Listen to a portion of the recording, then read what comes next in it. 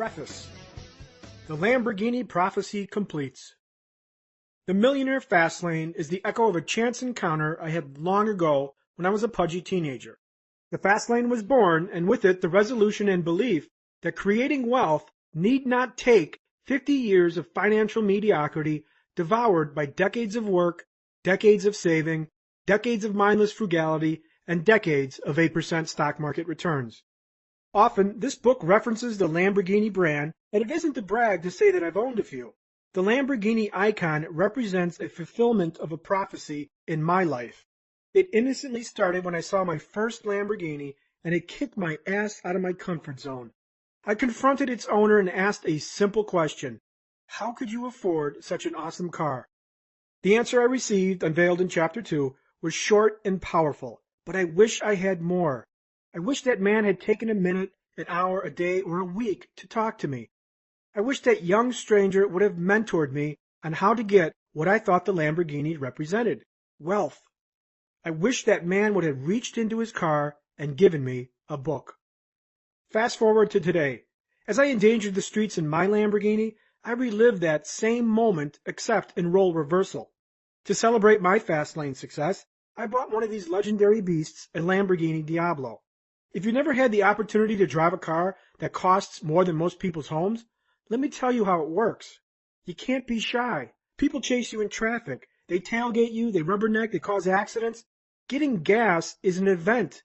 People will snap photos, enraged environmentalists will give you the evil eye, and haters will insinuate about the length of your penis, as if owning a Hyundai implies being well endowed. But mostly, people ask questions. The most frequent questions come from leering and inquisitive teenagers, much as I was years ago. Wow, how could you afford one of these? Or, what do you do? People associate a Lamborghini with wealth, and while that's an illusion more than anything, any dimwit could finance a Lamborghini, it's indicative of a dream lifestyle that most people conceive as incomprehensible. Now when I hear that same question I asked decades ago, I have the power to gift a book, and perhaps to gift a dream. This book is my official answer. Introduction. The road to wealth has a shortcut. There's a hidden road to wealth and financial freedom, a shortcut of blinding speed where you can achieve wealth and youthful exuberance over elder entropy. Yes, you don't have to settle for mediocrity. You can live rich, retire 4 decades early, and live a life that most can't. Sadly, the shortcut is cleverly camouflaged from your view. Instead of the shortcut, you're led down a paralyzing road to mediocrity. A dulled cornucopia of financial stratagem tailored to the slumbering masses. A legion of mandates that sacrifices your wildest dreams in favor of numbed expectations. That road? It's financial mediocrity known as get rich slow, the slow lane, or wealth in a wheelchair. That tedium sounds like this. Go to school, get good grades, graduate, get a good job, save 10%, invest in the stock market, max out your 401k, slash your credit cards and clip coupons, and then someday, when you are, 65 years old, you will be rich. This dictation is a decree to trade life for life. It's the long way, and no, it isn't scenic. If wealth were an ocean voyage, Get Rich Slow would be sailing around the Horn of South America while the Fastlaner uses a shortcut, the Panama Canal. The Millionaire Fastlane isn't a static strategy that preaches, go buy real estate, think positively, or start a business, but a complete psychological and mathematical formula that cracks the code to wealth and unlocks the gateway to the shortcut.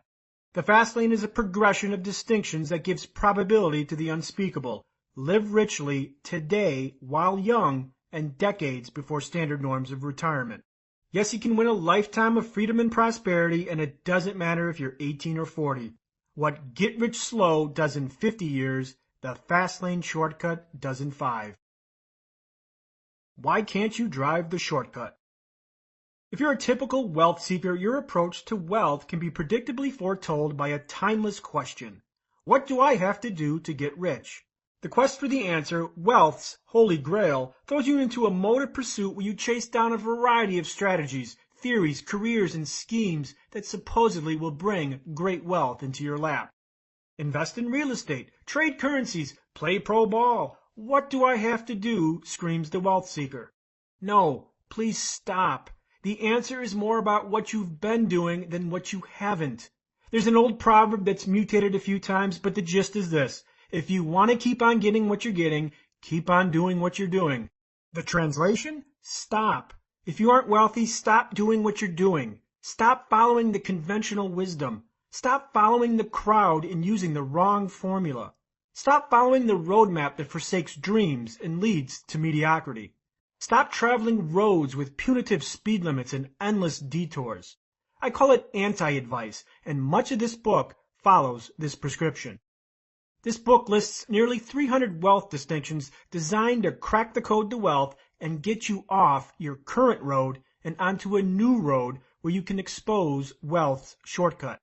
The distinctions are directional markers to stop your old ways of action, thinking, and believing and reorient you into a new direction. In essence, you have to unlearn what you've learned.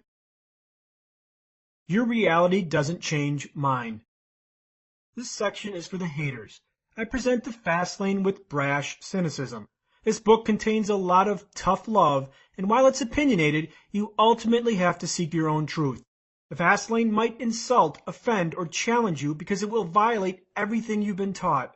It will contradict the teachings of your parents, your teachers, and financial planners.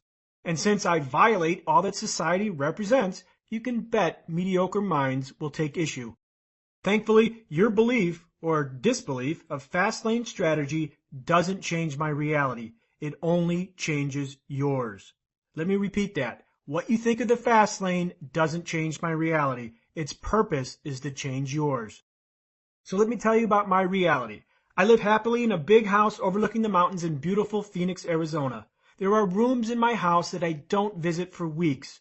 Yes, the home is way too large, and that story is a horrifying epic best forgotten. I can't remember the last time I awakened to an alarm clock. Every day is a Saturday. I have no job and no boss. I don't own a suit or a tie. My cholesterol level confirms that I dine at Italian restaurants way too often. As of this edition, I drive a Toyota Tacoma for work meaning going to the gym and grocery shopping, and a Lamborghini Murcielago Roadster for play. I almost lost my life street racing a 750 horsepower Viper laced with nitrous oxide. I shop at Costco, Kohl's, and Walmart if I'm in the neighborhood and it's past 12 a.m. No, I don't drive the Lamborghini to Walmart. That might cause a disruption in the space-time continuum. Trekkies know better. I enjoy tennis, golf, biking, swimming, hiking, softball, poker, pool, art, travel, and of course, writing. I travel whenever and wherever I want. Other than my mortgage, I have no debt. You can't buy me gifts because I have everything I want. Prices for most things are inconsequential because if I want it, I just go buy it. I made my first million when I was 31. 5 years earlier, I was living with my mother. I retired when I was 37. Every month, I earn thousands of dollars in interest and appreciation on investments working around the globe. No matter what I do on any given day, one thing is sure. I get paid and I do not have to work. I have financial freedom because I cracked wealth's code and escaped financial mediocrity. I'm a normal guy living an abnormal life. It's a fantasy land, but my reality, my normal, my deviation from ordinary where I can pursue my most implausible dreams in a life free of financial encumbrances. Had I chosen the preordained road, get rich slow, my dreams would be on life support, likely replaced with an alarm clock and a heavy morning commute. How about your dreams? Do they need resuscitation? Is your life on a road that converges with a dream, or is one? If your dreams have lost probability, it's possible Get Rich Slow has killed them. Get Rich Slow criminally asks you to barter your freedom for freedom. It's an insane trade and a dream destroyer. Alternatively, if you travel the right roads and leverage the right roadmap, you can resurrect your dreams to possibility. Yes, as a fast-lane traveler, you can create wealth fast, screw Get Rich Slow, and win a lifetime of prosperity, freedom, and dream fulfillment, just as I did. If this book hasn't found you early in life, don't worry. The fast lane doesn't care about your age, your job experience, your race, or your gender. It doesn't care about your F in 8th grade gym class or your beer-drinking reputation in college. The fast lane doesn't care about your Ivy League college degree or your Harvard MBA. It doesn't ask you to be a famous athlete, actor, or finalist on American Idol. The fast lane is merciful on your past if you just unlock the gateway into its universe. Finally, at the risk of sounding like a late-night infomercial, let me clarify. I'm not a self-proclaimed guru, nor do I want to be.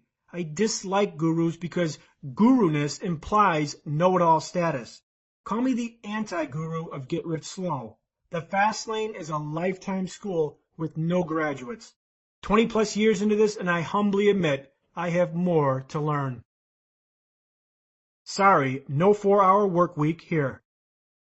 First, let's get something clear. This isn't a how-to book. I'm not going to tell you every nuance how I did it because how I did it isn't relevant. This book doesn't contain a list of websites that outline ways to outsource your life. Success is a journey, and it can't be outsourced to India in a 4-hour work week. The Millionaire Fastlane is like a yellow brick road paved in psychology and mathematics that puts the odds of massive wealth in your favor. During my Fastlane journey of discovery, I always sought the absolute infallible formula that would lead to wealth. What I found instead was ambiguity and subjective imperatives like be determined, or persistence pays, or it's not what you know but who. While these tidbits compiled part of the formula, they didn't guarantee wealth. A workable formula uses mathematical constructs and not ambiguous statements. Does wealth have a mathematical formula, a code that you can exploit to tilt the odds in your favor? Yes, it does, and the Fastlane quantifies it. Now for the bad news. Many wealth seekers have false expectations about money books and think that some fairy guru will do the work. The road to wealth has no escort, and it's always under construction. No one drops millions on your lap. The road is yours to travel and yours alone. I can open the door, but I can't make you walk through it. All I can be is that creepy munchkin pointing off in the distance with a stern directive. Follow the yellow brick road. The fast lane is that road. Coffee with a multimillionaire. I've approached this book conversationally as if you're my new friend and we're having coffee in a quaint neighborhood cafe. That means my intent is to educate you, not to upsell you into some expensive seminar, membership website, or some back-end marketing funnel. While I interact with you as if you're my new friend, let's face it, I don't have a clue who you are. I don't have intimate details about your past, your age, your biases, your spouse, or your education. Therefore, I need to make some general assumptions to ensure that our conversation seems personal to you. These are my assumptions. You look around your life and think, there's got to be more. You have big dreams, yet you're concerned that the road you're traveling will never converge with those dreams. You're college-bound, college-enrolled, or college-educated. You have a job you don't enjoy or isn't going to make you rich. You have little savings and carry a load of debt. You contribute regularly to a 401k. You see rich people and wonder, how did they do it? You bought a few get-rich-quick books and or programs. You live in a free, democratic society where education and free choice are standards. Your parents subscribe to the old school. Go to college and get a good job. You don't have any physical talent. Your chances of becoming a professional athlete, singer, entertainer, or actor are zero. You are young and full of enthusiasm about the future, but unsure where to direct it. You're older and have been in the workforce for some time. After all these years, you don't have a lot to show for it and are tired of starting over. You put your heart and soul into a job only to be laid off due to bad economies or cutbacks. You've lost money in the stock market or traditional investments championed by mainstream financial gurus. If some of these assumptions reflect your situation, this book should have an impact. How this book is organized. At the conclusion of each chapter, there is a subsection titled Chapter Summary, Fastlane Distinctions, which chronicles the critical distinctions to Fastlane strategy. Don't ignore these. They're the building blocks to engineering your Fastlane. Additionally, the stories and examples in this book come from the Fastlane forum and other personal finance forums. While the stories are real and come from real people with real problems, I've changed the names and edited the dialogue for clarity. And finally, feel free to discuss Fastlane strategy with thousands of others at the Fastlane forum, thefastlaneforum.com. When the Fastlane changes your life, stop by and tell us how, or email me at mj.demarco@yahoo.com. It took me years to uncover and assemble the Fastlane strategies. learn them, use them, and ultimately make millions. Bored, retired, and yes, still young with hair, I give you the Millionaire Fastlane. Crack the code to wealth and live rich for a lifetime. Fasten your seatbelts, grab a $10 latte, and let's go on a road trip. Part 1. Wealth in a Wheelchair. Get rich slow is get rich old. Chapter 1. The Great Deception. Normal is not something to aspire to. It's something to get away from. Jodie Foster. The MTV Cribs episode that never happened. Host. Today we visit 22-year-old Big Daddy Who in his 8,000 square foot crib here on the beautiful Atlantic coastline, live from sunny Palm Beach, Florida. So, Big Daddy Who, tell us about your rides. Big Daddy Who. Yo, dog, we got the Ferrari F430 over there with the 22-inch rims. Got the sick Lamborghini Gallardo over there with the custom 10-speaker stereo. And for those nights I just want to chillax with the ladies, the Rolls-Royce Arnage does my due. Host. So, Big Daddy Who, how could you afford all these gorgeous rides? And this mansion on the beach? It must have all cost more than $20 million. Big Daddy Who. Yo, let me tell you, dog, Big Daddy Who got rich chilling in mutual funds and popping fat money in my 401k down at my Wingo wireless job. Suddenly, you hear a record screech off the turntable. Absolute silence. As you can imagine, this scenario would never happen. Big Daddy's answer is preposterous and laughable. We're smart enough to know that wealthy 22-year-old kids don't get rich investing in mutual funds and stashing money in their 401ks from their job down at the cell phone store. We know that people who get rich young fall into a unique subset of society. Pro athletes, rappers, actors, entertainers, and famous people. Those of us outside this demography are left with the traditional advice showered upon us by financial experts. That's called get rich slow, and it sounds a little something like this. Go to school, get good grades, graduate, get a good job, invest in the stock market, max out your 401k, cut up your credit cards, and clip coupons. And then someday, when you are 65 years old or so, you will be rich. Get rich slow is a losing game. If you want to get rich and get rich slow is your strategy, I have bad news. It's a losing game with your time wagered as the gamble. Do you seriously think that the guy who lives in a palatial beach estate with the $500,000 supercar in the driveway got rich because he invested in mutual funds? Or clip coupons from the local super saver? Of course we don't. So why do we give credence to this advice as a legitimate road that leads to wealth and financial freedom? Show me a 22-year-old who got rich investing in mutual funds. Show me the man who earned millions in 3 years by maximizing his 401k. Show me the young 20-something who got rich clipping coupons. Where are these people? They simply don't exist. They're fairy tales of impossibility. And yet we continue to trust the same old tired gang of financial media darlings who espouse these doctrines to wealth. Yes, sir, get a job, work 50 years, save, live mindlessly frugal, invest in the stock market, and soon your day of freedom will arrive at age 70. And if the stock market is kind and you're lucky, 60. Gee, doesn't this wealth in a wheelchair financial plan sound exciting? In today's tumultuous financial climate, I'm shocked people still believe these strategies even work.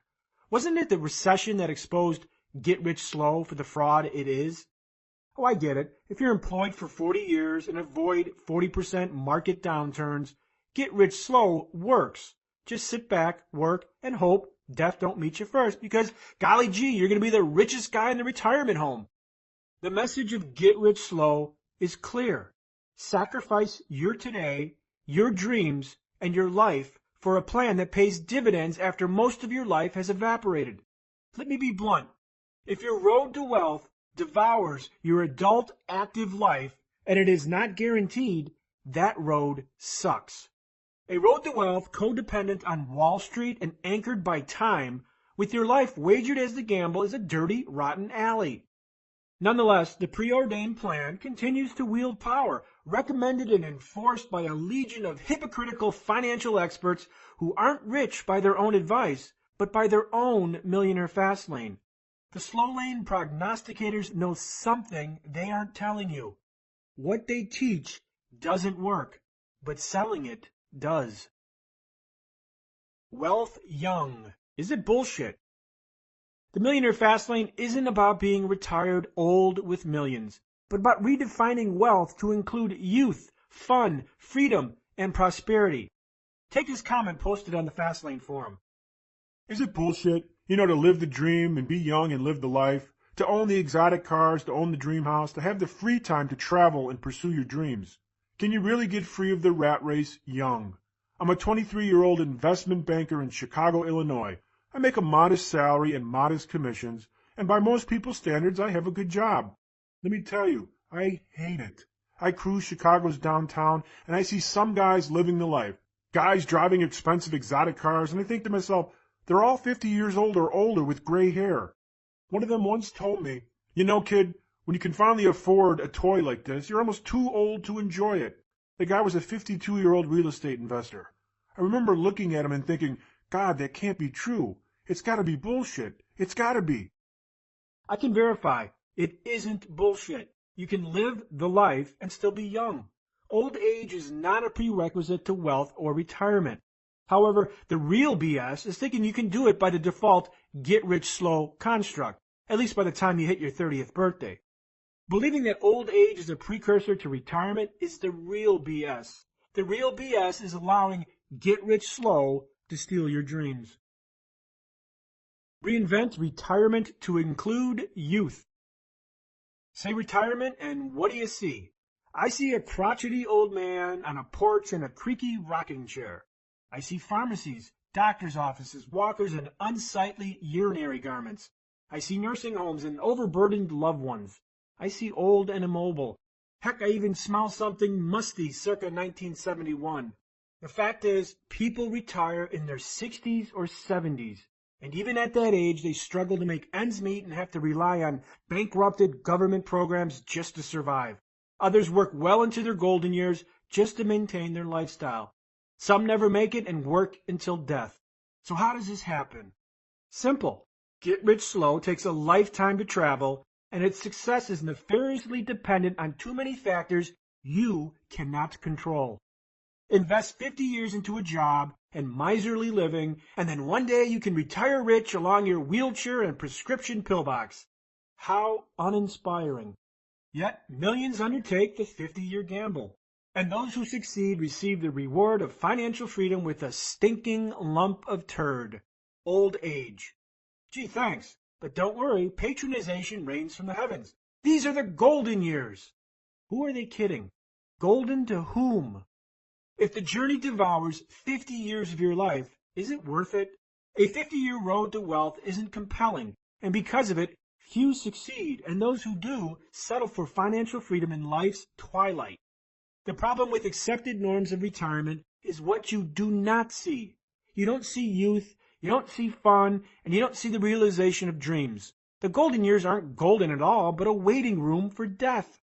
If you want financial freedom before the Grim Reaper hits the on-deck circle, get rich slow is not the answer. If you want to retire young with health, vibrancy, and hair, you're going to need to ignore society's default get-rich-slow roadmap and the gurus spoon-feeding you the slop in the trough. There is another way. Chapter Summary, Fastlane Distinctions. Get Rich Slow demands a long life of gainful employment. Get Rich Slow is a losing game because it is codependent on Wall Street and anchored by your time. The real golden years of life are when you're young, sentient, and vibrant.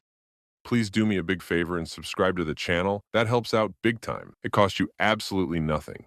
Let's get back to the video. Chapter 2. How I Screwed Get Rich Slow. The object of life is not to be on the side of the masses, but to escape finding oneself in the ranks of the insane. Marcus Aurelius.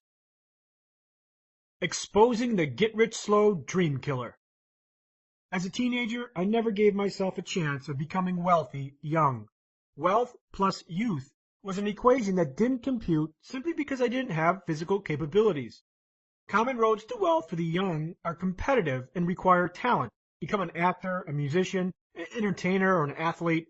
All roads that had a big road closed sign that laughed, "Not a chance, MJ." So early in life, I conceded. I gave up on my dreams. Get rich slow made it abundantly clear.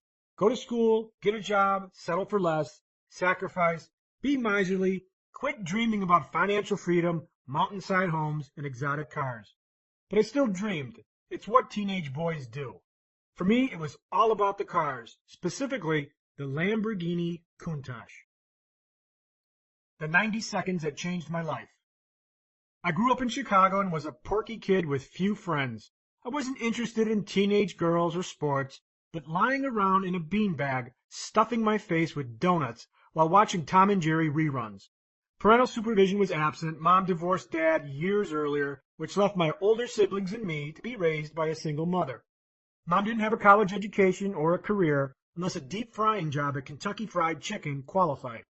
That left me to my own indulgences, usually consumption of sweets and the latest episode of the A-Team. My exertions were epitomized by a long, broken broomstick. I used it as the TV's remote control since the real one was broken and I was too lazy to move. When I did move, the local ice cream shop was often my target. A sugary delight was a motive I could count on. That day was like any other day. I sought ice cream. I plotted the flavor of my next indulgence and I headed toward the ice cream parlor. When I arrived, there it was. I was face to face with my dream car, a Lamborghini Countach, famous from the 80s hit movie Cannonball Run. Parked stoically like an omnipotent king, I gazed upon it like a worshipper beholden to its god. Awestruck, any thoughts of ice cream were banished from my brain. Posterized on my bedroom walls and drooled upon in my favorite car magazines, I was acutely familiar with the Lamborghini Countach.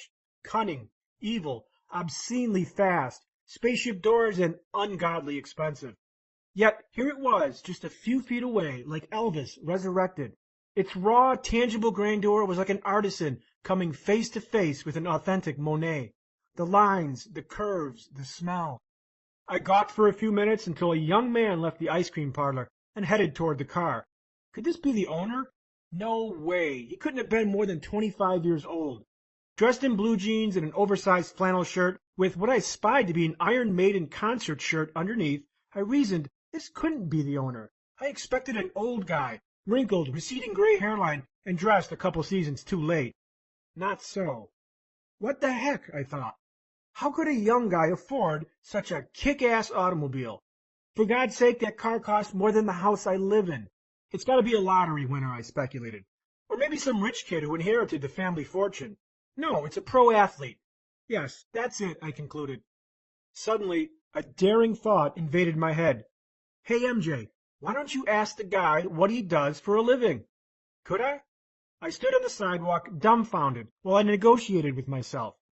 Emboldened and overcome with adrenaline, I found my legs moving toward the car as if my brain weren't agreeable. In the back of my mind, my brother taunted, "Danger, Will Robinson, danger!"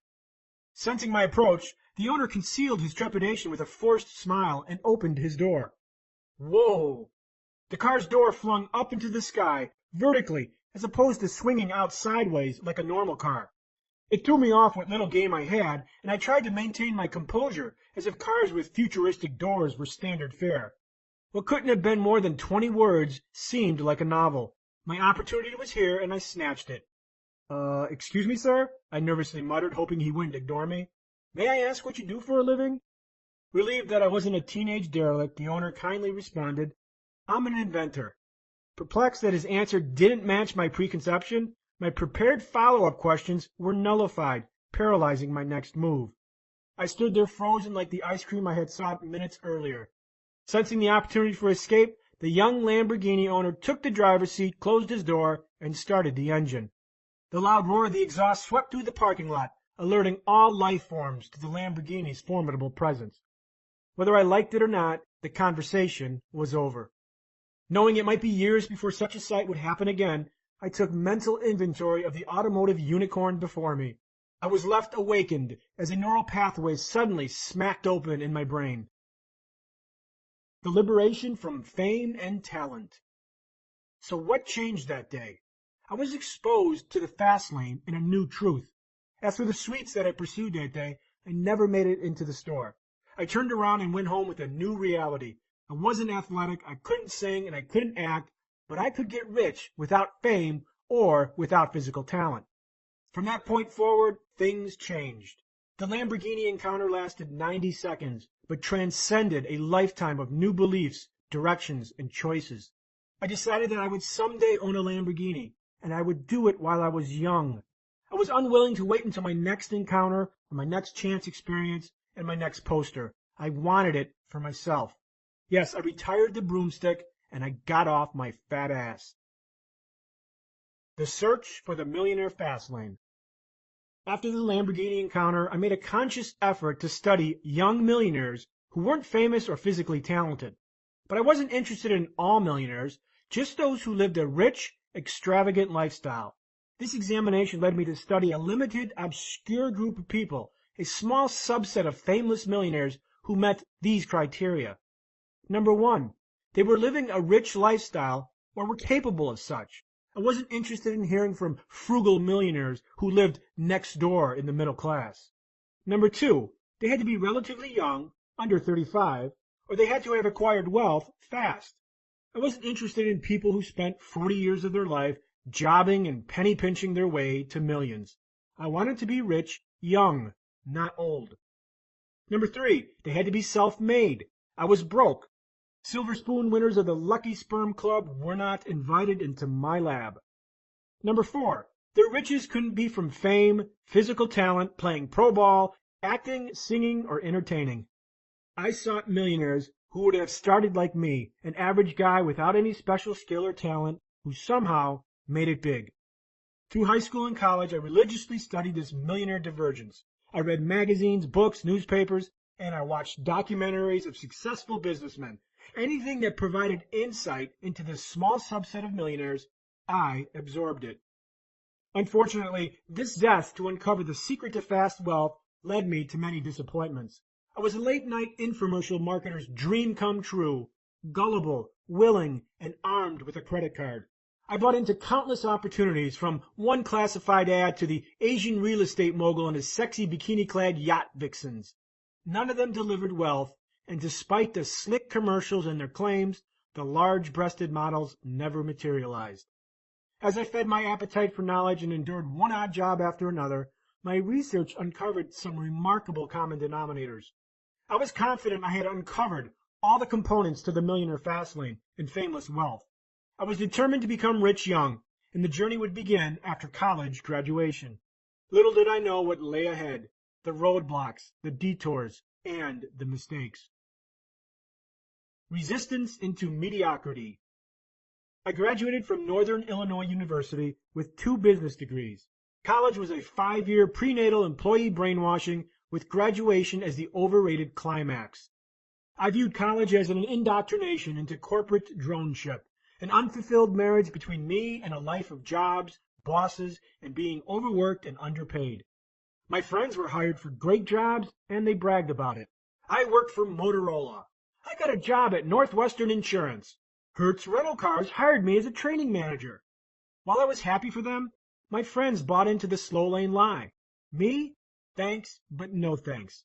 I sought to avoid the slow lane like a medieval plague. My idea was to find the fast lane, retire rich, and retire young. Roadblocks, detours, and depression. Despite the confidence, the next few years fell horribly short of my expectations. I lived with my mother as it bounced from one business venture to another. Success was absent. Every month was a different business. Vitamins, jewelry, some hot turnkey marketing program purchased from the back of a business magazine, or even some goofy long-distance network marketing gig. Despite the hard work, my record of failures grew, as did my mounting debts. Years passed and folly fermented as I was forced to take a series of Neanderthal jobs that crippled my ego. A busboy at a Chinese restaurant, a day laborer in the slums of Chicago, pizza delivery boy, flower delivery boy, dispatcher, limo driver, early morning newspaper delivery for the Chicago Tribune, Subway sandwich restaurant salesman, Sears stock clerk in the freaking drapery department, no less, charity can collector, and house painter. The only thing worse than these shitty jobs and their pay? The hours. Most of them required a pre-dawn start. 3 a.m., 4 a.m. If any ungodly hour was involved, you could bet my job required it. 5 years of college and I graduated to live like a dairy farmer. Hell, money was so tight that I prostituted myself to an older woman to pay for my best friend's wedding gift. Yes, cougars preyed in the 90s too. Meanwhile, my friends progressed in their careers. They got their 4% yearly pay increases, they bought their Mustangs and Acuras and their 1,200 square foot townhouses. They appeared to be content and living the expectant life preordained by society. They were normal, and I wasn't. At 26 years old, I fell into a depression. My businesses were not self-sufficient, and neither was I. Seasonal depression gnawed at my fractured psyche. Chicago's rainy, dark, dreary weather made me crave the comfort of a warm bed and tasty pastries. Accomplishments were preceded by sunshine, so yes, I wasn't accomplishing much. Tired of high school dropout jobs, I struggled to get out of bed, and doubt became the daily affirmation. Physically, emotionally, and financially exhausted from failure, I knew my results weren't indicative of my true self. I knew the fast lane to wealth, but just could not get it executed. What was I doing wrong? What was holding me back? After all these years of research and education, complete with a closet full of magazines, books, and quick start videos, I was still no closer to wealth. I sat stalled on the sidewalk with the fast lane nowhere in sight. My depression sunk me into escapes, but instead of drugs, sex, or alcohol, I lost myself in books, and I kept studying the famous millionaires. If I couldn't be successful, I'd escape into the lives of those who were, by absorbing the books of the rich, autobiographies of successful and other rags-to-riches tales. But it got worse. The people in my life gave up on me. My longtime girlfriend proclaimed, "You have no resolve." She had a safe and secure job with a rental car agency, and we'd argue because she worked long hours for chump change, a whopping $28,000 a year. Of course, she rightly retorted with the facts.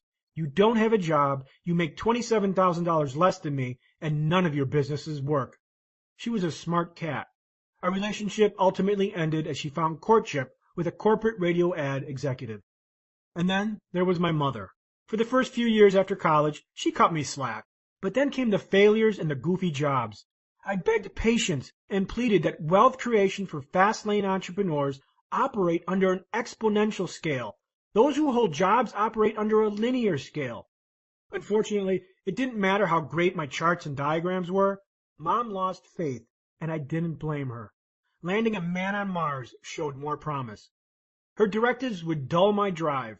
She'd shout, "Get a job, baby!" at least 20 times a week. Even today, I shudder. That phrase, shouted in that voice, could exterminate cockroaches in a post-apocalyptic world. There were days I wanted to pound my head into a vise and crush my ears into deafness. "Get a job, baby!" bore into my soul. It was a motherly decree that put the trial to an end with the jury's unanimous verdict.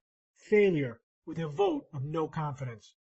Mom suggested, "The grocery store is hiring a deli manager. Why don't you go down there and check it out?" As if my college education and struggles for the last 5 years were to eclipse at the deli counter, cutting blocks of bologna and ladling potato salad to the neighborhood soccer moms. Thanks for the job tip, but I'm going to pass. My blizzard of awakening. It took the pain of a cold Chicago blizzard to throw me into the crossroads of life. It was a dark, frigid night, and I was dead tired working as a limo driver. My shoes were drenched from the wet snow while I fought a migraine headache. The 4 aspirins I chased 2 hours earlier had no effect. I wanted to get home, but I couldn't.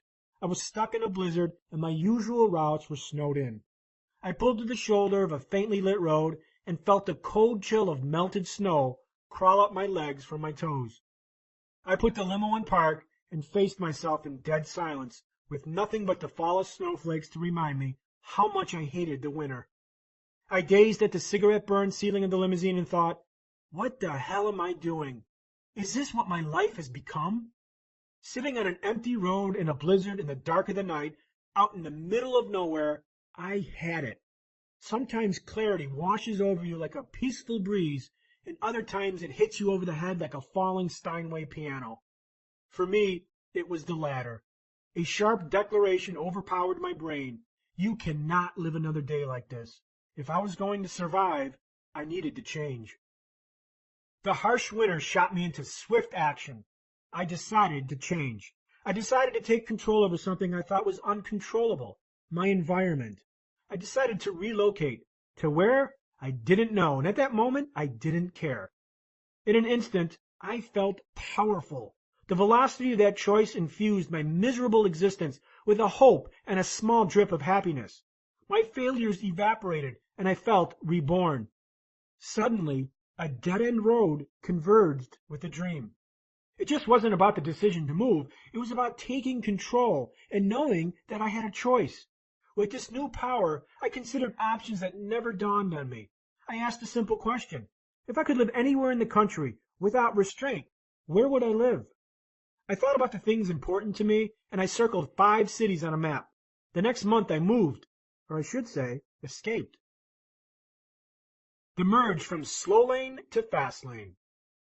I arrived in Phoenix with $900. No job, no friends, and no family.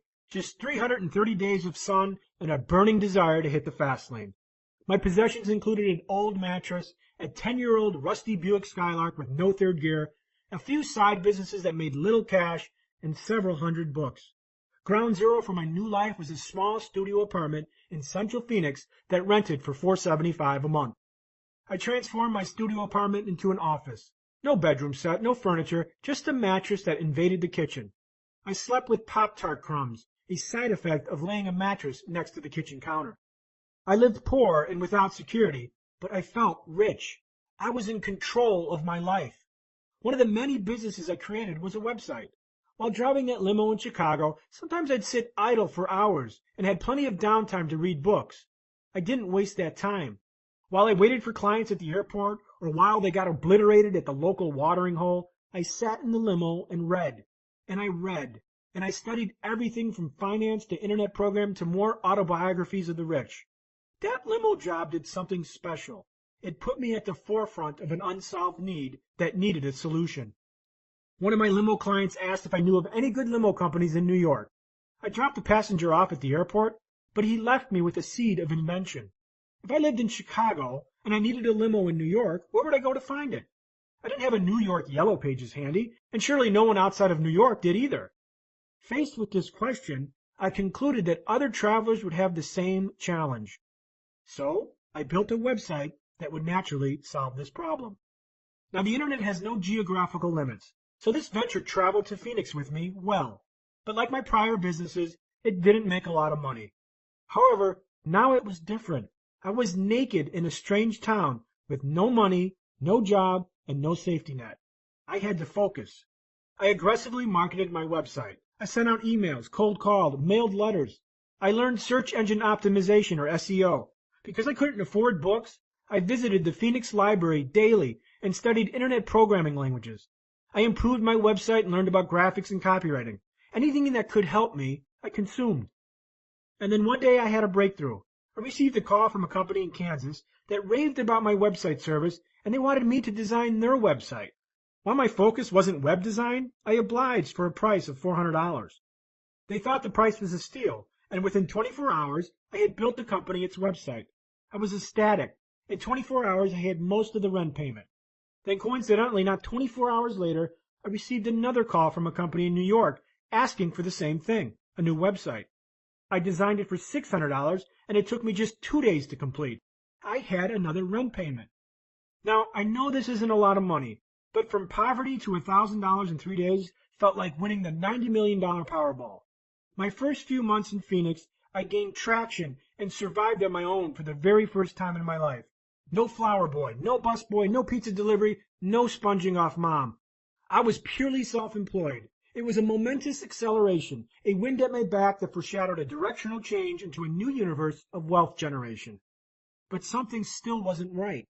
Something was missing, and I knew it. Most of my income was attached to my website designs and not my website advertising business. My income was tied to my time, the construction of websites. More website jobs meant more time spent, and if I didn't work, my income would stop.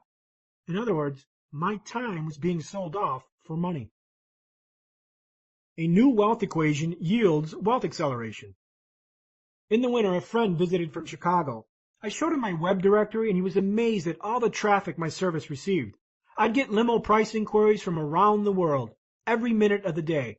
How much for a limo from Chicago to Park Ridge? How much from JFK to Manhattan? We'd scan my email inbox, and it would have 450 emails. 10 minutes would pass. I'd click refresh, and there would be another 30 emails. Emails were pouring in, several per minute. He suggested, "Dude, turn those emails somehow into money." He was right. But how? And how could it solve a legitimate need? He left me with this challenge, and I was intent to solve it. Days later, I created a risky, unproven solution, and I gave it a shot. What did I do? Well, instead of selling ad space, I decided to sell leads. There was a problem, though. This revenue model was new and groundbreaking. Additionally, I had to convince my customers that this method of business was beneficial to them, and I had no data to predict whether it could succeed. Remember, this was in the late 90s when lead generation in the web space was unfounded, at least until I went out and did it. Nonetheless, I took the risk and I implemented it. In the short term, I expected the change would kill my income, and it did. I predicted its success would take months, if it worked at all. My first month, the new system generated $473. Yikes. I built more websites to fill my income gap. The second month's revenues were $694. Third month, $970. Then $1,800. Then $2,300. Then $3,700. And it continued and continued. Basically, it worked. My revenue, my income, and my assets grew exponentially, but not without issue. As traffic grew, so did the complaints, the feedback, and the challenges. Improvements came directly from customer suggestions. Within days, sometimes hours, I'd implement customer ideas. I was known to answer my clients' emails within minutes, if not an hour. I learned to be receptive to the customer, and business exploded. The workdays became long and challenging. 40 hours was a vacation. Typical work weeks were 60 hours long. Days and weekends blurred together. While my new friends were out drinking and partying, I was hunkered down in my tiny apartment regurgitating code. I didn't know if it was Thursday or Saturday, and it didn't matter. The glory of the hard work was this: it didn't feel like work. In fact, I enjoyed it. I didn't have a job, I had a passion to make a difference. Thousands of people benefited from something I created, which addicted me to the process. In other words, I made a difference. I started to compile testimonials from clients. Because of you, my website grew tenfold. Your website led me to my biggest corporate client. Your company has been instrumental in growing my business. This feedback was wealth currency. I wasn't awash in riches quite yet, but I felt rich, and I was happy. My faked shortcut to wealth. In 2000, my telephone rang with a different type of inquiry. Technology startups called. They wanted to know if I would sell my business. In that year, the dot-com frenzy was in full force. Not a day went by without a tall tale about some dot-com millionaire who struck it rich by selling a tech company. Remember the famous millionaires? This subset of the rich was growing at a staggering rate, and the wave was swelling my way. So, did I want to sell my company? Hell yes. I had 3 offers to sell. Offer 1, $250,000. Offer 2, $550,000. Offer 3, $1.2 million. I accepted offer 3 and became a millionaire. Instantly. Well, almost. It didn't last. At the time, I thought $1.2 million was a lot of money. It wasn't. Taxes. Worthless stock options. I made mistakes and I invested poorly. I bought a Corvette, hoping it would make me look rich. I thought I was rich, but I really wasn't. By the time it was over, I had less than $300,000 left. And then the tech bubble arrived with unforgiving consequences, at least for the buyers of my company. Against my recommendations, they made poor decisions. Decisions that were good for short-term revenue, but horrific for long-term growth. They flushed money down the toilet as if it were an endless supply. Do we really need custom branded water bottles and logo t-shirts? Are these revenue-generating actions? Decisions were made slowly and by committee. Customers were ignored. Incredibly, most of the company's executive management had Ivy League MBAs, proof that business logic doesn't come with expensive initials after your name. Despite having $12 million in venture capital to buoy the storm, my website started to slowly die. A few months later, near the cliff of bankruptcy, it was voted that my website would be dissolved, even though it was still profitable. Tech buyers dried up and stocks were in the tank. Everybody was on life support, including them. Unwilling to watch my creation fade into oblivion, I offered to repurchase my website back at a fire sale price, a mere $250,000, financed by its own profit. The offer was accepted, and I regained the control of the same company I just sold a year earlier. Essentially, I'd operate the business, take the profit, and pay down the carryback loan. What was left over, I reinvested into the business. With my company back in my control, a new motivation surfaced, not only to survive the dot-com crash, but to thrive. The birth of the money tree. The next year and a half, I was revitalized to take my service to the next level. In hindsight, I wanted to prove to myself that I wasn't just some lucky chap who got caught up in the dot-com boom. I continued to improve my website. I integrated new technologies and continued to listen to customers. My new passion was automation and process. As I streamlined my processes and systems, a slow and steady transformation took place. I worked less and less. Suddenly, I worked an hour a day instead of 10, and yet the money rolled in. I'd go to Vegas on a gambling spree. The money rolled in. I'd be sick for 4 days. The money rolled in. I'd day trade for a month. The money rolled in. I'd take a month off. The money rolled in. This is when I realized what I achieved. This was the fast lane. I built myself a real, living, fruit-bearing money tree. It was a flourishing money tree that made money 24 hours a day, 7 days a week, and it didn't require my life for the trade. It required a few hours a month of water and sunshine, which I happily provided. Outside of routine attention, this money tree grew, produced fruit, and gave me the freedom to do whatever I wanted. For the next few years, I lived a life of laziness and gluttony. Sure, I worked a few hours a month, but mostly I worked out, I traveled, I played video games, I bought and raced a few fast cars, entertained myself with dating websites, went gambling several times a year. I was free because I had a money tree that surrogated for my time and yielded a bountiful monthly harvest. Since reclaiming my business, it has grown meteorically. Some months I'd profit more than $200,000. Yes, profit. A bad month was $100,000. I earned in 2 weeks what most people earn in an entire year. Wealth poured in, and I was flying low on the radar. No fame. So let me ask you this. If you earned $200,000 every month, how would your life change? What would you drive? Where would you live? What vacations would you take? What schools would your kids attend? Would debt be a noose around your neck? How fast would you become a millionaire? 4 months or 40 years? And would grabbing a $6 coffee at Starbucks be an issue? You see, when you generate this kind of income, millionaire status happens quickly. I was a multimillionaire by age 33. If I hadn't sold my business initially, I probably would have gotten there a little bit faster. But when you're eating cardboard noodles and someone comes around and passes $1.2 million in your face, not many would say, I'll pass. I purchased my first Lamborghini and completed the dream prophecy birthed in my teens. Today, that same question I asked so many years ago is now hurled my way almost weekly. And now I have an answer that I can give, and an answer I would have dreamed of hearing. In 2007, I decided to sell my company again. It was time to retire and think about my wildest dreams, things like this book and screenwriting.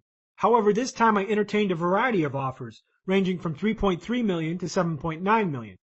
After making millions over and over in a few short years, I accepted one of the full cash offers and repeated the Fastlane process, but this time in just 10 minutes. That's how long it took to cash the 6 checks that amounted to millions. Chapter Summary: Fastlane Distinctions. Fame or physical talent is not a prerequisite to wealth. Fast wealth is created exponentially, not linearly. Change can happen in an instant.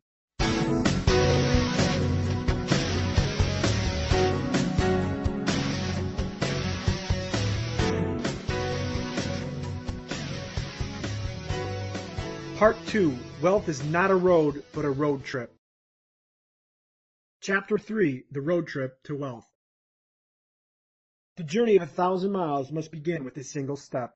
Lao Tzu. Wealth is a road trip. While in college, my friends and I embarked on a spring break road trip from Chicago to South Florida.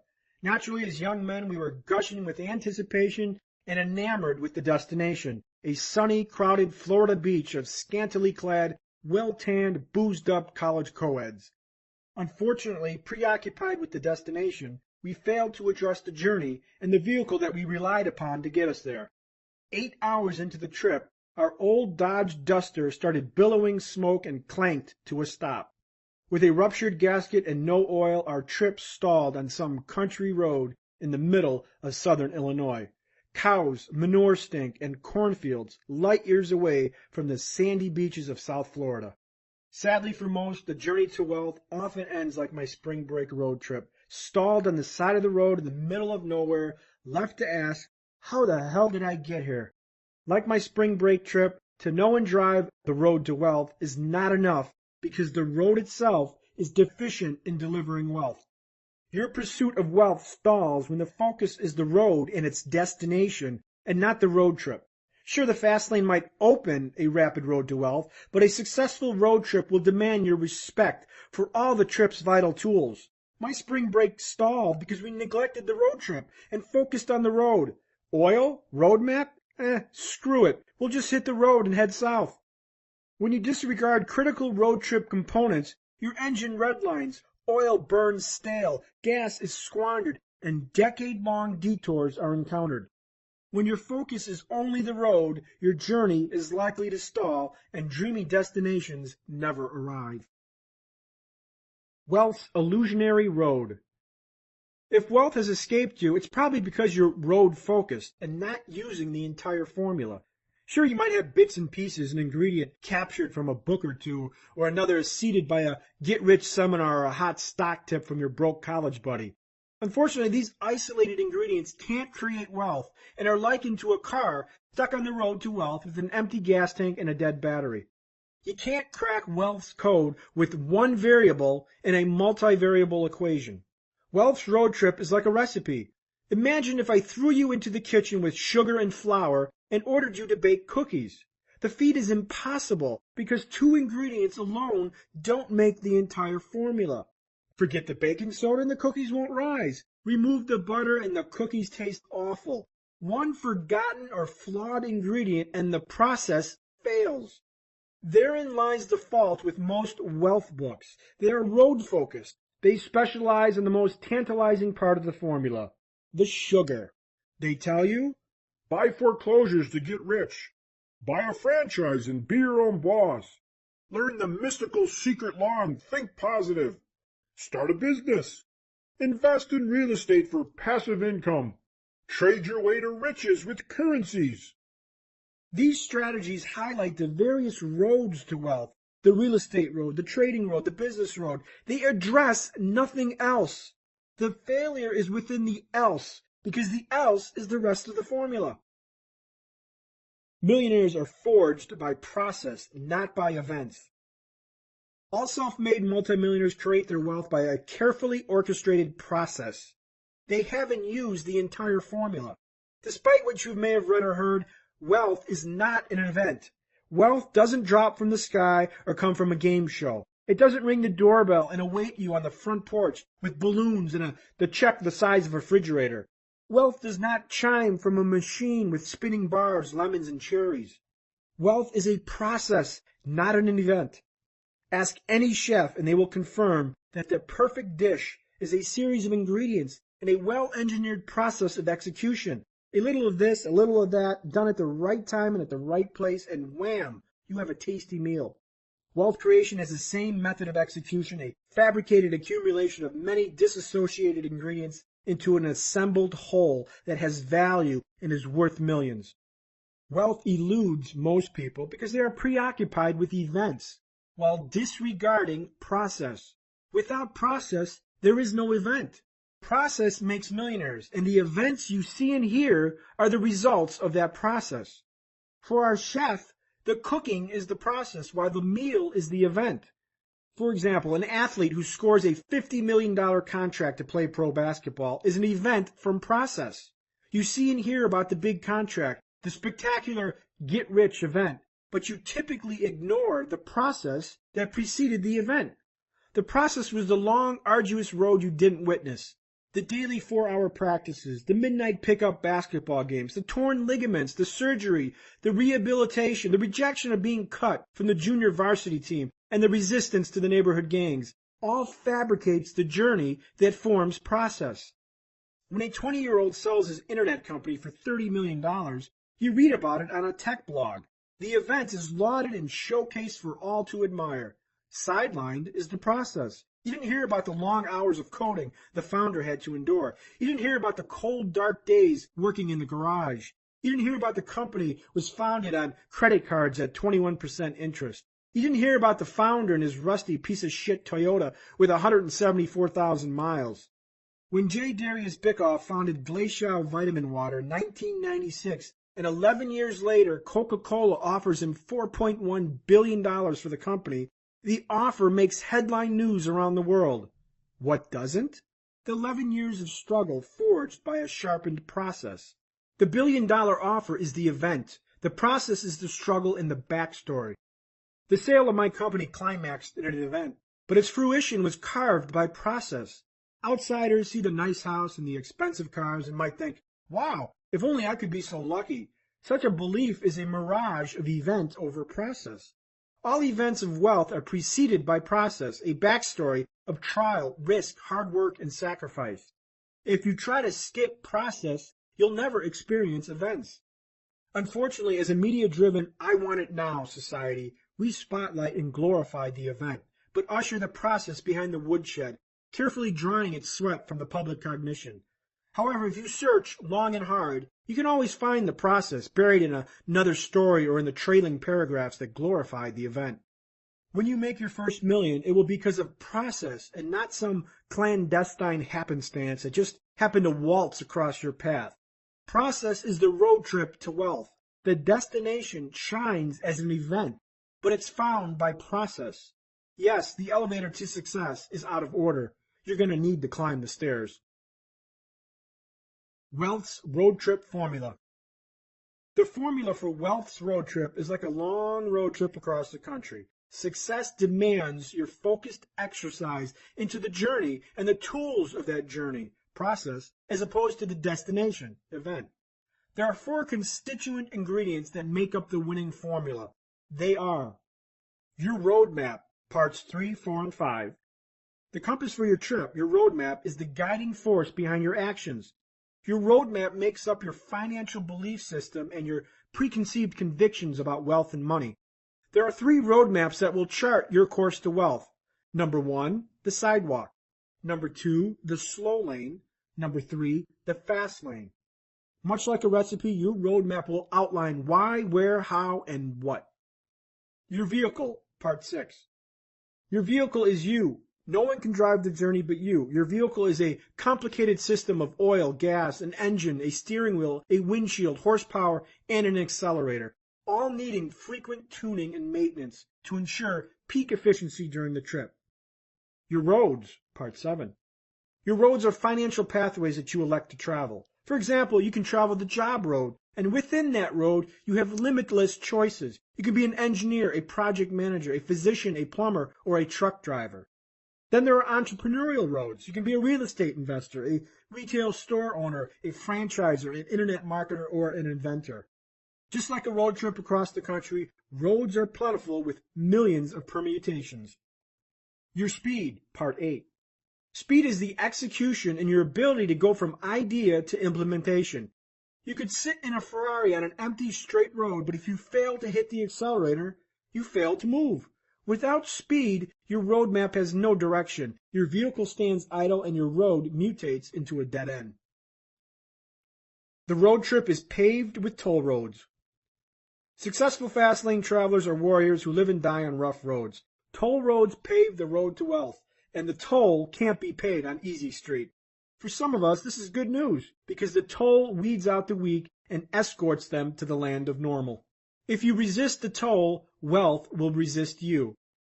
Unfortunately, some feel that wealth's toll can be paid by entitlements or certain prerequisites such as a functional family or good childhood, hard work versus smart work, educational accomplishments and credentials after your name, a stellar business plan, venture capital, being a certain sex, color, or age, wishing, dreaming, and thinking positively, knowing the right people in the right places, attending the right schools, being passionate or doing what you love. Nothing is further from the truth. The Millionaire Fastlane doesn't care about these things. The Fastlane isn't a straight and smooth tree-lined street with white picket fences and children swinging on tires hanging from oak trees. It's a dark, deserted, unpaved road strewn with potholes that forces change and evolution. If the road trip to wealth were easy, wouldn't everyone be wealthy? Expect a price to be paid. Expect risk and sacrifice. Expect bumps in the road. When you hit your first pothole, and yes, it will happen, know that you are forging the process of your unfolding story. The Fastlane process demands sacrifices that few make to resolve to live like few can. The road trip can't be outsourced to a chauffeur. We live in a society that wants to outsource everything from our household chores to raising our kids. Outsourcing may work for a dirty bathroom, but it doesn't work for wealth. Wealth's road trip has no chauffeur, and the toll can't be outsourced to a virtual assistant in India. Had someone gifted a Lamborghini to me or any dream when I was 16 years old, I can guarantee you I wouldn't be where I am today. When someone grants you your desires without you having to exert any effort, you effectively handicap process. The person I needed to become would have been dwarfed because process would have been outsourced. There is no wisdom or personal growth gained on a journey that someone else does for you. The journey is yours. Chapter Summary, Fastlane Distinctions. Wealth is a formula, not an ingredient. Process makes millionaires. Events are byproducts of process.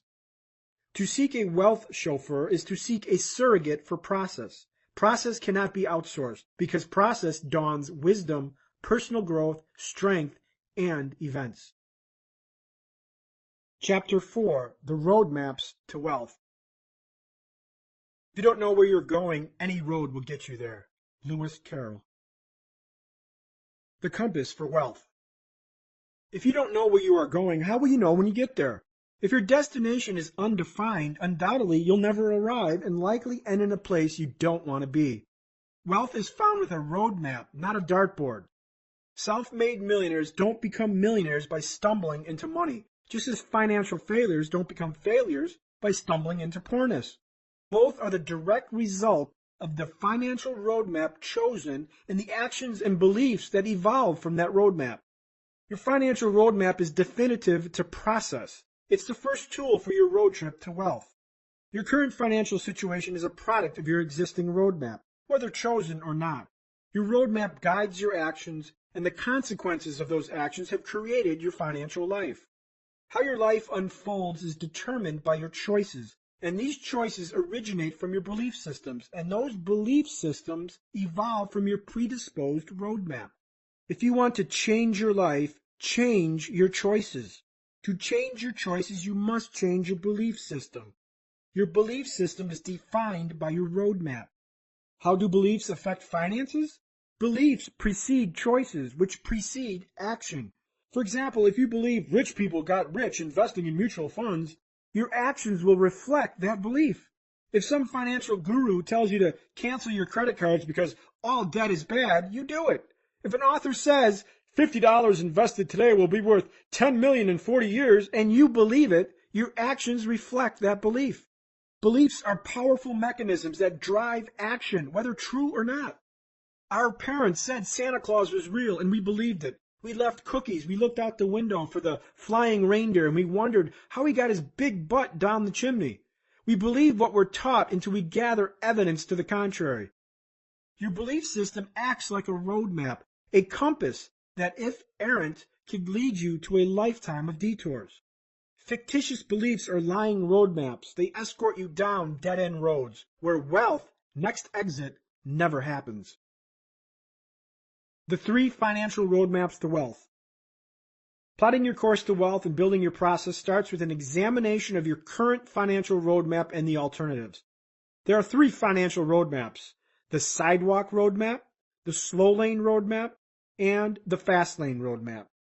Within these 3 roadmaps lies a psychology, a belief system that dictates actions relative to each roadmap.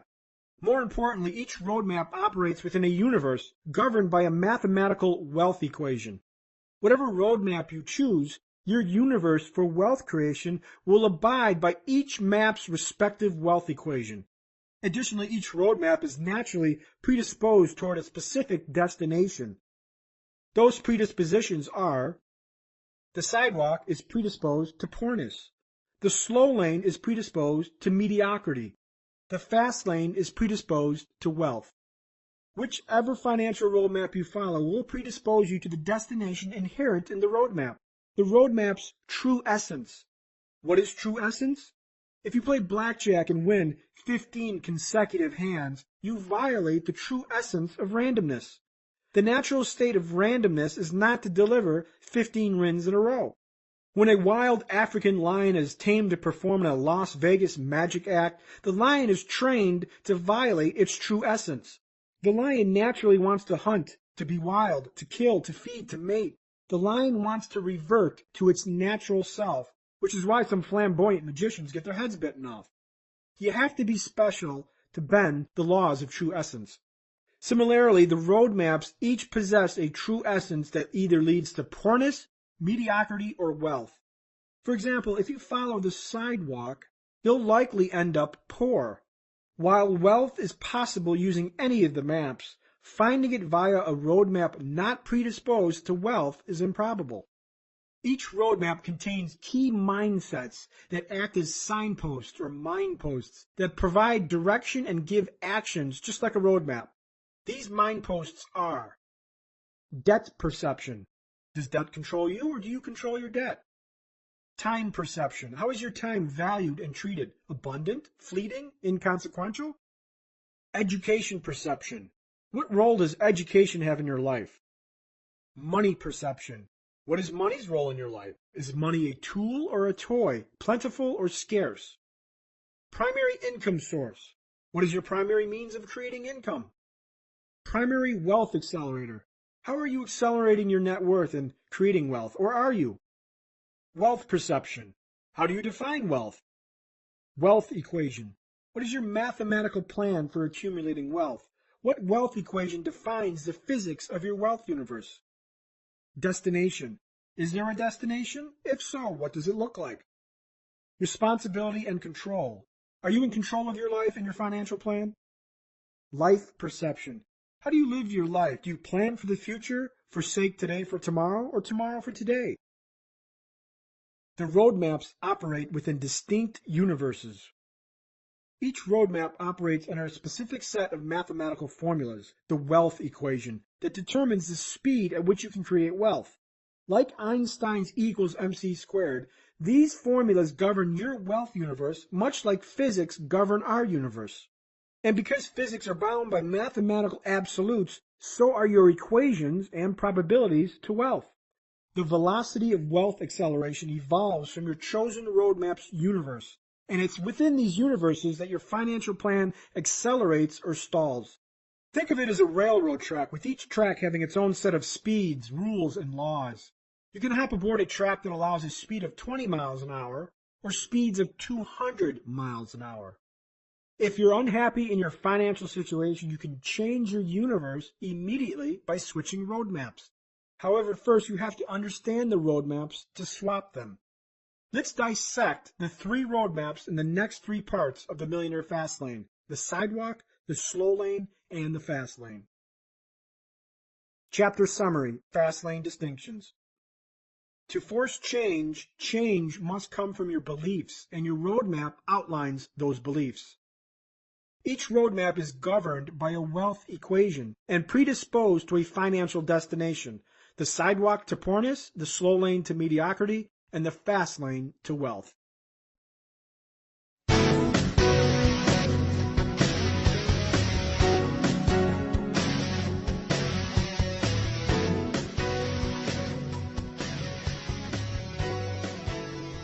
Part 3, Pornis, the Sidewalk Roadmap. Chapter 5, The Road Most Traveled, the Sidewalk. When you're the first person whose beliefs are different from what everyone else believes, you're basically saying, I'm right and everyone else is wrong. That's a very unpleasant position to be in. It's at once exhilarating and at the same time an invitation to be attacked. Larry Ellison. The Sidewalk Roadmap. Most people are lifelong sidewalkers, followers of the Sidewalk Roadmap.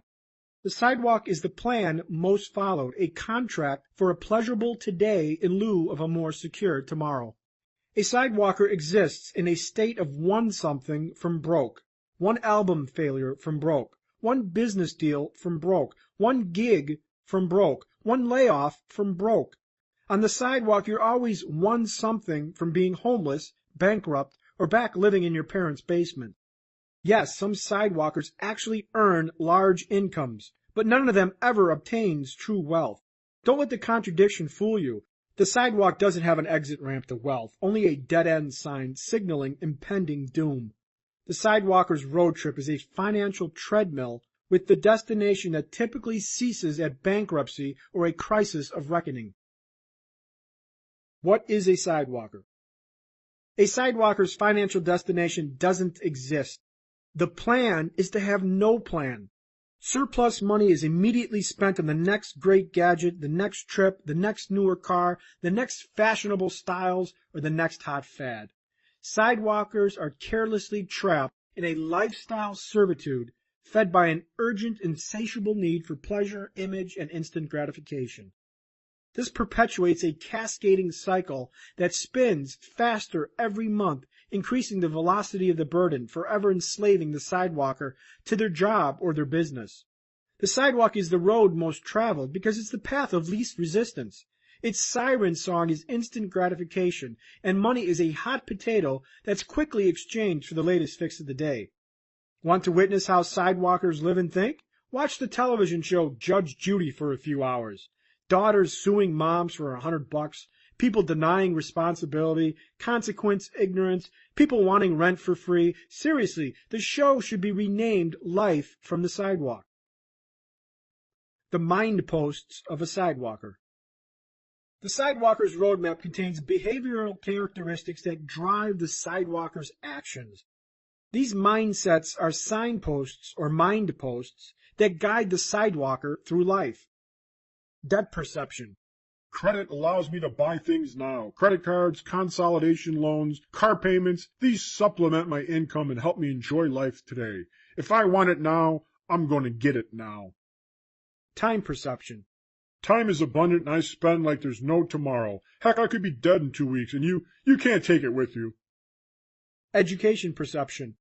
I finished school when I graduated. Hooray! Money perception. If you got it, flaunt it. Why save for a rainy day? I spend every dime I earn and most of my bills are paid on time. Isn't that being fiscally responsible? Primary income source. Whatever gig pays the most is what I will do. I chase the money, baby. It's all about the Benjamins. Primary wealth accelerator. Net worth? I hit the casino, I buy lottery tickets, and I have an active lawsuit against an insurance company. Doesn't that count? Wealth perception. He who dies with the most toys wins. Wealth equation. My formula for wealth is wealth equals income plus debt. Destination. What destination? I live for today and I can't be bothered about tomorrow. Responsibility and control. Everything bad happens to me. The man is keeping me down. I am a victim. It's someone else's fault. Life perception. Live today to hell with tomorrow. Life is too short to plan out any further than 30 days. You can't take it with you. You're only young once. Besides, I'll hit it big someday. The disturbing sidewalking facts. While these hypothetical mind posts and their commentary might sound ridiculous, they aren't. Just look at the data. Read the reports. According to the U.S. Census Bureau study conducted in 2000, before the technology implosion of 2001 and the financial crisis in 2008, here are the disturbing facts. A person under the age of 55 is 57% likely to have zero net worth or negative net worth. An estimated 62% of all households in the U.S. have less than $100,000 in net worth. 89% of all under 35 households have a net worth less than $100,000. A person in the 35 to 44 age range has a median net worth of $13,000, excluding home equity. A person in the age range 45 to 54 has a median net worth of $23,000, excluding home equity. In a 2007 Census Bureau survey, 61% of all people who earned income earned less than $35,000 a year. This data unmasks the ugliness behind the Botox injections and the luxury German sedans. Sidewalkers are the majority. An estimated 60% of adults live their lives on the sidewalk. Yes, the world is full of financial illusionists. Once the recent financial crises are factored in, the latest figures will devolve into chilling depths. I estimate 85% of American families will have zero or negative net worth. But you can bet they have 650 cable channels streaming into their 5 flat-screen HD TVs. If you're older than 35 and you have less than $13,000 in net worth, let me be blunt. What you're doing isn't working. You need a new roadmap. The standard sidewalker, income poor. Income poor sidewalkers are the mainstream populace and reflect the lower to middle class. These sidewalkers work for modest salaries and possess all the toys to show for it, but have little savings and no retirement plan. Their future is mortgaged to the hilt in favor of a lifestyle with purchase affordability of any extravagance determined by the monthly payment. Every dime is spoken for, car payments close, or is sent to stave off the credit reaper. If you live this way, you're driving at the financial red line on a narrow road bordering a cliff. There is little hope for sidewalkers because their roadmap is corrupted by gratification, selfishness, and irresponsibility. This problematic disposition repels wealth and thrusts codependency on overburdened hosts, taxpayers, employers, friends, parents, and loved ones. Income-poor sidewalkers rationalize. Life is short. Get out of my way or get run over. Sidewalking symptoms. Are you on it? You haven't learned much since graduating from high school or college. I'm done with school, hooray! You change jobs frequently. Come on, MJ, I left because this other job pays more. You think people with money have it because they had rich parents, luck, or easier life circumstances than you. I've had it hard. If my parents would have paid for college, I could have had a good job. I had a rough childhood. Those people with money have no idea. You are easily impressed and seek to impress. I love designer purses, German cars, Italian clothes, and purebred dogs. I work hard for my money, and I deserve it. You have poor credit. I pay my obligations most of the time. It's just that I can't always pay on time because of situations outside of my control. Besides, the banks and utility companies are big, rich companies. They're the enemy. You put faith into politicians and government to change the system instead of focusing on how to change yourself. A bigger government is the solution. More regulation, more programs, and more services. The government should serve the people. Rich people should pay more in taxes for their good fortune. They can afford it, and I can't. You view pawn shops, payday loan stores, and credit cards as a means of supplemental income. Groceries can't wait until the next paycheck. My family has to eat. Besides, there's a sale on crab legs for only $18 a pound. You have filed for bankruptcy at least once. It wasn't my fault. I overextended myself, and I didn't expect to lose my job. I didn't expect a recession. I don't feel bad about bankruptcy because it wipes my slate clean, and I can start over fresh. Hey, I'm already pre-approved for another credit card. You live paycheck to paycheck. Wait, doesn't everyone? You don't alert a business when they give you incorrect change in your favor. Are you crazy? If a business makes a money mistake, I'm keeping it. It's not my fault their employees screwed up. You have a negative net worth and little, if no, savings.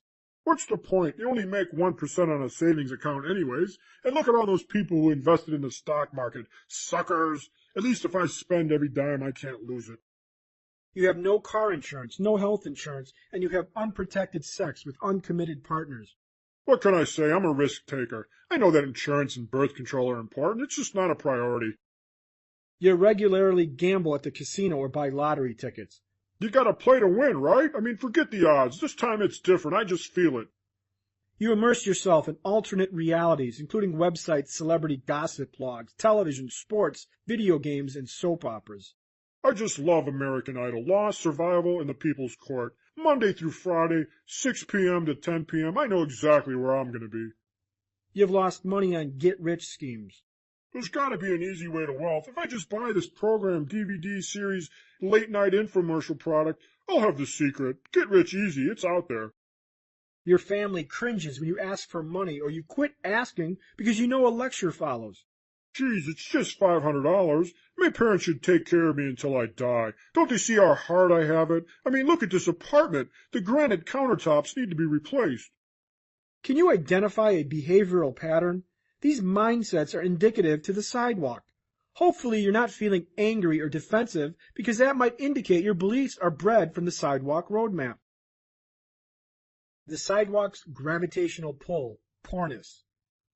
A recession is a bump in the road. How many people have lost their homes due to the current economic crisis? Their savings, their jobs, or their 401ks. The sidewalk offers no protection because you're naked and you can't absorb the hits. If you're hit by traffic, you're roadkill. If you want to be unshakable on your financial road trip, you have to get tough and strap on a bulletproof vest and have a plan that transcends years, not days. A life on the sidewalk naturally pulls you to poorness.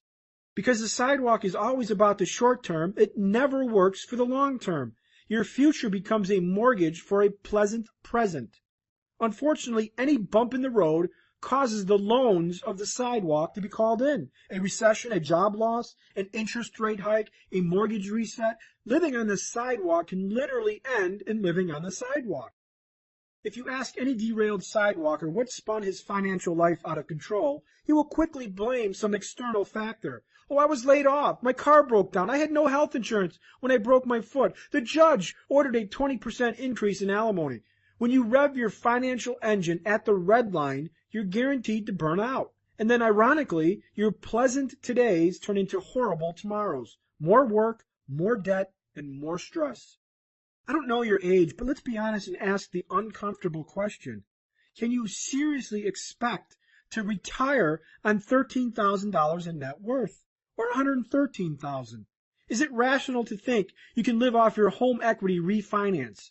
Have you thought about beyond next week's paycheck? At what threshold do you realize that it's time to shift gears and reevaluate? Is there a threshold? Why would something that you've been doing for 5, 10, 20 years suddenly start working? Yes, insanity is doing the same things repeatedly and expecting different results. The sidewalk is not a road to wealth unless your strategy is casinos, lottery tickets, or some poison your spouse insurance scheme. Government aid, Social Security, charity, and my parents will soon die and leave me a fortune. Inheritance is not a financial plan. If you don't want to work at Kmart until you're 75 years old, or you don't want to retire under a bridge in a cardboard box, you have to have a plan. Should life grant you another 50 years, what the heck is your plan? The first step to escape the sidewalk is recognizing that you might be on it, and then replace it with something that works. Money doesn't solve money problems. Newsflash, the sidewalk is money blind. It doesn't care about how much money you make. You can't medicate poor money management with more money. Yes, you can look filthy rich and still be riding the sidewalk dirty. Sidewalkers come from all walks of life, even those with the visual embodiments of wealth. They own businesses, they work high-paying careers like medicine or law, or they live as successful actors or musicians and earn big incomes. The common denominator remains consistent. There is no plan, no savings, spend more than you earn, and trade a secure tomorrow for a living large lifestyle of today. A sidewalker's wealth equation is determined by income plus debt determined by available credit. Wealth equals income plus debt. Sidewalkers create their lifestyle in direct proportion to their income and supplement that lifestyle with extensive use of debt. All sidewalkers stress about paying their mortgage or rent, paying the utility bills, meeting the minimum payments on their credit cards. It's just what happens when there is no thought given past the happy hour past payday. The affluent sidewalker, income rich. When an income-rich sidewalker goes broke, it makes big news. Have you ever wondered how a rich rapper can go broke 3 years after his last album? or why a famous actor needs to file bankruptcy a few years removed from the public spotlight. How does one transform an $80 million NBA contract into the oblivion of bankruptcy? I'll tell you, the sidewalk, where wealth equals income plus debt. You don't have to look hard to find an income-rich sidewalker. These are people who look rich, but in reality are one paycheck, one album, or one movie failure from broke. They make large incomes with every dime spent on the next lavish accoutrement. Their lifestyle is accelerated by a big income and a big credit line. Yes, after their big income is spent, they buy more things they don't need with money they don't have, trusting fully that their large incomes will go on forever. I laughably refer to sidewalkers as all credit cards. They drive nice cars and wear expensive clothes, but are one blown gasket away from a total financial meltdown. A member of the Fastlane forum, thefastlaneforum.com, posted this slice of sidewalking overheard from a friend who works at a lending agency.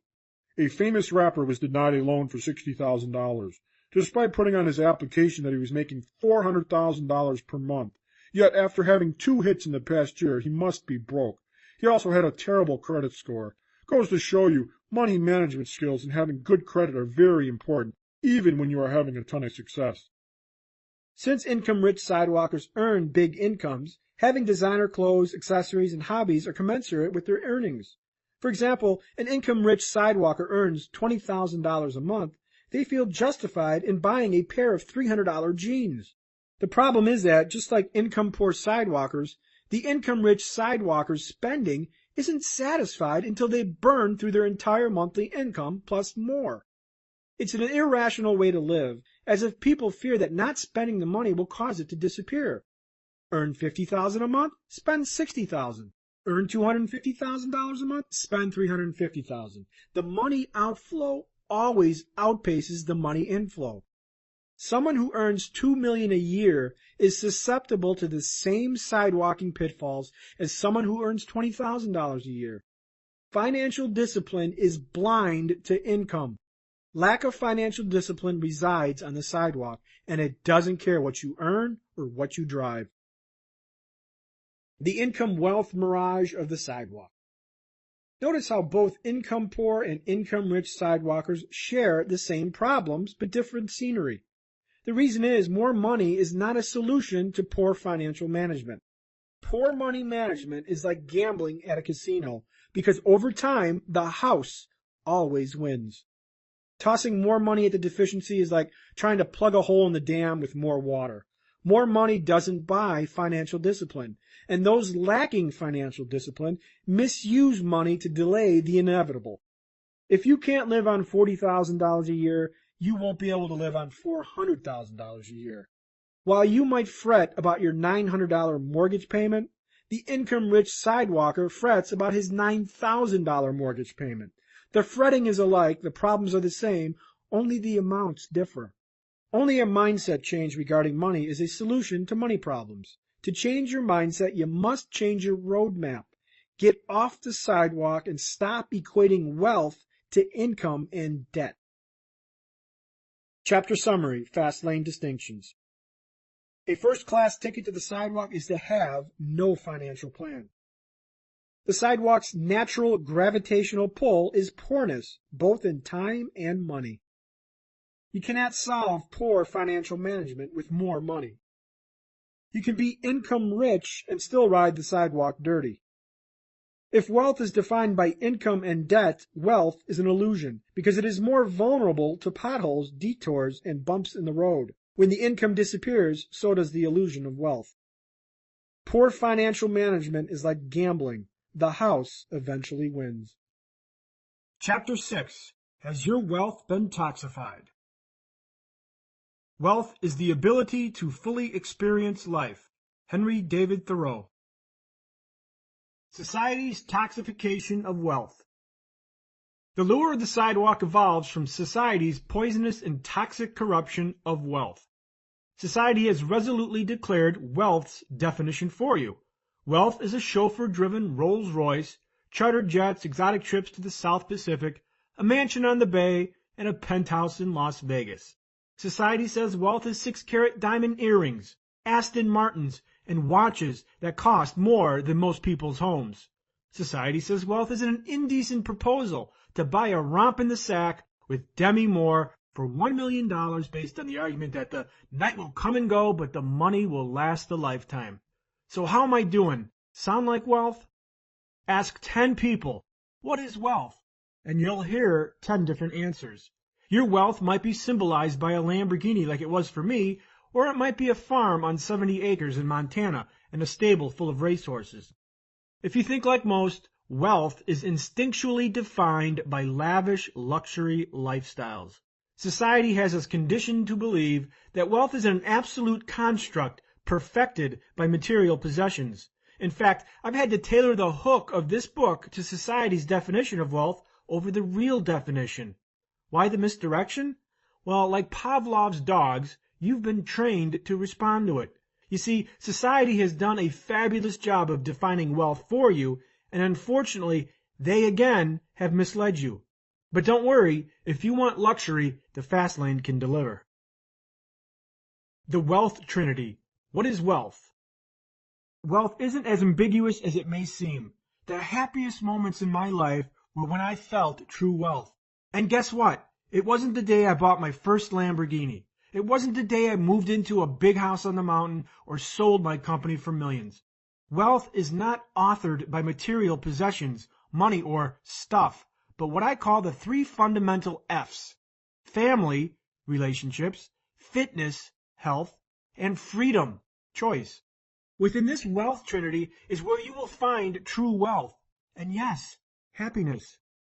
Wealth is strong, spirited, familial relationships with people. Not just your family, but with people, your community, your God, and your friends. At the end of the iconic movie, It's a Wonderful Life, we're given the final lesson. Remember, no man is a failure who has friends. This reflects on the importance of having your life shared with friends, family, and loved ones. Wealth is making a difference. Wealth is community and impacting the lives of others. Wealth cannot be experienced alone in a vacuum. Believe me, the richest moments of my life occurred when I was surrounded by a family of friends and loved ones. Second, wealth is fitness, health, vibrancy, passion, and boundless energy. If you don't have health, you lack wealth. Ask any terminally ill person what they value. Ask any cancer survivor how they suddenly feel reborn, and happiness is displaced from stuff to people and experiences. There is no price on health and vibrancy. And finally, wealth is freedom and choice. Freedom to live how you want to live, what, when, and where. Freedom from bosses, alarm clocks, and the pressures of money. Freedom to passionately pursue dreams. Freedom to raise your children as you see fit. And the freedom from the drudgery of doing things you hate. Freedom is the liberty to live your life as you please. Wealth can't be bought for 60 easy payments. I vividly remember the day. After I sold my company in 2000, my attorney handed me my first installment payment, a check for $250,000. Yippee! $250,000! I'm rich! I made it! I mistakenly gleamed. And now it was time to announce it to the world. I immediately envisioned fast cars, designer clothes, speedboats, and an entourage of bikini-clad women. I thought I was wealthy, and I was going to flaunt it. Unfortunately, that fantasy was miles from reality. Yet, I tried. I bought a candy apple red Corvette convertible. Sports car? Check. Designer clothes from Nordstrom? Check. I researched buying a speedboat until the internet crash interrupted my orgasmic vision. I invested my newfound wealth in tech stocks and lost thousands of dollars. Within months, more than half of my wealth evaporated, and after a conversation with my accountant, another third was soon to be parted with, thanks to taxes. Ironically, in my attempt to look wealthy, real wealth slid further away. With no job, no business, no income, and only a small sum of money, I couldn't support my life forever, nor the wealthy lifestyle I envisioned for someone rich. I wasn't rich at all. The illusion of wealth, looking rich. In pop culture, master illusionists of wealth are called 30K millionaires. If you've never heard this phrase, it characterizes someone who maintains an image of a millionaire, yet they have no net worth. These folks aren't very hard to find. They drive entry-level BMWs with custom chrome rims. They wear fancy designer clothes with Gothic cursive lettering from some faux French guy, and they congregate in the VIP section of the club ordering bottle service, all, of course, on credit. These folks broadcast like dashing debutantes with an extraordinary A-game, but behind all the flashing cash, they're miserable magicians of the sidewalk. The problem with looking wealthy versus being wealthy is that the former is easy while the latter is not. Easy credit and long-term monthly financing options, make no payments for 1 year, are all tempting conduits to help you purchase the illusion of wealth. Society has led you to believe that wealth can be bought at a mall, at a car dealership, or on an infomercial. Like my initial spending spree when I cashed my first check, these appearances of wealth are supposed announcements to the world, I'm rich. But are you? When you finance an $80,000 Mercedes-Benz over 6 years because that's all you could afford, that isn't wealth, but impersonation of wealth. You're fooling yourself, and it's a fast lane detour. But don't jump the bandwagon just yet. This isn't a sermon about how you can't spend money on pricey German sedans. Not at all. Wealth isn't embodied in a car, but in the freedom to know that you can buy it. Freedom to walk into the dealership, know your price, pay cash, and drive away. For a gift, I bought my brother a brand new Lexus. It was the easiest transaction I ever did.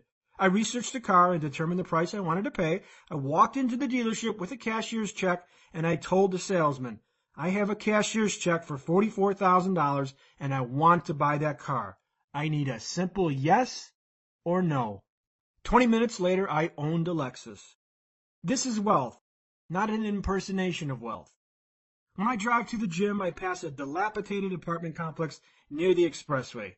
In the parking lot, I always see the same car parked, a shiny black Cadillac Escalade with 22-inch chrome rims. Do you see the stupidity? You live in a crappy apartment, but you drive a $60,000 car with $10,000 rims. Do I see monitors in those headrests and hear a 24-speaker stereo? Geez, 90 grand of image and $2 of common sense. Wouldn't it be smarter if you focused on owning a nice house in a nice neighborhood instead of leasing the tightest car in the Marbella Gardens apartment complex? Priorities. Some want to look rich, while others want to be rich. Faux wealth destroys real wealth. Faux wealth is the illusion of wealth without having it. It believes society's definition of wealth. It's not realizing that the pursuit of faux wealth does something terribly destructive. It destroys real wealth. And as the chasm between real wealth and faux wealth expands, expectations are violated and misery creeps in. Like a Chinese finger cuff, the more you try to look rich, the tighter the grip of poorness becomes. Wealth cannot be purchased at a Mercedes dealership, but the destruction of your freedom can. Lost in wealth's translation is freedom. People flaunt the icons of wealth, but do not have freedom. And when you don't have freedom, it assiduously gnaws at the other true wealth elements, health and relationships. Take this example. Henry Sucarrano buys his dream house in the Baltimore suburbs for $1.8 million. As a pharmaceutical representative for one of the leading drug makers, Henry's career is on the fast track. His big home has everything he wants, including a pool, horse stables, and an impressive 5-car garage. The purchase gives Henry a feeling of, I've made it, for about 8 weeks. Corporate politics and job cuts invade Henry's career, forcing him to work longer hours. He assumes other territories once covered by recently laid-off workers. Henry commutes 2 hours daily and is mandated to cover the entire eastern seaboard. He's either on the road, in a plane, or sleeping. The long hours have disturbing clarity. Henry rarely lives at his dream house, and when he does, he spends it sleeping or recharging from the hustle of the work week. His relationship with his wife and his kids suffers. His health declines as the stress of responsibility mounts. Henry comes to a moment of truth. I'm not living my dream, but my dream is living me. Feeling trapped to the lifestyle illusion, Henry continues to work, believing the ideology that wealth has its price. Notice how the destruction of freedom attacks the other sibling wealth components. Unaffordable material possessions have consequences to our health and relationships. The irony of looking wealthy is that it is an enemy to real wealth. It destroys freedom, it destroys health, and it destroys relationships. Foremost, the Millionaire Fastlane addresses the freedom portion of the wealth trinity, because freedom offers protection to health and relationships. Only you can define your freedom and how you prefer to live. If you want the freedom to fly private jets, well, that's it. If you want the freedom to live a minimalist lifestyle, then that's it. Everybody's freedom is different. Within your personal definition, you will find a big piece of your wealth puzzle, as opposed to society's version, which leads directly to sidewalking purgatory. Chapter Summary, Fastlane Distinctions. Wealth is authored by strong familial relationships, fitness and health, and freedom, not by material possessions. Unaffordable material possessions are destructive to the wealth trinity. Faux wealth destroys real wealth by attacking its sibling components, health and relationships. Chapter 7. Misuse money and money will misuse you. Money can't buy happiness, but it can make you awfully comfortable while you're being miserable. Claire Booth Lucy. Money doesn't buy happiness. Does poverty? People who declare money doesn't buy happiness have already concluded they will never have money. This old equivocation becomes the torchbearer to their poorness. And since money doesn't buy happiness, why save it? And then logic begs, if money doesn't buy happiness, does poverty? Does the guy who owns a Ferrari automatically have a small penis, while the guy behind the wheel of the Honda must be well hung? Go to Google and search the phrase, money doesn't buy happiness. Page after page concludes that money has no bearing on happiness. Should you be shocked that a Connecticut businessman earning a six-figure salary might be unhappier than a cattle herder in Kenya? Absolutely not. The fact is these analyses fall short because they don't isolate the real thief of happiness, servitude, the antithesis of freedom. The irony is that when most people earn more money, it doesn't add freedom, it detracts. By creating lifestyle servitude, more money becomes destructive to the wealth trinity, family, fitness, and freedom. According to Creighton University's Center for Marriage and Family, debt is the leading cause of strife for the newly married. Debt and lifestyle servitude keeps people bound to work and unbound to relationships. A 2003 World Value Survey found that the happiest people in the world have a tight sense of community and strong family bonds.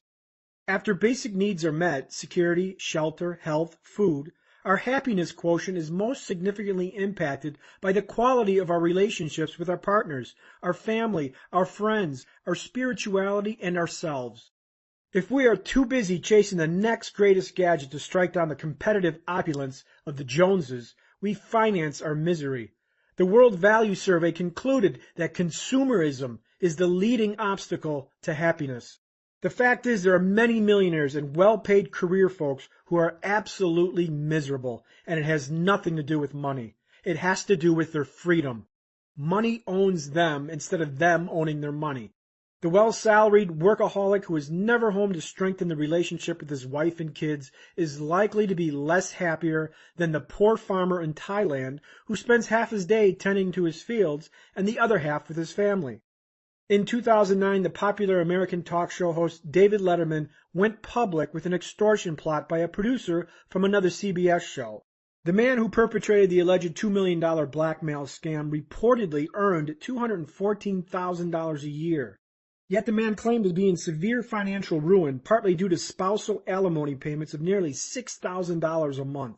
Was this extortionist trying to blackmail a celebrity because he wanted to, quote, buy happiness? What was his real motive? I contend that he was trying to buy freedom because his debts kept him contained in servitude. Would $2 million have made a difference? Perhaps in the short term, but not in the long term, because his relationship with money was already corrupted. A source close to the investigation said he just didn't want to work anymore. In other words, he craved freedom. Normalcy is the rat race, a modern-day slavery. Why am I wealthy versus the guy stuck in morning traffic driving to work? I have freedom. I wake up and do what I want. I pursue dreams. I write this book without worrying about how many will sell. I hop a plane to Vegas for 2 weeks without worrying about jobs, bosses, or unpaid electric bills. Freedom is fantastic. Yet my lifestyle is not normal. Like wealth, society, through its get-rich-slow mandates, have defined normal for you. Normal is waking at 6 a.m. in the morning, fighting traffic, and working 8 hours. Normal is to slave at a job Monday through Friday, save 10%, and repeat for 50 years. Normal is to buy everything on credit. Normal is to believe the illusion that the stock market will make you rich. Normal is to believe that a faster car and a bigger house will make you happy. You're conditioned to accept normal based on society's already corrupted definition of wealth. And because of it, normal itself is corrupted. Normal is a modern-day slavery. I'm amazed that most people perilously operate one crisis away from financial ruin. We've become a nation of undisciplined spenders and consumers. We have become a nation where unfettered spending and material extravagance write our obituaries in the ink of stress. If you're held hostage to your lifestyle, you aren't wealthy because you lack freedom. The proper use of money. Money doesn't buy happiness when it's misused. Instead of money buying freedom, it buys bondage. Wealth and happiness are interchangeable, but only if your definition of wealth hasn't been corrupted by society's definition. Society says wealth is stuff, and because of this faulty definition, the bridge between wealth and happiness collapses. When you don't feel wealthy, you're likely to try to conjure that feeling. You buy icons of wealth to feel wealthy. You crave feelings, respect, and acceptance. And what are these feelings supposed to do for you? You expect deliverance into happiness. And that's the bait. We equate the corrupted definition of wealth with happiness. And when it doesn't deliver, expectations are violated, and unhappiness is the consequence. Used properly, money buys freedom, and freedom is one parcel in the wealth trinity. Freedom buys choices. The fact is there are plenty of poor people who live richer than their overworked upper-middle-class counterparts because the latter lack freedom, they lack solid relationships, and they lack health, all destructive effects of working a hated job 5 days a week for 50 years. Money secures one agent of the wealth formula, freedom, which is a powerful guardian to wealth's sibling ingredients, health and relationships.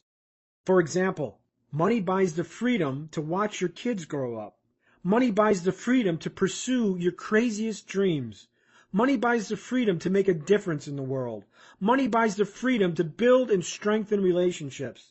Money buys the freedom to do what you love with financial validation removed from the equation. Are any of the above likely to make you happy? I bet they will. They certainly won't make you unhappy. Lifestyle servitude, the trap of the sidewalk.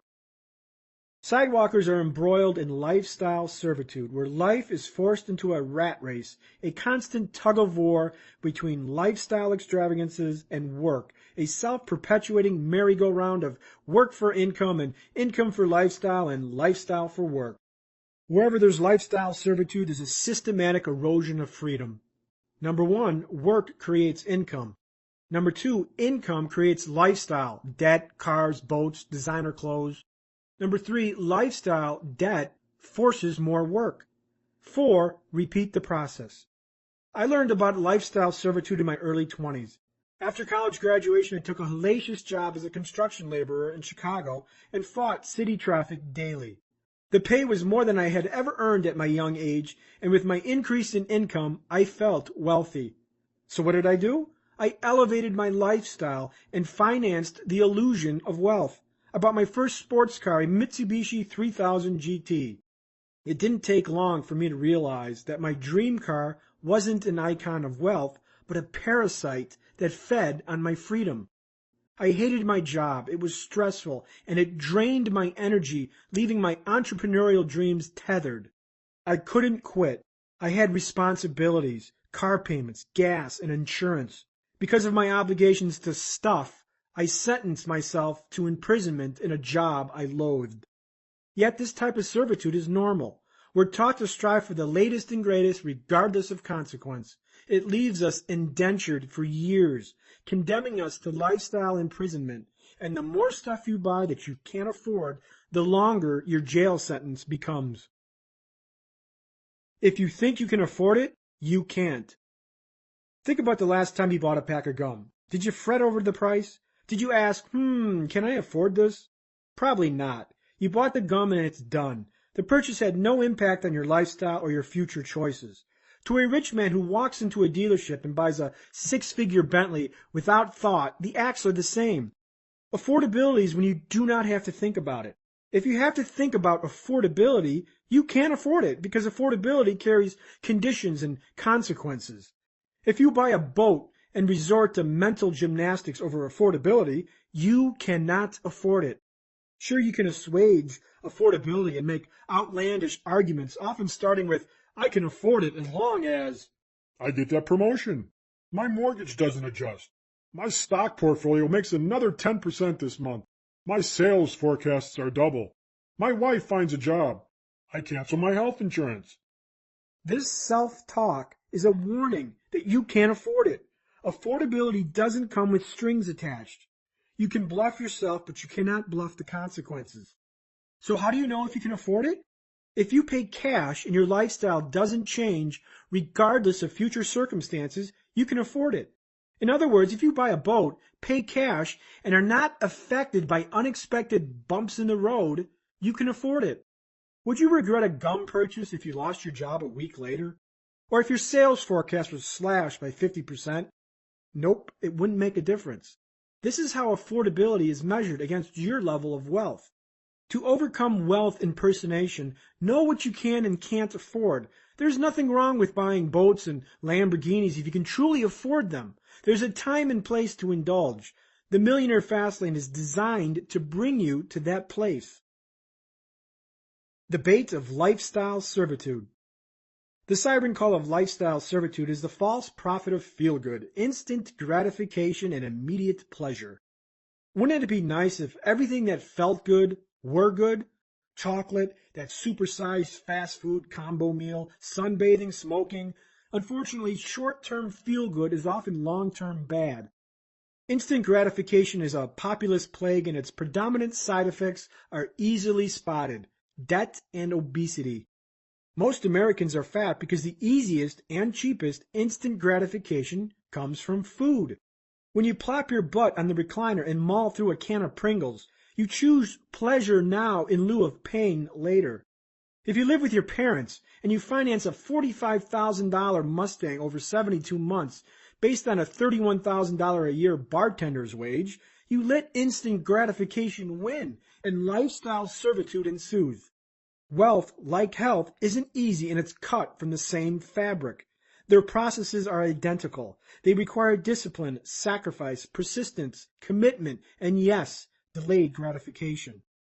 If you can't immunize yourself from the temptations of instant gratification, you will be hard-pressed to find success in either health or wealth. Both demand a lifestyle shift from short-term thinking, instant gratification, to long-term thinking, delayed gratification. This is the only defense to lifestyle servitude. Look for the hook.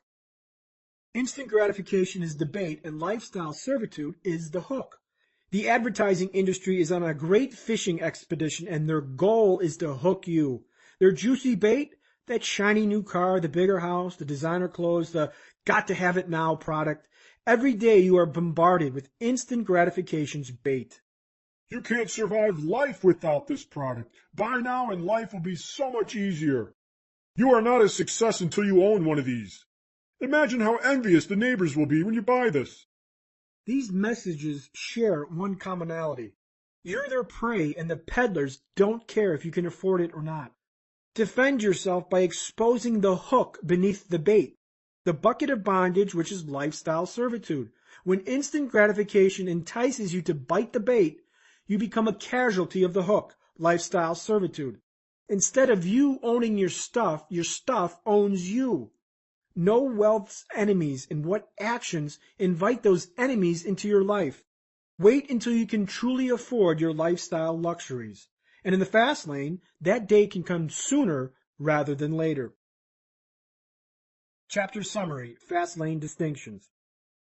Money doesn't buy happiness because money is used for consumer pursuits destructive to freedom. Anything destructive to freedom is destructive to the wealth trinity.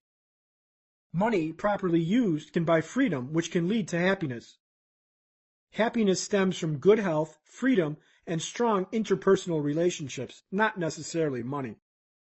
Lifestyle servitude steals freedom, and what steals freedom steals wealth. If you think you can afford it, you can't. The consequence of instant gratification is the destruction of freedom, health, and choice. Chapter 8. Lucky Bastards Play the Game.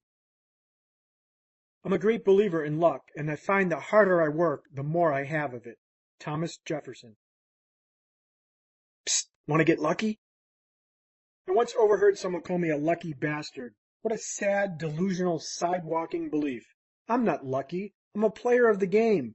While Mr. Lucky Bastard Hater uttered that under his breath and sat his ass in the dugout, I was at the plate taking swings. Joe is a sidewalker and believes luck is required to get rich. He spends his days working construction and his evenings commenting on gossip blogs, playing video games, and watching TV. He has given up on his dreams of financial independence based on his ideas of luck. I'm just not a lucky guy, he laments. Joe's brother Bill also has a job in construction, except Bill spends his evenings surfing the internet, researching the newest practices of inventing and engineering. Bill's dream is to be an inventor and has created 4 prototypes of inventions in various fields. Bill also spends his vacation time at trade shows and marketing seminars. While Joe is killing ogres and wizards in the latest Dungeon of Doom, Bill is out of the box of nothingness and exposing himself and his inventions to the world. Who's going to get lucky? Self-made millions arise from self-made luck. Mark Cuban, billionaire entrepreneur and owner of the Dallas Mavericks NBA team, told a telling tale of luck in regards to his success. Mark recalls the struggles of his early successes before his big sale to Yahoo for $5.9 billion. In each story, Mark remembers how people attributed his success to luck. Lucky to sell his first company, Micro Solutions, lucky to make money trading in the technology boom, and lucky to sell his first company to Yahoo for a few billion. Notice how events are quickly reasoned to be luck, and process is swept underneath the rug. Cuban understands the dichotomy that most don't. Process creates events that others see as luck. He goes on to comment about how nobody mentioned luck when it came time to reading complicated software texts or Cisco routing manuals or sitting in his house testing and experimenting with new technologies. Where was luck then? Rich people got lucky is a sidewalker's creed and a disempowering belief that strips you of your free will. While luck can create riches by ways of lotteries, casinos, and rich parents, it rarely creates long-lasting wealth. To take advantage of the Millionaire Fastlane, understand that luck is a product of process, action, work, and being out there. And when you are out there, you stand a chance of being in the right place at the right time. There are the right places and the wrong places. The right place isn't on your sofa watching American Idol or slapping greenbacks into thongs at Betty's Booby Cabaret or down at the neighborhood bar getting jacked up on Bud Light while watching the Cubs lose another game. If you want to be at the right place at the right time, you indeed have to be at the right place. And the right place knows which places are the wrong places. If you aren't off the sidewalk taking action and engaging in process, you will never realize luck. Luck is always perceived to be a matter of event. You win a sweepstakes or you find a 200-year-old painting in the attic worth millions. Again, more falsities. Like wealth, luck is not an event, but an after effect of process. Luck is the residue of process. Sidewalkers love events, but they hate process. It's only natural for sidewalkers to assume wealth is luck because they believe wealth is an event. A member of the Fastlane forum recently posted that Bill Gates got lucky. I had to disagree. Luck didn't create Windows. Luck didn't create a company. Luck didn't create repetitive, concerted action toward a specified purpose. When you consistently act and bombard the world with your efforts interacting with the waves of others, stuff happens. And that stuff? Sidewalkers interpret it as luck, when it is nothing more than action engaged with better probabilities. Luck occurs when probability moves from impossible to likely. For our 2 brothers in construction, who's going to get lucky? His brother, who exposed his inventions to the world, bends probability in his favor. His lazy brother does not. Force your process out into the world, and you can defy the odds of being in the right place at the right time. When I think of luck, I think about poker players. Mistakenly, their craft is construed as luck, while career poker players will affirm it isn't luck, but systematic analytics and player psychology. The best poker players in the world are superior statisticians and interpreters of human behavior.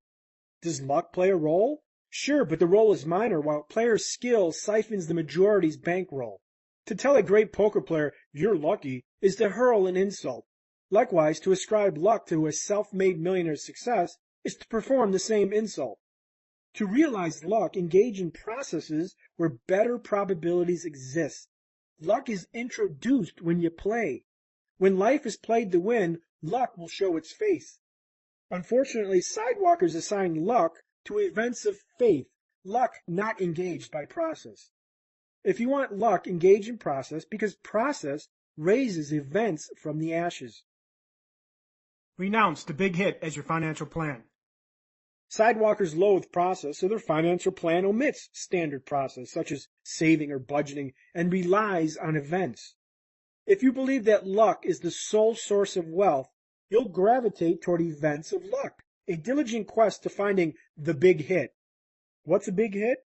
Big hits are sudden miracles that create wealth fast. Lotteries, casinos, poker tournaments, heck, even frivolous lawsuits and defrauding the government are considered avenues to the big hit. In effect, big hits are attempts to bypass the wealth journey and to start at the finish line. It's the removal of your yellow brick road and the sharpening lessons that come from it. Sidewalkers seek big hits because their belief systems tell them wealth is an event. Unfortunately, big hits are long shot and violations of true essence. Do you believe in miracles? Sidewalkers do. Why do reality TV competitions such as American Idol attract so many people when most of the contestants suck? These people are searching for that elusive big hit. While the talented make it through, they have talent because they have process, the disqualified bemoan off the set, blaming Simon Cowell, the microphone, or some other insignificant factor for their failures. Singing "Someday Over the Rainbow" a couple times in your shower doesn't make a process. Getting swindled, a sidewalker's temptation. Order now for just 3 easy payments of $39.95, and I will teach you how to make millions working just 40 minutes a week while hanging upside down on a trapeze in your basement. Yes, folks, it's that easy. But wait, there's more. Order today, and as a bonus, you'll receive photos of this buxom woman right here next to me. Doesn't she look great? When you start making money like me, ladies like her will be ringing your doorbell at all hours of the day. Yes, folks, this system is awesome, and it won't be here for long. Act now. The infomercial guru knows exactly what he's doing. He targets sidewalkers who are magnetized to events and the big hit. Why advertise at 2 a.m.? That's when sidewalkers congregate because they're either unemployed or watching reruns of Seinfeld. Believe me, Fastlane drivers aren't up at 2 a.m. because of some boob tube rerun. They're forging process and muscling toward their destination. Sidewalkers are ripe for swindling because they seek events and want to avoid process. When this becomes ingrained into your mindset, infomercial pitches suddenly become the evening's entertainment. Disembarking the sidewalk, the 3 anchors. Use logic. Think for a moment. If you came across a magic system that easily made millions in a few short months, what's the first thing you'd do?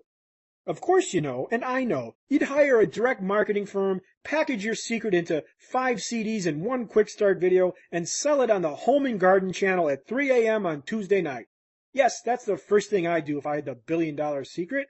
Screw traveling the world, forget charity, and dump the idea of making more millions. Nope, let's package this baby and tell the world for 3 easy payments of $39.95.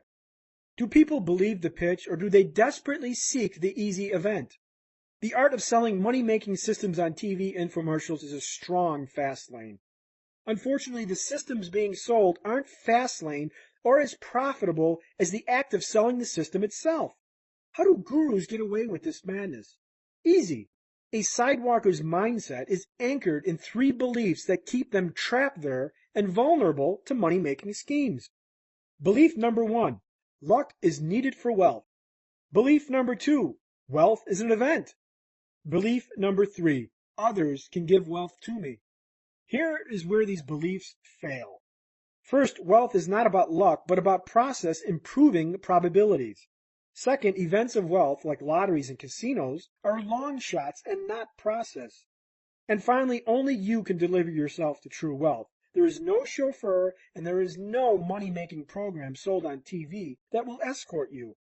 These deceptions keep sidewalkers anchored in good company with the majority, awake at 2 a.m. on the couch thinking that they're one phone call away from making millions because the TV's wealth chauffeur says so. Chapter Summary, Fastlane Distinctions. Like wealth, luck is created by process, not by event. Luck is created by increased probabilities that are improved with the process of action. If you find yourself playing the odds of big hits, you are event-driven, not process-driven. This mindset is conducive to the sidewalk, not the fast lane. Get-rich-quick infomercial marketing is a fast lane because savvy marketers know that sidewalkers place faith in events over process. Money-making systems are rarely as profitable as the act of selling them to sidewalkers. Chapter 9, Wealth Demands Accountability. Responsibility is the price of greatness. Winston Churchill. Hitchhikers don't drive. One anchor to the sidewalk is to entrust your financial plan to others, to believe that there is a chauffeur to wealth and that someone else can drive the journey for you. This mindset makes you vulnerable to victimhood. Imagine if you hitchhiked across the country. There's a decent chance you'd never make it to your destination. You could climb into a psycho's car that decides to take you on an unintended detour. You could encounter a murderer who slashes your throat and dumps you in a roadside ditch. Hitchhiking is inefficient and dangerous. Yet the Sidewalker's manifesto is predicated on hitchhiking, faith onto others, and when things don't work out as intended, blame onto others. After faith in luck and events, blame is the third anchor to the sidewalk. Back in the late 80s when I was a teenager, my mother chummed with friends at a local restaurant. Within that friendship circle, several of them put their life savings into an investment innocuously named the Fund. These folks, some respected businessmen, raved about this investment, claiming impressive monthly returns. These friends encouraged my mother as a struggling single mom to invest. Mom was no dumb cookie. She asked the right questions and didn't like the answers. Something didn't feel right. Logic tickled her inner brain. Ultimately, she passed on the investment, and it remained outside her world. Years later, the Fund made headline news. An investment company had bilked millions of dollars from investors. The investment company was exposed to be a Ponzi scheme, and several swindled investors committed suicide, including the perpetrator. This investment company was none other than that great investment Mother declined years earlier, the Fund. The Law of Victims. The law of victims says you can't be a victim if you don't relinquish power to someone capable of making you a victim. When you bequeath control to others, you essentially become a hitchhiker with no seatbelt. You take the passenger seat in a stranger's car, which could be murderous to your financial plan. And when that happens, you're vulnerable to joining the ranks of victims. The road to victimhood is through denial. First responsibility, then accountability. People who don't take responsibility are victims. Some of them are born victims, and instead of trying to improve their hand, they fold and give up. For them, everyone has the solution to their problem but them. And their problems? Not their fault. Nope, someone else is to blame. Instead of looking within, they look outward and project responsibility to some other entity. Victims are sidewalkers who refuse to take the driver's seat of their own lives and live under a dark cloud of theys, reflective of a me against them attitude. They laid me off. They changed the terms. They cheated me. They didn't tell me. They raised my rent. They raised my interest rate. Invariably, all these theys are self-imposed. If the landlord raised your rent, is it his fault you decided to live there and you didn't read the lease agreement? If the company laid you off, is it their fault you chose to work there? Was it my fault that I was a broke 25-year-old stuck in a blizzard in a limo on the side of the road? It was. There was a recent labor union rally against Walmart from employees disgruntled with the retailer's poor wages. A 33-year-old employee named Eugene complained about his employer, arguing that he spent 3 years unloading trucks for $11 an hour, which was below the retail industry average of $12.95 an hour. His grievance? He can't afford a car or Walmart's health insurance. Wow, how disturbing. Was someone arrested? Seriously, someone should arrest the man who put the loaded gun to Eugene's head, forcing him to work at Walmart for a below-market wage. Give this guy a bitch slap. No one forced him to work at Walmart. He works there because he chose to work there. Hey, Eugene, if you're tired of making $11 an hour, raise your value to society. Get your ass over to the library. Walmart can't offer low wages if they don't have an endless supply of victims like you. You see, when a financial advisor promises you 14% guaranteed income from a bank certificate of deposit, and you later discover that he scammed you, it's your fault. You didn't do the diligence. You didn't investigate. You ignored the tickle of logic in your brain. You are a victim of your own malfeasance. The politics of hitchhiking. Sidewalking hitchhikers are a major constituency in all countries. These people seek the easy life, yet want someone else to pay for it. They're lifetime hitchhikers. They believe the government or some other entity should do more for them. They're victims of the system. They're victims of life because life dealt them a bad hand. They vote for whatever politician promises them the world at no cost. Free health care, free education, free gas, free mortgages. Wow, give me a ballot. John F. Kennedy's "Ask not what your country can do for you, but what can you do for your country" has maligned into "What can my country do for me?" While I can't comment on the societal deterioration outside of the United States, within the last 20 years, sidewalking has become a way of life in America. Americans once loyally proclaimed, "Give me liberty or give me death." Now we just say, "Give me." As I write this, the economy is in a tailspin. The housing market crashed, lending dried up, and millions have lost their savings. How did we get here? It isn't complicated. We relied on others to make financial decisions for us. We ignored the fine print. We didn't read the contract. We didn't read the legislation. We made government an insurance policy. As a society, history is doomed to repeat itself if we continue to repeat the same behavior.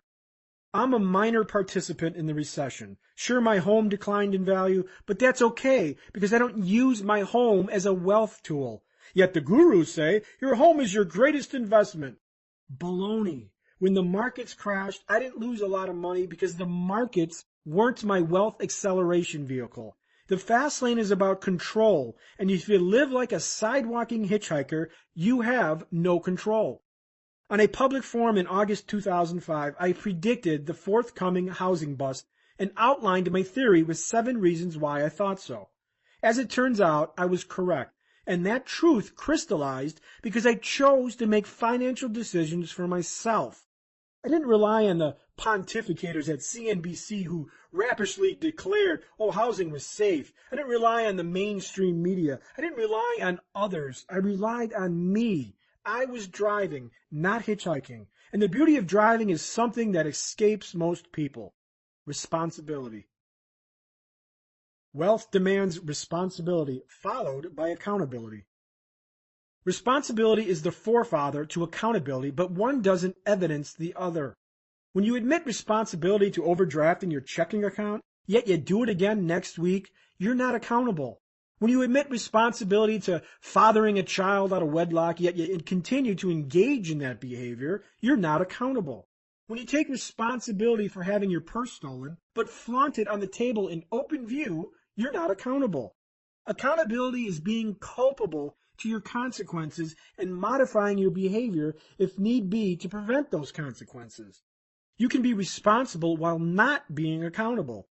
A Fastlane forum user does a great job distinguishing between responsibility and accountability. What kills me is when people make the same piss-poor choices multiple times, but then claim to be responsible. It's easy to be responsible when responsible just means walking away. I've seen single parents who pledge to be responsible for the wild oats they've sown, only to occasionally send a check in the mail. I've seen people walk away from homes claiming to be responsible for their actions only to buy another home they can't afford. I've seen people being responsible for the actions of their drinking and driving caused only to do it again. I'm sick and tired of people being responsible. I want people to be accountable. People need to think before they act, own their choices before they make them. I am okay with people making mistakes, but freaking own that you made a mistake and learn from it. That's what true accountability and responsibility is all about. A friend of mine recently had her identity stolen. As we dined at a restaurant, she bellyached about the nightmarish ordeal. Determined to find the cause of her problem, I stopped her contempt midstream and asked a few questions. I wondered, was she being a victim or not being accountable? I asked, how did you get your identity stolen? My purse was stolen in Mexico. How did that happen? I probed. I was at a restaurant and someone swiped it. Oh? Was your purse laid out, wide open on the table like it is now? She glanced at her purse and got my point. As we dined, her purse sat on the tabletop in open view of everyone. Any thief could easily snatch her purse and run. She looked at me, scoffed, and then grabbed her purse and secured it to her lap. A victim? Or not holding herself accountable? Her problem was caused by a bad choice, the choice not to safeguard her purse. And even after this costly lesson, she still didn't understand the power of being accountable. If she were accountable to the error, her purse wouldn't lie exposed on the table as a beacon of opportunity to thieves, but safe in her lap. Immunize yourself from victimization. Stop being a victim by taking responsibility, followed by accountability. In 2006, I bought my dream home in Phoenix, Arizona, overlooking a gorgeous mountain range. The home had one of the best views in Phoenix, but needed a substantial remodel. A new friend recommended a general contractor, and I hired the contractor without investigation. No diligence, no reference check, no license investigation, nothing. Duh. What should have taken 8 months rotted into a 3-year ordeal, a nightmare that framed the worst decision of my life. The contractor was grossly incompetent and an idiot. Yet, I was to blame. I accepted both responsibility and accountability because I hired the contractor. To plunder a line from Star Wars, slightly modified, who's the idiot? The idiot himself or the idiot that hires the idiot? But I wasn't a victim because I first was responsible. It was my fault. I allowed it to happen. Then second, I became accountable. Now when I hire house workers, I do an investigation. Or I could sink my teeth into being a victim and play the pity violin like everyone else. For my friend with the purse stolen, the Fastlane mindset is to take responsibility followed by accountability. Responsibility. It was my fault that the purse was stolen. Accountability. In the future, I will take precautions to ensure it doesn't happen again. Immunization from victimitis occurs when you are both responsible and accountable to your actions and the possible poor consequences of those actions. Own your mistakes, failures, and triumphs. Reflect on your choices. Are you in a situation because you put yourself there? Did you err in the process? Were you lazy? Most bad situations are consequences of bad choices. Own them and you own your own life. No one can steer you off course because you are in the driver's seat. And when you own your own decisions, something miraculous happens. Failure doesn't become the badge of victimhood. It becomes wisdom. Deny accountability and responsibility, and the keys of life are given to someone else. In other words, take the damn driver's seat of your life. You deserve, you deserve, you deserve. The other day I heard successive radio commercials that were utterly disturbing. You don't need to be a nuclear physicist to know their target. Sidewalking victims. The first commercial was for a mortgage loan modification company. The sales pitch went something like this. Modify your loan and get the lower payments you deserve. The next commercial was from an attorney. Been in an accident? Get the money you deserve. The final commercial was from a credit repair company. Let us negotiate your debts down to nothing so you can get the lifestyle you deserve. Notice the common phrase? You deserve. Seriously, what do these people really deserve? Your credit sucks, you don't pay your bills on time, and you deserve a better life? Grandma rear-ends your car, and suddenly you deserve a large cash award from some rich insurance company? You buy a house you can't afford, and now you deserve a lower rate? How does deserving suddenly come so easy, with no particular effort, like an event raining from the heavens? We're being methodically brainwashed to believe that we deserve everything without obedience to process or accountability. You deserve what your actions earned or haven't earned. Being responsible is one thing. Being accountable is another. When you're accountable to your choices, you alter your behavior in the future and take the driver's seat of your life. Chapter Summary, Fastlane Distinctions. Hitchhikers assign control over their financial plan to others, which effectively introduces the probabilities to victimhood. The law of victims. You can't be a victim if you don't relinquish power to someone capable of making you a victim. Responsibility owns your choices. Taking responsibility is the first step to taking the driver's seat of your life. Accountability is the final.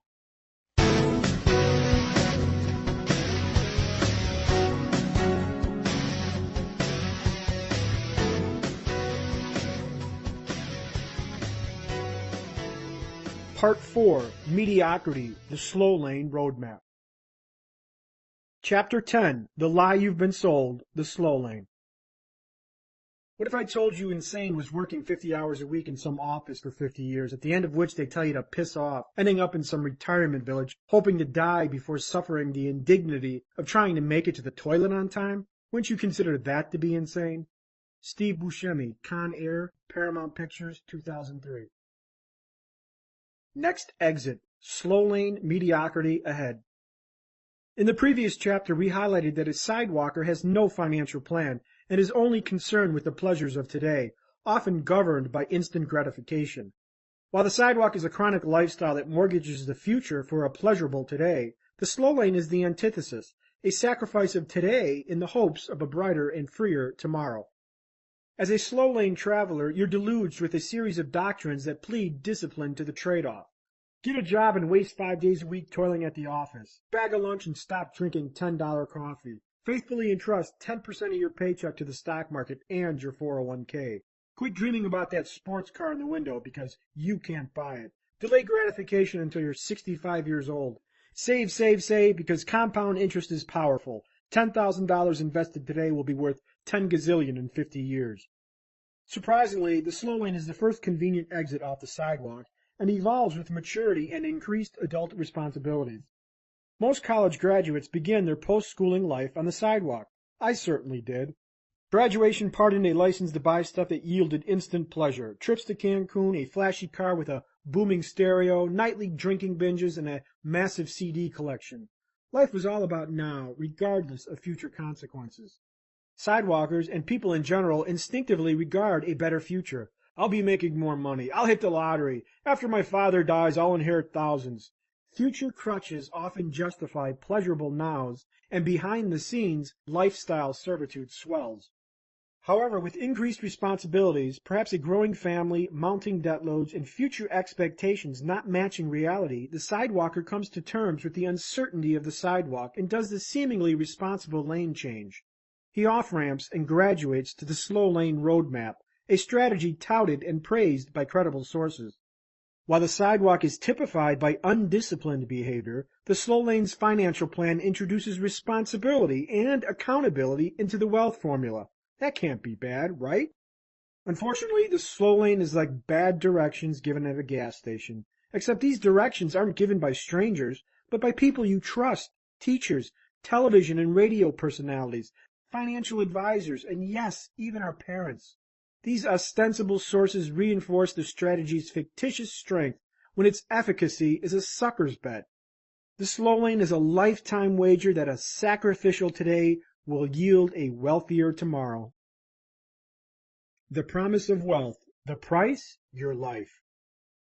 The slow lane is rarely challenged. It's a lie that's so deceiving that when the ruse is uncovered, decades of life have passed. Meanwhile, millions more are being newly indoctrinated into the deception. If you buy the lie, you sell off today in hopes of a glorious tomorrow. And when does this glorious tomorrow happen? When can you splurge, spend your millions, and enjoy life? When? The driving force behind wealth under get rich slow is time. Time employed at the job and time invested in the markets. Your glorious tomorrow might arrive after 40 years when you're living your last presidential administration and on your second hip replacement. Your glorious tomorrow might arrive when you're 73 years old and soaked in urine and strapped to a stinking bed because you've lost your mind to Alzheimer's. Seriously, when does this slow lane plan of retiring rich actually become real so you can enjoy your millions? As a teenager, Joe reads several personal finance books about getting rich. They tell him to save, get a career, clip coupons, and live below your means. After graduating with a law degree, Joe follows this advice. While it is difficult, Joe follows his plan for wealth diligently. He works 60 hours weekly at his law firm, often neglecting his family and children. His weekdays are consumed at the office, while his weekends are spent home recharging from the rigors of the work week. After 12 years in law, Joe decides his profession is no longer enjoyable.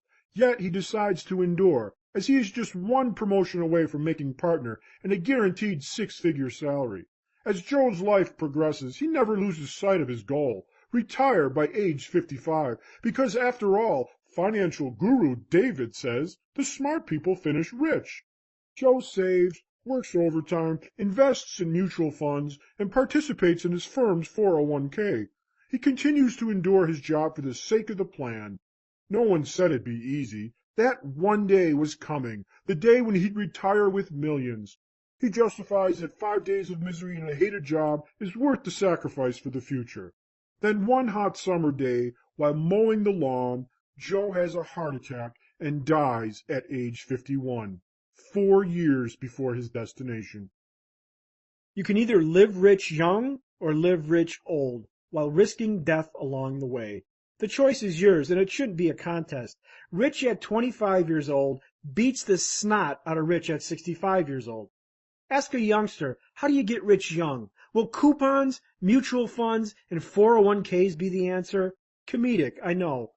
Wealth is best lived young and enjoyed while you have health, vibrancy, energy, and yes, maybe even some hair. Wealth is best lived in the prime of your life, not in its twilight after 40 years of 50-hour work weeks have pulverized your dreams into surrender. Deep in our soul we know this, yet we continue to faithfully pledge obedience to a financial roadmap that promises wealth after 4 or 5 decades. And the bigger concern you should have, does it even work?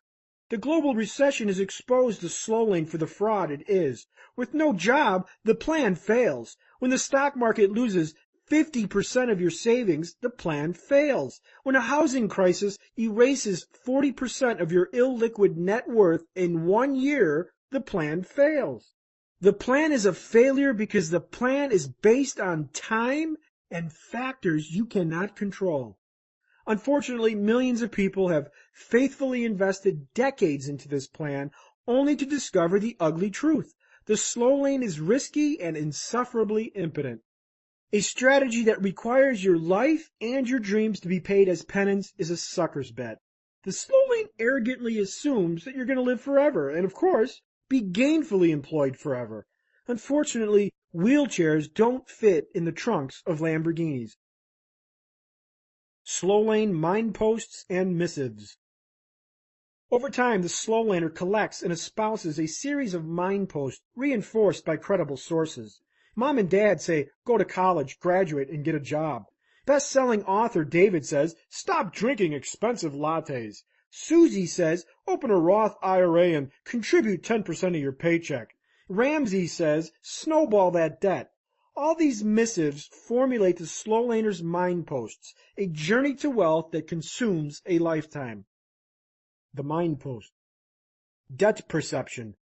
Debt is evil. It must be religiously attacked, even if that means working overtime for life. Time perception. My time is abundant, and I will gladly trade my time for more money. The more hours I can work, the more I can pay off my debt and save money for retirement at age 65. Education perception. Education is important because it helps me earn a bigger salary. Money perception. Money is scarce, and every dime and dollar must be accounted for, budgeted, and perilously saved. If I want to retire by 65 with millions, I have to ensure I don't squander my hard-earned money. Primary income source. My job is my sole source of income. primary wealth accelerator.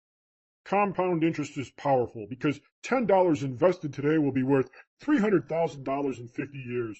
Oh, yes, and don't forget about mutual funds, home appreciation, and my employer's 401k. Wealth perception. Work, save, invest. Work, save, invest. Repeat for 40 years until retirement age. 65 years old, or if I'm lucky and the markets return 12%, maybe 55. Wealth equation. Wealth equals job plus market investments. Destination. A comfortable retirement in my twilight years. Responsibility and control. It's my responsibility to provide for my family, although for that plan to work, I have to rely on others, including my employer, my financial advisor, the government, and a good economy. Life perception. Settle for less, give up on big dreams, save, live frugal, don't take unnecessary risks, and one day I will retire with millions. So how do you know if you're being sold the slow lane? The following lists the primary ammunition indigenous to the slow lane roadmap. Slow lane weapons. Go to school. Get good grades. Graduate. Pay yourself first. Overtime. Corporate ladder. Save X percentage of your paycheck. Contribute to your 401k. Invest in mutual funds. Buy and hold. Paychecks, pensions, benefits. Diversify. Raise your insurance deductibles. The stock market. Say no to expensive lattes. Be frugal. Get out of debt. Clip coupons. Cancel your credit cards. Dollar cost averaging. Get an advanced degree. Pay off your house early. Your home is an asset. Individual retirement accounts. Roth IRA. Live below your means. Understand compound interest. When you encounter these buzz phrases, be wary. Someone is selling you the slow lane as a total plan to wealth. While coupons and other slow lane strategies aren't worthless in a plan, they shouldn't be the plan. The slow lane as a total plan is the problem, not the slow lane being a part of a plan. This distinction is critical because financial discipline must transcend to any wealth campaign. The Slow Lane Roadmap, a mathematical introduction. How is wealth created in the slow lane? To expose its method and its weakness, you need to reverse engineer and deconstruct the strategy down to its mathematical roots or its wealth equation. In other words, you want to expose the plan's theoretical speed limits for wealth, which is always determined by two variables: your primary income source, a job, and your wealth acceleration vehicle, market investments. These two variables formulate the slow laner's wealth equation and govern its wealth creation power, or in this case, futility. Wealth equals primary income source, which is a job, plus wealth accelerator, which is market investments. The equation factored looks like this. Wealth equals intrinsic value plus compound interest. The primary income variable, intrinsic value, has two variables itself dependent on how you are paid within your job. It could be intrinsic value equals hourly wage times hours worked, or intrinsic value equals yearly salary. Compound interest is derived from market investments, which is a universal concept that X dollars invested in the stock market today will be worth X millions decades from now. In Chapter 12, we will examine the slow lane's mathematical constructs and exploit their true deficiency. Therein you will discover why society's plan, your parents' plan, the media's plan, and the guru's plan are horrific strategies for wealth. Have you sold your soul for a weekend? Your soul is worth more than a weekend. Banality followed by blindness is the side effect of slow lane institutionalization. In 2007, on a cold January morning, a violinist stationed himself in a Washington, D.C. train station and played 6 classical pieces from Bach. Except this was no ordinary violinist, and it was no ordinary violin. This was an incognito Joshua Bell, one of the greatest musicians in the world, who nights earlier had played to a sold-out concert hall in Boston for nearly $100 a ticket. As Joshua played his $3.5 million violin in the midst of the morning commuter rush, approximately 2,000 people passed through the station, most of them on their way to work. He played continuously for 45 minutes. Only 6 people stopped to listen briefly. No crowd formed. Only 20 folks gave money but continued onward at a brisk pace. When he finished, there was silence except for the rhythmic hustle of a busy train station. No applause, no crowd, no recognition. This experiment conducted by the Washington Post uncovers something incredibly powerful and disturbing. Not even the greatest musician in the world can illuminate the blinding depths of the rat race and those entrenched by its indifference. Have you become so numbed by making a living that the living has been sucked out of your life? Are you so blinded by Monday through Friday that any beauty that sings before you is muted? The train commuters come and go like zombies. They're oblivious to the splendor of Monday through Friday. Yet, what if this experiment occurred on Saturday? Would its outcome be any different? This story exposes the slow lane for its contempt. When you trade your life mindlessly for a paycheck, you risk being blinded to life itself as you cursively walk by it in a busy train station. Life does not begin on Friday night and end on Monday morning. Thank God it's Friday, born and bred in the slow lane. A friend recently berated me because I declined to go out on a Saturday night. "Are you crazy? It's Saturday night," he wailed. I told him something a slow laner doesn't understand. For me, every day is a Saturday because I haven't sold off Monday through Friday. Freedom's value to wealth is evidenced on Friday evenings, which just so happened to be the setting of an epic conversation I had with a friend at happy hour. While we sat on the bar's patio, we heard chattering patrons engaged in spirited conversation. The bar was happening, and within the rustling soundtrack, you'd never guess a recession was ongoing. Over the noise, I asked my friend, "What do you hear?" "I hear people having a great time, a celebration," she said. I asked further, "Why?" "Why what? It's Friday," she declared. I probed further. "What's so special about Friday? If we came here on Monday, this place would be empty, and the sound of celebration would be absent. What makes Friday so special as opposed to Monday or Wednesday?" Knowing that she was trapped into one of my paradoxical interrogations, she humored me.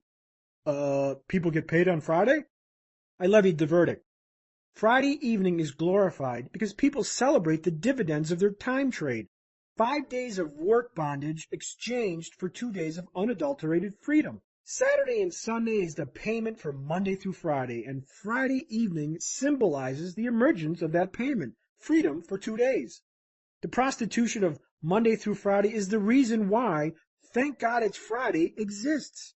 On Friday, people are paid freedom in the currency of Saturday and Sunday. Negative 60%, the dismal return of the slow lane. The ultimate insanity is to sell your soul Monday through Friday for the paycheck of Saturday and Sunday. Yes, give me $5 today, and in return, I'll give you $2 back tomorrow. 5 for 2. No? How about 5 loaves of bread today, and in return, I'll give you 2 back tomorrow? No again? Why? This is a smoking deal. Hopefully you recognize that 5 of anything in exchange for 2 is a bad return. The 5 for 2 return on investment is a negative 60%. If you make consistent negative 60% return on investments, you'd go bankrupt pretty quick. What logical person would accept such a horrific deal? Most likely you already do. When you accept a slow lane roadmap as your strategy, you accept 5 for 2. You give 5 days of work servitude in exchange for 2 days of weekend freedom. Yes, Monday through Friday is prostituted for Saturday and Sunday. While people easily recognize and reject a negative 60% return on their money, they do it willingly with their time. If you have children, you have to question this normality. Kids grow on Mondays and Tuesdays. I've heard they grow on Wednesdays, Thursdays, and Fridays too. Yes, they don't wait for the weekend to grow up. When little Miranda speaks her first word, walks her first walk, dances her first dance, she doesn't care if you're in Houston for the quarterly managers meeting. Kids in relationships don't wait for the weekend to grow, and while you're out trading 5 for 2, guess what? The kids get older, and so do you. People who are bankrupt with time see their freedom, their families, and their relationships disintegrate. Time is mismanaged because the slow lane is predicated on time. 5 days of servitude for 2 days of freedom is not a good trade unless you trade time into a system that can give you a better return on your time. Instead of 5 for 2 for life, how about a 5 for 2 trade that has the potential to blossom into a better ratio, like 1 for 2 or 3 for 10? Would you make a 5 for 2 trade knowing that it could transform into a 1 for 10? Would that be something to invest in? While I worked my plan, I gave 7 for 0. I worked 7 days and didn't take a day off because I knew the roads on my roadmap converged with dreams. I worked for a better ratio in the near future, not in 40 years. I controlled my destiny, and eventually my time trade investment yielded a dividend of 40 years.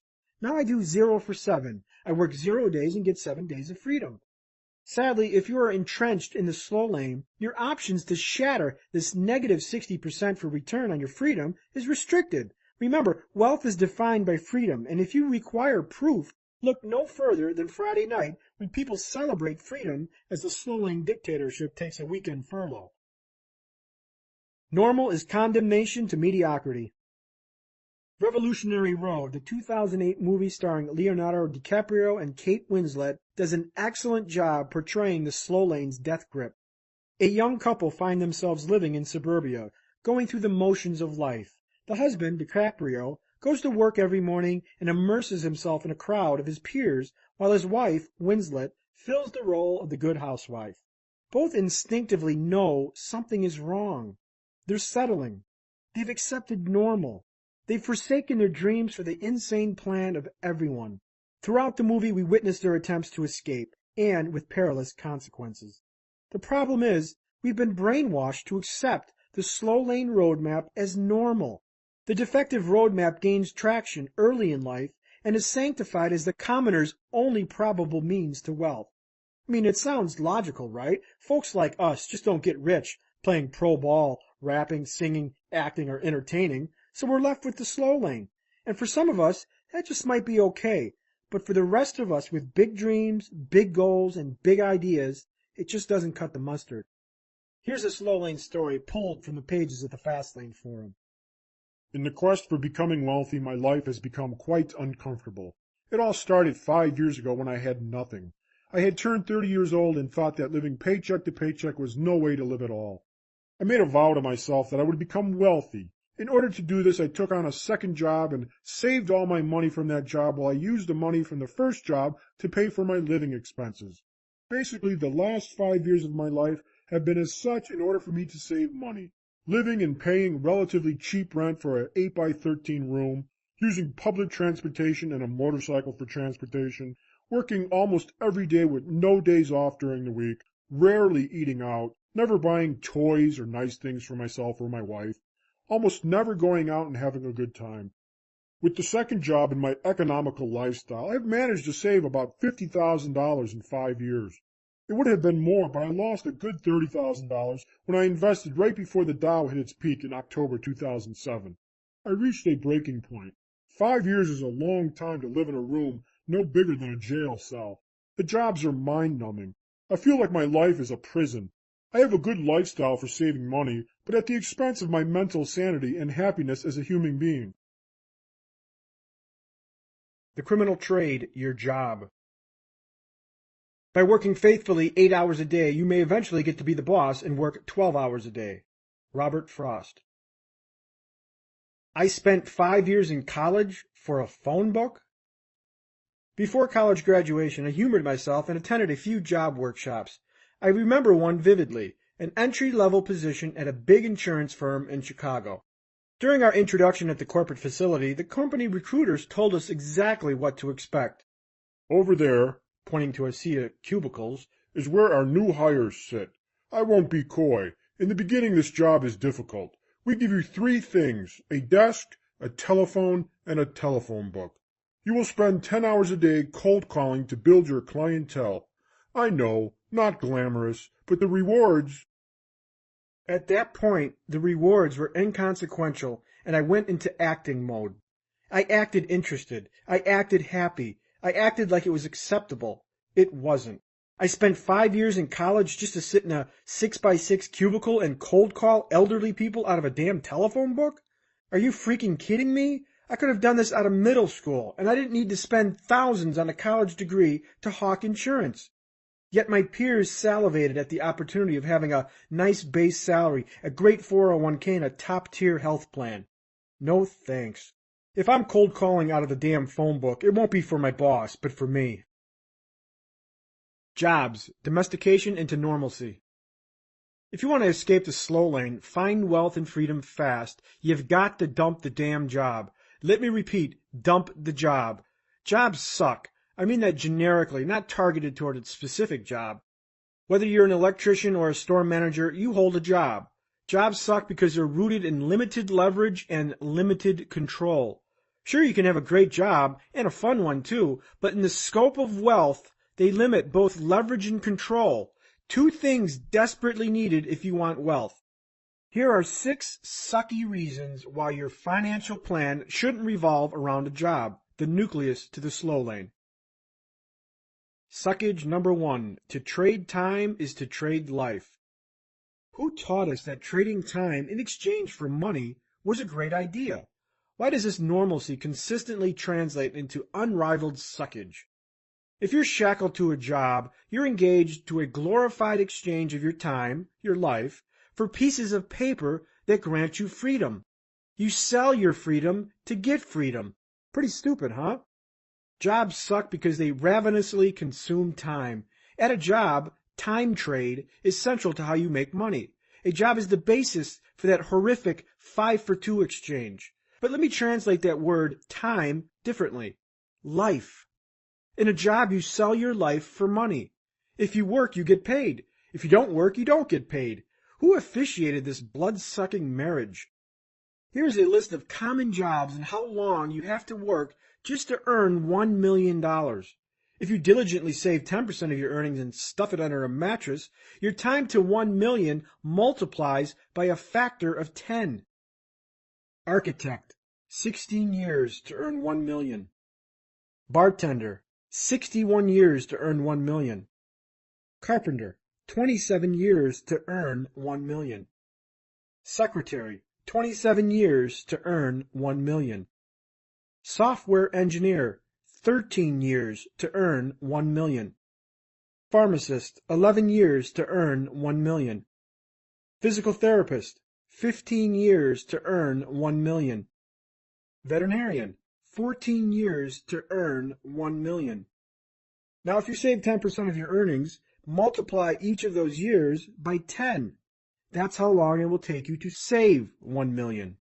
So wouldn't it make sense to get paid regardless of what you're doing? Get paid while you sleep, while you have fun, while you poop, while you sit on the beach?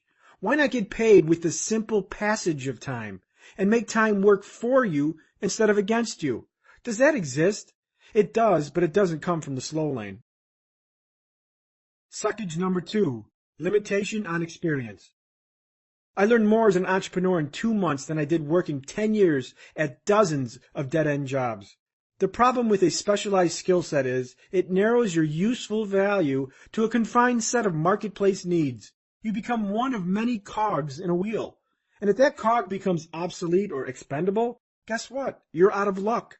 For example, thousands of auto workers have been displaced because their jobs have been outsourced or replaced by robotics. Experience doesn't help them, it hinders them. Remember typewriters? How is the typewriter repairman doing these days? How about stockbrokers, travel agents? Dying breeds of jobs move out of favor like fashion fads. One year your skill set has value, the next it doesn't. Second, job experience is usually regimented into a core group of activities that is routinely repeated over and over again, day after day. After the initial learning experience, the job becomes regimented, and accumulation of new knowledge creeps to a crawl. A job limits learning and mutates into life's death knell, a trade of life force for money. Experience comes from what you do in life, not from what you do in a job. You don't need a job to get experience. Ask yourself this: which experience is more important? The experience of a menial job designed to pay your bills, or the experience and failures of creating something that could provide you financial freedom for a lifetime without ever having to hold a job again? Suckage number 3, no control. A job is like sitting in the bed of a pickup truck. You're exposed to the harsh elements while the driver of the truck sits comfortably in the driver's seat. And if the ride gets rough, you get jacked around, or worse, tossed overboard. There is no control sitting in the back of a pickup truck, and to have this strategy at the heart of your financial plan is asinine. If you don't control your income, you don't control your financial plan. If you don't control your financial plan, you don't control your freedom. Millions obediently sing the employee kumbaya and believe that a job is central to supporting themselves. Sure, a job can support you, but is your goal only support? Do you want wealth or mediocrity? If the momentum of your financial road trip can be roadblocked by a pink slip, you're gambling. You aren't being real, you're being stupid. There is neither safety nor security in a job. Suckage number 4, Linda's bad breath. I have people in my family who are lifelong employees. I hear their trials and toils. Despite 24 different jobs over the years, I notice nothing changes when it comes to office politics. It's the same story, different people, different day, in a different office.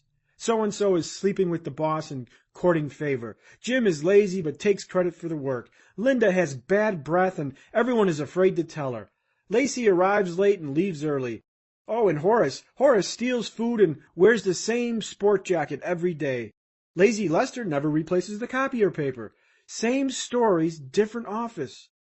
No matter where you work, office politics play a part. The stage is different, but the actors are the same. And unfortunately, as an employee immersed in the work environment, you have to play the game.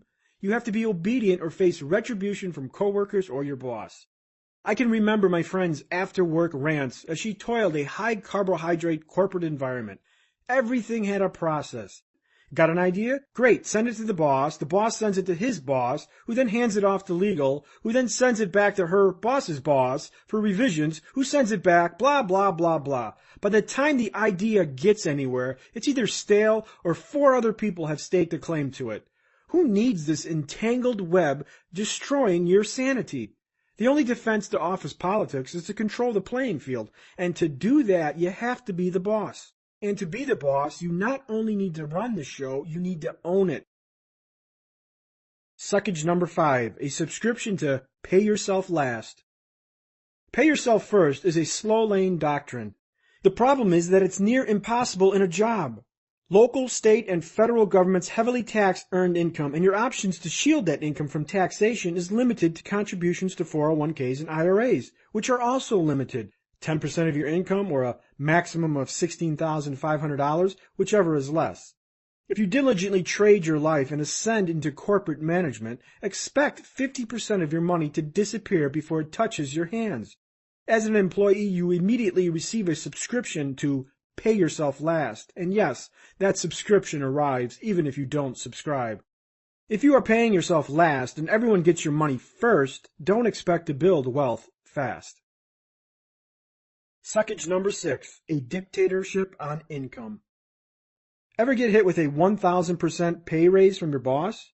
Imagine this. Impressed at the obvious returns you've provided at your job, you confidently stroll into your boss's office and demand a raise. I bring value to this company, you argue. I'm reliable and I rarely call in sick. Your boss takes a defensive posture, crosses his arms, tilts his head skyward, and leisurely reclines in his big red executive chair. You take a deep breath and let it ride. Therefore, sir, I'd like a 1,000% pay raise.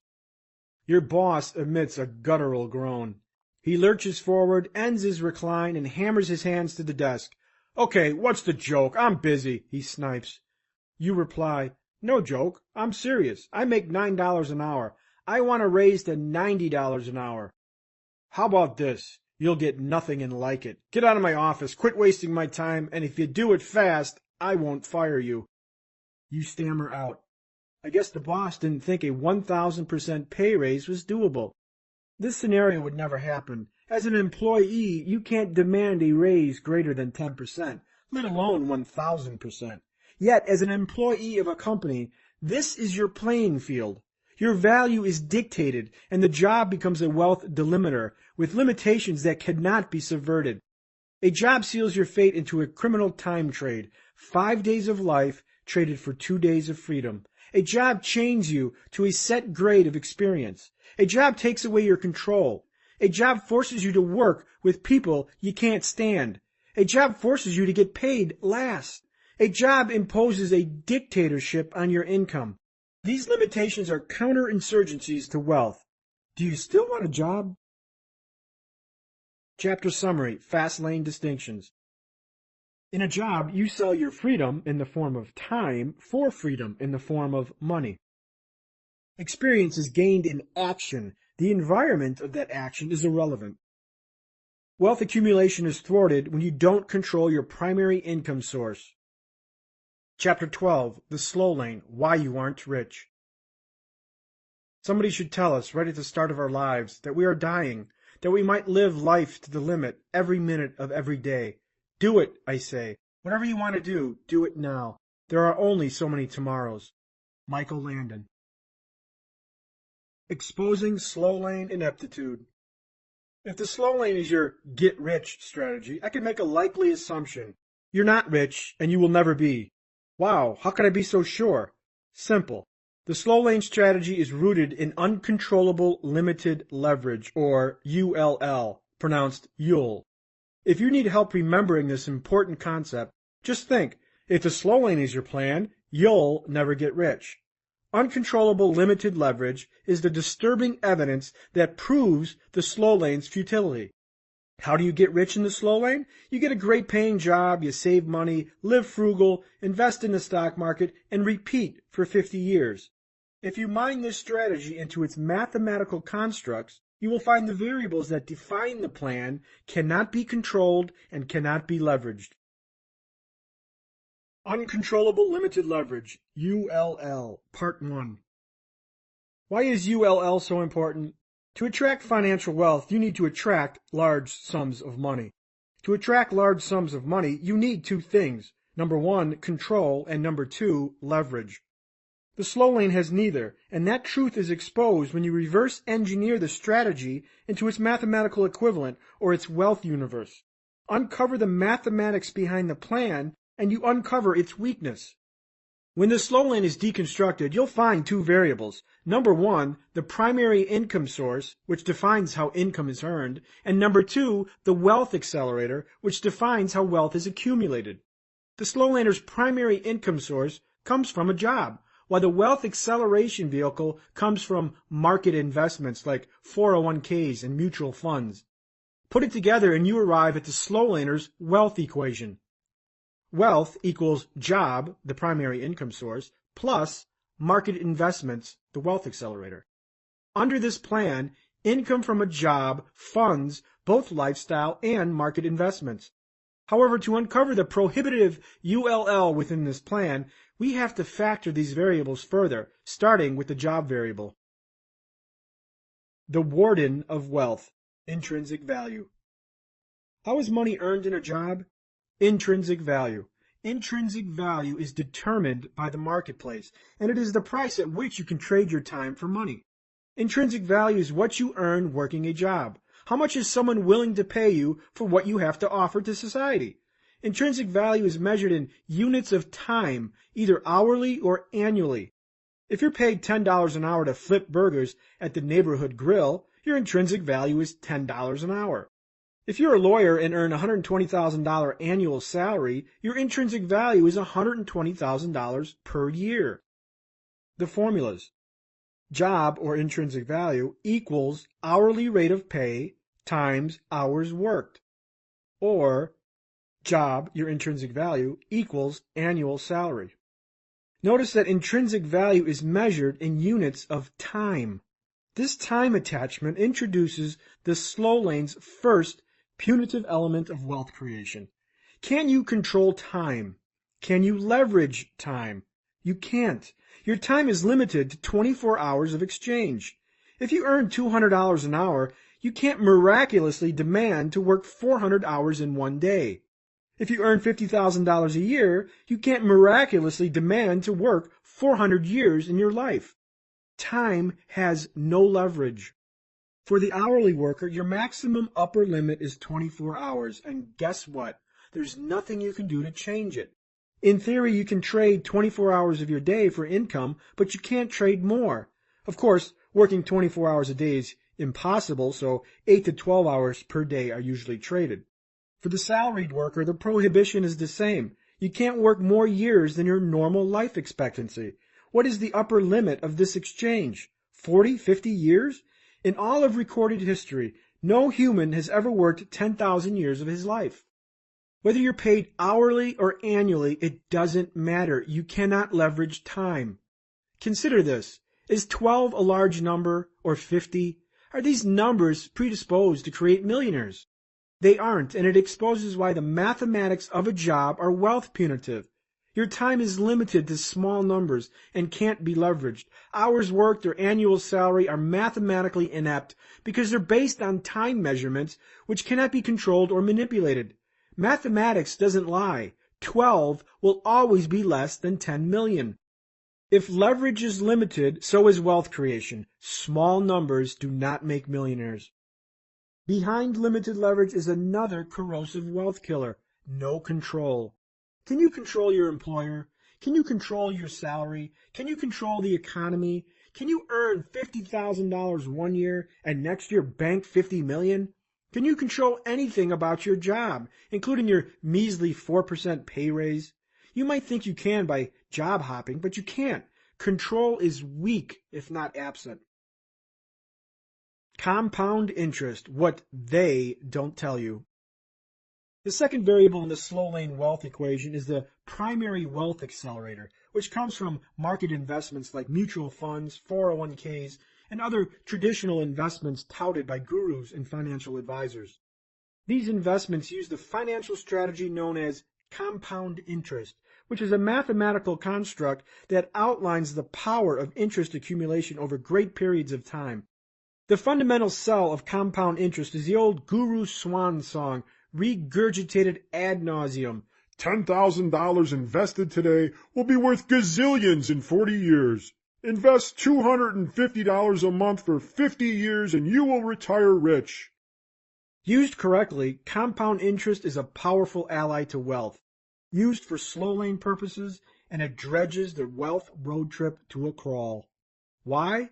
Again, the puzzle is solved if you exploit the math. The answer plays sibling to why a job won't make you rich: time. Wealth creation via compound interest requires the passing of time, and lots of it. Like a job, compound interest or market investments such as mutual funds and 401ks cannot be leveraged, or can they be controlled. They rely on deficient math to create wealth. Inasmuch as the income you make in a job is measured in an hourly rate or an annual salary, the wealth acceleration process of compound interest is also measured in time, or years, multiplied by a yearly yield. Let's again review the physics, the mathematical formula for the slow lane pathology to wealth. Wealth equals job, the primary income source, plus market investments, the wealth accelerator. This equation factored equals wealth equals intrinsic value plus compound interest. Factored further, wealth equals time times hourly or salaried value plus invested sum times parentheses 1 plus yield to the square root of time. Like a job, the flaw in compound interest lies in the same mathematical restrictions in which numbers work against you instead of for you. Take a listen to this chart, which highlights the effect of compound interest in that $10,000 investment. For a $10,000 investment, after 40 years at 10% growth, you will have $452,000. $10,000 invested at a rate of growth of 15% will be worth $2.6 million at the end of 40 years. Now, a slow lane guru preaches that a $10,000 investment grown at 15% will be worth over $2.5 million in 40 years. Hooray! What don't they tell you? They don't tell you that a 15% return year after year is impossible unless you invest with the likes of Bernie Madoff or Charles Ponzi. They don't tell you that in 40 years you'll likely be dead, and if you're not, you'll be close. They don't tell you that in 40 years your $2.5 million will likely be worth $250,000 in today's dollars, and that a gallon of milk will cost $12. They don't tell you that this method of wealth acceleration is not what they use. They don't tell you plenty, and yet you're supposed to believe it without question. Uncontrollable Limited Leverage, ULL, Part 2. For compound interest to be effective, you need three things. Number one, time, as measured in years. Number 2, a favorable yearly investment yield within those years. And number 3, an invested sum repeatedly invested. These 3 variables make up the latter portion of our slow lane wealth equation. Compound interest equals invested sum times 1 plus yield squared by time. Although this is a simplified version of a more complicated equation, the point of this analysis is its variable components. Compound interest demands that your investments yield a predictable 10% per year. Good luck with that 40-year gamble. Have the markets ever lost 20% in 1 year or 40%? They have, and when they do, your hard-earned savings evaporate. You see, wealth acceleration via compound interest is deficient because its variables are deficient. Neither time nor yield can be leveraged or controlled. Again, meet my friend, uncontrollable limited leverage. Can you demand a 2,000% return on your money this year? Can you demand your investment time horizon increase from the standard 40 years to 400 years? Again, the numbers can't be leveraged. Your upper limit of time investment horizon is 50 years. Yield is worse. 6%, 8%, or 10% yearly investment returns are typical standards. Time is restrained by the years in your life. Yield is restrained by the average yield of typical market investments, and sum is limited because your means of creating income comes from a job, also limited. The only way to subvert the mathematical weakness of compound interest is to start with a large number, and large numbers require leverage. Additionally, like a job, you can't control compound interest. Can you demand your bank pay you 25% interest on your savings? Hey, Mr. Slowlane Bank, I demand a 25% yield on my savings account. Can you control the economy? Hey, Mr. Economy, can you guarantee me low unemployment and a business-friendly tax environment? Can you control the average yield of the stock market? Hey, Mr. Stock Market, I'm tired of these 8% returns. Can you give me 250% this year? Funny stuff. Can you control anything in this equation other than the furious, labor-intensive search for the best investments just to ensure you can eke out another marginal 1%? You can't. Why mutual funds and 401ks won't make you rich.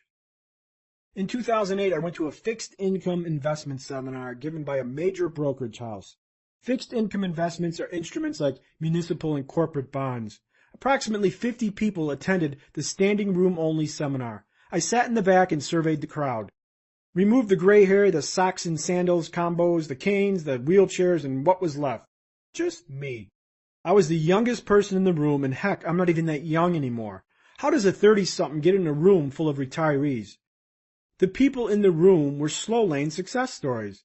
They used time to accelerate wealth, and what it got them was old age. I don't say that to be mean-spirited to older generations, but to cast a light on the point.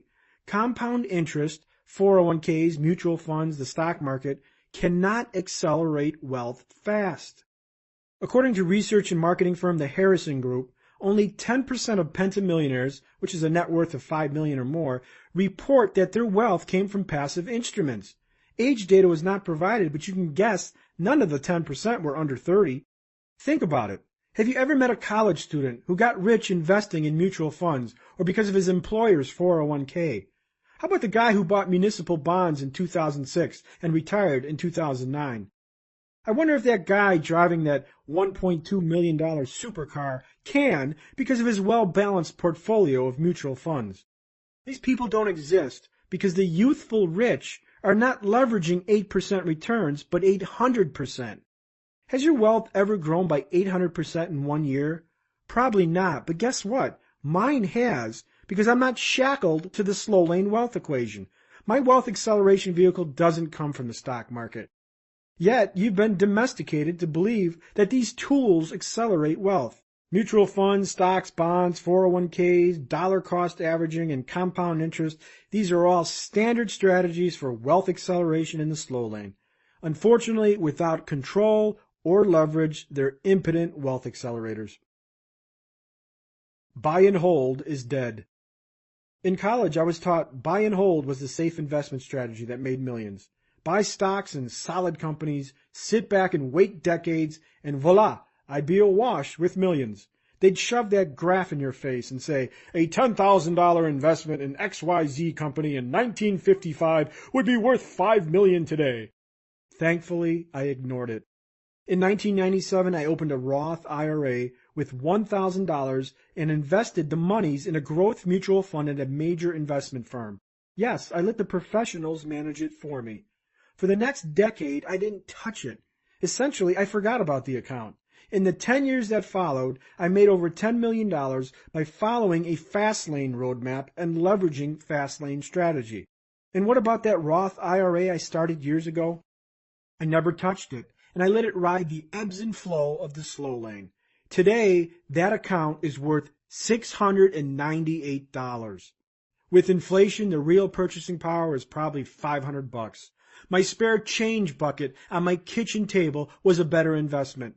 Had I invested $1 million, I would have lost more than $400,000. And yet, this is the slow laner's anointed weapon of wealth. Hilarious. Millions worship the slow lane roadmap with buy and hold as Main Street, a Main Street that is decades long, imperiled by hazards, and rarely routes to wealth. I recently heard a slow lane prognosticator proclaim the effectiveness of get rich slow by citing this tasty factoid. If at the end of 1940 you had invested $1,000 in the stocks of the S&P 500, you would now have $1.3 million. So let's examine this fact, assuming it is fact.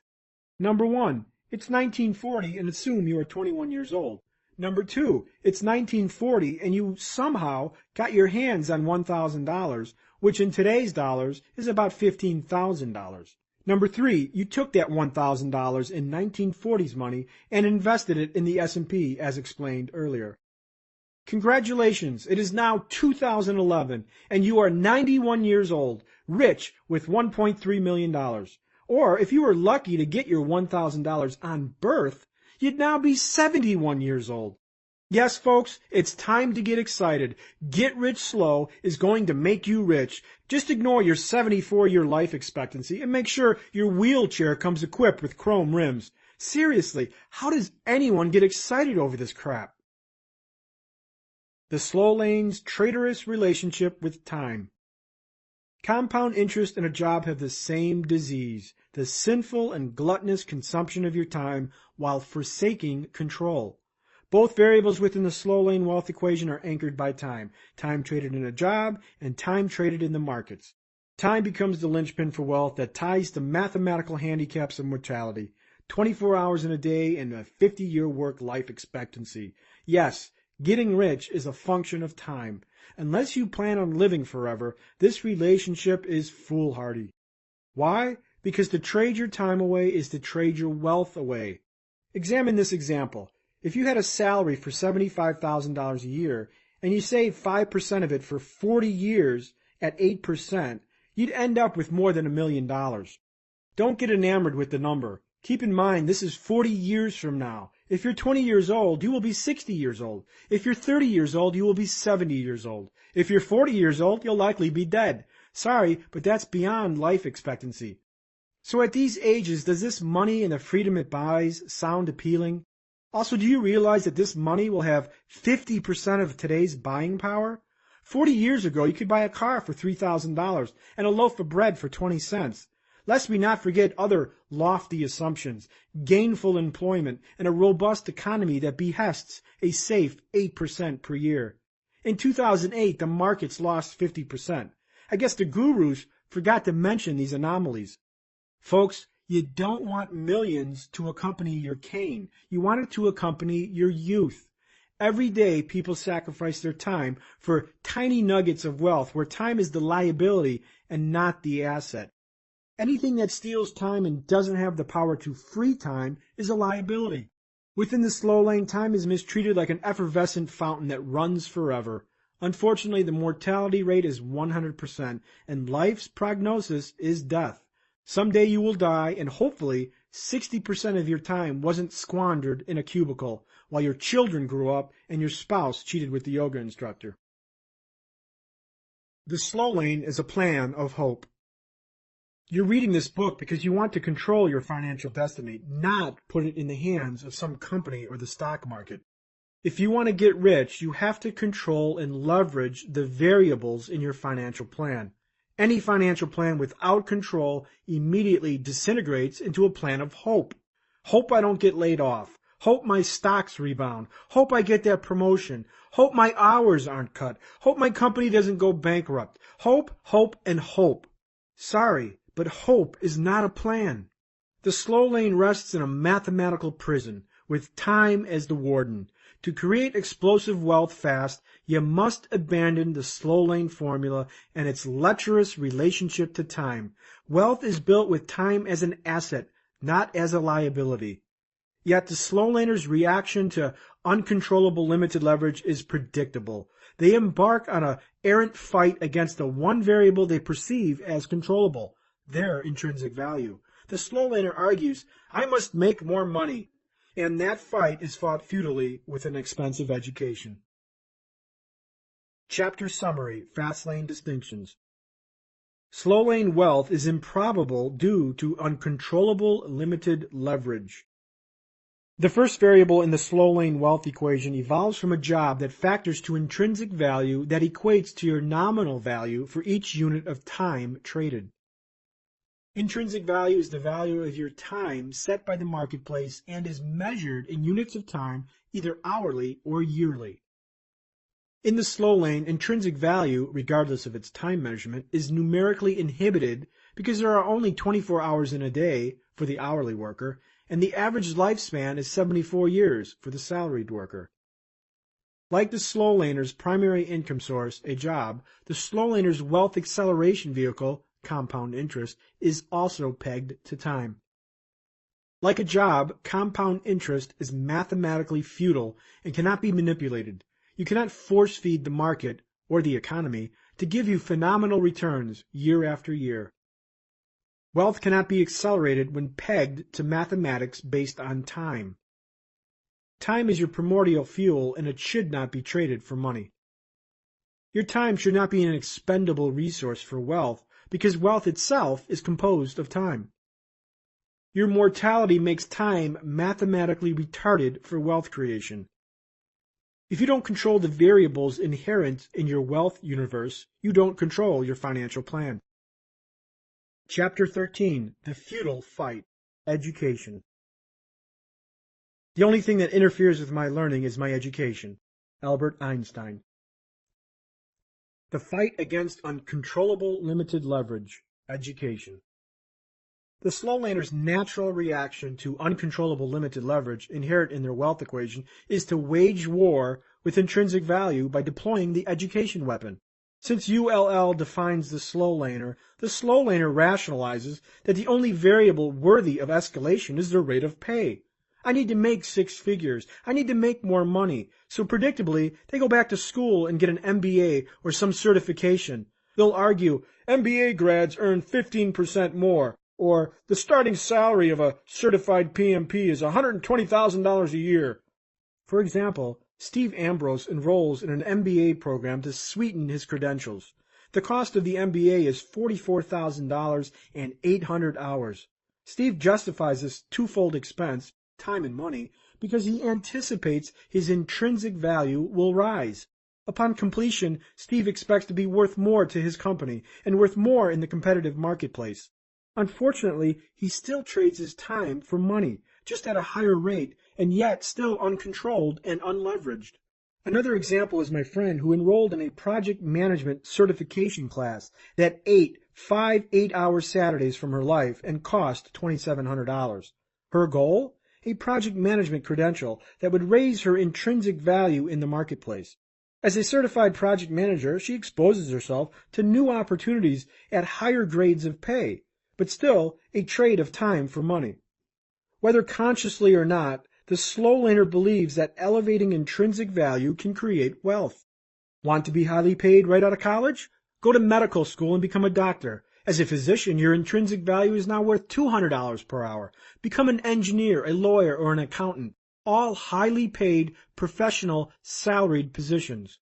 Typically, a formal college education is used to serve slow lane purposes, an explicit attempt to raise intrinsic value. Not all education is created equal. The problem with formal education used to raise intrinsic value is that it's ungodly expensive in time and money. Not a week goes by when I don't hear about some freshly minted MBA grad who struggles to pay his student loans while working a mid-grade job he could have gotten right out of high school. Debt that traps you to a job is not good debt. A preoccupation to become highly educated could be a Trojan horse to your freedom. Not all education is created equal. Some education can roadblock your wealth road trip. If an education entombs you under a mountain of debt and shackles you to a job for the rest of your life, was it really a good education? If an MBA increases your salary by 15%, but takes you 15 years to pay, was it a good investment? It's a great myth. To get rich, you need an expensive college degree. Hogwash. A degree isn't a prerequisite to fast lane wealth. Some of the richest fastlaners are people who never either finished high school or college. Bill Gates, Steven Spielberg, Richard Branson, Michael Dell, Felix Dennis, David Geffen, and John Paul DeJoria all dropped out of school to pursue fast lane objectives. How dare they get rich and not be educated? Slow lane entrapment. Financing expensive college tuition for an education is a dangerous game that can lead to slow lane entrapment, conformity, and education servitude. A typical collegiate study progresses from general knowledge to very specific skill sets. For example, while studying finance, I learned complex mathematical formulas that aided in financial decision-making, things like lease or buy or return on investment. These concepts are specific tools to a trade that can hinder your future options. The prescribed path for graduates with finance degrees was to get a job in a financial sector, an insurance company, an accounting firm, or in an investment house. My education had the indirect and unintended consequence of restricting my options to specific disciplines based on an educative skill set. The result? Conformity and limited choice. If there aren't opportunities in my field, my education becomes marginalized and devalued. If the opportunities available require less education, say a BS and I have an MBA, I become overqualified and unemployable. If my skills erode in practicality based on technological evolution, my education becomes deprecated and my value to society plummets accordingly. The second educational entrapment danger is education servitude. While the sidewalker deals with lifestyle servitude, the slow laner wrestles with education servitude, which is freedom eroded by education that traps the victim to a job. Has your education indentured you to a job? Advanced degrees are not cheap. According to the College Board, the average college degree, including room and board, now costs nearly $60,000. Prefer the prestige of a private school? The tab will set you back a Ferrari. This kind of debt buries the dreams of our youth and puts them permanently bound to the slow lane, or worse, the sidewalk. Consider the statistics. In 2007, the Washington Post reported that, according to Nellie Mae, the big student loan service provider, by the time college students are seniors, 56% of them will have 4 or more credit cards with an average balance of $2,800. According to a research report by Demos, a public policy research and advocacy organization, people in the 18 to 24 age bracket spend nearly 30% of their monthly income on debt repayment. This is double from 20 years ago. A survey of college borrowers found that the average college senior graduated with nearly $19,000 in student loan debts, and graduate degree pursuers more than $45,000. A 2007 Charles Schwab survey revealed that teenagers believe that when they get older, they will earn an average salary of $145,000. The reality? Adults with a college degree earned an average of $54,000. Unfortunately, the future isn't so bright that you have to wear shades. The truth behind the reality and expectation is about a $100,000 chasm. This disparity might explain why the debts of our youth have exploded as they bridge their reality to expectation. Hell, if I can't make $145,000, I can make it look like I make $145,000. The best excuse people have for not having wealth is, I don't have time. Well, why don't you have time? Well, because you have a job. Why do you have a job? Because you need one. Why do you need one? Because you have bills to pay. Why do you have bills to pay? Because you have debt. Well, why do you have debt? Oh yes, because you went to school for 6 years and have 6 figures in student loans. If you financed your advanced education with debt, that debt automatically becomes parasitic and traps you into forced job servitude, and that destroys freedom. While you might earn more, work is forced to stave off the debt. The debt is parasitic because it fails to free time and instead creates indentured time. Sadly, the parasitic debt is unforgiving and it isn't sympathetic to the source. Whether you owe $35,000 for your awesome BMW or for student loans, debt steals freedom and forces indentured time. Chapter Summary: Fastlane Distinctions. Slow laners attempt to manipulate intrinsic value by education. Indentured time is the time you spend earning a living. It is the opposite of free time. Parasitic debt is debt that creates indentured time and forces work. Chapter 14: The Hypocrisy of the Gurus. There was a time when a fool and his money were soon parted, but now it happens to everybody. Adlai Stevenson. You've been duped. Suppose after college you're getting a bit pudgy around the middle and decide it's time to get back into shape. You enroll in a community college class called Healthy Nutrition. Eat your way to a beautiful body. On the first day of class, you arrive early, seat yourself, and anxiously await the class instructor. After a few minutes, an obese man walks into the room and waddles to the front of the class. You think, wow, he's fat, but he's here to change that, so good for him. As the man profusely sweats while fumbling with a stack of papers, you glance at the student chair next to the man and wonder, can he fit on it? He's twice the size of the chair. Then suddenly, you're hit with the paradox. This isn't a student, but the instructor. Are you freaking kidding me? How could this man effectively teach a class called Healthy Nutrition, Eat Your Way to a Beautiful Body, when he is not a model of his teaching? How can anyone take him seriously? Bewildered at the hypocrisy, you leave class and head to the bursar's office, intent on getting a tuition refund. When it comes to gurus and financial advisors, this is what you must do. You must leave class and request a refund because they're guilty of a paradox of practice. The paradox of practice. The paradox of practice asks, do you practice what you preach? Are you a model and an exemplification of what you teach? For example, would you take skincare advice from a butterface? Would you take financial advice from a bankrupt bum? Would you take medical advice from a sanitation worker? Would you take bodybuilding advice from a 90-pound weakling? The paradox of practice is a heated debate in my forum. Some people feel it's perfectly acceptable to preach a strategy for wealth and yet never use it. Do as I say, not as I do. A paradox of practice exists when someone promotes a money-making strategy, but that strategy is not what made him rich.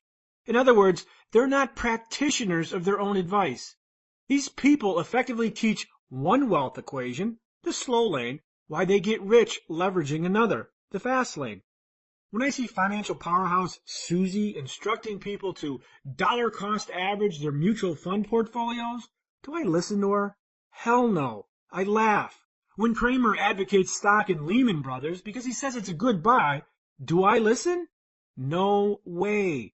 I feel sorry for anyone who follows the investment advice of these people. I consider these people to be better entertainers than investment advisors. I have no love lost for the poor sap who lost his retirement savings because he listened to some CNBC pundit peddling some hot stock tip or investment advice. What is wrong with people? How do you not take responsibility for your financial plan? And then, of course, there's your uncle. You know the guy, the well-educated elder in your life who knows everything, including the molecular structure of dark matter in the Horsehead Nebula. His army of factoids is always ready for deployment. Stock tips, the latest and greatest investments, money trends, and of course, lest you forget, he lives paycheck to paycheck. I call these people broke know-it-alls, people who dispense financial money-making advice, and yet they're dirt poor.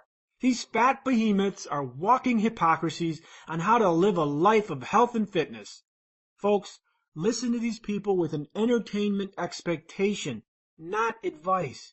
Good advice comes from the guy who scores all the touchdowns, not the guy shut out in the fourth quarter. Yes, the best quarterbacking advice comes from Peyton Manning, not M.J. De Marco. Is the paradox of practice in play? In the game of money, money is the scorecard. If someone tells you how they scored, make sure they disclose the real method to wealth, not the illusion concealing the real culprit. Sadly, it's virtually impossible to get good, practical money advice because most gurus live a paradox of practice. Yes, gurus are rarely rich because of their advice, but rich because they're successful fastlaners who covertly hide their paradox of practice. These paradoxical metaphors described earlier befit the hypocrisy of the people who you've entrusted with your financial roadmap. You're sold blindly down the river by a ride they've never completed. Meanwhile, they gaze at you comfortably above in their corporate jet drinking champagne. No one tells you the real, unadulterated story behind their road to wealth, but I will. The Slow Lane Roadmap is sanctimoniously trumpeted by best-selling book authors who dispense financial advice through TV, radio, and books. The strategies they sell are a travesty of grand illusions. Do you seriously think that these people are rich from their preachings, or are they selling you the slow lane while they get rich in the fast lane? Let me hypothesize about the probable wizardry behind their charade. First we have Susie. Susie preaches mutual funds, dollar cost averaging, and 401ks. We can absorb Susie in many media, radio, TV, and in any of her half-dozen books. Her grill is everywhere. She's the wretched slow lane poster child, a high-volume producer of slow lane junkets spewed to millions. So what's the problem? Well, ask yourself this. Is Susie rich because she followed her own advice, like municipal bonds, dollar cost averaging, and 401ks? The probable hypocrisy, the paradox of practice, is that Susie's method of creating wealth doesn't appear to be the road she travels, nor teaches. Is Susie Fastlane rich because she leverages the Fastlane roadmap while she pitches you the slow lane? In other words, is she worth millions because she followed her own advice, or because she sold millions of books? Is her wealth equation different from the one she teaches? These are the things that will make you go, In a 2007 article, Susie was quoted as admitting to having the bulk of her wealth, an estimated $25 million, in bonds, primarily municipals. Additionally, she admits that only 4% of her wealth is tied up in the stock market because, personally, if I lose $1 million, I don't care. Wow, and yet this is the vehicle you should entrust to build your wealth? How exactly did Miss Susie acquire that $25 million nest egg? Because of her advice, which champions the stock market, mutual funds, IRAs, bonds, and treasuries? Or did she use the Fastlane roadmap, amass wealth fast by explosive net income, and then pour her wealth into these instruments? Yet her advice for the people at the precipice of poverty is that they should invest in the stock market to create wealth, when it appears like she hasn't.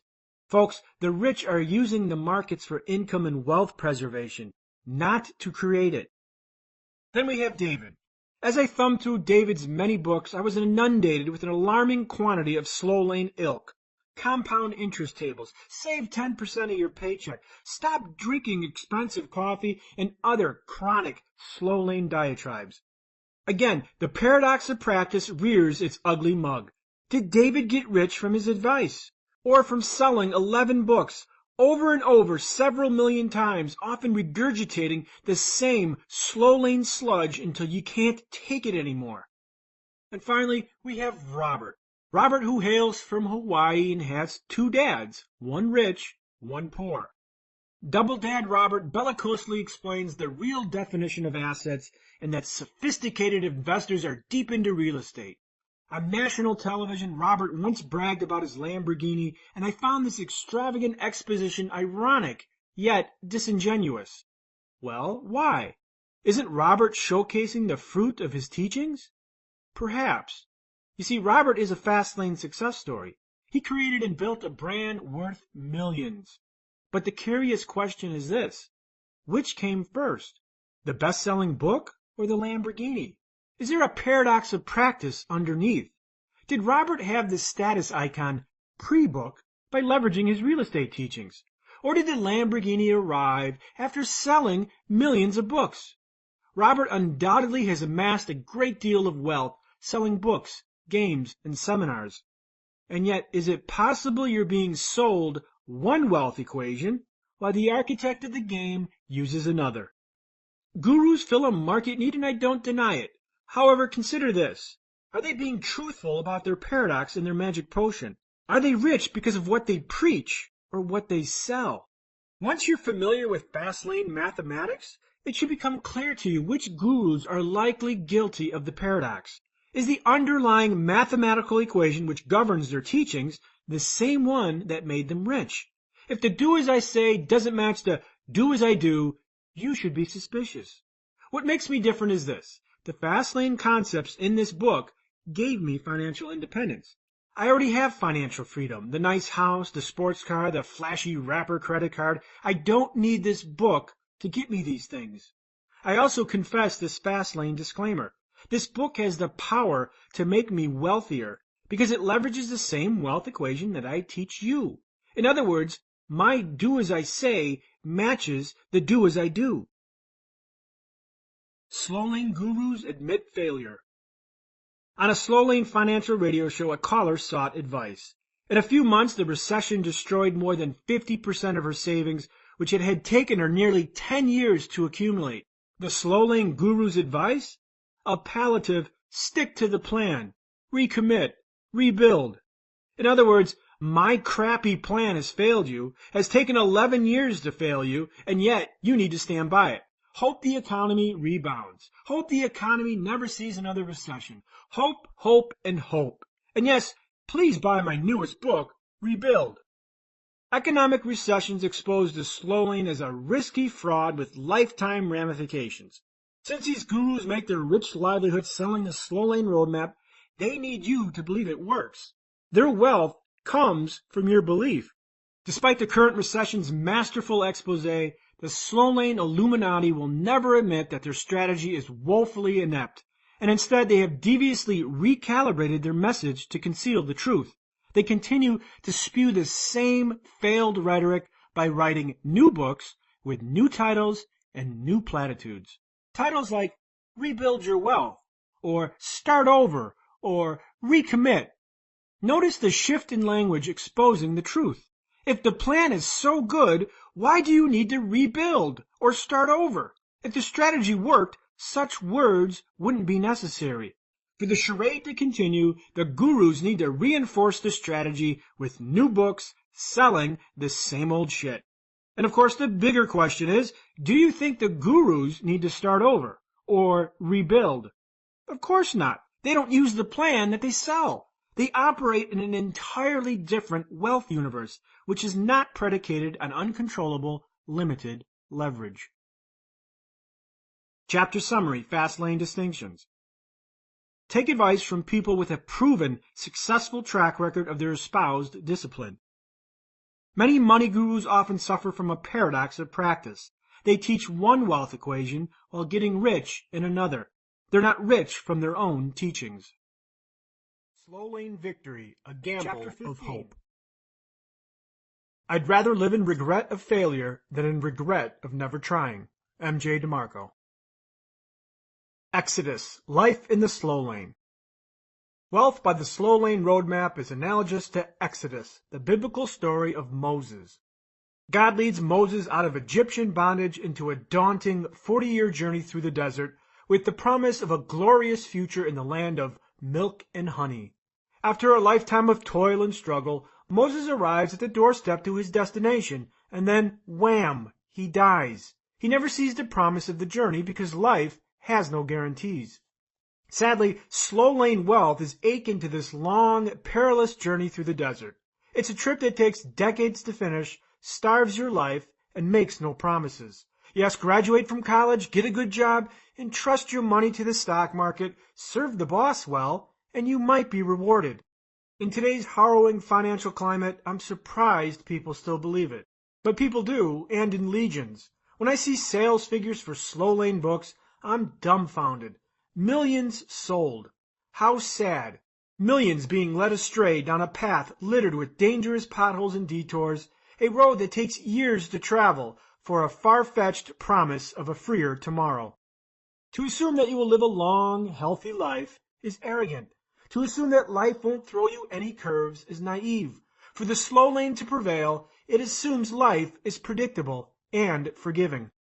As you know, it isn't. You lose your job, you get sick, the car needs a new transmission, you get married, you get divorced, you have kids, you have a child with special needs, you have aging parents who need care, the economy dips into recession or depression.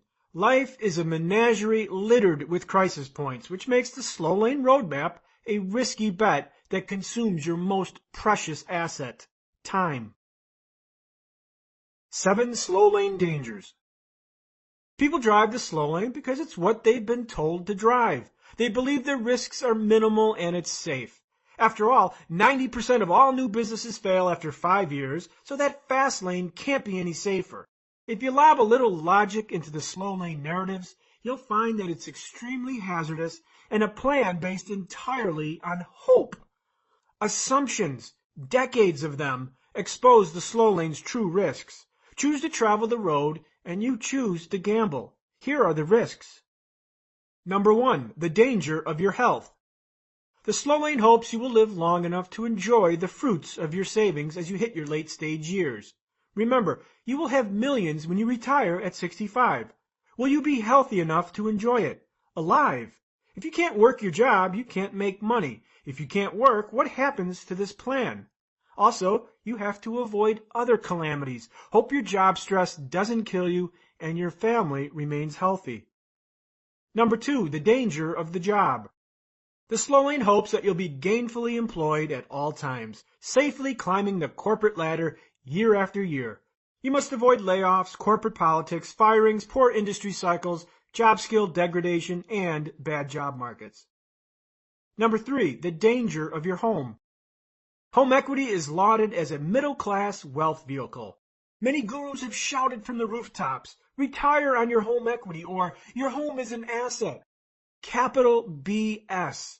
The slow lane hopes that real estate values always rise, and it's false. In 2008, the value of my home equity plummeted by more than $800,000. I disavow my home as an investment, and thankfully, I do not rely on it. Number 4, the danger of the company. Not many companies outlive the centuries. If your retirement faith is put into one company in the form of either 1, your job, 2, your pension, or 3, their stock, you hope the company survives. You make a bet. Many retirees discover too late that their retirement pensions are lost due to mismanagement by company executives. Others who focus their wealth into one company's stock accept great risk that the stock will be worth more in the future. If you assign your retirement onto others, you then accept external risks that you cannot control. When the torque of your financial plan resides with others, you're likely to lose control. Number 5, the danger of your lifestyle.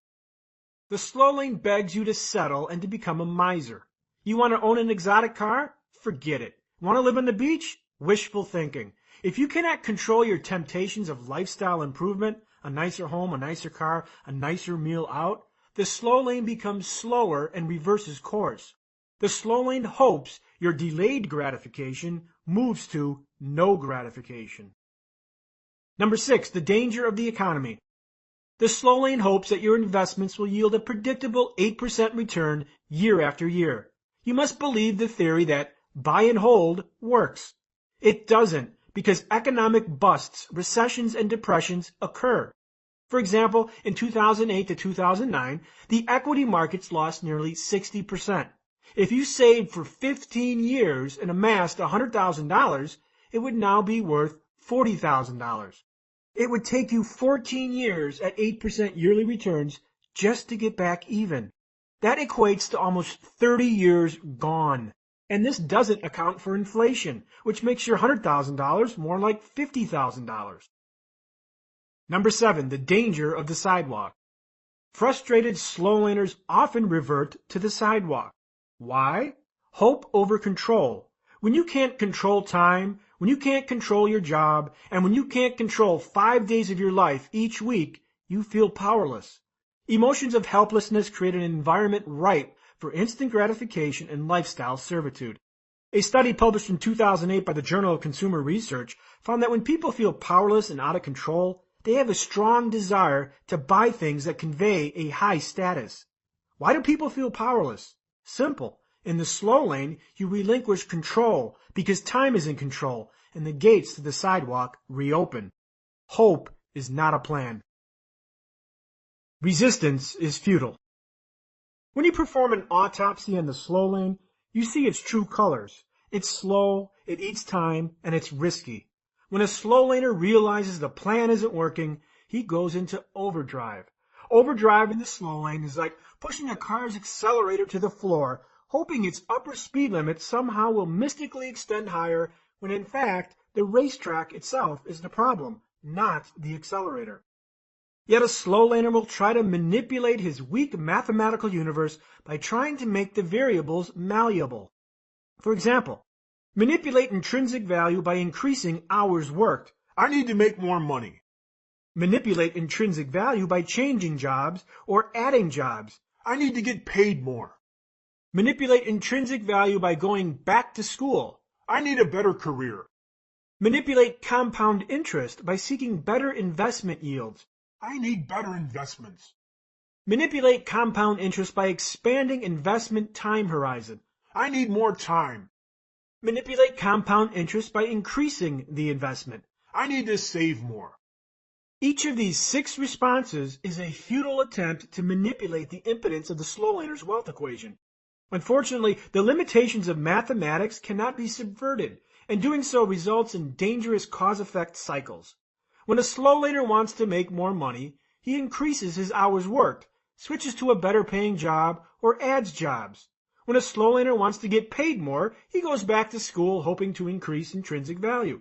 When a slow laner realizes that a 3% investment return isn't building wealth fast enough, bigger risks are assumed for bigger returns.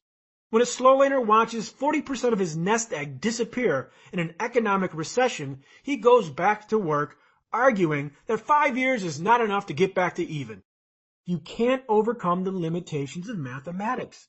A car that has a top speed of 10 miles an hour will always have a top speed of 10 miles an hour, no matter how hard you push the accelerator. If you travel across the country at 10 miles an hour, you're going to need 40 years. You see, the slow lane is predisposed to mediocrity because the numbers are always mediocre. The slow lane is risky because its variables are uncontrollable and leverage is absent. ULL really means you'll never get rich. Yet, lifestyle is one variable slow laners can effectively manipulate. Unfortunately, this quickly turns slow lane life into a stale exhibition of misery. Yes, settle for less. Wealth fail. Wrong equation, wrong variable. At some point, the slow laner realizes he can't force the stock market to yield bigger returns. He can't force a 200% pay raise. He can't afford an advanced education to raise intrinsic value. Job hopping offers little incremental pay upgrades. The slow laner is enslaved to his equation and resorts to manipulating the only controllable variable, personal net income, which is increased by reducing expenses. The equation for personal net income is personal net income equals intrinsic value minus personal expenses. The slow lane gurus praise this strategy. The edicts are clear. Pay down your debt. Dump the new car for an old one. Raise your insurance deductibles. Cancel your credit cards and pay cash for everything. Quit buying $10 coffee at Starbucks. Bag your lunch. Shop in bulk. Spend 4 hours clipping coupons. Come on, buddy. Slash those expenses. Someday you're going to be rich. Absolutely hilarious. These tiresome strategies are a classic response to being stuck in the slow lane. Lifestyle degradation. When you're married to a bad wealth equation, this is resistance. This is like getting a divorce by sleeping on the couch. Since wealth is tied to time and cannot be controlled, you're left with the kitchen scraps. Lifestyle degradation in the form of expense reduction. Yep, you've become a cheapskate. This is absolutely wrong. Hoodwinking expenses does not create wealth. Exploding income and controlling expenses creates wealth. For example, when I routinely earned over $100,000 a month, I accumulated wealth fast because I maintained control over my expenses. As my income exponentiated, expenses grew linearly and weren't neglected. If my income increased by 100%, expenses only grew by 10%. I didn't accumulate wealth because of expense dickery. Income explosion and expense control created wealth. So what happens when a slow laner commits to the expense variable? Well, life becomes about what you cannot do. You can't take that trip. You can't buy your kids a decent pair of shoes. You can't own that dream car. You can't subscribe to the movie channels. Yes, the good old sacrifice your today for the promise of tomorrow. In other words, you settle. Slow lane victory, fame, or a geriatric ward. Why invest in a plan that consumes 40 years of your life and fails most of the time? I wouldn't. The dreary reality is that slow lane failure doesn't happen overnight. Failure transpires over the years like a termite-infested woodshed, and when its denizens come to judgment, it's too late. Yes, slow lane victory is as tough as a truck stop sirloin. In a 2002 AARP survey, 69% of the respondents said they would need to work past retirement age. A year earlier, 45% said they would need to work into their 70s or 80s. We can deduce something very disturbing from this data. The slow lane's failure rate is near 70%. Despite the risks, despite the mathematical limitations, despite the typical 5-day trade for a weekend, despite all of it, you might stand firm and try your luck. While victory isn't impossible, I need to mention a few things. Slow lane winners are usually extremely talented, elderly, or overworked. How to win the slow lane, the secret exit. The slow lane can be defied if you can find its secret exit. Its get out of jail free card that neutralizes the limitations of uncontrollable limited leverage. That secret slow lane escape? Fame. Fame breaks the mathematical limitations of intrinsic value. Those who defy the slow lane are the most pervasive in our culture because of fame. The pro athletes, the rappers, the musicians, the actors, the entertainers. If you want to bludgeon the slow lane's weakness, you need to get famous. Why? Fame and notoriety carry a high intrinsic value. People pay extraordinary rates for you and your services, even if you're just like a reality show star and you have no skills. When a 20-year-old basketball player leaves college and scores a $30 million contract, you've just witnessed slow lane defiance. When an actress lands a $15 million lead role in a major motion picture, you've just witnessed slow lane defiance. When an obese, freckly-faced Irish guy ascends from a waiter to a top finalist on American Idol, the limitations of the slow lane roadmap are shattered because intrinsic value explodes. Suddenly, intrinsic value has leverage because of demand. Unfortunately, most people who seek wealth do so through slow lane defiance, not via the fast lane. Fortune-leading fames are the obvious attack. Why do stadiums breach the capacity for American Idol auditions? Fame explodes intrinsic value. You can defy the slow lane's limitations by becoming so indispensable that your value to society skyrockets. If millions seek you, you will be paid millions. Pro basketball player LeBron James is paid millions because his skills are in short supply. Famous actors and entertainers are paid millions because millions demand their brand in entertainment form. Extreme talent is paid extremely well. Overworked into corporate management. The other highly sought-after slow lane secret exit is good old corporate management. No doubt you've heard the slow lane missive, climb the corporate ladder. When a corporate CEO cashes in on $20 million in stock options, you've witnessed another slow lane defiance. Surely you've heard about all those overpaid CEOs of large companies raking in the big dough. Have you ever looked at their age? Exclusive of the founders and the owners, most of them are in their 50s and 60s. Obviously, the roads through corporate management don't happen overnight. From mailroom to CEO can take 40 years. And if it does, you certainly don't get there by taking it easy. Nope, you arrive early and leave late. Sorry, but I don't have 40 years of patience waiting for my golden parachute to land in my backyard. Successful slow laners get stuck in the middle.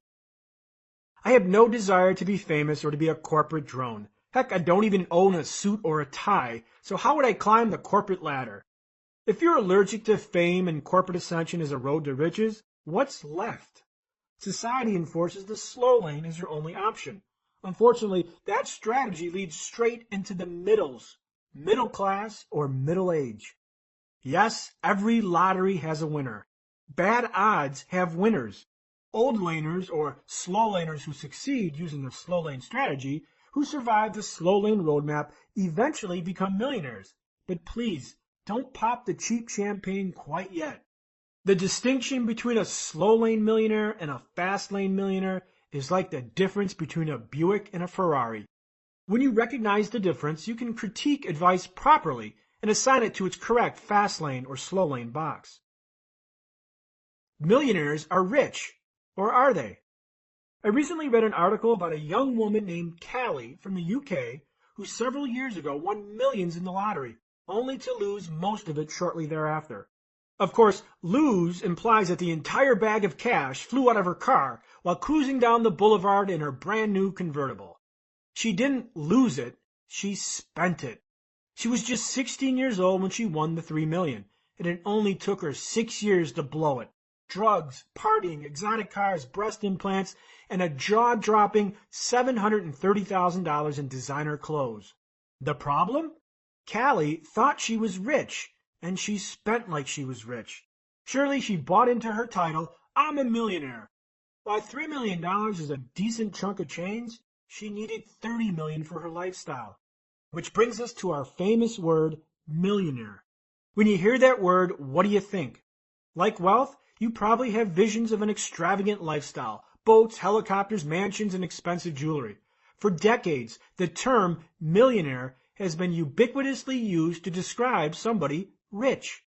Except these visions of opulence describe a lifestyle of a millionaire elevated by the fast lane, not the slow lane. Slow lane millionaires who don't escape by fame or corporate bastardization live differently. They own homes in innocuous middle-class neighborhoods. They drive unassuming cars like Hondas or Toyotas. They vacation infrequently. They limit their dining expenses. They cut coupons and they max out their 401ks. They work 5 days a week at jobs they most likely hate and diligently save 10% of their paychecks. Others own small businesses, franchises, and retail stores. Yes, several national best-selling books have enlightened us. These are the millionaires next door.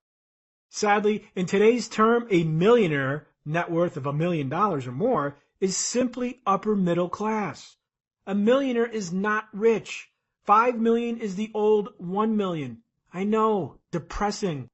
This hidden truth is why many lottery winners go broke just after a few years. Winners envision the lavish lifestyle and live it, not knowing that several $1 million won't support it. If you win $1 million, which after taxes is only $600,000, your lifestyle shouldn't change.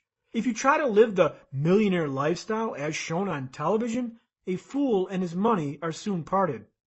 Playing the lottery is a symptom of the sidewalk. So why would it shock anyone to discover that a newly crowned lottery winner goes broke just years later? Lottery winners assign rich to the word millionaire, so their fortune is fast spent on the icons of wealth, and soon thereafter, they're bankrupt. The word millionaire fooled them. Millionaire is middle class. To live a lifestyle normally reserved for millionaires, you have to amass far more than $1 million. Having 1 million doesn't entitle you to a lifestyle of the rich and famous. You need at least 10 million for that. So when the media spoon feeds you the word millionaire, determine its perspective. Is it slow lane and middle class, or the fast lane and rich?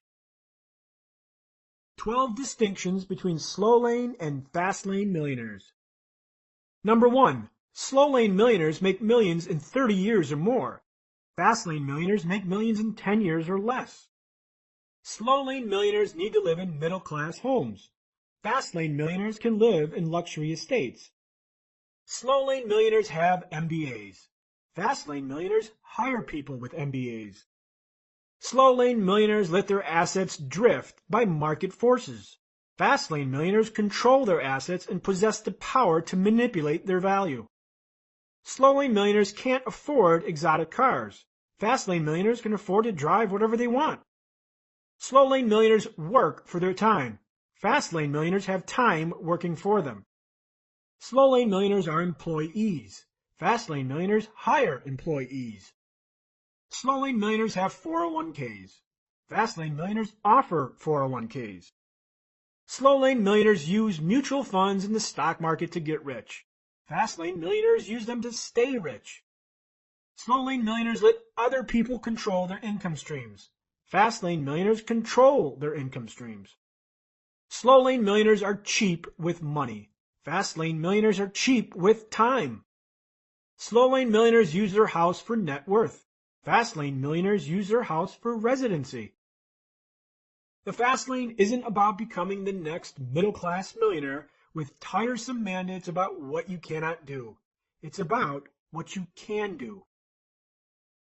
Chapter Summary, Fast Lane Distinctions.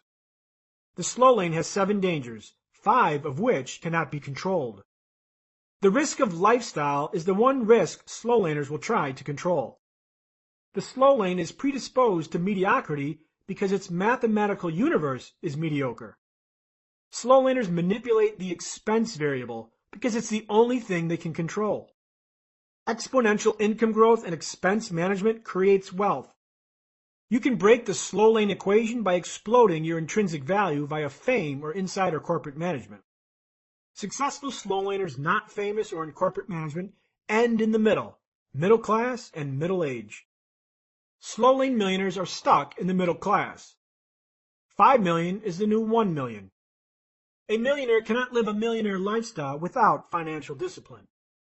Lottery winners fall into the millionaire trap and go broke because they attempt to live a millionaire lifestyle, not understanding that a few million doesn't go very far.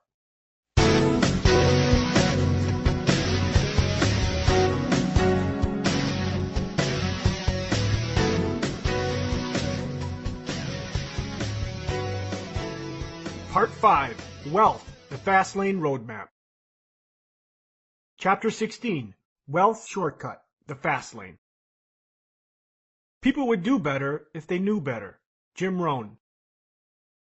What about door number 3? Sidewalk or slow lane, sacrifice today or tomorrow. You can walk the sidewalk with no financial plan and convince yourself that the indulgences of today have no consequence for tomorrow, or drive the slow lane and sacrifice your today for the risk and illusions of a secure tomorrow. But wait, there is another choice, an alternative, a hybrid financial roadmap that can create wealth fast and slash 40 years from wealth accumulation. Fast, however, is relative. If you're 18, you can be filthy rich by 25. If you're 30, you can be retired by 36. Broke at 48, and you can retire by 54. But is it likely? Risky? If you could play one of 3 raffles, which one would you play? Raffle Sidewalk. First prize is $10 million awarded immediately. Your odds of winning? 1 in 6 million. Raffle Slow Lane. First prize is $500,000 awarded in 40 years. Your odds of winning? 1 in 6. Raffle Fast Lane. First prize $10 million awarded in 6 years. Your odds of winning? 1 in 7. So which did you pick? Hopefully Raffle Fast Lane because its rewards far exceed the incremental risk of Raffle Slow Lane. Raffle Sidewalk, of course, is a wasted long shot. Your choice of financial roadmaps, sidewalk, slow lane, or fast lane, is like this hypothetical raffle. Once you understand the roadmaps and their respective wealth equations, you can choose the one that will serve as your compass. What is the fast lane? The fast lane is a business and lifestyle strategy characterized by controllable, unlimited leverage, or CUL, hence creating an optimal environment for rapid wealth creation and extraordinary lifestyles. Definitively, pay attention to these 4 segments. Number 1, controllable, unlimited leverage, or CUL. Whereas the slow lane is defined by uncontrollable variables with no leverage, the fast lane exploits the opposite conditions, maximum control and leverage. Number 2, business. Your own business, self-employment, and entrepreneurship are centrist to the fast lane, much like a job is to the slow lane. Number 3, lifestyle. The fast lane is a lifestyle choice, a commitment of blended beliefs, processes, and actions. Number 4, rapid wealth creation. The fast lane is about creating large sums of wealth rapidly and beyond the confines of the middle class. Here's a story that best describes the fast lane, and yes, this story is inspired from a real story posted on the internet. After 4 long years, I sold my company for $32 million. Rapid wealth creation. And I wouldn't change a thing. I'm happy I sold because I wanted to make money fast and transform paper money into real money. This decision has changed my life permanently. Now I do whatever I want and I'm not the least bit bored. The world is my playground. I travel. I learned 2 new languages and how to play piano. I play water sports, hike, and snowboard at least a month a year. I own 3 homes. I watch pro sports and my favorite teams whenever I choose. I watch 3 to 4 movies a week, and I read 1 to 2 books a week. Most of my time is spent with my family. I literally watch my 2 daughters grow before my eyes. My family has lived on all 4 corners of the planet, including Australia and the Caribbean. Looking back, it wasn't easy. I worked 12 to 6-hour days for 4 years, almost always 6 days a week, and always a few hours on Sunday. We created an awesome service and sold the crap out of it. The business with CUL. I remember tough times. I had to put every dime of my money into the company. We had less than $50 on our account at least 5 times. Except for my family during those startup years, I sacrificed plenty. I canceled cable TV and I temporarily stopped doing a lot of things I enjoyed because I was committed to a goal and a dream of something far greater than a lifetime job. The lifestyle. Now, I am an investor in multiple startup companies, and I am making an impact I could have never imagined. I have no apologies or regrets. My life rocks, and I wouldn't change a thing. If I didn't make a choice to get into business and start a company, I don't know where I'd be. This story epitomizes the fast lane. A business was created, a lifestyle grew the business, which opened up the expressway, and the expressway led to extraordinary wealth, which led to freedom. And yes, it isn't for everyone. The question is it for you? The Fast Lane Mileposts. Like the other roadmaps, the Fast Lane Roadmap contains the same mileposts or behavioral characteristics that drive the fast laner's actions along the journey. They are: debt perception. Debt is useful if it allows me to grow and build my system. Time perception. Time is the most important asset I have, far exceeding money. Education perception. The moment you stop learning is the moment you stop growing. Constant expansion of my knowledge and awareness is critical to my journey. Money perception. Money is everywhere and it's extremely abundant. Money is a reflection on how many lives I've touched. Money reflects the value I've created. Primary income source. I earn income via my business systems and investments.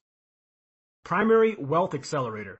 I make something from nothing. I give birth to assets and make them valuable to the marketplace. Other times, I take existing assets and add value to them. Wealth perception. Build business systems for cash flow and asset valuation. Wealth equation. Wealth equals net profit plus asset value. Strategy. The more people I help, the richer I become in time, money, and personal fulfillment. Destination. Lifetime passive income, either through business or investments. Responsibility and control. Life is what I make it. My financial plan is entirely my responsibility, and I choose how I react to my circumstances. Life perception. My dreams are worth pursuing no matter how outlandish, and I understand that it will take money to make some of those dreams real. These mileposts are what formulate the fast laner's lifestyle. It drives action. The Fast Lane Roadmap, predisposed to wealth. The Fast Lane Roadmap is predisposed to wealth because it operates under a wealth equation with controllable, unlimited variables, and the mathematical cage of time is removed. ULL is replaced with CUL. Correctly exploited, the roadmap reveals a rapid road to wealth via unlimited mathematics evolving via profit, or asset value, or both. This rapid wealth accumulation expunges years from the journey to wealth because time is removed or exploited during the process. The fast lane produces wealth in short periods, millions, sometimes billions of dollars. Yes, it's true. Get rich quick exists. The shadow behind get rich quick. Successful fast laners get rich quick. Now don't let those three words scare you. I know when you hear them, you're hit with a flurry of negative associations, starting with scam. Things like one tiny classified ad and seminars that cost $5,000. Memories of infomercial gurus, foreign lotteries, the interior finance minister from Nigeria who needs help unloading $9 million.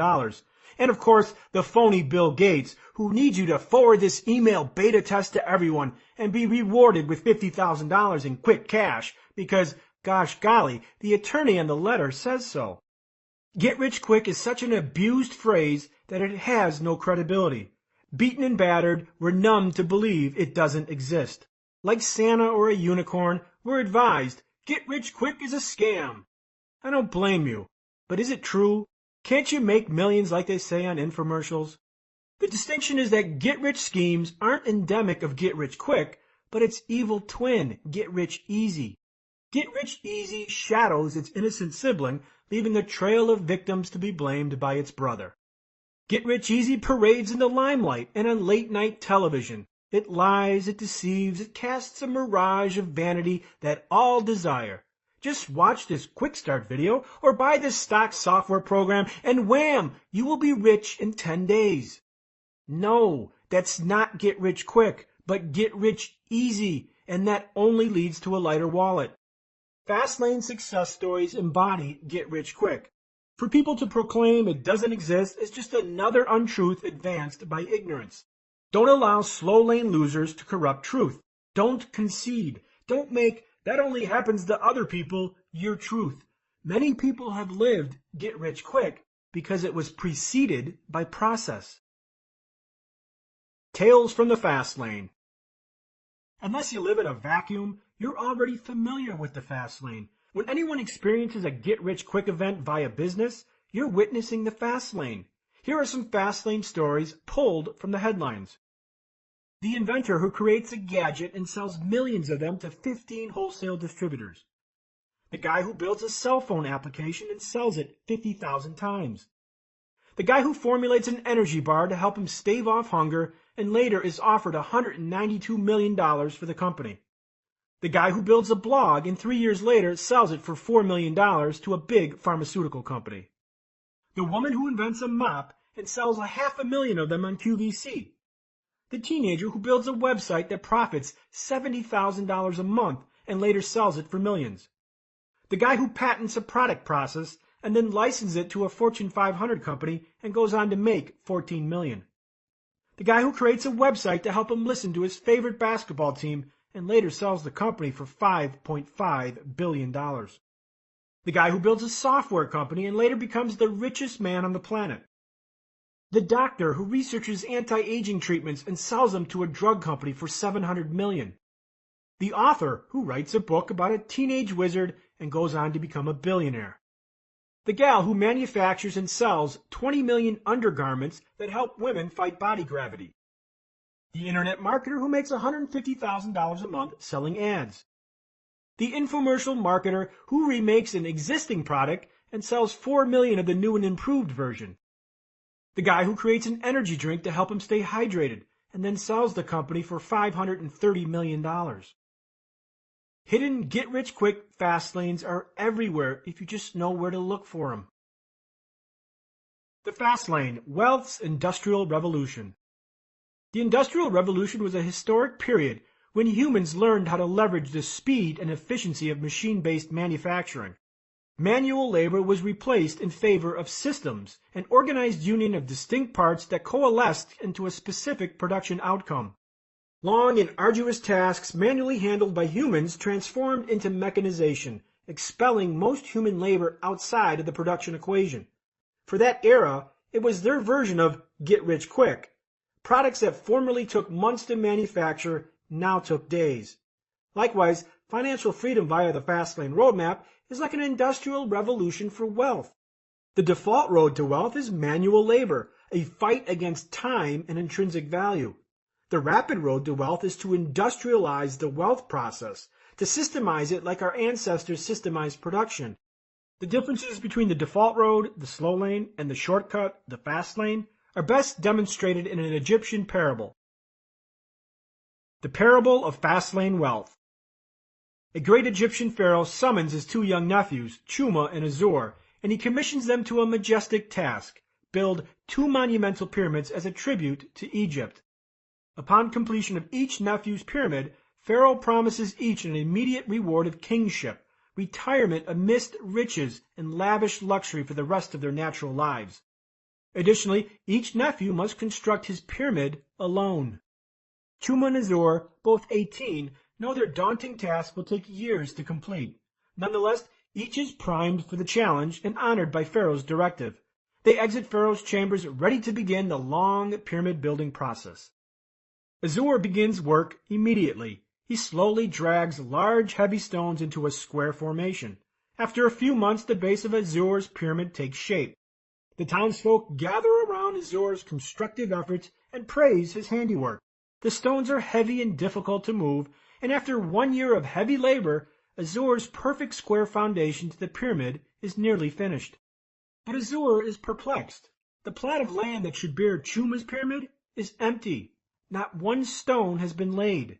No foundation, no dirt engravings, nothing. It's as barren as it was a year ago when Pharaoh first commissioned the job.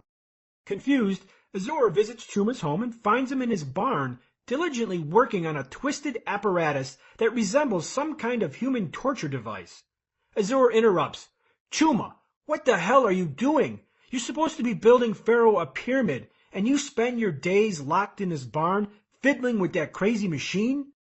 Chuma cracks a smile and says, "I am building a pyramid. Leave me alone."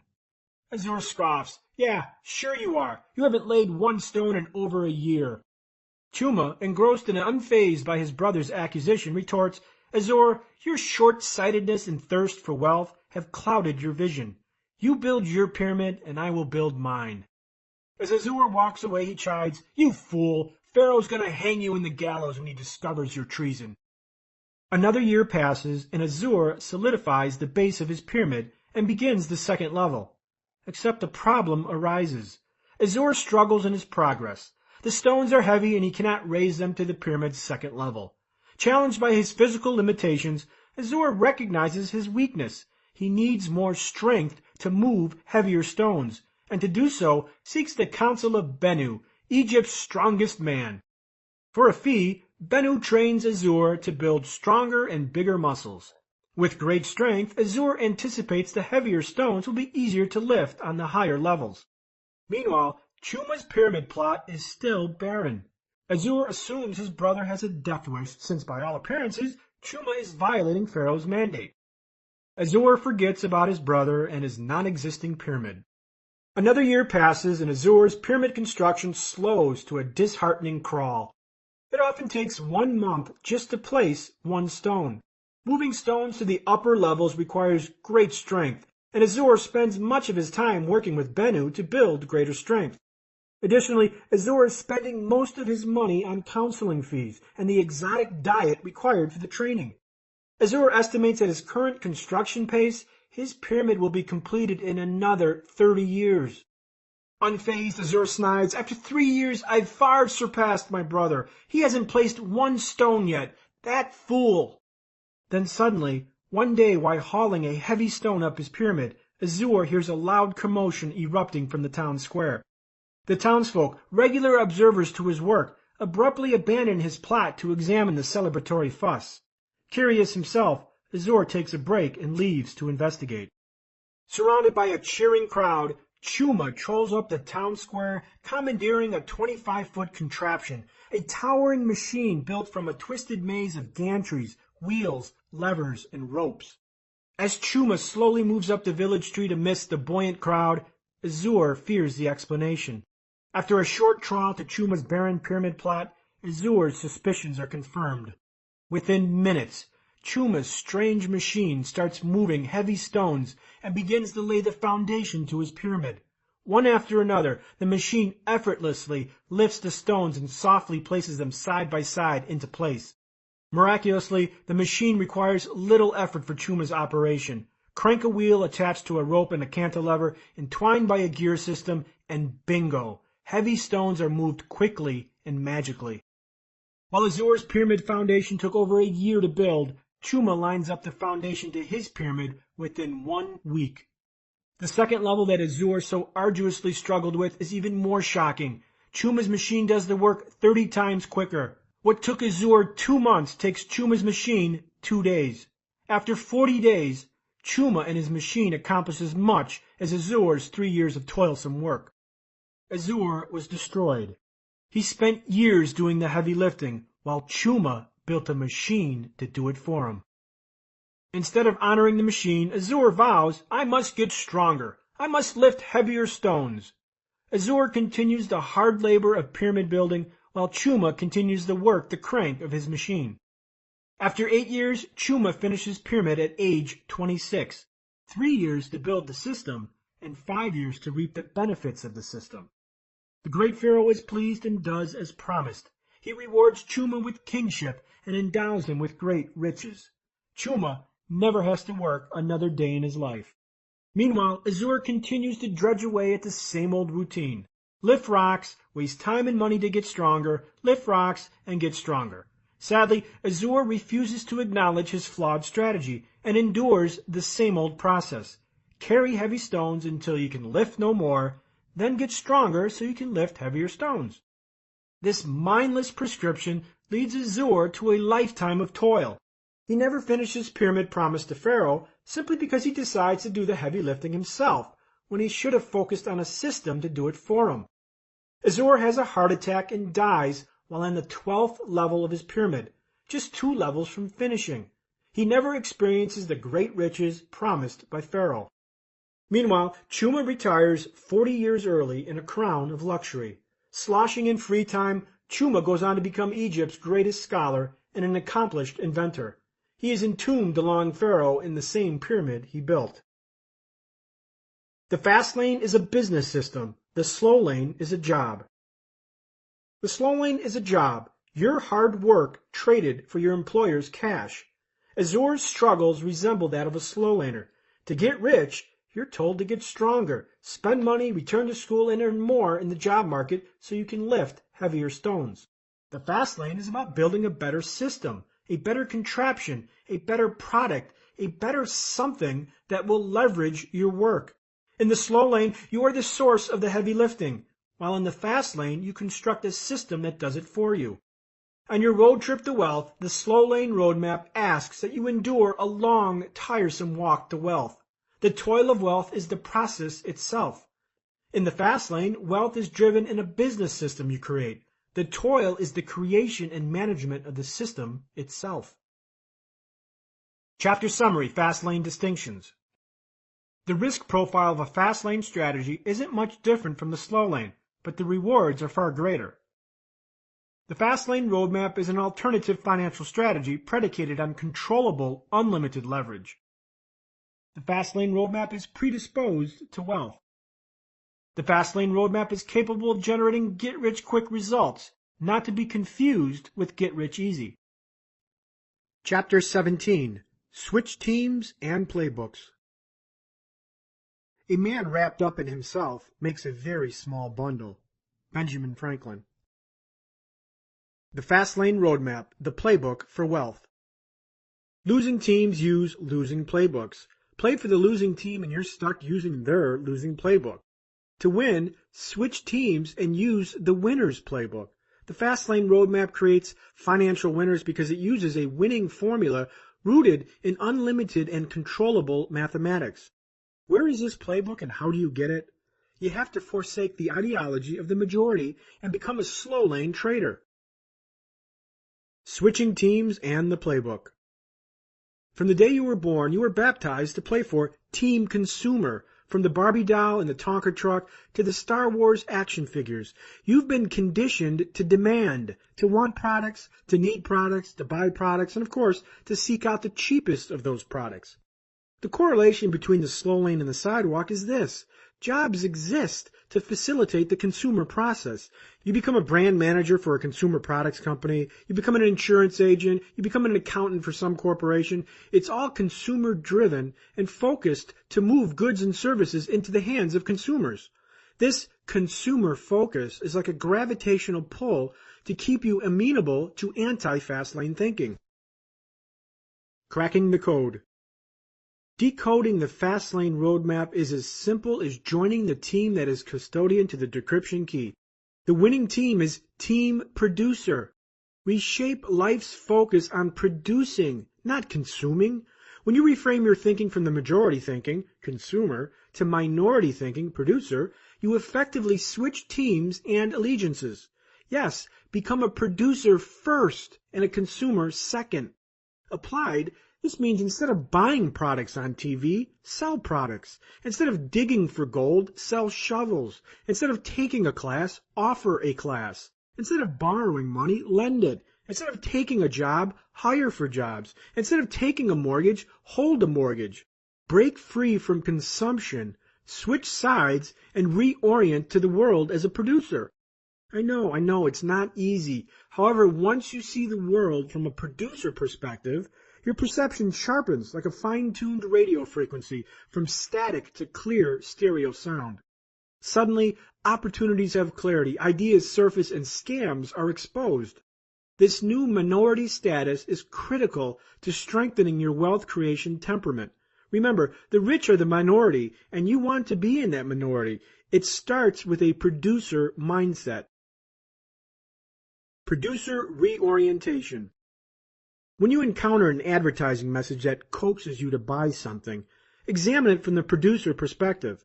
How does this company make money? What is the aim of its message? What kind of business processes are involved in offering this product or service? Is this company making a profit? What is the revenue model? Is this product manufactured overseas or locally? I've never bought a product on late night television because I'm on the same team. As a producer, I see the infomercials for what they are. Producers, the minority, serving the consumer, the majority. The act nows, the but wait, there's more, the free bonuses. These are marketing weapons in a producer's arsenal. I watch infomercials not to buy, but to see what the pros are doing. As producers, our job is to entice consumers to buy. As a producer locked in a producer mindset, I attract wealth because consumers seek producers. Consumers are the majority who demand their fill. To consume richly, produce effectively. And the irony of this producer-consumer dichotomy, once you succeed as a producer, you can consume anything you want with little consequence because you'll be rich. To consume richly, produce richly first. Unfortunately, most people have it backwards. Consumption and no production. Producers get rich. Consumers get poor. Switch teams and reorient yourself as a producer first, a consumer second. Make wealth attracted to you. Be a producer. Leverage the business of a system. To switch teams and become a producer, you need to be an entrepreneur and an innovator. You need to be a visionary and a creator. You need to give birth to a business and offer the world value. While the central theme to a slow lane is a job, in the fast lane, it's a business. Yes, good old self-employment. I know, not breaking news for get-rich books. However, it's important to note that most small business owners are light years away from a fast lane and dickering with slow lane metrics. Some businesses masquerade as jobs. A fast lane business is the key to the fast lane wealth equation, wealth equals profit plus asset value, because it unlocks leverage, a new set of wealth variables that are unlimited and controllable, whereas in the slow lane, they're limited and uncontrollable. Yes, ULL is swapped for CUL. For example, the sale of this book extricates me from the slow lane wealth equation and its universe. This book puts me into the fast lane universe, which is governed by its wealth equation of net profit and asset value. This book is a business system that has unlimited leverage in both time and money. First, it survives time, and it's capable of earning income long after my original time investment. This book effectively transfers the act of income generation from me, the human asset, to the book, the business asset. From start to finish, this book roughly cost me 1,000 hours of my time. If I sell 100,000 books at $5 profit each, I will earn $500,000, or roughly $500 per hour invested. If I sell 500,000 books, I will earn $2,500 per hour invested. The more I sell, the greater the return on my original time investment, as I already paid the time. Imagine 10 years from today, and I sell one copy of this book. Suddenly I earn $5 from a time investment I made years ago. If I guest speak on a radio show for 10 minutes and that appearance yields 1,000 book sales, this 10-minute investment yields $5,000 in income, 1,000 books times $5 profit, and yields a return on my time at $30,000 per hour. Can you get rich trading your time for $30,000 per hour? Yes, you can, and awfully fast. You see, when you unlock yourself from the handcuffs of time imposed by the slow lane roadmap, you assign income to a system that leverages unlimited mathematics, and fast wealth becomes possible. The variables in my wealth universe can be controlled and leveraged. In the next chapter, you will discover why the fast lane can deliver financial freedom and wealth faster than any mutual fund can. Chapter Summary: Fast Lane Distinctions. Producers are indigenous to the fast lane roadmap. Producers are the minority, as are the rich, while consumers are the majority, as are the poor. When you succeed as a producer, you can consume anything you want. Fastlaners are producers, entrepreneurs, innovators, visionaries, and creators. A business does not make a fast lane. Some businesses are jobs in disguise. The fast lane wealth equation is not bound by time, and its variables are unlimited and controllable. Chapter 18: How the Rich Really Get Rich. Only those who risk going too far can possibly find out how far one can go. T.S. Eliot. The burning question: how did you get rich? Drive any car that costs more than most people's homes, and strangers will accost you with the question, what do you do for a living? This seemingly innocuous question fronts for the real question burning inside. How did you get rich? People want to know the road I've taken so they can assess their likelihood to travel the same road. When I prompt for a guess, the answers are typical. Athlete, actor, a spoiled brat indulged by rich parents, a lottery winner. These speculative answers unmask the reality behind people's perceptions. To get rich, you have to get famous, inherit money, or win money. That's what I thought until I met that stranger in his Lamborghini so many years ago. The fast lane wealth equation. Living wealthy in youthful exuberance has to shatter the myth of get rich quick. If you're 30 years old and worth millions, and you aren't famous or rich via inheritance, you dirty all fabrics of normality. Now we can't have that, can we? Once again, the secret is unmasked in the universal language of mathematics. The secret is to divorce yourself from the ugly and obese slow lane equation, ULL, and trade up to the smoking hot blonde, the fast lane equation, CUL. The fast lane wealth equation is wealth equals net profit plus asset value. Underneath this equation lies the true power of the fast lane and how to build wealth fast. Its variables are controllable and unlimited. If you can control the variables inherent to your wealth equation, you can get wealthy. Those variables are net profit equals units sold times unit profit, and asset value equals net profit times industry multiple. All business owners leverage this equation in which units sold times unit profit will determine net profit. Using my internet company as an example, my unit profit was approximately $4 for every website conversion. A conversion was a user who generated a lead. On any given day, I had 12,000 people visiting my website. This means that my units sold variable had an upper threshold of 12,000 per day. I had the opportunity to sell 12,000 people per day. Now let's compare this variable to the slow laner's counterpart of hours worked. Under my wealth equation, my upper limit of wealth is units sold and currently stood at 12,000. Of course, 100% conversion is unreasonable, and converting all 12,000 is unlikely. Likewise, in the slow lane, the unreasonable upper limit is 24 because there are only 24 hours in the day. Logically, the real upper limit is 8 to 12 hours per day. So what is going to make you rich? An upper limit of exposure to 12,000 people per day? Or maximizing your hours worked in the day? That's 12,000 versus 24. No contest. I get rich and the slow laner gets old. Controllable, unlimited variables will make you rich. So how did I control this variable? How is it unlimited? Simple. My average conversion ratio was 12%. If I want to make more profit or more money, I don't walk into the boss's office. I have several weapons available for deployment. Number 1, raise units sold by increasing conversion ratio. A 1% increase from 12% to 13% would give me an instant raise of about $480 per day. That's $14,400 per month. If I redesign the website, hit a home run, and get conversion to 15%, now I've expanded my income to over $43,000 a month. Number 2, raise units sold by increasing web traffic. To raise profit, I can increase traffic. If I increase web users to my website from 12,000 to 15,000 and conversion stays at 12%, my daily income rises by $1,400 a day. That's over $43,000 a month. Not likely? It's happened. On some days I would have traffic spikes where over 20,000 users would visit. Number 3, raise unit profit. If I detect a weakness in supply for my service or improve value, I can raise prices and increase my unit profit.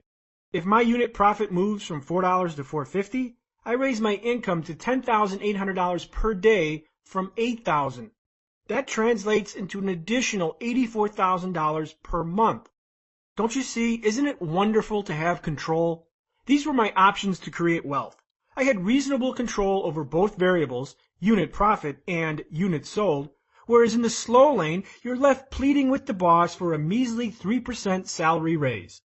Second, notice how my wealth variables are virtually unlimited. I controlled only a small part of the market, and conceivably my upper threshold of traffic wasn't the current 12,000 people, but upwards of 50,000 to 100,000 users per day. Unit profit is also pliable. I could experiment with increased prices or new services. I remember the time when I introduced a new service that cost me nothing, and I sent out an email to my advertisers outlining the program.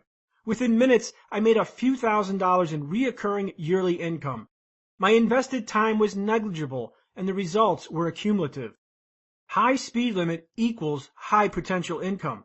The power of this example is to illustrate why I got rich and most others don't. I changed my universe because my wealth equation was unlimited and controllable. When I make tiny incremental changes in my strategy, I can explode my income. A mere 1% increase in the variables could mean thousands and a new Lamborghini. When your wealth variables have high leverage, so does your income potential. Or would you rather stick to the ceiling of 24 hours native to intrinsic value? Unfortunately, many enthusiastic business owners engage in opportunities with low, punitive speeds. For example, if you sit outside the hardware store and sell hot dogs from your hot dog cart, you've muzzled your speed with no accelerative leverage.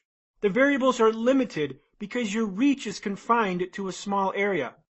How many hot dogs could you conceivably sell in the day? 40? 100? Is it possible you can go home and rave to your wife, "Honey, I sold 20,000 hot dogs today"? It would never happen. Again, this isn't much different from the 24-hour cage on intrinsic value. Small numbers have a strong gravity toward mediocrity. Another example is this book itself. How many people are interested in financial independence or early retirement? My market, my upper speed limit, is virtually hundreds of millions of people all over the world. To weaponize the fast lane wealth equation, you must engage in a fast lane business that has the potential for high leverage or high speed limits. Retarded numbers retard wealth. Millionaires create and manipulate assets, or asset value. In a survey of 3,000 pentamillionaires, which is 5 million net worth or more, The Harrison Group reported that almost all pentamillionaires made their fortunes in a big lump sum after a period of years. Worth repeating, a big lump sum, not by saving 10% of his paycheck for 40 years. A big lump sum is just another phrase for asset value. Furthermore, 80% either started their own business or worked for a small company that saw explosive growth. Explosive growth is another phrase representing asset value. And yet, none of these multimillionaires had a cushy union job down at the DMV. Surprised? Don't be. The primary wealth accelerant for the rich boils down to one concept: appreciable and controllable assets. Within our Fastlane wealth equation, this second component is called asset value. Asset value is simply the worth of any property you own that has marketplace value. Slow laners and fast laners have two antagonistic views of assets. Slow laners and sidewalkers buy and sell depreciating assets that decline in value over time. Cars, boats, electronics, designer clothes, gizmodos, and sparkly bling to impress that newly divorced woman in the adjacent cubicle. These are all assets that lose value the moment your credit card is charged. Contrary to this, fast laners buy and sell appreciating assets. Businesses, brands, cash flows, notes, intellectual property, licenses, inventions, patents, and real estate. As it relates to the Fastlane wealth equation, the power of asset value lies in the ability to control the variable in a virtually limitless fashion. Wealth acceleration by asset value. The rich accelerate wealth by accelerating asset value and selling those upgraded assets in the marketplace. 24-year-old Sheila Hinton quits her job to become a roving computer technician, eradicating viruses and cleaning computers. At first, her business operates in the local metro area, but growth forces her to hire additional technicians. Her growth to additional cities is explosive and driven by demand. In a few years, Sheila owns a company that operates in 27 states. She moves from a technician to a facilitator of the system, and her company enjoys an impressive $3 million profit. After enjoying the profits and saving most of it, she sells her company for $24 million to a large computer manufacturer.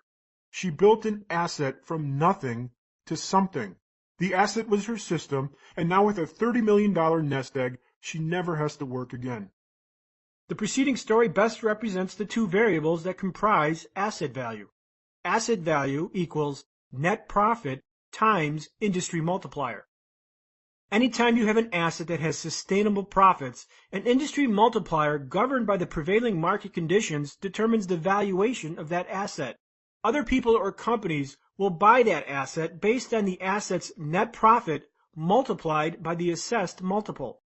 For example, if you own a manufacturing company that nets $100,000 and the average multiple for your industry is 6, your asset value is worth $600,000. Industry multipliers are subject to intense negotiating as they rise and fall with the economy and within industry sectors. You might already be familiar with multipliers. Stocks trading on the public markets define the multiplier for each respective company by the price-to-earnings ratio, or PE. If a company's stock trades at 10 times PE, investors are purchasing that company at a multiple of 10 times.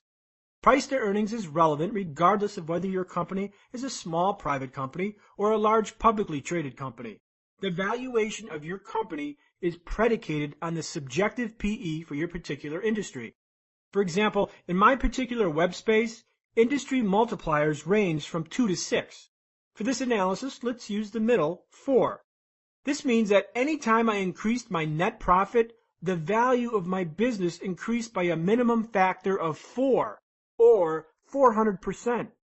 Let me repeat that. 400%. Where could you get a return of 400% in today's financial market? Are there any mutual funds paying 400%? Forget about today. How about ever? In effect, this puts a phenomenal wealth-building tool at your disposal. Since net income, profit, or earnings can determine asset value, I experienced asset growth of 400% every time I increased net profit. For every dollar I earned, the value of my company would increase by a factor of 4 or $4. If my net profit increased $500,000 for the year, my company's valuation increased by $2 million. Here is a list of average multiples per respective industry. Advertising, multiple 2.85. Beauty shops, multiple 4.1. Carpet cleaning, multiple 5.2. Employment agencies, multiple 5.4. Gasoline stations, multiple 3.7.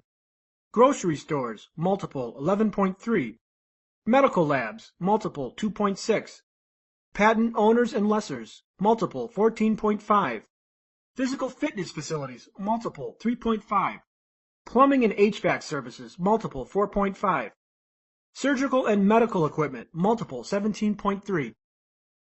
The Wealth Acceleration Factor, or WAF. Suppose you're a disgusted engineer employed by a multinational corporation. You've been employed for 3 years and diligently saved 10% of your paycheck and invest it into a mutual fund earning an average of 8% a year. Your Wealth Acceleration Factor, or WAF, is 8%. Now suppose you quit your job and take your 3 years of experience and set off to create a company manufacturing medical devices. You estimate that your total market, or potential buyers, for your medical product is 16 million. According to our chart above, the average multiple for the medical devices industry is over 17. This means within your scope of wealth acceleration, you can accelerate wealth at a factor of 17 or 1700%. Your wealth acceleration factor, or WAF, is 1700%.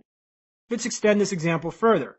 For the next 6 years, you grow the company to the point that it has a net income of $1.2 million per year.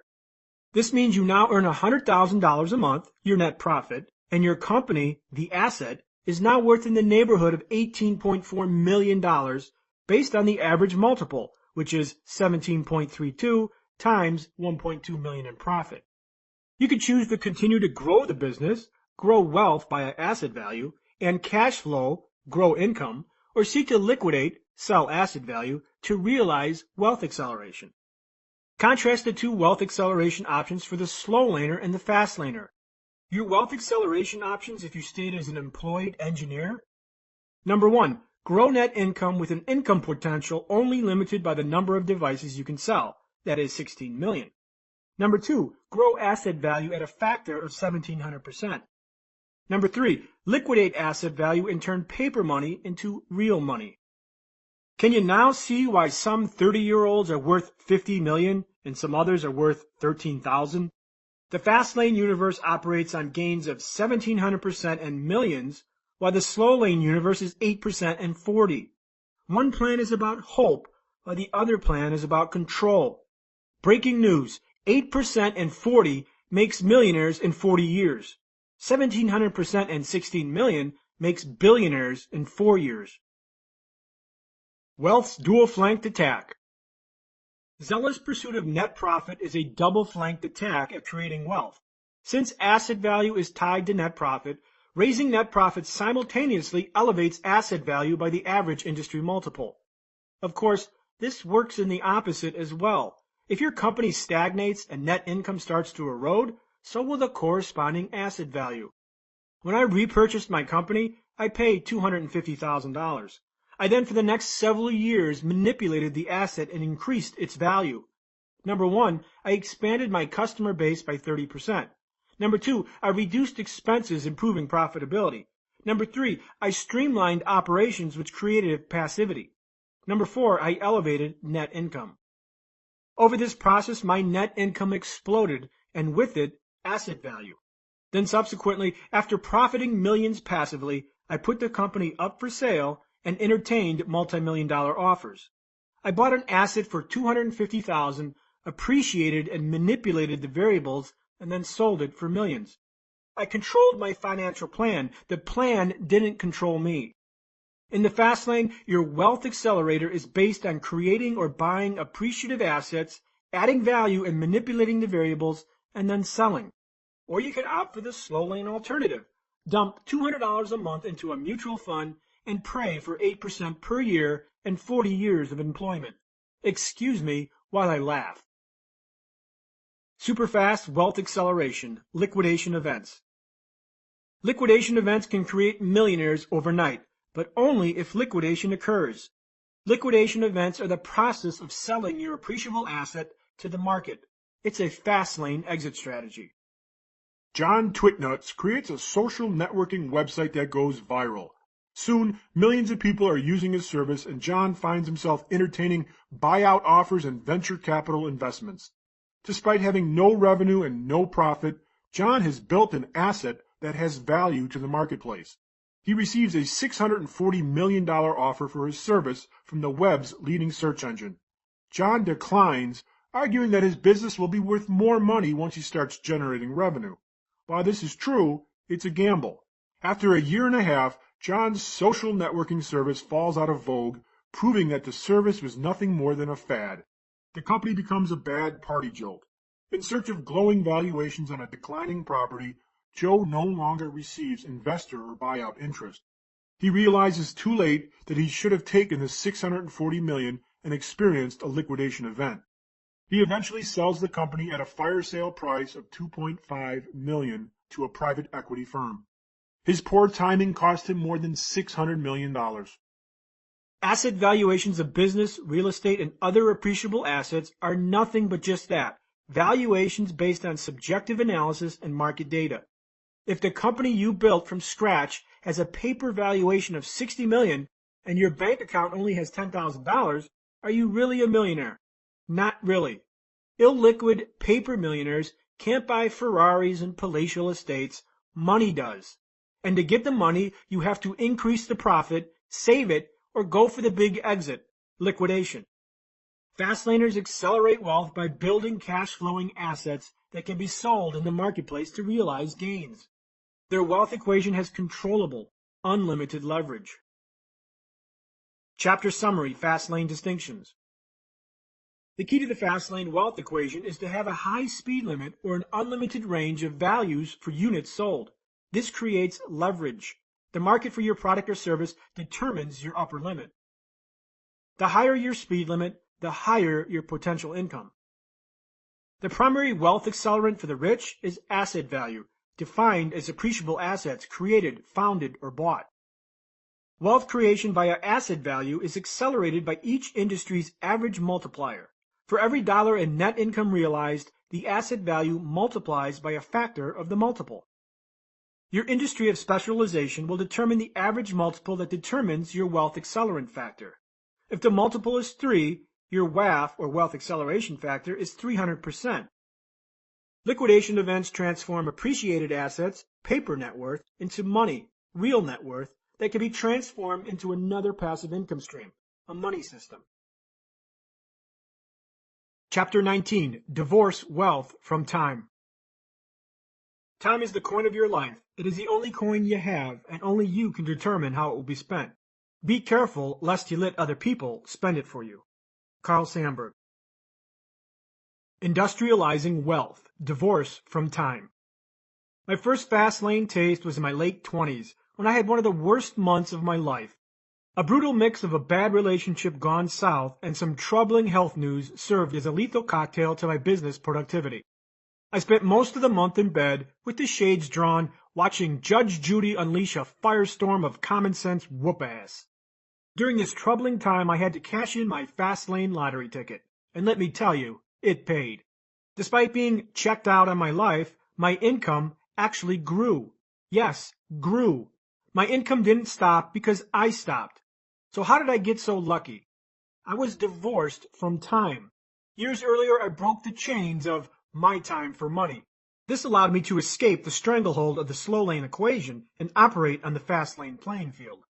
When your wealth is predicated on factors that you cannot control and that are implicitly limited, you aren't going to make fast progress. You aren't in control because time is in control. You aren't in control because the boss is in control.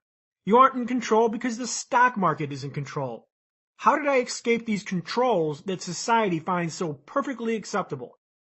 Well, instead of trading my time for money, manual labor, I traded it into a business system, industrialized wealth production. In my situation, time was working for me, not against me. My business system earned money with the passage of time, and yet was exclusive of my time. It was a virtual money tree, and it didn't care what I was doing. Whether I was watching Jerry Springer or jet skiing in Jamaica, the system was built to be its own machine, a living, breathing entity that did the dirty work for me. My system was a surrogate and traded its time. I owned my time instead of time owning me. Passive income, the holy grail to retirement.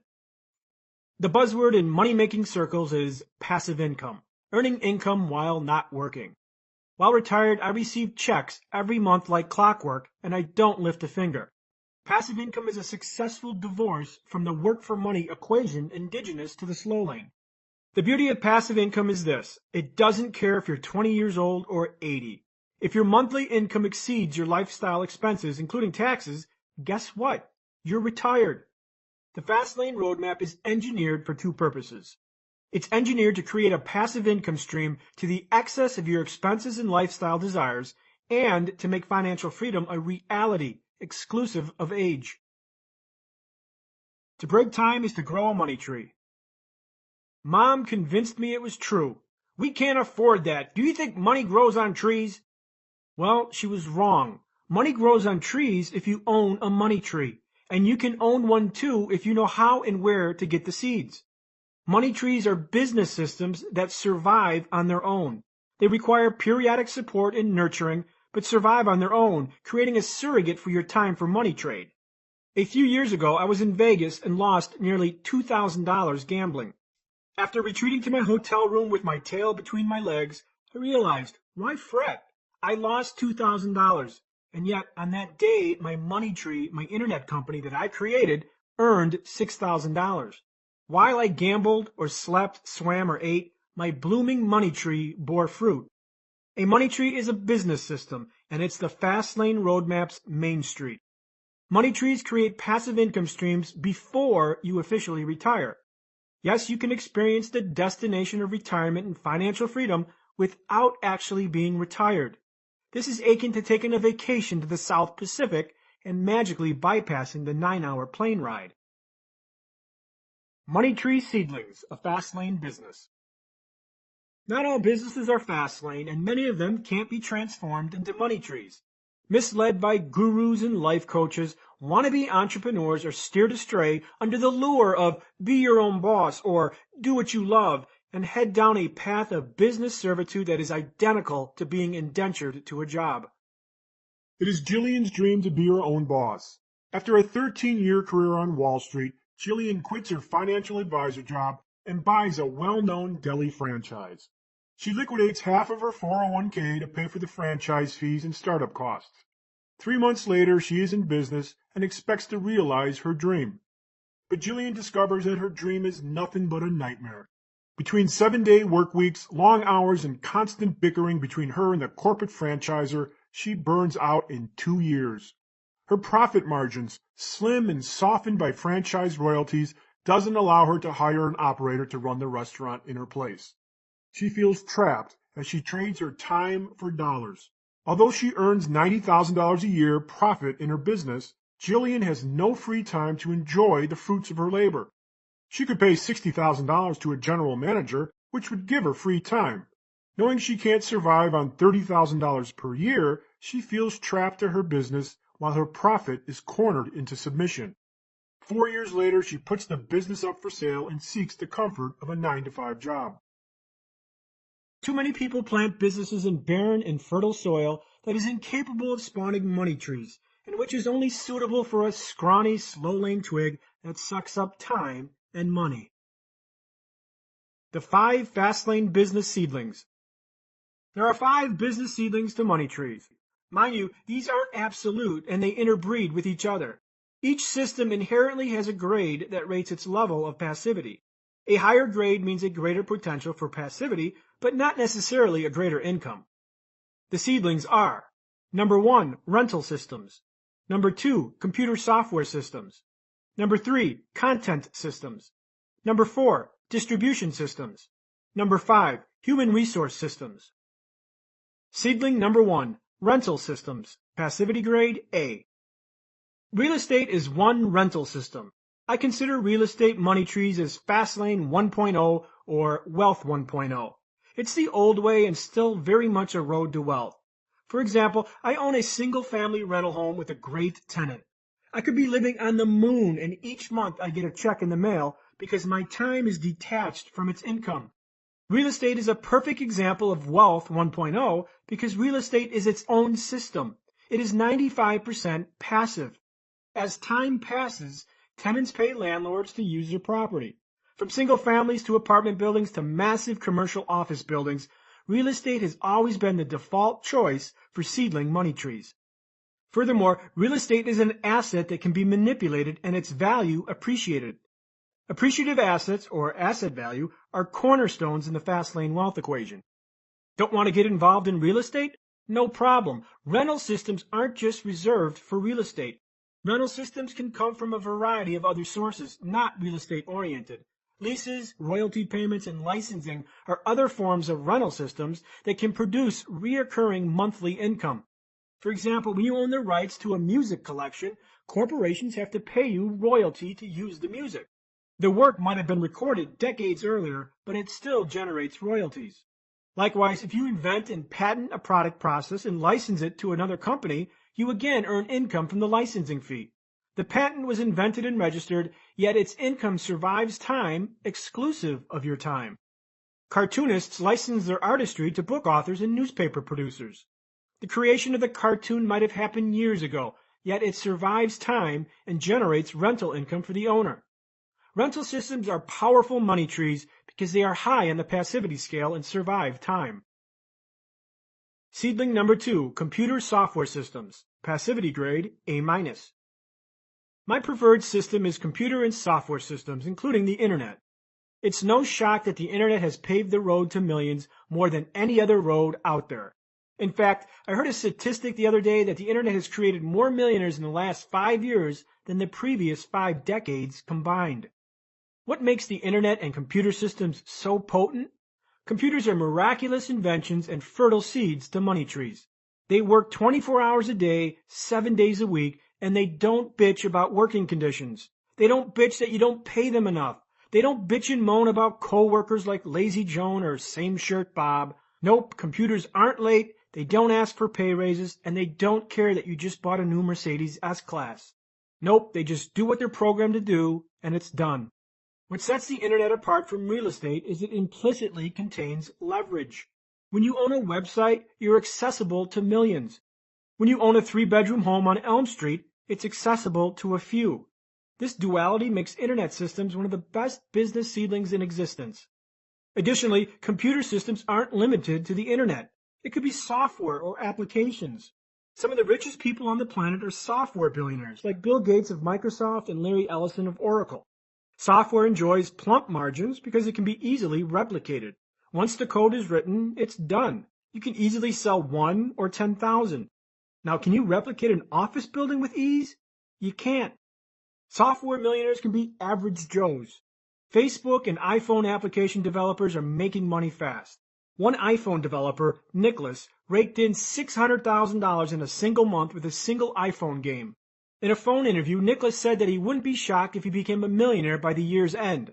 Wow! One day, Nicholas is treading the slow lane at his nice, cushy job and popping a few Benjamins into his 401k, then suddenly he finds himself smack in the middle of a fast lane. Of course, the road to the fast lane wasn't easy for Nicholas. An engineer at Sun Microsystems, he worked on his application after working 8-hour days, cradling his 1-year-old son in one hand and coding with the other. So how did he learn to code an iPhone app? Nicholas couldn't afford books, so he taught himself by scouring websites. Do you smell a process behind the event? Software, when tapped into potent distribution, can be replicated to millions. It scales without significant degradation to passivity. Seedling number 3, content systems, passivity grade B+. Content systems are systems of information. That information can be fused to a variety of other systems, like the internet and physical distribution systems.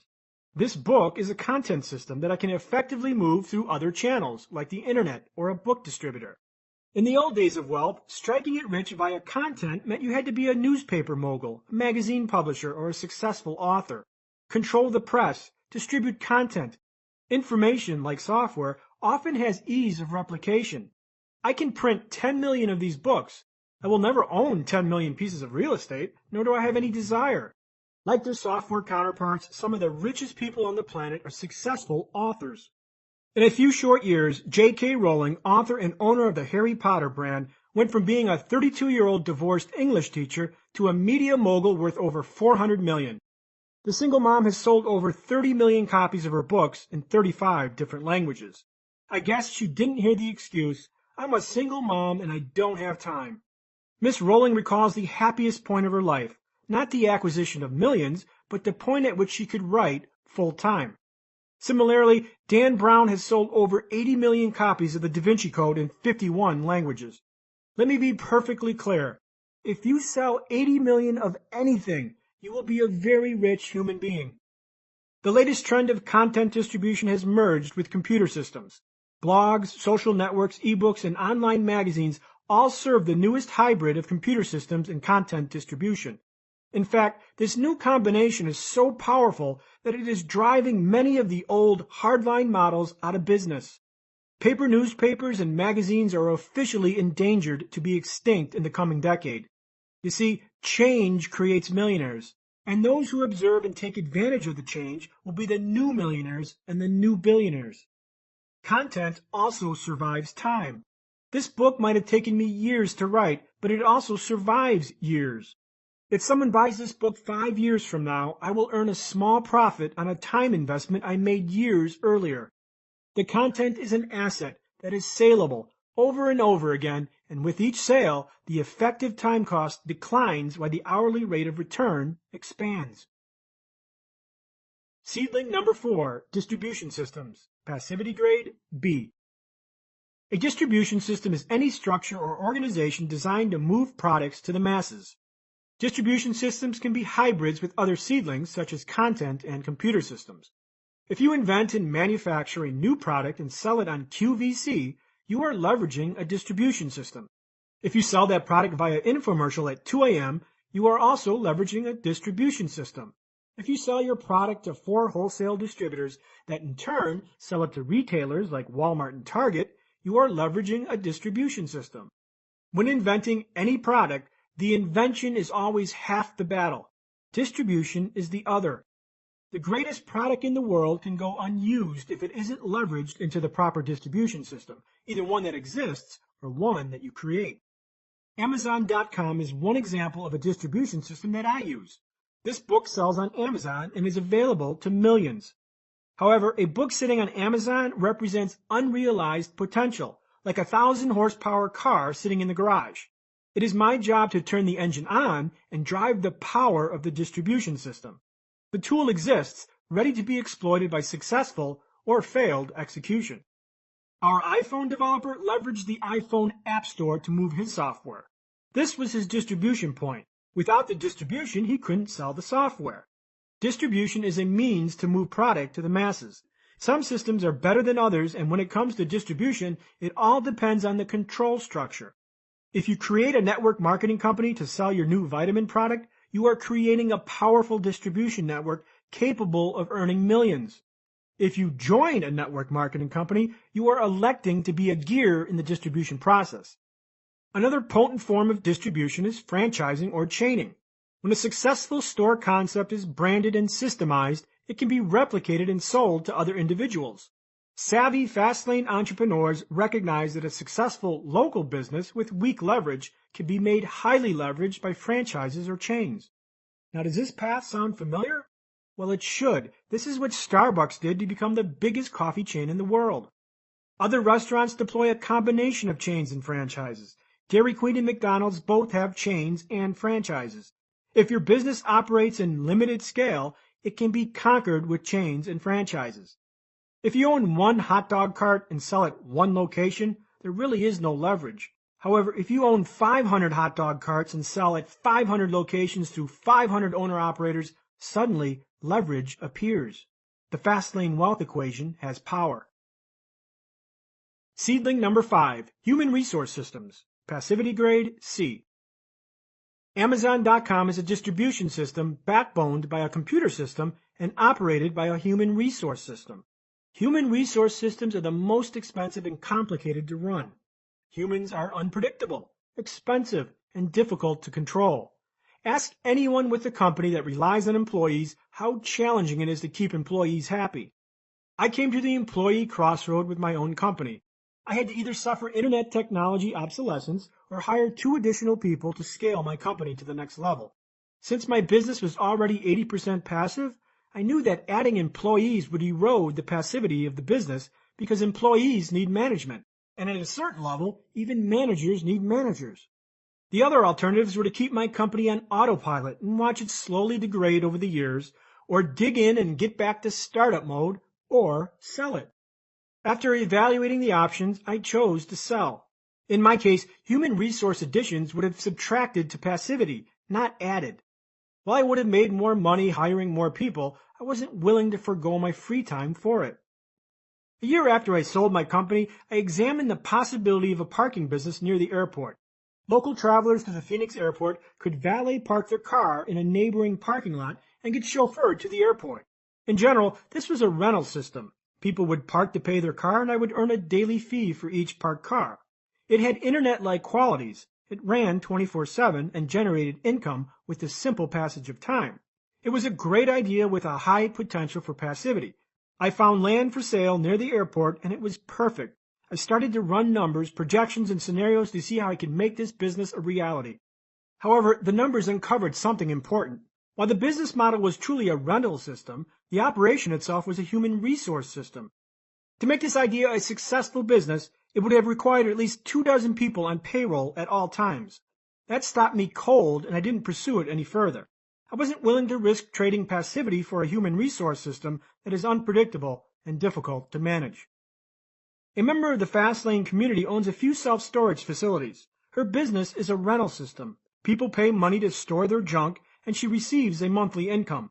You'd assume that her facility is run by a human resource system, managers and property assistants, but it isn't. Her properties have automated kiosks that run each property, a computer system. This makes her business mostly passive. Remove the kiosk, add human resource systems, and passivity drops. So does this suggest that human resource systems are a drain to passivity? It depends. First, what is the existing level of passivity to the business as it is now? If you own a coffee shop and work 80 hours a week, you have no passivity. A general manager or a human resource system would raise passivity by an estimated 40%.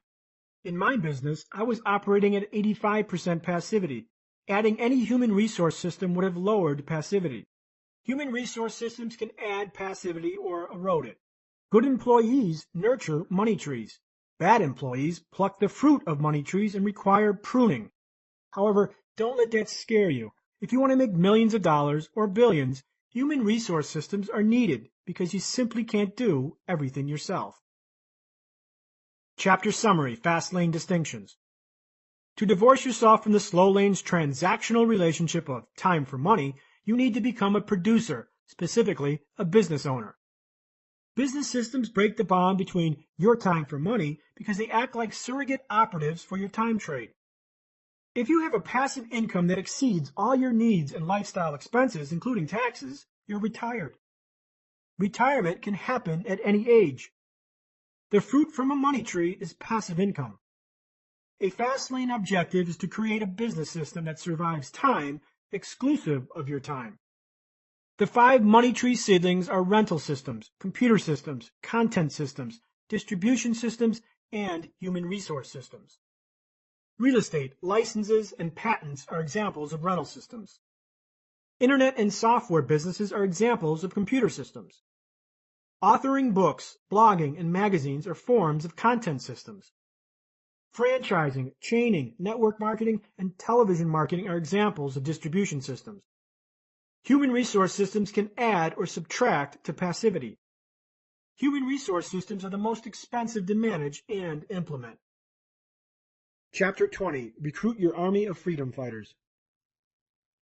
The rich rule over the poor, and the borrower is slave to the lender. Proverbs 22:7. How the rich explode wealth. I spent a few years chauffeuring clients in limousines, so I heard a lot. I remember Gary, a young 20-something client who hired our limousine several times a month to serve as his personal escort to parties and beer-drinking excursions. Oddly, this guy wouldn't just hire us on Friday or Saturday, he'd hire us during the week. Every day of his life was his weekend. When he hired us, I knew it was going to be a long night and a profitable one since he tipped fabulously. Being broke and a student of wealth, I couldn't bottle my curiosity. I asked the limo company owner, "Hey, what's Gary's story?" He told me that Gary was semi-retired and just sold his administrative office company for millions. Wow, this guy couldn't have been much older than I, and he was already retired and living large. The next few times I chauffeured the man, I eavesdropped on his conversations, hoping to catch a tasty tidbit of the rich. And I did. To his club wingman, I heard Gary drunkenly declare, "Thanks to municipals and treasuries, I never have to work another day in my life." Wham! Another piece of the wealth puzzle solved. The best passive income venue in existence. In the prior chapter, I neglected to mention the best money tree seedling in existence. I omitted it because it really isn't a business seedling at all, but a seed you already possess. Whether you're broke in a dead-end job or without a business, you already have the raw materials for the best money tree seed in existence. What is it? Take a guess. Real estate? An internet business? Maybe a network marketing company? Licensing an invention? No, hell no, and no. The best money tree in existence sits right in your pocketbook.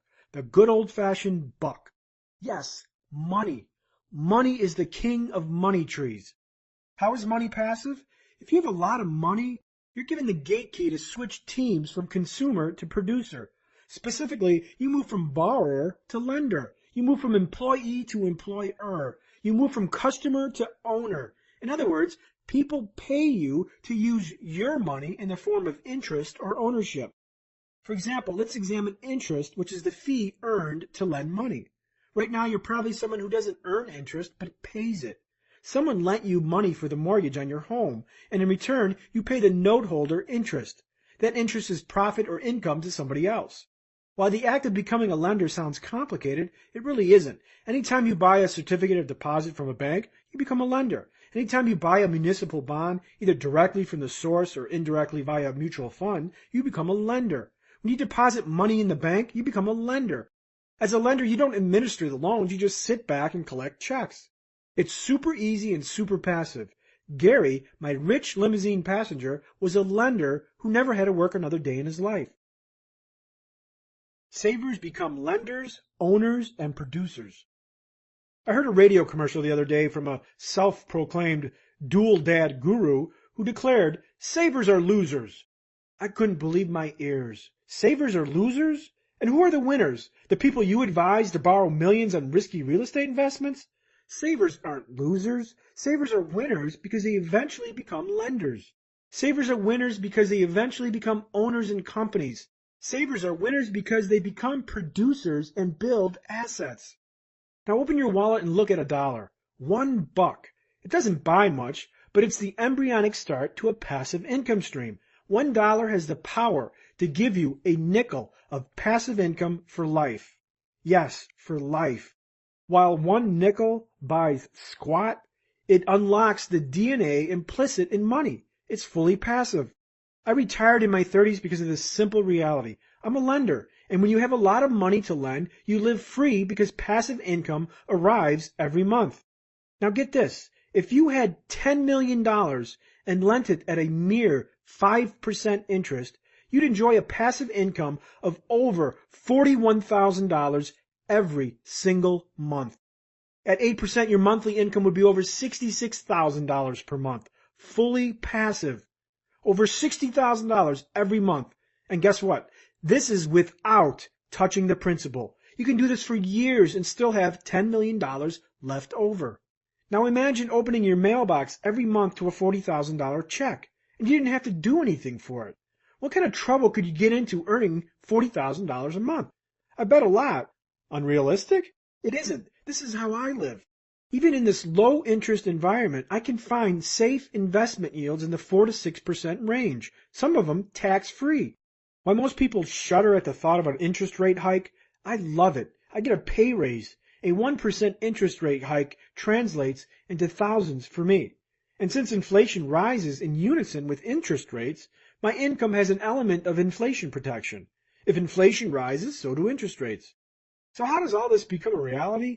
I created a passive income stream via my internet business, a business money tree seedling, which funded my passive income system from lending. While my internet business was 85% passive, yes, I had to work several hours per week, my lending passivity is 99%.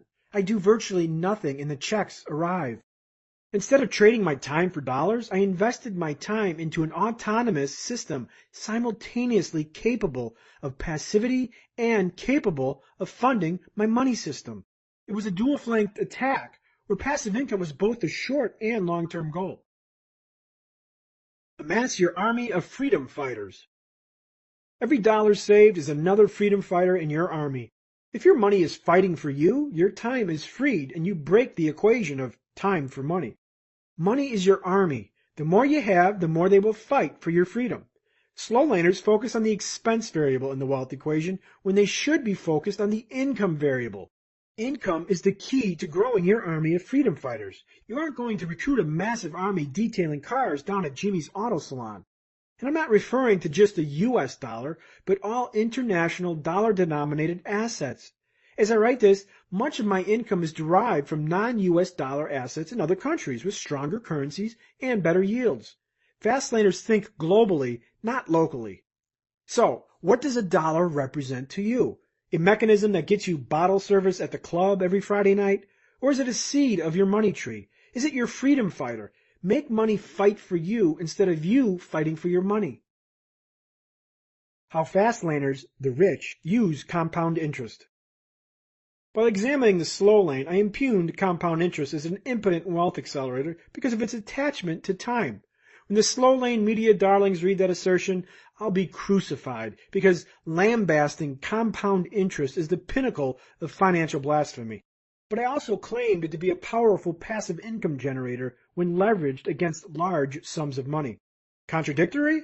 Well, just like education, fast laners and slow laners leverage compound interest differently. Slow laners, the middle class, use compound interest to get wealthy, while the fast laners, the rich, use it to create income and liquidity. Slow laners start with $5. Fast laners start with 5 million. Compound interest pays my bills. It's my tool. It's my passive income source. Yet, compound interest is not responsible for my wealth. This is critical. Fast laners aren't using compound interest to build wealth because it's not in their wealth equation. The heavy lifting of wealth creation is left to their fast lane business. When a rich politician or public figure has to come forth and disclose his finances, notice the common themes. The source of their wealth comes from their business ventures, while their liquid cash reserves are tied into fixed income securities like municipal bonds, treasuries, and other highly liquid safe investments. The rich aren't using the markets to create wealth, they're increasing their existing wealth with leveraged business assets. Remember, that 25-year-old multimillionaire who got rich investing in mutual funds is a fairy tale. The millionaires are the guys running the funds. They're the producers. How to really use compound interest. Would you rather have $5 million right now or a penny doubled every day for 40 days? No brainer, right? Accept $5 million now and you forsake nearly $5.5 billion. When you get a moment, examine the chart below that demonstrates the force of doubling. On day 1, you have 1 penny. On day 2, you have 2 pennies. On day 10, you have $5.12. On day 20, you have $5,242.88. On day 30, you have $5,368,709.12. If you examine the chart outlining each day as the penny is doubled, notice how you don't see big numbers until day 25. If we transpose this doubling a penny a day example to that of a slow laner's journey and say doubled a penny every year starting at age 21, you'd barely have $5,000 by the time you are age 40. 5 million isn't hit until age 50. This is indicative of a slow laner's journey where compound interest doesn't enforce power until most of life has evaporated. Big money doesn't come until you are in your 50s or 60s, and this is with 100% returns year after year. Average market returns would be about 7%. Yet at a doubling, at age 40, you barely have $6,000. Again, this is a slow laner's predicament. imprisoned in time and uncontrollable yield. Fastlaners understand this weakness and realize that the compound interest weapon is most effective with large sums of money. For compound interest to be powerful, you must bypass 30 years of mathematical ineptitude by riding the crest where it is effective. The tidal wave of compound interest. Like a tidal wave far out at sea, compound interest's strength isn't visible until it moves near land. As the wave approaches land, its force becomes incredibly powerful.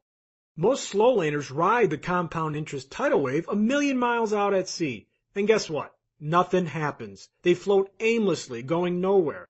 Saving $200 a month from your paycheck in a 3% savings account isn't going to make you rich fast. You simply can't ride a wave millions of miles out at sea. Now the Fastlaner observes the tidal forces near land and seeks to meet it at the shore. At the shore, the tidal wave can be ridden with impact. To actuate compound interest power, start at the shore with a large number that can be leveraged. 10% interest on $10 million is $1 million a year, $83,000 every single month. Exploit compound interest at its crest, not 1,000,000 miles out at sea. The point of this illustration is to show that the rich aren't using compound interest to get wealthy, they're using it for income and liquidity. A 5% tax-free yield on $10 million suddenly creates $500,000 per year in passive income. Like a tidal wave at the seashore, compound interest rears excruciating force when pitted against large sums of money. This is where money transforms into a fully passive income stream. As for earning your $10 million, that solution lies in exponential leveraged growth stemming from a Fastlane business. Net income plus asset value. Not in expenses, not in the stock market, and definitely not in a job. Chapter Summary, Fastlane Distinctions. One saved dollar is a seed to a money tree. A mere 5% interest on $10 million is $40,000 a month in passive income. A saved dollar is the best passive income instrument. Fastlaners, the rich, don't use compound interest or the markets to get wealthy, but to create income and preserve liquidity. A saved dollar is a freedom fighter added to your army. The rich leverage compound interest at its crest, applied against large sums of money. Fastlaners eventually become net lenders. Chapter 21, The Real Law of Wealth. Try not to become a man of success, but a man of value. Albert Einstein. Affection, not attraction. The law of affection. Nope, not a misspeak. Mathematics is the transcendent language of the universe. It cannot be controverted nor debated. 2 plus 2 equals 4. The number 10 million will always be greater than 24. These statements are facts and not subject to interpretation by some mystical theory of philosophy. Math is law. Secrets and mystical philosophies are not. If you want to get rich, start observing the true law of the universe, math, and not some hocus-pocus law that can't be proved or documented. Singing positive platitudes around the campfire isn't going to make you rich. Oh, don't get your panties in a wad. I know the law of attraction sounds great and does have practical applications. Now, for those of you not familiar with the law of attraction, or LOA, it's a mystical philosophy that states you become what you think, and that your conscious and unconscious thoughts make your reality. The law of attraction contends that if you know exactly what you want, ask the universe for it, see it coming, and then you will eventually receive it. Think riches, and you will have riches. Sounds very easy, huh? I won't hide my candid sacrilege to the law of attraction crowd. I think it's a bunch of baloney orchestrated to sell books to those who think that thinking will make you rich. In fact, the law of attraction is nothing but old principles of belief and visualization repackaged and remarketed for mass consumption. Who are the true Fastlaners? The law of attraction marketers. Bake a cake without sugar. Why did this book take me so long to write? I spent 2 years wishing and thinking positively about it. Yep, I let the law of attraction do the work. I asked the universe for this book. I was open to it. I saw it before my eyes. I even snapped a picture of a bookstore shelf and photoshopped my book on the shelf. What happened? Absolutely nothing. Nada. Zilch. The universe never gave me my finished book. The fact is, despite all my positive thinking and meditations to the universe for my book, it never materialized until I sat my butt down in a chair and started to write it. I made a coordinated commitment to action, not just any action, but repeated action, a conscious choice, and then a commitment to all those choices in the form of massive action. If you're a law of attraction fan and you find this critique offensive, that's okay. I didn't write the Millionaire Fastlane to make friends or to book speaking engagements on being a positive thinker. I wrote it to tell you exactly what you need to do to get rich.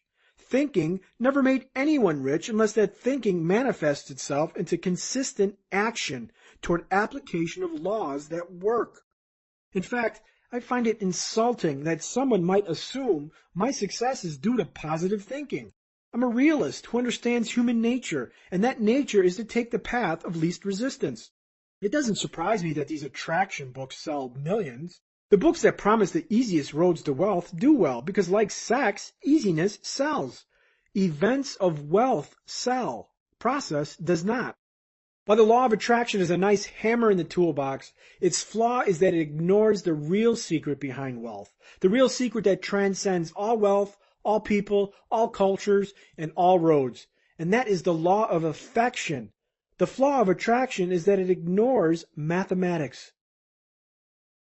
The law of affection, a Fastlane primer. The law of affection states that the more lives you affect in an entity you control in scale and or magnitude, the richer you will become. The shortened, sanitized version is simply affect millions and make millions. A while ago I wrote an article titled, "The Shortest Make Millions Article Ever Written." Guess how long the article was? A paragraph? Maybe a sentence or two? Nope, just 2 words. And those 2 words? Impact millions.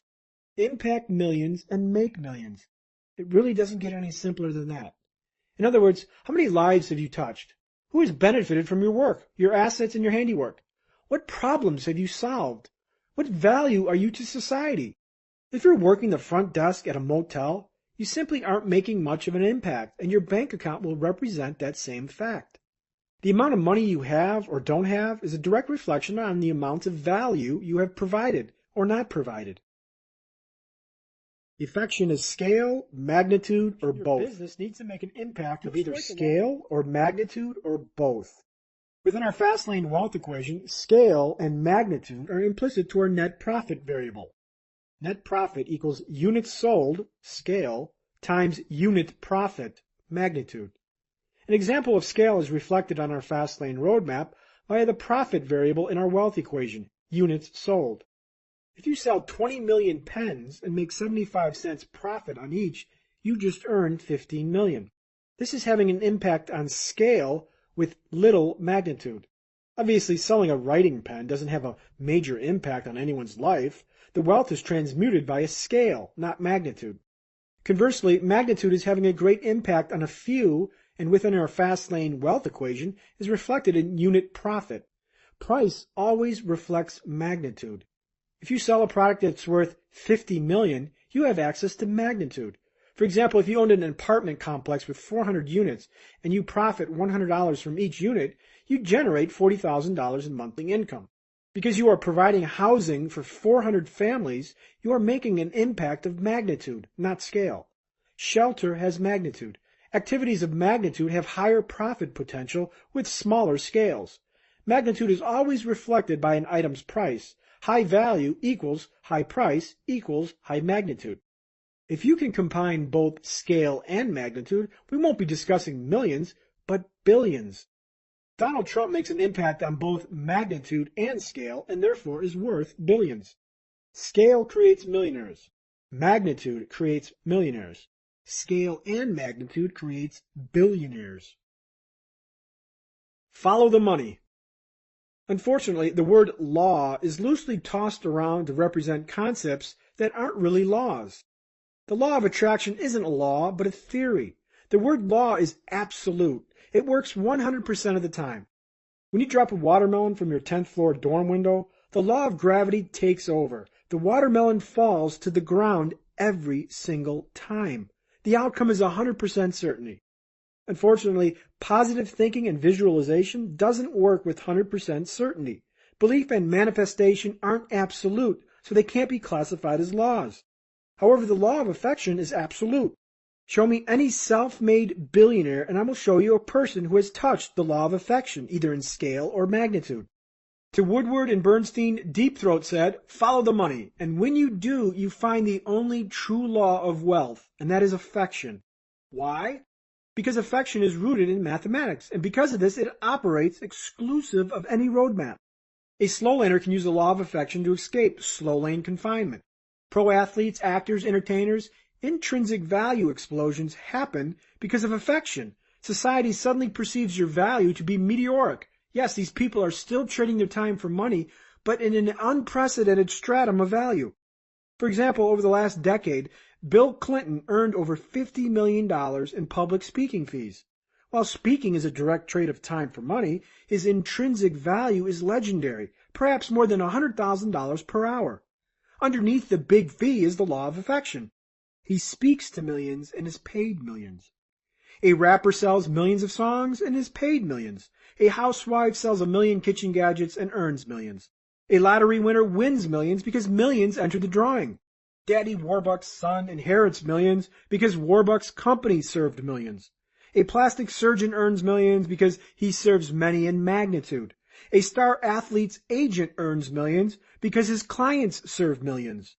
Retrace the source of millionaire money and you will always find millions of something. Affection or scale or magnitude always precedes money, either directly or indirectly.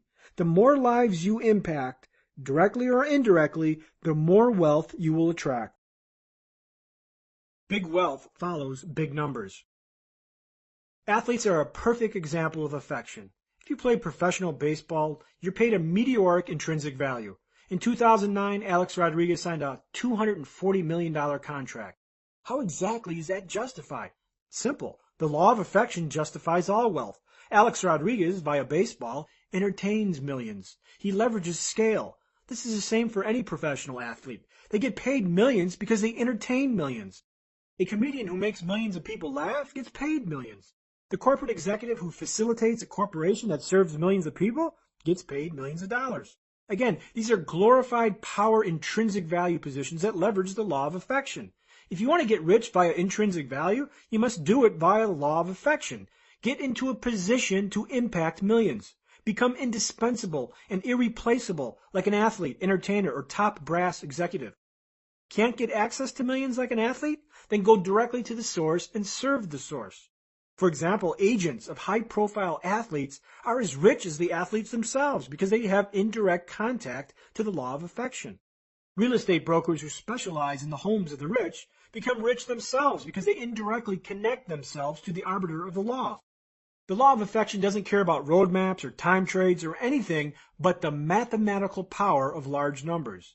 Make a giant impact a few times or make a small impact millions of times. Joe Magnitude owns a company that develops commercial real estate. He develops 14 office complexes and partitions the offices into condos. Each fully sold complex profits him $400,000. 14 scale times 400,000 magnitude equals $5.6 million. Joe Scale writes a book detailing a diet of the stars. He sells 8 million copies, scale, and earns $7 per copy, magnitude. He earns the same amount, $5.6 million. The closer you get to the source of large numbers, the closer you will get to wealth. To serve millions is to make millions. Think big to earn big. Chapter Summary, Fastlane Distinctions. The law of affection states the more lives you affect or breach, both in scale or magnitude, the richer you will become. Scale translates to units sold of our profit variable within our Fastlane wealth equation. Magnitude translates to unit profit of our profit variable within our Fastlane wealth equation. The law of attraction is not a law, but a theory. The law of affection is absolute and operates exclusive of any roadmap. All lineages of self-made wealth trace back to the law of affection. The law of affection's absoluteness comes from direct access and control, for example, you are the athlete, versus indirect access, for example, you are the athlete's agent. To make millions, you must serve millions in scale or few in magnitude. The law of affection's absoluteness comes from a direct access and control, you are the athlete, versus indirect access, you are the athlete's agent. To make millions, you must serve millions, in scale or a few in magnitude.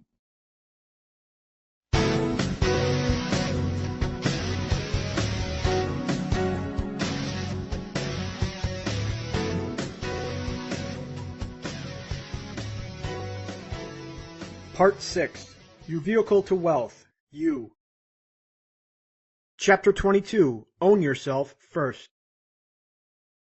Events and circumstances have their origin in ourselves. They spring from the seeds which we have sown. Henry David Thoreau. The paralysis of pay yourself first. Fastlane success demands a well-tuned vehicle primed and prepared for the journey that awaits. You are the vehicle to wealth. You are the mechanism for movement. You are responsible for making the journey, and the first step in taking charge of you is to own you. Surely you've heard "pay yourself first," a common slow-lane declaration born from the classic 1926 book The Richest Man in Babylon by George Clason. A good read, but fundamentally flawed. If you aren't familiar with pay yourself first, it's a slow-lane doctrine that urges you to save your money, pay yourself, before all else, food, gas, car payments, and other bills. This supposedly forces the slow laner's savings rate to accelerate their putrid wealth acceleration vehicle, compound interest via market investments. The fact is, advising a slow laner to pay yourself first is like advising a quadriplegic to climb a flight of stairs. It's fruitless. If you have a job, examine your last paycheck. Is your gross pay the same as your net pay? It isn't, and for some it may be as much as 35% less. Additionally, pre-tax saving weapons such as 401ks and IRAs severely limit your contributions to small amounts, where creating wealth on a pre-tax basis in a job becomes organizationally penal. If your primary income source comes from a job, your ability to pay yourself first is paralyzed because the governments are paid first. For pay yourself first to be legitimate, you truly need to pay yourself first in infinite amounts and the government last. You must own your own vehicle. To pay yourself first, you must own yourself. You can't pay yourself first if you don't own yourself. Your vehicle, you, must be free and clear. When you have a job, someone owns you. And when someone owns you, you aren't paid first, but last. The first step in controlling your vehicle, you, is to own yourself so you can truly pay yourself first and the government last. That is accomplished by shelling your business into a corporation that you control. The corporation serves as the fast lane frame because it offers the immediate tax benefit of pay yourself first versus pay yourself last. When you own a corporation, net profits are reduced by expenses. The remaining profit is taxed, and those taxes are paid to the government. Additionally, corporations exist separate from their owners and survive time. It's the surrogate structure that serves as your business system. When you own a corporation, the government is paid 4 times a year, once every quarter through estimated taxes. If you have a payroll, taxes are paid each time you pay your employees. I pay myself first 365 times a year, while the government is just paid 4 times a year. Doesn't that sound like a structure that is conducive to not only pay yourself first, but also wealth? How to own yourself. Like many entrepreneurs, I made the horrific mistake of getting into business as a sole proprietor. Any advisor who recommends a business structure as a sole proprietorship or a general partnership should be avoided like an airport toilet. These entities are risky because they don't protect you and catapult unlimited liability onto you and your personal assets.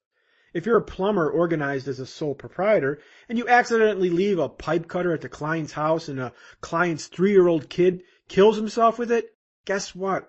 They're coming after you because you have chosen an ill-protected business entity. Instead of suing a corporation, they sue you and everything you own is up for grabs. The best business structures for your Fastlane business are: number 1, C Corporation; number 2, S Corporation; number 3, Limited Liability Corporation. Assuming you live in America, each has its advantages and disadvantages, but all share 2 common benefits: limitation of liability and tax efficiency. The C Corporation. The C Corporation is a business structure that survives time and can easily be transferred. Corporate profits are taxed at the corporate income tax rates, with net income distributed to shareholders. Some C Corp owners use this structure to deploy a strategy known as income splitting. The strategy is to partition the business income to both the owner and the business, effectively lowering the tax bracket of the two, versus a large income for just one. While it's not within the scope of this book to dive into tax strategy and corporate formation, it does offer up a fast lane component, which is control. While C corporations and their owners are subject to double taxation, tax on corporate profits and dividends to shareholders, they are advantageous for larger corporations and corporations with an asset growth strategy. In other words, if you don't plan on distributing profits and are focused on building asset value over net profit, C corporations do the job. The majority of publicly traded companies are C corps that do not distribute dividends to their shareholders. They grow revenue and asset value. The S corporation. An S corporation is like a C corporation, except that it isn't taxed as a separate entity. Considered a pass-through entity, taxes aren't paid at the corporate level, but at the individual level and reflected on the owner's personal tax return.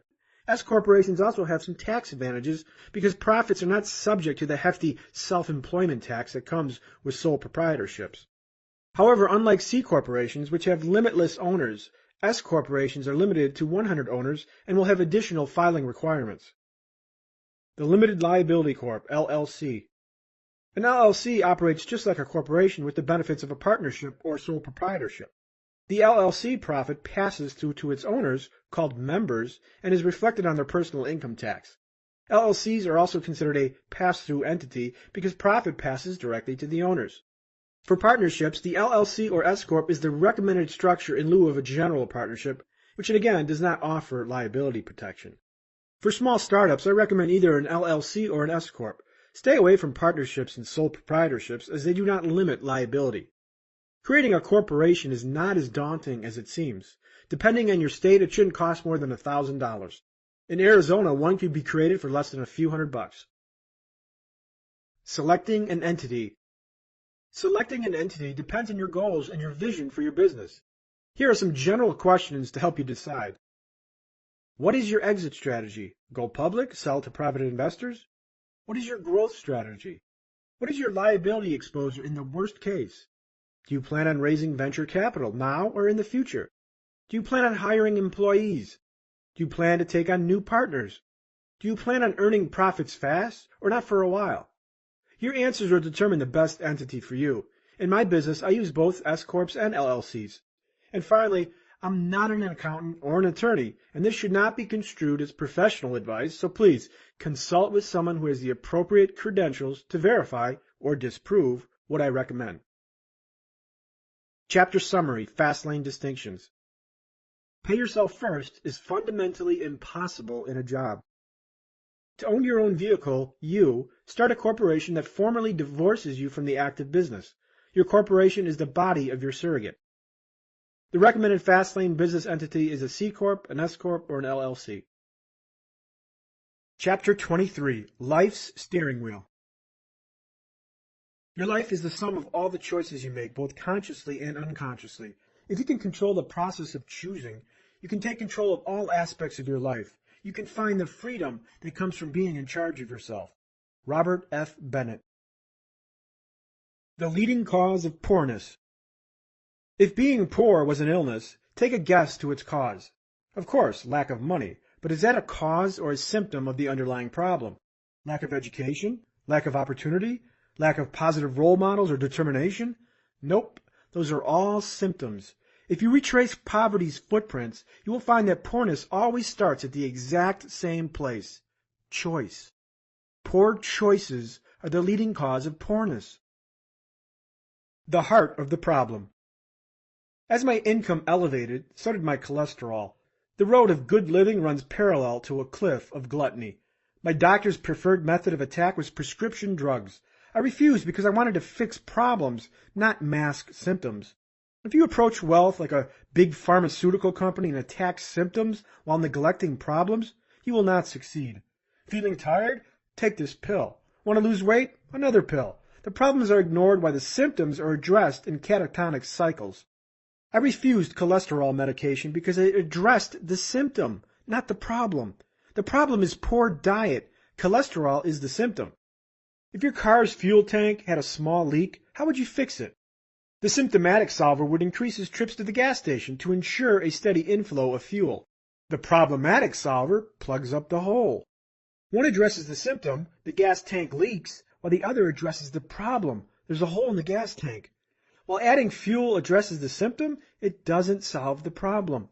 When the behavior stops, the problem remains. So how does this relate to success and choices? Simple. If you aren't where you want to be, the problem is your choices. Your circumstances are the symptoms of those choices. For example, everyone loves success quotes. Well, here are two. The will to persevere is often the difference between failure and success.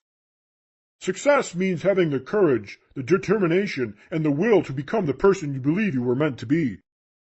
The problem with these quotes is they're asymptomatic. They're ambiguous to the real issue, and that is choice. The first quote deals with perseverance. Well, how do you persevere? You react from conscious choice. Not just one choice, but hundreds, perhaps thousands. You cannot choose to persevere with one choice. You cannot wake up one day and say, "Oh, today I will choose to persevere." It must happen every day, not just once. Perseverance is architected by many choices that fabricate the lifestyle. If you quit after 2 tries, have you persevered? Can you claim perseverance after 1 failure? Likewise, the second quote suffers from the same conundrum. Determination is not a solitary choice, but thousands of them. You cannot decide to be determined. It must occur repeatedly, concertedly, and with commitment. The point of this dissertation is that Fastlane success isn't one choice. It's hundreds. And when you line a string of choices together, they create your process, and your process will create your lifestyle. Lifestyle choices will make you a millionaire. Your life's steering wheel. Your choices spark the fires of future circumstances. The fabric of your life is sown by the cumulative consequences of your choices, millions of them, that you set into motion. You act, react, believe, disbelieve, perceive, misperceive, all of it engineers your existence. If you're dissatisfied with life, your choices take full responsibility. Blame yourself and the choices you've made. Yes, you are as you have chosen. It took me 26 years of life and a blizzard to grasp the horsepower of my choices. The blizzard impeded my limousine, but I was there because I chose it. I chose to get that job. I chose to pursue low-rent businesses. I chose to continue life in Chicago. I chose to avoid corporate after college. I chose my friends. I chose my business pursuits. I chose all of it, and it engineered my life to that exact moment. I awoke to the epiphany that I was the driver of my life, and my problems were the consequences of my choices. I steered myself there. Wherever you are, reading on the train, on a plane, on a toilet in a rundown apartment, or on a beach in the Caribbean, you've chosen. I didn't force you to pick up this book and read it. You chose to. Yes, you are exactly where you decide to be. And if that's unhappiness, you need to start making better choices. Choose to be wealthy or choose to be poor. There's a big chasm between thinking wealth and choosing wealth. You can choose the sidewalk, the slow lane, or the fast lane. You can choose to align your life with greater purpose or choose to let life live you. You can choose to believe these theories or choose not to. The common denominator is you. Your steering wheel, choice, is the most powerful control you have in your life. Why do I hate the slow lane? Because it denies choice and gives it to somebody else. The company, the boss, the stock market, the economy, and a whole host of others. People don't choose to be poor. They make poor decisions that slowly assembles into a poorness puzzle. Retrace the footprints to poverty and it happens slowly, systematically, and methodically under a steady diet of poor choices. For example, the choice to cheat on your exams or study. The choice to squander college because your parents paid for it. The choice to lie or be honest. The choice to drive without insurance. The choice to befriend bad people over good people. The choice to watch TV or read a book. The choice to drive 100 miles an hour in a 55-mile-an-hour zone. The choice to rob the corner convenience store. The choice to overindulge in food or liquor. The choice to believe in people with no track record. The choice to cheat on your significant other. The choice to buy on credit. The choice to get high every weekend. The choice to hire a contractor without a background check. The choice to play video games 30 hours a week. The choice to get married after 4 weeks of dating. The choice to go into business with incompetent partners. The road to treason is always open. I always loved a good street race. Having owned a variety of juiced-up vipers, confrontation was standard. One summer evening, after a few drinks, I let my ego take over and I street raced. I overthrottled, spun out of control, and crossed into oncoming traffic and crashed into a palm tree. By the time it was over, the new occupant in my Viper's passenger seat was the trunk of a 30-foot date palm. I was arrested, taken to jail, and charged with DUI and reckless endangerment. Luckily, I didn't kill anyone or myself. In fact, the arresting officer, who witnessed the entire race, brilliant, huh, stated that had the impact been driver's side versus passenger side, I would have been killed. I survived a life or death coin flip. In reflection, my choice to race was a treasonous choice. Treasonous choices are actions that do irreparable harm to your life, your dreams, and your goals. The consequences of treasonous choices throw life onto unintended detours and hazardous roads that are difficult to escape and oftentimes become permanent.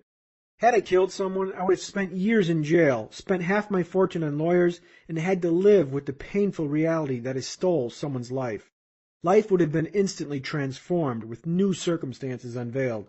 No amount of money can keep you from prison or purge your soul from the foolish horror of taking someone's life. Treasonous choices change your life forever. Jack finances his dream home and takes on an $800,000 mortgage, although he only makes $65,000 a year. Due to loose credit and an exploding housing market, he accepts the loan. He doesn't read the documents and assumes his mortgage lender has his best interests at heart. 18 months later, his interest rate adjusts upward and he can't afford the mortgage, forcing him into foreclosure. His poor credit haunts him for 12 years. He can't qualify for a new mortgage, and potential business opportunities go untapped. A fast-lane millionaire by age 28, Andre has everything. A beautiful wife, money, a healthy baby daughter, and 7 restaurants scattered across the 5 boroughs. Andre is on top of the world. One night after a few drinks to celebrate his night manager's birthday, Andre drives home drunk. He chooses to think, I'm okay. On his way home, he gets into an accident and kills a family of 4. Andre is arrested for drunk driving, and after his conviction, he spends the next 11 years of his life in prison. He loses his businesses and his family. Andre's life forever changed because of multiple treasonous choices. The choice to drink, the choice to drive, the choice to think, I'm okay. The series of choices is plentiful. His exit strategy is clear. He didn't choose wisely. Recent events from the sports pages illustrate the gravity of treason. Football player Michael Vick engaged in criminal activity and it reshaped his life. His legacy, if you call it that, will never be the same. He lost respectability in 2 years of his life. He made multiple choices that started with the choice to commiserate with derelicts engaged in criminal activity. Another football player made a choice and it cost him his life. You'd never guessed that cheating on your wife could end so tragically. It did for Steve McNair when his mistress allegedly shot him to death in a Nashville, Tennessee condo. While he didn't choose to be murdered, he chose to pursue the woman. He chose the relationship. He chose to cheat. He chose to act. You see, we aren't talking about one choice here, but many, and that made him complicit to the treason. Steve McNair's choices loaded the gun, but someone else pulled the trigger. Your life's steering wheel is a dangerous weapon. 3 inches is all it takes. Jerk your life's wheel 3 tiny inches while speeding, and you can steer your life onto a path of no return, or worse, smack into a concrete wall. Like an automobile's steering wheel, your choices are super sensitive. Unfortunately, treasonous roads always have a green light. People drown in the misery of their own choices while neglecting to acknowledge they are the cause. What's chosen today impacts forever. You'll see. You'll see is my mother's code for I'm right, you're wrong, and time will uncover that truth. As a rebellious teen, Mom lobbed a "you'll see" at me after she surrendered to my pleadings for an off-road motorcycle. Mother didn't like the idea and levied her missive.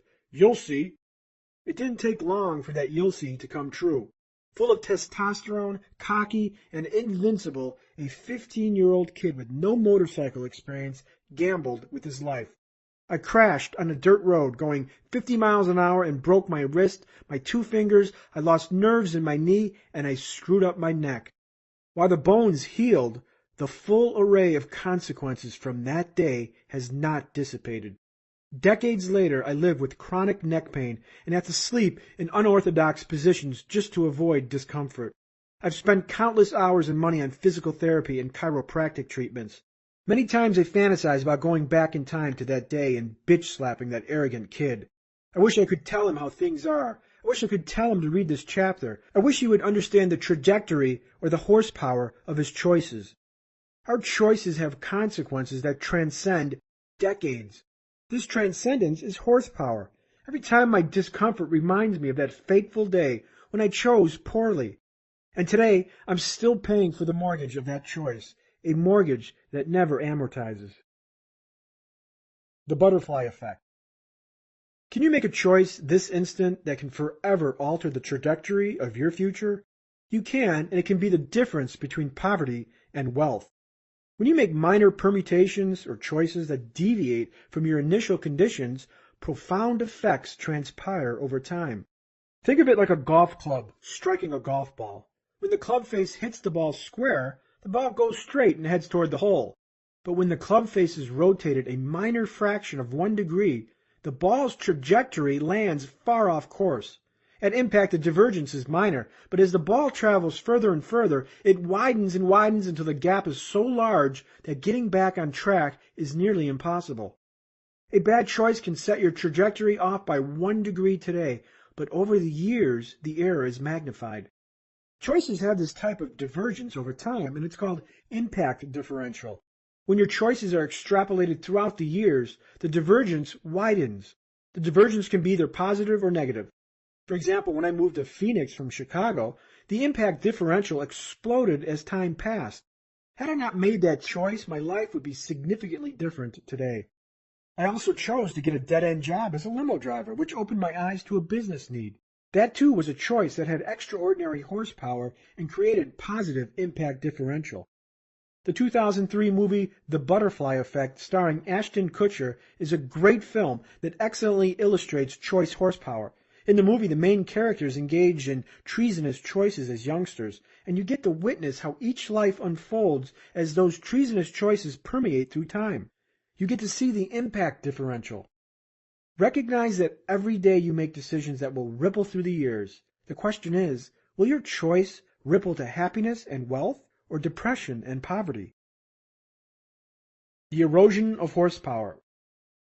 Your choices have significant trajectory into the future, and the younger you are, the more horsepower they exude. But fortunately, horsepower fades with age. If this is confusing, think about it in terms of an asteroid that is on a collision course with Earth. When an asteroid is millions of miles out at space, representing your youthful choices, a simple 1 degree change in trajectory will save the Earth from destruction. This is the power of horsepower. Now for us older folks, the asteroid is closer to Earth and closer to our death, which weakens the potency of our choices. A 1 degree change isn't as effective, and for the same potency, it needs to be 10 degrees. When you are under 25, you have maximum horsepower, and your choices discharge an incredible amount of firepower. A simple choice I made more than 20 years ago is still felt today. That's a lot of torque. If you reflect on your choices, you make them in an instant, and yet their consequences transcend a lifetime, especially the ones made early in life. Your life's choices are like a mature oak tree with millions of branches. The branches symbolizes the consequences of your choices. Near the trunk of the tree, the branches are thick, reflecting the decisions you've made early in life, while the top branches are thin, symbolizing decisions near the end of your life. Youthful choices radiate the most strength and fabricate the trunk of your tree. As the branches ascend topside through time, they get thinner and weaker. You don't have enough power to bend the tree in new directions because the trunk is thick with age, experience, and reinforced habits. My motorcycle crash had significant horsepower because I feel it today. If you're unmarried with 5 kids by age 23, where do you think the branches of your choice tree will lead? How thick and unbendable is your choice tree? If you skip classes and are drunk for 4 years in college, how will that ripple through your choice tree? If your best friend is a drug dealer, where will that branch lead? At age 16 for a school prank, David ignites a smoke bomb in the school bus and 14 children suffer smoke inhalation. Fortunately, those children recovered quickly, but David's 10-day stay in juvenile detention forever propels David's life down a different path. David meets Rudy, who teaches David the rules of the perfect burglary. This relationship forges David's new career choice, thievery. After avoiding the law for 7 years, David is caught, convicted, and sentenced to 9 years in prison. Had David not met Rudy, where would he be? A fireman? A banker? Choice and its horsepower transcend. At age 17 and against her parents' wishes, Alyssa, an honor student, leaves home to live with a 31-year-old man she met at a local bar 4 months earlier. Her boyfriend introduces her to crystal meth, and what initially started as a funny experiment becomes a life-consuming addiction. Alyssa resorts to illegal activities to support her habit, including stealing from her parents. Her reckoning occurs when she is caught at the local mall stealing and sentenced to 3 years in jail and state-mandated rehabilitation. Had Alyssa listened to her parents, where would she be today? Choice and its horsepower transcend. The smallest choices made in your life create habits and lifestyle that forms process. They are the ones that can make the biggest impact. You can't decide to go fast lane because that itself is just an event. A fast lane process is hundreds of choices. Regardless of age, reflect on your life and analyze the forks in the road and where those forks have taken you. The forks are choices, both large and small, and each shares the common thread of having the magnificent power to take you somewhere different. Whatever you decide today impacts tomorrow, weeks, months, years, decades, and yes, generations. If you're younger than 30 years old, your choices right now are at peak horsepower because they are growing the thick branches of your choice tree. It's time to put the pedal to the metal. Chapter Summary, Fast Lane Distinctions. The leading cause of poorness is poor choices. The steering wheel of your life is your choices. You are exactly where you chose to be. Success is hundreds of choices that form process. Process forms lifestyle. Choice is the most powerful control you have in your life. Treasonous choices forever impact your life negatively. Your choices have significant horsepower or trajectory into the future. The younger you are, the more potent your choices and the more horsepower you possess. Over time, horsepower erodes as the consequences of old choices are thick and hard to bend. Chapter 24. Wipe your windshield clean. Until we see what we are, we cannot take steps to become what we should be. Charlotte P. Gilman. Wipe your windshield clean. While pumping gas into my Lamborghini, a teenager once asked me if he could snap some pictures. Sure, go ahead, I replied. After a few various rants and raves about the car, he exclaimed, I gotta get as many pictures as possible, 'cause I'll never be able to afford one of these. Do you see a problem in that conclusion? This young man made a choice to believe he will never own a Lamborghini. He couldn't see beyond his own windshield. Is this a small choice? A treasonous choice? A choice of significant horsepower? This seemingly innocent choice of perception has the excruciating horsepower of treason. It's a crippler of dreams. The teen's choice of perception was poor, and because of it, it will forever lead him to mediocre results. His jury has already deliberated, and the verdict was in. An extravagant car will always be out of his league, and therefore his choices will reflect that mindset. Unfortunately, he didn't understand the debilitating effect of being clouded to our own self-constructed windshield into the world. The choice of perception. In the last chapter, we discussed choices and their impact on your life. Thus far, it's all been about choices of action, physical actions which produces consequences. However, if you look deeper, what causes those actions? What motivates you to act and to choose? We have two types of choices. Number one, the choices of perception, thought patterns, and number two, choices of action, like choosing to read. Choices of perception serve as the impetus to your choices of action. If you believe and perceive a certain idea, you're likely to act in accordance to that belief. The difference between the teen at the gas station and me was this.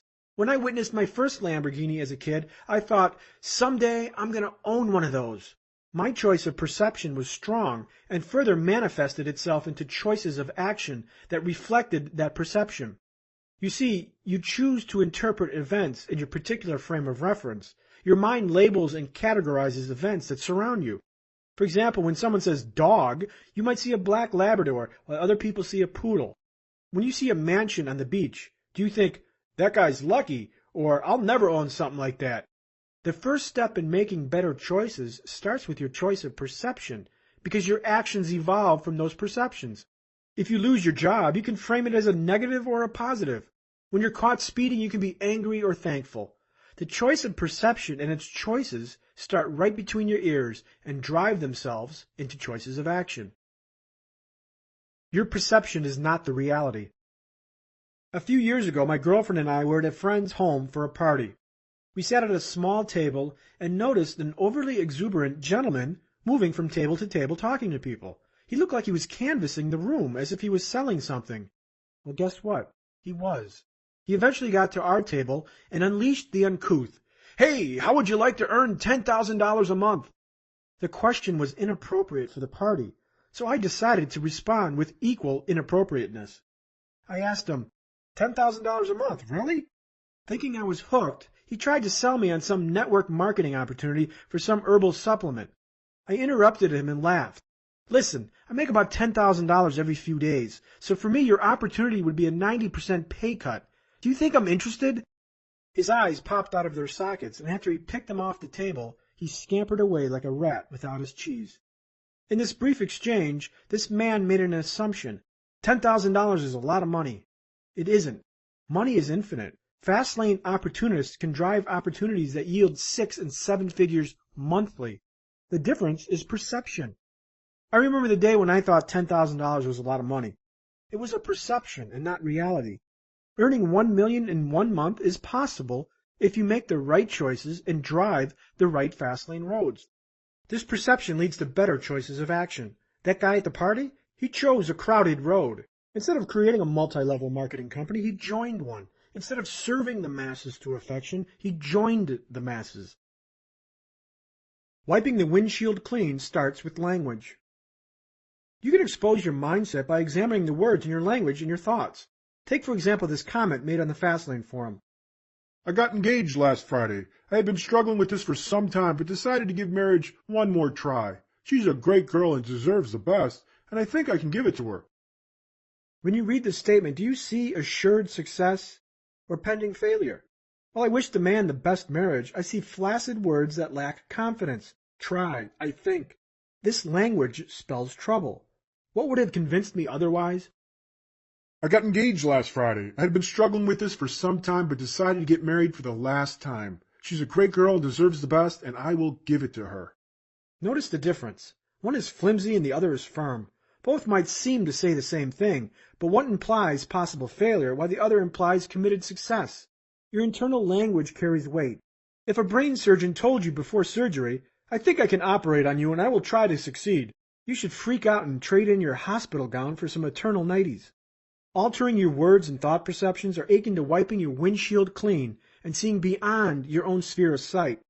How do you manage your choice of perception? What language do you use in your mind? I never, I can't, if only. Or do you choose better words? It's possible. I'll overcome. I will. I can. If your world is canvassed with words like never and can't, guess what? It's true. You can't and you never will. Is it possible to earn $1 million in 1 month? Sure it is. Just go ask the guy who does it. What makes his windshield different from yours? Good choices of perception translate into good choices of action. To change your perception is to change your future actions. The goal of this book is to change your perception about wealth and money. Believe that retirement at any age is possible. Believe that old age is not a prerequisite to wealth. Believe that a job is just as risky as a business. Believe that the stock market isn't a guaranteed path to riches. Believe that you can be retired just a few years from today. So how do you upload new beliefs and overwrite the old ones? Find the information, resources, and the people that align with the new beliefs. For myself, I pursued the stories of those who acquired wealth fast and soon learned that get rich quick wasn't a myth. I never found that 19-year-old who got rich piling money into mutual funds. However, I did find 24-year-old millionaire inventors, business founders, authors, and website owners. If you want extraordinary results, you're going to need extraordinary thinking. Unfortunately, extraordinary is not found trapped in society's gravity of thinking and the beliefs that fuel them. Steering tips, better choices, and a better life. As your journey progresses, respect yourself and ask, is this a good choice of perception? A good choice of action? Is this going to be treasonous to my dreams and cloud my windshield to a better life? Have I chosen to be a victim or a victor? Have I chosen to surrender or to accept the challenge? Changing your life starts with changing choices. The Fastlane vehicle to wealth is driven on choice, not asphalt. You start making better choices using two strategies dependent on the decision's gravity. Number 1, worst case consequence analysis, or WCCA. Number 2, weighted average decision matrix, or WADM. Worst case consequence analysis is designed to steer you away from perilous detours and treasonous choices. Conversely, weighted average decision matrix is designed to help you make better big decisions with multiple contingencies. This dual-prong attack works on the choice extremes, a prevention of disastrous choices and a facilitator of good choices. Worst case consequence analysis. The first decision tool is worst case consequence analysis, or WCCA, which requires you to become forward-thinking and an analyzer of potential consequences. WCCA asks you to answer 3 questions about every decision of consequence. Number 1, what is the worst case consequence of this choice? Number 2, what is the probability of this outcome? Number 3, is this an acceptable risk? While these 3 questions might seem lengthy, your analysis process shouldn't take longer than a few seconds. You don't need a paper and a pen, just your head and a conscious choice of perception. When choices are analyzed using WCCA, potential disasters are exposed and alternatives can be chosen. Unnecessary roads of treason can be bypassed. I use WCCA extensively. For example, several years ago, after several drinks at a local bar, I went home with a woman who was making the moves on me and wanted to get busy. She pulled the old Harlequin whisper, "Make love to me." Of course, having known her for all but 2 hours, I knew this wasn't love, but something else. Behind my drunken passion, I ran through the WCCA analysis. What is the worst case outcome of this choice? Number 1, I could get a sexually transmitted disease. Number 2, I could get her pregnant and be locked into this person for the rest of my life. Number 3, I could be falsely accused of rape. What is the probability of these outcomes? Number 1, the STD probability is probably about 10%. That was based on her outward promiscuity. The number 2 consequence, pregnancy, was probably only about 1%. The number 3 probability, being falsely accused, was about slim and none, or roughly 0.1%. Now, are these acceptable risks? I immediately reasoned, hell no. The 10% or the 1%, I reasoned the risk was just too great and that the risk had outcomes that could change my life forever. I denied the woman's advances and hid my lust in favor of a better choice. Now what if I hadn't? Sure, I would have enjoyed a quick romp of fun, but what about afterwards? Would I be put in a position of an unplanned pregnancy with a woman I really didn't know? Would I be condemned with a disease that would further jeopardize my health and limit my search for a future partner? The potential consequences of this action had profound, treasonous trajectories, which I avoided. Worst case consequence analysis comes into play when I drive. Viper, Lamborghini, doesn't matter. Other idiot drivers looking for a street race constantly harass me. Sure, I might hit the accelerator hard for 3 seconds, but in those 3 seconds, WCCA takes over. What's the worst that could happen? I could kill myself and somebody else. Odds? I don't know, 3%? Knowing my racing competency, the risks are dangerously high. I release the accelerator and don't engage. The other driver? He speeds away with something to prove and in total disregard to the consequences. That's okay. Maybe there's a reason why he's driving a 10-year-old fart can Honda and I'm in the Lamborghini. He can win the street race. I'll win life. The weighted average decision matrix, or WADM. Ever wrestle with a tough decision? One day you favor option A and the next day you flounder back to option B? Wouldn't it be great if making a tough decision was as simple as picking a higher number? The second decision tool I use compares and quantifies big decisions. You know them. Should you move or stay? Quit or continue? Go back to college or not? For WADM, you just need a paper and a pencil.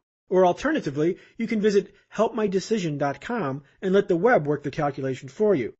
Now keep in mind, WADM is for big decisions, so you might use this a few times, where WCCA can be used daily. With WADM, decision making is easy as it isolates and prioritizes factors relevant to your decision and then quantifies each decision with a value. The higher value reflects the better decision. For example, if you had a choice between moving to Detroit or Phoenix, WADM would yield a simple numerical valuation like Detroit 88 and Phoenix 93. Based on the number, Phoenix is the better choice. While WADM is subjective and requires your unfettered objectivity, it is a great tool for identifying which choice is more favorable to your preferences. To use WADM, a minimum of 2 choices are needed, but it could be used for more. Let's say you do indeed live in Detroit and are considering moving to Phoenix. You struggle with the decision and can't get clarity. One day you want to move and the next day you want to stay. Usually this waffling occurs because there are too many decision factors within each choice. Get a pencil and paper. Make 3 columns on your paper, one headed factors, and each of the other 2 for choice, Detroit and Phoenix. Second, what decision factors are important in your decision? Weather, schools, cost of living, being near family. Write down all factors relevant to the decision, no matter how small. Write these factors in the factor column. Thirdly, next to each decision factor, weight its importance to the decision from 1 through 10, with 10 being the most important. For example, you are seasonally depressed, so weather is assigned a 10 in your matrix. Subsequently, your children are almost 18, so you decide that a school system isn't a top priority and it receives a 3. Do this for all factors. After each criterion is ranked 1 through 10, grade each choice 1 through 10 for each decision factor. The school system in Detroit, you give it a 4. In Phoenix, you give the school system a 5, as you determine it's a little bit better. You assign entertainment in Detroit an 8, as they are home to your mighty Red Wings, while Phoenix gets a 6. Continue to do this for each decision factor within each choice. Next, for each row, multiply the weight times the grade and put that number next to the grade in parentheses. For example, in the entertainment row, Detroit receives a 40, 8 weight times 50 grade, while Phoenix receives a 16, 8 weight times 2 grade. Do this for all rows. The final step is simply to add up all the graded weight columns to get your final number for each choice. The number will be your choice that you favor. In this hypothetical example, you would stay in Detroit because it received a higher score, 232 over 228. The WADM is a great tool for making big decisions, as long as you are perfectly honest with the factor weighting. I've used WADM many times in my life to bring clarity to tough decisions. It proved I needed to move to Phoenix, it offered insight into why it was time to sell my business, and even steered me clear of some bad business investments. In 2005, I had an opportunity to invest in a Las Vegas restaurant. After I completed my due diligence to the opportunity and the founders, it was time to make a decision, but I couldn't decide. I solved the decision paralysis with the WADM analysis, and it indicated that I should turn the investment down. I did. A little over a year later, I discovered this investment turned south and that the investors lost most of their money. The matrix gave me clarity to decision ambiguity and saved me from losing $125,000. If you examine a map of the country, you'll find millions of roadways, freeways, streets, avenues, and boulevards, all leading somewhere different. Your choices unearth these roads, and there are either impressive shortcuts or perilous detours. These 2 decision tools are navigational tools for your wealth journey. Get your eyes off the rear-view mirror. Today is the starting line for the rest of your life. Yes, today is the tomorrow you worried about yesterday. The problem with the past is that we remember memories we shouldn't, and we don't forget what we should. If your eyes are stuck in the rearview mirror, you're stuck in the past. And if you're stuck in the past, you're not looking ahead. If you're not looking ahead, you can't hit the mark of your future. The universe doesn't care about your past. It's blind to it. The universe doesn't care that I wore pink pants in high school. Hey now, come on, remember Miami Vice? The universe doesn't care that I got in a fight with Francis Franken and lost. The universe doesn't care about your MBA from UCLA, your drug-dealing father, or that you wet your bed in junior high. The universe simply doesn't care. One person and only one person only weaponizes past transgressions. You. If the universe doesn't remember, why should you? Being the youngest of 3 siblings, you can bet I was the subject of some vile comments. Fat, stupid, you name it. However, just because my brother called me an idiot for 12 years doesn't make it my reality. Your past never equals your future unless you allow it. Think about a coin flip.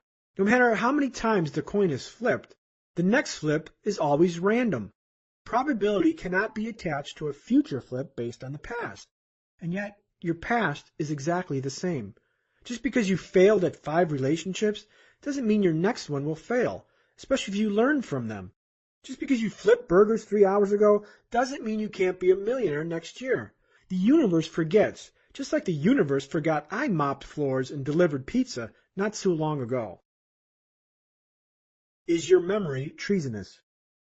Your memories have the same makeup as your choices. They're treasonous, muted, or accelerative. Unlike choices consequences, you have a choice how your past is classified. The records of the past can be sealed. For example, if you lost your life savings in a restaurant franchise that went bankrupt soon after you invested, your memory could be either accelerative or treasonous. Your memory and its perception could be, business ownership is a big risk, I'll never do that again. Or, next time I'm going to be selling franchises, not buying them. The former is treasonous, while the latter is accelerative. You have a choice in framing failure and framing the past. It either serves or hinders. When I reflect on my own failures, I let them serve me to affect future change. It's a part of the responsibility accountability process.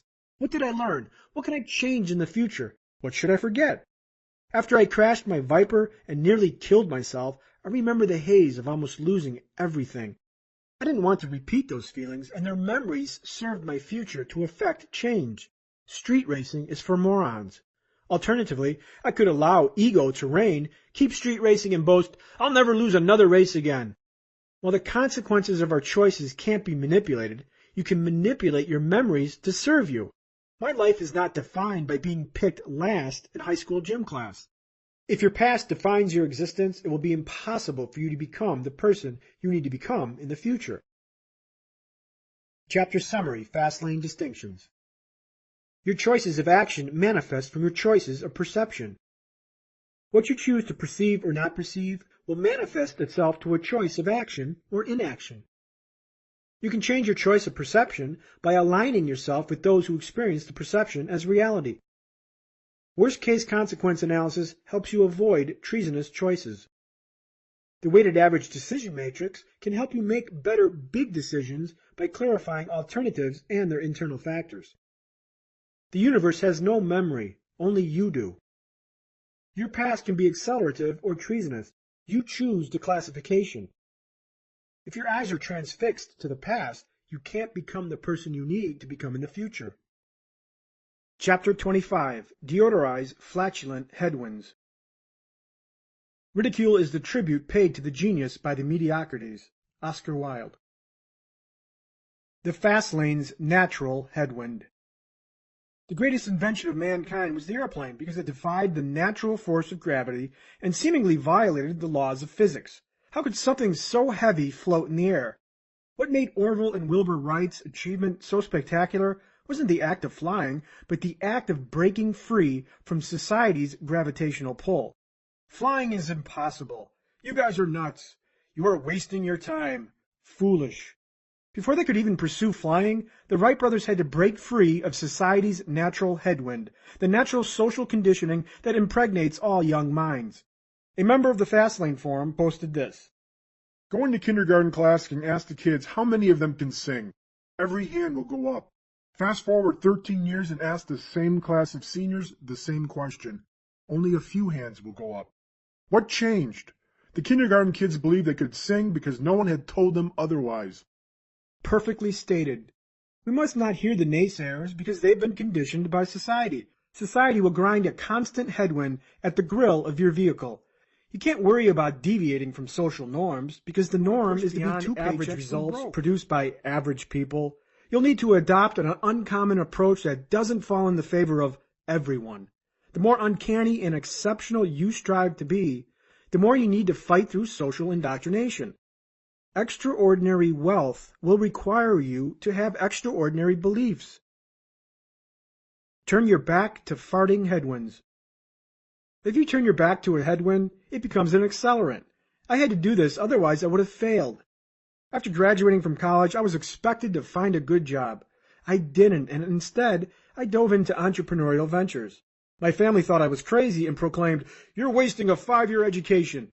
Peers thought I was delusional. Oh dear, delivering pizzas and chauffeuring limousines while 2 business degrees hung from the wall? Women wouldn't date me because I broke the professional, college-educated mold the fairy tale espoused. Going fast lane and building momentum will require you to turn your back at the people who fart headwinds in your direction. You have to break free of society's gravitational force and their expectations. If you aren't mindful to this natural gravity, life can denigrate into a vicious, self-perpetuating cycle, which is society's prescription for normal. You know how it is. Get up, go to work, come home, eat, watch a few episodes of Law & Order, go to bed, then repeat day after day. Before you know it, 45 years have passed and you need another 25 just to make your financial plan work. Time passes, dreams die, and what remains? An old, withered body, forlorn for what could have been. So, who farts headwinds? They are, number 1, friends and family who just don't get it. Number 2, educational institutions that preach slow lane dogma. Number 3, parents who are conditioned to believe that, wealth is for other people. Number 4, slow lane gurus who claim that your house is the best investment. Number 5, slow lane gurus who say $100 invested today will be worth $10 million in 50 years. Number 6, your environment. Escaping human headwind bloviators. People who don't empower your goals are human headwind bloviators. They add friction to the journey. When you spot excitement over your actions or ideas, bloviators react with doubt and disbelief and use conditioned talking points such as, that won't work, or somebody is already doing it, or why bother? In motivational circles, they call them dream stealers. You must turn your back on them. Every entrepreneur has bloviators in their life. These people are normal obstacles to the fast lane road trip. Remember, these people have been socially conditioned to believe in the preordained path. They don't know about the fast lane, nor do they believe it. Anything outside of that box is foreign. And when you talk fast lane, you might as well be speaking Klingon. As a producer, you are the minority, or the consumers of the rest. To be unlike everyone who isn't rich, and you, who will be rich, requires a strong defense. Otherwise, their toxicity infects your mindset. Commiserating with habitual, negative, limited thinkers is treasonous. Uncontrolled, these headwinds lead directly to the couch and the video game console. Yes, the old, if you hang out with dogs, you're going to get fleas. This relationship makes you a blossoming flower that needs protection, water, and plenty of sun. Negative friends, families, or coworkers are dark clouds. Defend yourself or suffer the consequence of slow assimilation to mediocrity. Escaping environmental headwinds. While you might be able to redirect human-originated headwinds, environmental factors aren't so easily controlled. What are environmental headwinds? For me, it was Chicago. I was seasonally depressed and I needed sun for motivation. Chicago was my hurricane-force headwind, and if I wanted success, I needed to turn my back. I escaped and moved to one of the sunniest places on the planet. Had I not turned my back to the environmental headwind, this book would not exist. Where would I be today if I hadn't turned my back to the tornado? I know I wouldn't have been here, happy and retired 30 years early. Nope, I'd be on the Kennedy Expressway, fighting traffic and probably strung out on antidepressants.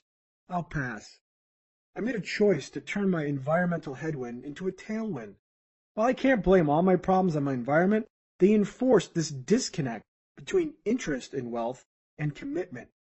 Another headwind could be your work environment. If your hated job drains the life out of you, it's a headwind. After a long workday and you have nothing left for your dreams and your fast lane plan, you're done. The headwind keeps you trapped. While growing up, one of the successful entrepreneurs I studied was Sylvester Stallone.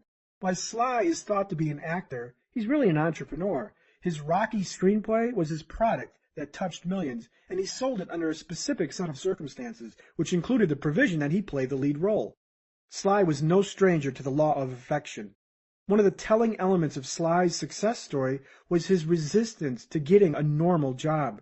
He mentioned that if he'd taken a corporate job, his dream would have died because he knew the gravity of a job was inescapable for him. He recognized that a corporate environment would have been a headwind.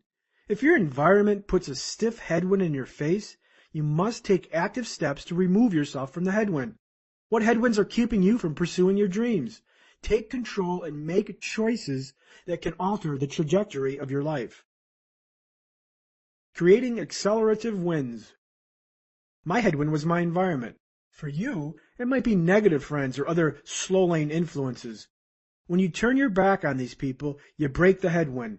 When you associate with people who empower your goals, you create a wind at your back and build momentum.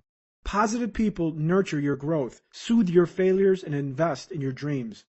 Good people are conduits to your dreams, not just in motivational fuel, but in extending your opportunity reach.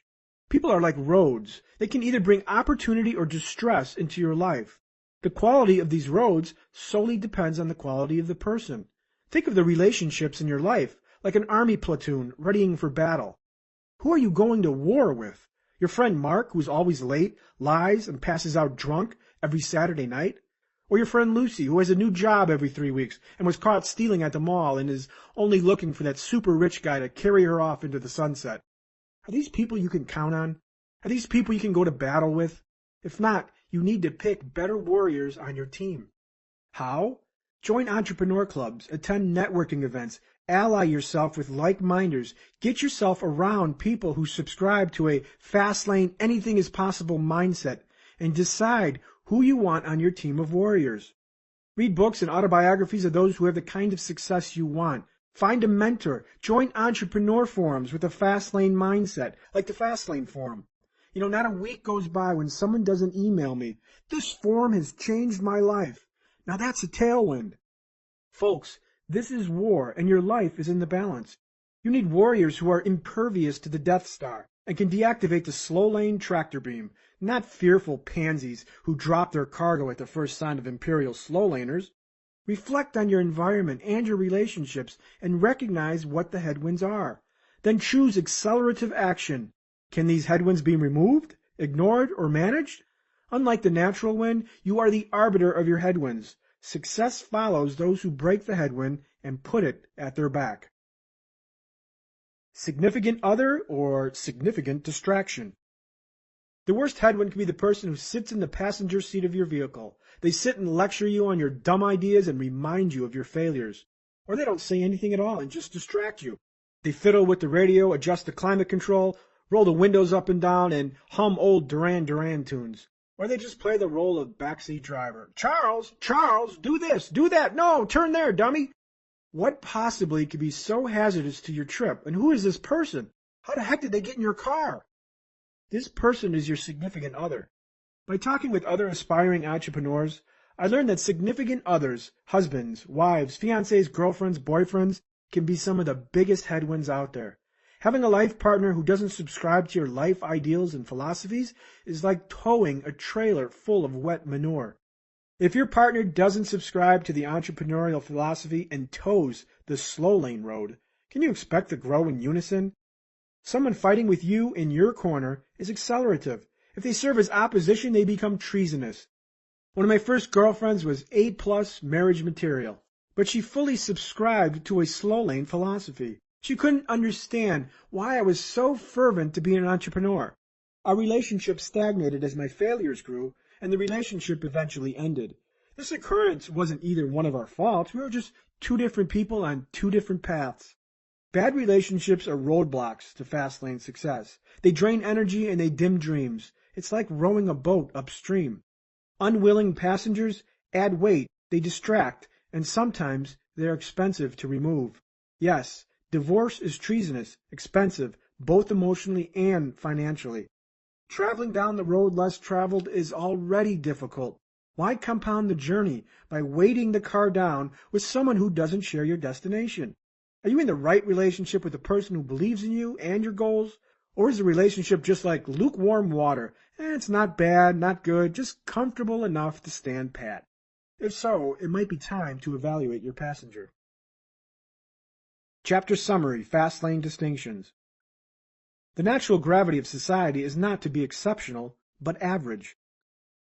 Toxic relationships drain energy and detract from your goals to be extraordinary. The people in your life are like comrades in battle platoon. They can save you, help you, or destroy you. Good relationships are accelerative to your process, while bad relationships are treasonous. Chapter 26. Your primordial fuel, time. Time isn't a commodity, something you pass around like a cake. Time is the substance of life. When anyone asks you to give your time, they're really asking for a chunk of your life. Antoinette Bosco. The $6 bucket of chicken. Why will most people never get rich? Look no further than a $6 bucket of chicken. It made big news. A fast food restaurant offered a free bucket of chicken to anyone who had an internet coupon. People flocked to restaurant locations and waited for hours, all for a free $6 bucket of chicken. Know anyone who would stand in line for hours just to get something free? Are you one of them? These stories are common, and yet my reaction is the same. What the hell is wrong with people? I'll tell you. These people value their time at zero. It's free. Like the air we breathe, they're convinced that their time is abundant and in an endless supply. They live as if they're immortal. They are certain that time, the fuel of their life, never runs empty. I wonder if these people had 3 weeks left to live. Would they be standing in line for a bucket of chicken? What if they had 3 months? 3 years? At what level of mortality would they rule that standing in line for 3 hours for free chicken is not a good use of time? The greasy chicken truth: value your time poorly and you will be poor. When time is wasted as a lifestyle choice, you will be stranded in places you don't want to be. Take a look around. How do your friends, family, and peers value their time? Are they standing in line to save $4? Are they driving 40 minutes to save $10? Are they parked on the sofa, anxiously waiting to see who wins Dancing with the Stars? The average American watches more than 4 hours of TV each day. In a 65-year life, that person will have spent 9 years glued to the tube. Why? Simple. Life sucks. Life needs an escape. Life is no good. Show me someone who spends hours online playing Mafia Wars, Farmville, or Angry Birds, and I'll show you someone who probably isn't very successful. When life sucks, escapes are sought. I don't need television because I invested my time into a real life worth living, not a fictitious escape that airs every Tuesday night at 8 p.m. Again, majority thinking yields mediocrity, and for the majority, time is an asset that is undervalued and mindlessly squandered. The Titanic. How fast is your ship sinking? People standing in line to save money ought to hold a picket sign announcing to the world, I value money more than my life. That choice is a primal mistake. A great example to time's reigning dominance over money comes from the 1997 movie Titanic. As the ship sinks and a few lifeboats remain, Caledon Hockley, a wealthy steel industrialist played by Billy Zane, bargains for his life with a ship's officer and offers cash in exchange for a lifeboat seat. The officer rebukes the tycoon's proposition with a stiff certainty. Your money can't save you any more than it can save me. Reflect on that for a moment. Your money can't save you any more than it can save me. Powerful. In those 8 seconds, the true value of time is exposed as we intersect with the certainty to our own ticking death clock. You see, once your time is gone, you're dead. And when your clock ceases to tick, no amount of cash will save you from the end. Fastlaners understand that time is the gas tank of life. When the gas tank runs dry, life ends. Time is the greatest asset you own. Not money, not the 1969 restored Mustang, and not Grandpa's old coin collection. Time. The fact is, all of us are on a sinking ship. Is your time treated as much? Is it treated fairly or carelessly? Or is your primordial fuel squandered as if the tank will never run empty? You were born rich, and you will die broke. Time is the great equalizer. You were born with a full tank of gas, there are no refilling stations, and your one fill-up occurred the moment you took your first breath. Time can't be created outside of your mortal limits. Sure, we might be able to stretch a 76-year lifespan to 82 with good health and diet, but within mortality, time is transformed from infinite to finite. The greatest theft of all humanity is to act as if our time on this earth is infinite, when it isn't. The reality is that time is deathly scarce, while money is richly abundant. On any given day, $3 trillion is exchanged in the world currency markets. To give that perspective, you can spend $1 million a day for 8,000 years and you still wouldn't have spent $3 trillion. That's 109 lifetimes to quantify the total currency trading volume that exists for one day.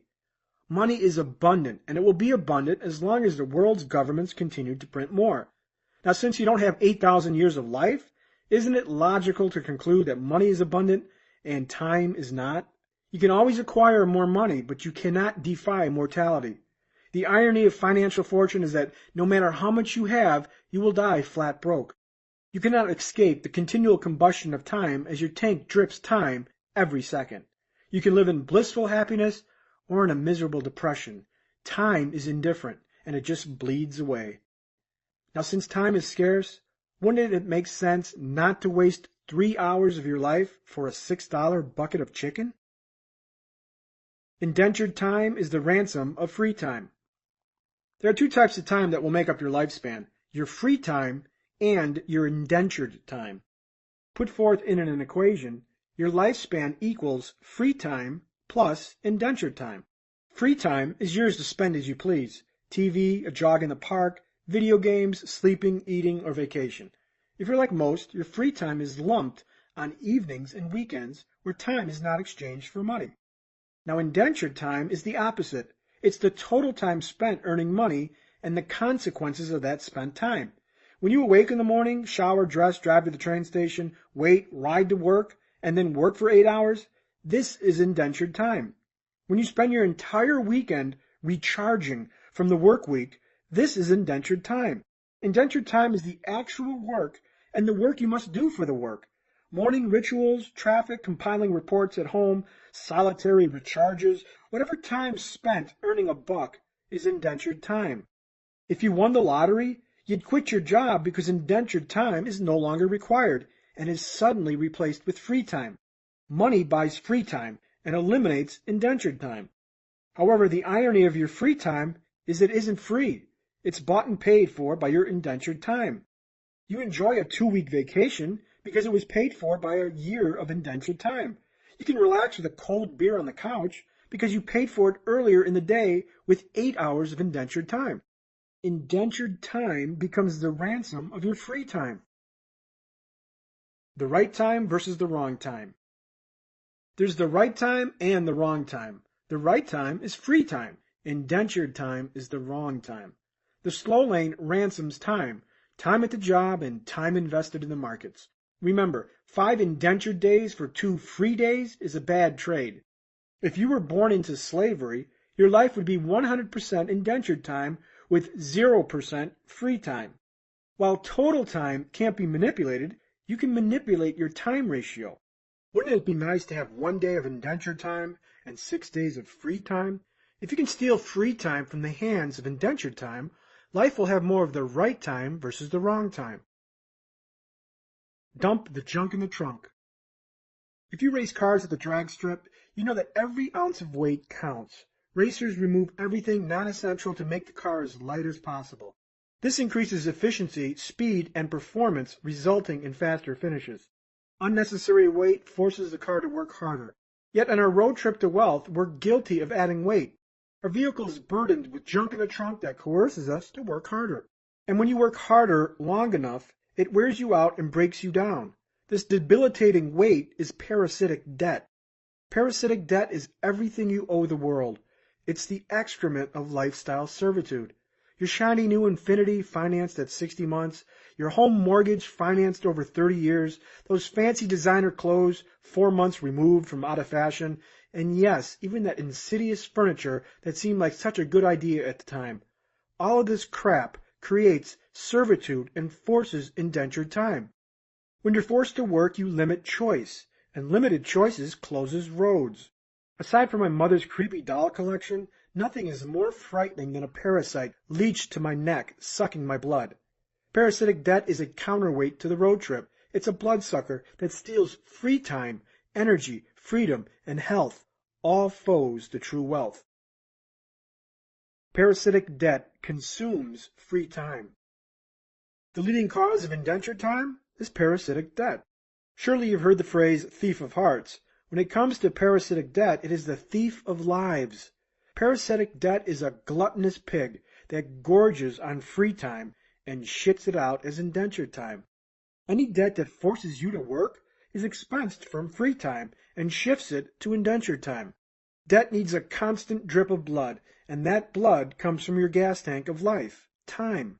And since time is fixed, an increase in indentured time comes from only one source, your free time. The cost of parasitic debt. The average American owes more than they are worth. Having a lifestyle built on credit creates lifestyle servitude in the form of indentured time. And because total time is finite, indentured time grows by pilfering from free time. Indentured time leads straight to the sidewalk. The next time you buy some fancy gadget on credit, know exactly what you're buying. You're buying parasitic debt that eats your free time and excretes it into indentured time.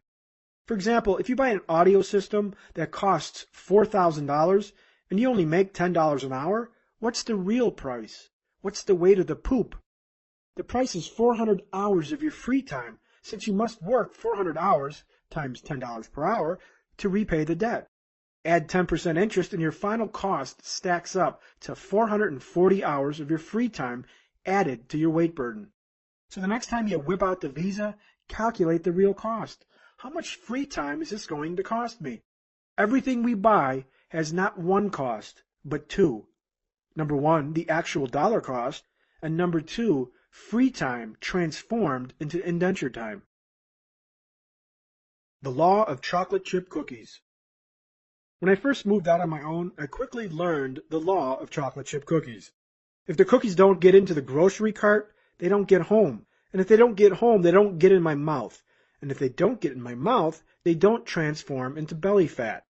Parasitic debt follows the same law. Control parasitic debt by controlling its source, instant gratification, which is a trait of the sidewalk. The next time you feel compelled to buy some trinket at Macy's, ask yourself, will this be obsolete in 6 months and land in the garage with the rest of the junk? In 4 months, will this stupid tribal t-shirt be relegated to that dusty side of the closet reserved for painting smocks? Again, when you purchase the next greatest fashion fad without truly being able to afford it, you open the floodgates to parasitic debt, and that flows downstream to the sidewalk. If the cost of the product doesn't make it to your credit card, it doesn't become parasitic. You become a protector of free time.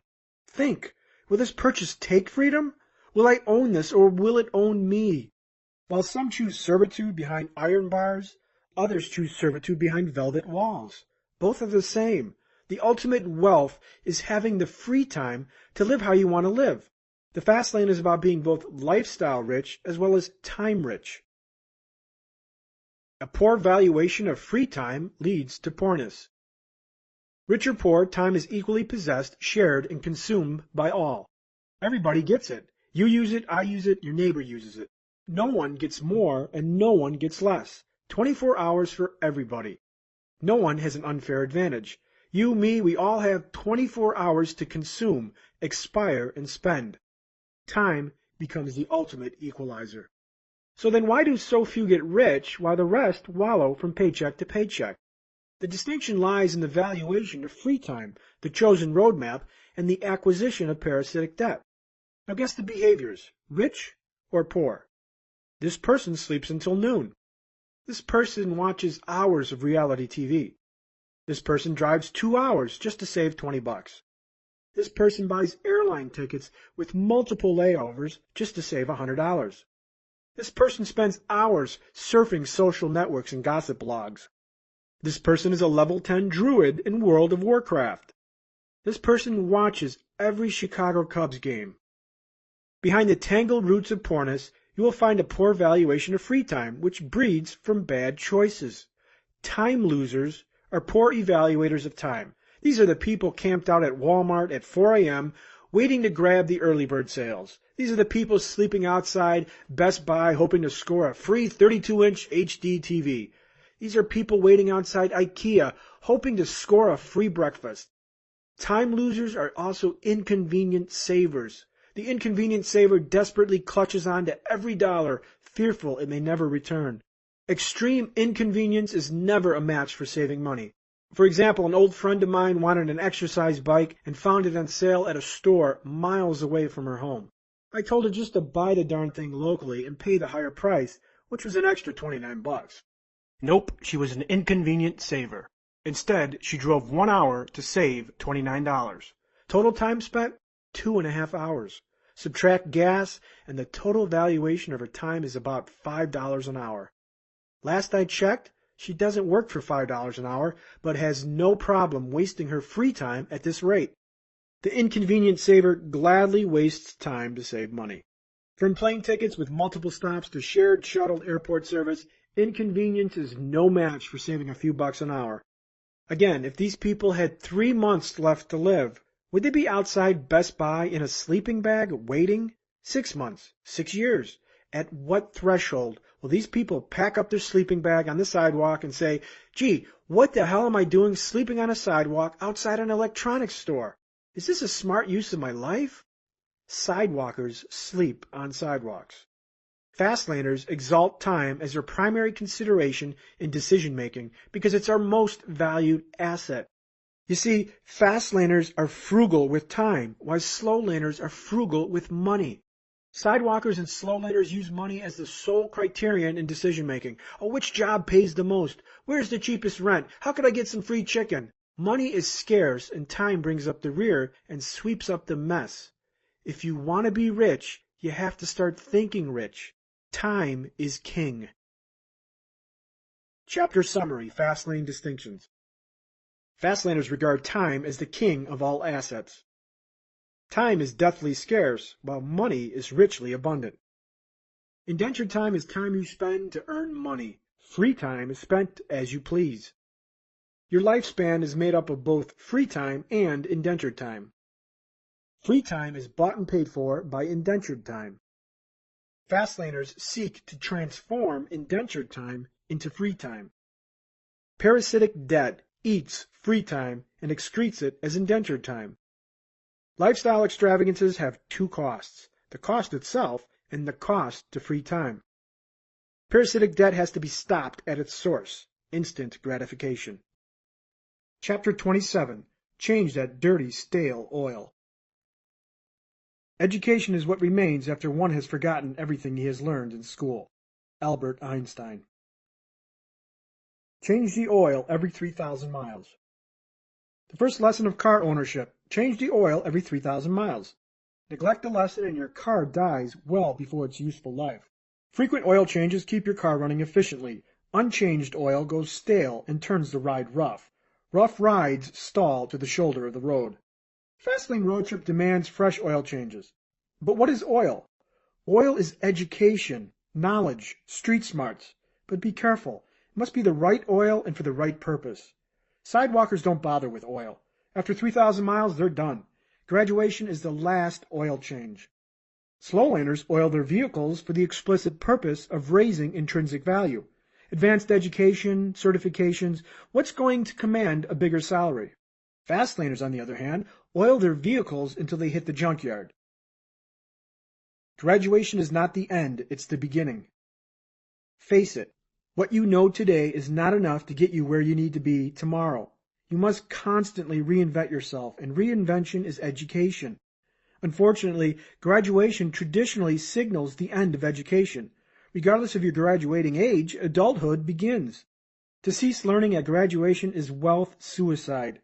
Your most effective earning years happen after graduation. So wouldn't it be smart to continue the educational process long after formal schooling? Jim Gallagher graduated 11 years ago and is unemployed. Jim is a stockbroker, but because of internet technology, his expertise has become endangered and flirts with extinction. Jim's education for that specific job set has become dated and no longer applies to the current world. The world has moved on, yet Jim and his education have not. Jim contemptuously takes a menial sales job at a local furniture store. His financial plan stalls because he operates within the same stale oil last changed 11 years ago. Jim fails to change his oil, so Jim's road trip to wealth also fails. Education, your oil, is a critical component to your wealth road trip. When you continually inject yourself with new education, new skills, and new competencies, new roads open and things run smoothly. The right education has incredible horsepower. Education's role. Education is virtuous under both slow lane and fast lane roadmaps, but the roles are profoundly different. In the slow lane, education is used to elevate intrinsic value, while in the fast lane, it is used to facilitate and grow the business system. Also, fast lane education is secured by methods that do not produce parasitic debt or conformity. The purpose of education within the fast lane is to amplify the power of the money tree and the business system. You're not a cog in the wheel. You learn to build the wheel. For example, if I go to a training seminar that gives me the skills to hire Top Gun salespeople, I'm engaged in activities that specifically enhance the fertility of my business and my money tree. If I read a book on a new computer technology that illustrates how to create new interactive website features, I'd be learning to facilitate the system. Again, fast lane education is to foster growth of the business system. Conversely, slow lane education is designed to specifically enhance the intrinsic value of the person receiving the education. It is to become a gear in the system. A Fastlane forum user had the opportunity to pursue an MBA, and he asked if it was worth it. My answer typically would be no, but this scenario was a little different. First, the MBA had no money cost, only time cost, as the government was paying for it. Second, this gentleman espoused a fast lane ideology, so his purpose was not intrinsic value elevation, but expansion of his knowledge to facilitate the fast lane system. So I voted yes. I don't know how. If an oil change puts your car on a lift for months or years, what's the point? Your continued education must not come laden with conformity or parasitic debt, but must facilitate your fast lane system. How? Make the real world your university. Yes, you are your own university.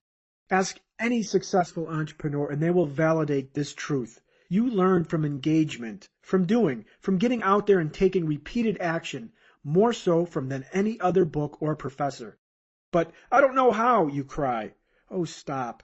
Public enemy number one on the most used excuses list is I don't know how. Well, why don't you know how? I'll tell you why. You don't know because you haven't taught yourself how, nor have you wanted to know how badly enough. You see, it's easier to relent under the weight of I don't know how than it is to actively pursue the knowledge. In today's information society, there is absolutely no excuse not to find out how. I graduated from college with 2 business degrees, marketing and finance. Neither of them was related to computer science. I graduated with no computer programming experience. Yet, I made millions on the internet. Funny, after 13 years of expensive institutional education, I never took a formal class about internet or web technologies. Heck, my computer classes were limited to introductory business courses. If I didn't go to school to learn the internet, how the heck did I learn to become educated within this skill set? I sought to change my oil frequently. I educated myself. I read books. I hit the library. I spent hours on the web and read articles, tutorials, wikis. I sought and consumed knowledge. Years ago when I started my career with internet media, I could have easily quit and leaned on the obvious. I don't know how. I don't know how to program a website. I don't know how to design graphics. I don't know how to manage a server. I don't know how to write marketing copy. These excuses are like a plastic bag, ready to smother your dreams, but only if you stick your head in the bag. Instead, my vision of a website didn't end with, I don't know how, but started there. So get your head out of the bag. Had I not refreshed my skill set, my oil, my journey would have stalled. My religious pursuit of knowledge kept me efficient in an ever-changing world and primed me for fast lane opportunities. Education didn't end with graduation, it started. And best of all, my self-taught education was a twin-turbo acceleration into the fast lane. My skills did not come loaded with parasitic debt or conformity. Education is freely available. The greatest travesty of the free world is the underuse of knowledge. Walk into your local bookstore and inhale. Smell that? That's the smell of infinite knowledge. Walk into your local library and look around. Amazing, wall-to-wall books, free for the taking. Imagine if you could digest every book, every paragraph, and every sentence. Would "I don't know how" be a detriment to your success? I'm astonished that education is freely available, yet most choose not to take it. Education is unplucked fruit from a tree, and all it needs is a ladder. Yet most people cling to the limiting belief that "I can't afford education." Sorry, but it's just an excuse to be lazy. Infinite knowledge is at your fingertips, and the only thing preventing you from getting it is you. Yes, you. Turn off the TV, pick up a book, and read it. Quit playing Guitar Hero and hit the library. Quit playing Game Boy and hit the books. A committed Fastlaner has his nose in a book weekly. He attends seminars. He trolls business forums. He's on Google searching different topics and strategies. You have the innate power to become an expert at anything not requiring physical talent. Anything. No book in the world can make me a professional basketball player or a professional singer, but books can transfigure novices to experts in non-physical disciplines. You can become a currency trading expert, real estate, business, web programming, sales, a public speaker. These expertise for any discipline not requiring physical coordination is out there. What does it take? Your commitment of pursuit, and then the biggie, applying it. When I remodeled my house, the walls of my grand foyer needed to be faux painted. Faux finishing is a complicated painting technique that's used to create lavish surfaces with depth and luminance. I had two choices: call a professional or learn to do it myself. Since I was retired, I viewed this as a fun challenge, so I opted to do it myself. I hit the internet and watched a few hours of video tutorials. Then I hit the Home Depot and bought supplies. Over the next several days, I practiced on cardboard boxes. Within a week, I became proficient at faux painting. I built myself a skill in 1 week. Days earlier, I was in the sphere of "I don't know how," and days later, I possessed a new skill that I could aptly sell if I wanted. The best faux painters earn $10 a square foot. In 1 week, I built myself a skill that opened up a tiny road into a Fastlane equation. Skills and expertise are just waiting for you. No one drops a book on your lap or gifts you knowledge. You have to seek it, process it, and then use it. The acquisition and application of knowledge will make you rich. So where do you find infinite knowledge inexpensively? Like the air you breathe, it's all around you, like an apple tree waiting to be plucked. Bookstores. Books possess the greatest return for your educational dollar. The library. The greatest repository of knowledge and the disabler of "I can't afford to buy books" excuse. I got my start at the library. Internet forums. Find like-minded congregations and learn from those who have succeeded. Find tailwinds. Internet classes. Can be pricey but convenient. Internet blogs, podcasts, screencasts, webcasts. Another excuse destroyer. Seminars. Good seminars bring good value, assuming they are sponsored by the right entities and not get-rich-quick gurus. Television. Cable TV has turned television educational. Deviate from the mindless reality TV garbage and tune in to channels with educational value: History, Discovery, Science, HGTV, Military, and National Geographic. Continuing education classes. Offered mostly by community colleges, these classes offer a wide array of formal training in specific disciplines. Free magazines. Visit tradepub.com and freebizmag.com and sign up for free magazine subscriptions pertaining to your topic of interest. Unfortunately, while infinite knowledge surrounds us, most people ignore it. Take, for example, this comment about education from successful real estate investor Lonnie Scruggs, LonnieScruggs.net. I used to work 2 jobs. Education changed my life. Before I learned how to put money to work, I was doing all the work. I was so uneducated back then that I thought the answer to financial freedom was working 2 jobs, and that's what I did for many years. Finally, I realized there weren't enough hours in a day, and I couldn't work enough hours in a month to reach financial security. There had to be a better way. I started looking for that way. When I realized that education and knowledge was the answer, I made up my mind to get an education. Before that, all I had was some schooling. Now I realized I needed some education. Now I can look back and see that I didn't do all the easy and fun things like many people were doing, but I did all the right things. And today, we enjoy financial security and financial freedom. We can do what we want. Many of our friends are still working jobs, searching for financial security that they will never know. They had the same chance to make choices that I had, they just made the wrong choices. They had all the schooling they needed, but didn't have the necessary education that provided financial freedom. Now they tell me how lucky we are.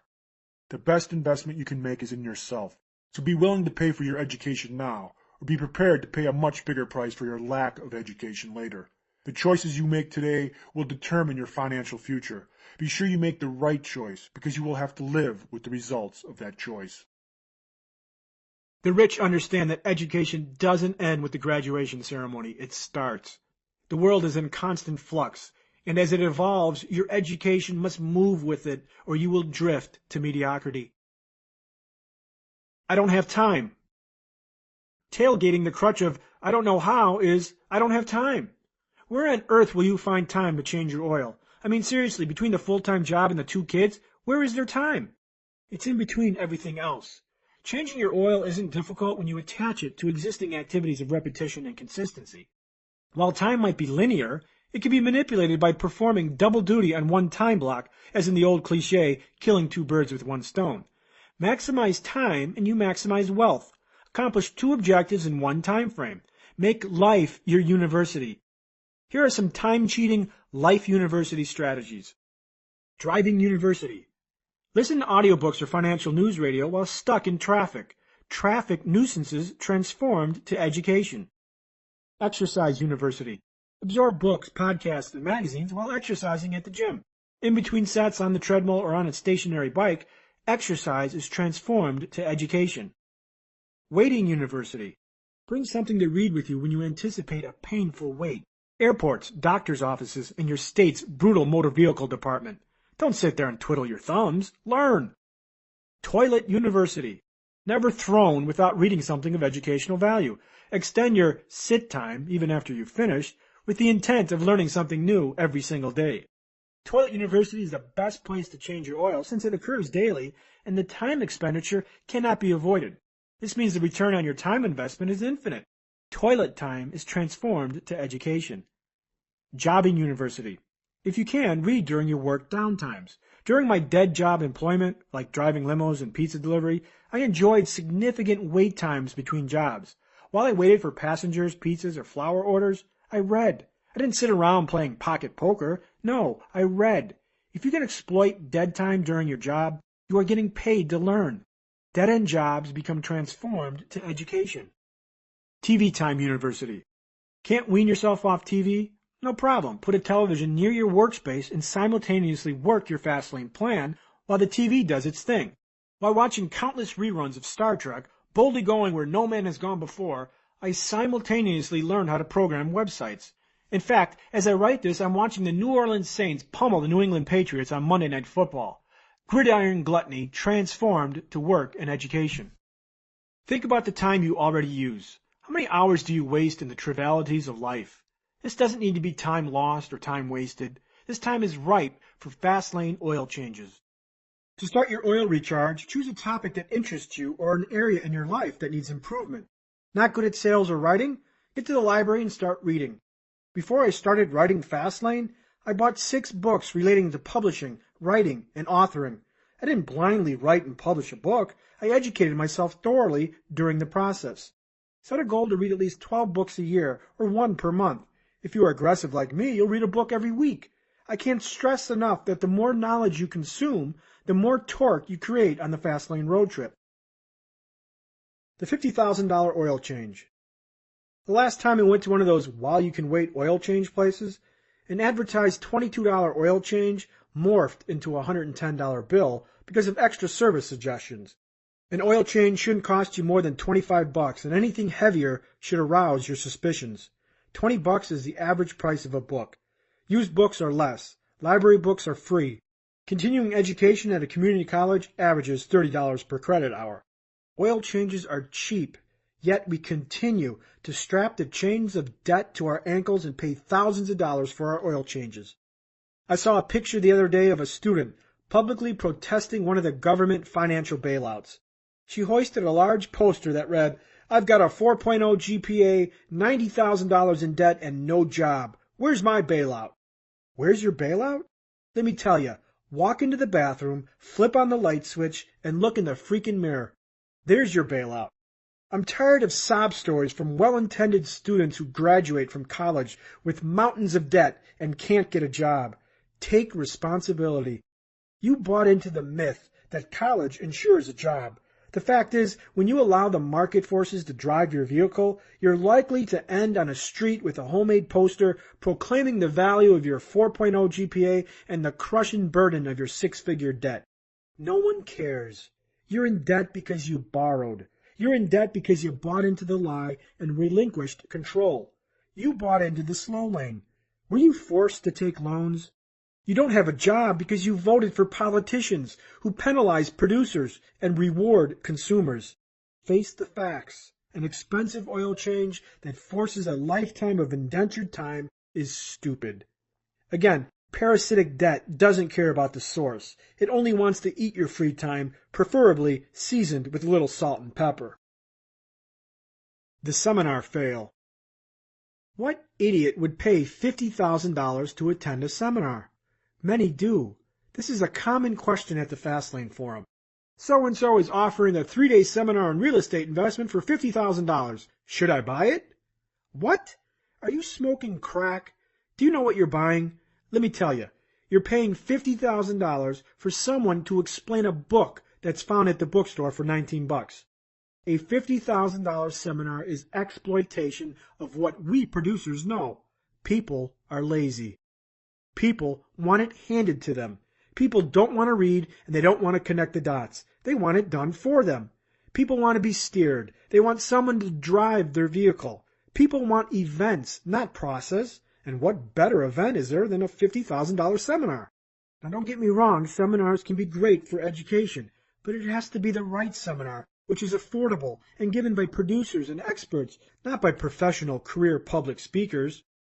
Most high-dollar seminars are well-orchestrated marketing machines tailored to extract every dollar from your wallet. Most cheap seminars are day-long upsells into a more expensive seminar. And those well-suited presenters, they suffer the typical paradox of practice, rich from public speaking to millions, but not rich from what they teach. A member of the Fastlane Forum reflected on a recent experience with a popular book guru. First, you won't be allowed to network. If you were allowed to network, then people would find out quicker that this seminar is just one giant sales pitch for a larger, more expensive seminar to the tune of $50,000. Second, you won't learn a damn thing except that you should have listened to your gut and not gone.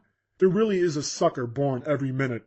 Amazing people have nothing in the bank, but can come up with $50,000 just for the hope of something better. And finally, there's a segment in the seminar where they have you increase the balance on your credit cards because, after all, the rich make money and the poor earn it. So then everyone goes and increases their balances, and then guess what? They hit you with the purchase price of anywhere from $16,000 to $50,000, depending on how serious you are. Ridiculous? Apparently not, because people go rushing to the back of the room like cattle to slaughter, credit cards in hand. They leave with a nervous sense of self-satisfaction and a cute little sticker that says, "I invest in myself." A $50,000 oil change is as shocking as a $50,000 seminar. Good seminars are under $1,000 and are given by respectable experts, practitioners, and seminar firms. Good seminars are educational and don't come at the price of a brand new Cadillac. Bad seminars are hyped, high pressure, and exploitive. Bad seminars are about making money and not about helping you. So, how could you tell a good seminar from a bad one? The first tip-off is price. Anything unreasonable is a warning sign that the provider is more interested in making money than your education. The second is price again. Be wary of free. Free usually means 8 minutes of education and 8 hours of upsell to a higher price seminar. Thirdly, who is giving it? Is it a professional speaker or someone who actually practices what he or she teaches? Read the fine print. Johnny Guru's strategies have made millions. And then the fine print says, Johnny Guru will not be in attendance. Huh? Would you allow an acting surrogate to perform surgery on you if the real surgeon wasn't available? Total fail. Chapter Summary, Fastlane Distinctions. Fastlaners start their education at graduation, if not before. A Fastlaner's education serves to advance their business system and their money tree, not to raise intrinsic value. Fastlaners aren't interested in being a cog in the wheel. They want to be the wheel. I don't know how is an excuse dismantled by discipline. Infinite knowledge is everywhere and it's free. What's missing is discipline to assimilate it. You can become an expert in any discipline not requiring physical skills. Educational recharges can occur within time blocks already allocated for other objectives. Organizers of expensive seminars take advantage of sidewalkers and disenfranchised slow laners by marketing empty promises as events. Chapter 28. Hit the red line. If things seem under control, you're just not going fast enough. Mario Andretti. Fastlane winners are forged at the red line. Winners are forged at the red line. What's the red line? The red line is pure, unadulterated commitment. Money trees, businesses, and systems aren't built overnight. It took Chuma years to construct his pyramid machine. Commitment is money tree, water, sun, fertilizer, and cultivation.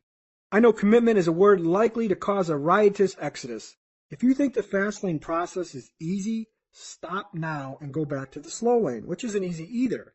Remember, get rich easy is a lure with a hook. The creation of a vibrant business is like raising a child from birth to adulthood. Like a parent has to commit to their children, you must commit to your system and your business. It is at the red line where the limits of the car are tested, and that is where your limits will be tested. Are you interested or committed? Too many people saunter through life coasting in first gear and then wonder, how did I get here? Who doesn't want to worry about money? Unfortunately, it doesn't take any effort to be interested in wealth and financial security. Interest is kindergarten. It isn't enough, and those who have interest just live in first gear. To get out of first gear, you must first make a concerted effort and a lineage of good choices to exploit the power of the fast lane. There's a profound difference between interest and commitment. Interest reads a book. Commitment applies the book 50 times. Interest wants to start a business. Commitment files the LLC paperwork. Interest works on your business an hour a day, Monday through Friday, while commitment works on your business 7 days a week whenever time permits. Interest leases an expensive car, while commitment rides a bike and puts the money into your system. Interest is looking rich, while commitment is planning to be rich. Mark Zuckerberg, founder of Facebook, didn't build the most used social network just by being interested. He was committed. Interest is quitting after the third failure, while commitment is continuing after the 100th. While I was building my company, my system, my surrogate, I was committed. I'd spend 12 hours a day for weeks perfecting and building my system. I'd forgo nights drinking with friends. I lived in a cramped studio apartment. I'd eat cheap pasta for lunch and dinner. I was ready to wash dishes for my plan. While my friends were more concerned with bragging rights for having the fastest car in a racing video game, I wanted financial freedom. I wanted a fast car in reality, not on a video game. My friends were committed to being winners in a fantasy world, while I was committed to being a winner in the real world. Fast lane winners are forged at the red line. Distance yourself from most people. How bad do you want it? How willing are you? Are you willing to sleep in your car for it? Are you willing to live in a tiny apartment while your friends own houses? Are you willing to forego the nice BMW in favor of a rust bucket with 150,000 miles? Are you willing to wait tables at Maloney's Bar and Grill when your friends have cushy $50,000 a year jobs? How willing are you? Most people aren't willing, and it separates the winners from the losers. The idea of living in the rat race for 50 years has to be more painful than the idea of working your ass off to escape it. You can have mediocre comfort now or meteoric comfort later. The Fastlaner trades short-term comforts with the foreknowledge that extraordinary long-term comfort is to be gained. When it comes down to getting in the mud and getting dirty, most people will opt for smooth sailing of first gear and avoid the discomfort of the red line. The red line busts through roadblocks and hardens process. When Carnegie Mellon University professor Randy Pausch was diagnosed with terminal cancer, he blessed us with his last lecture. He said, "The brick walls are not there to keep us out. The brick walls are there to give us a chance to show how badly we want something. The brick walls are there to stop the people who don't want it badly enough. They are there to stop other people." The last two words of the quote are other people. You want to be damn sure you aren't other people, because other people is synonymous with most people. Most people are consumers who are 2 paychecks from broke. Most people won't invest long hours into their business system while their friends are living it up on credit. Most people will allow friends and family to deflate their dreams with "that won't work" directives. Most people start excited and gush with exuberance, but give up at the first pothole or failure. Most people succumb to "I quit" and give up, not knowing that they are 1 or 2 plays away from a touchdown, the Fastlane exponential growth curve. Are we there yet? Wealth is a devious entity, and its elusiveness weeds out the weak. Your journey will follow a predictable path of excitement, questioning, commitment, and rebirth. Fastlane success requires an investment toll of time and effort. This is the toll that makes you special and keeps everyone else out. This redline effort cannot be bypassed nor outsourced. Prime your expectations for work and sacrifice. Know your destination, envision your dreams, ready your means, and know that you are simply paying the toll because you don't want to trade 5 for 2 for life. If you don't do the hard work that Fastlane opportunity demands, somebody else will. And if you aren't like everyone, you will discover something miraculous. You can live unlike everyone.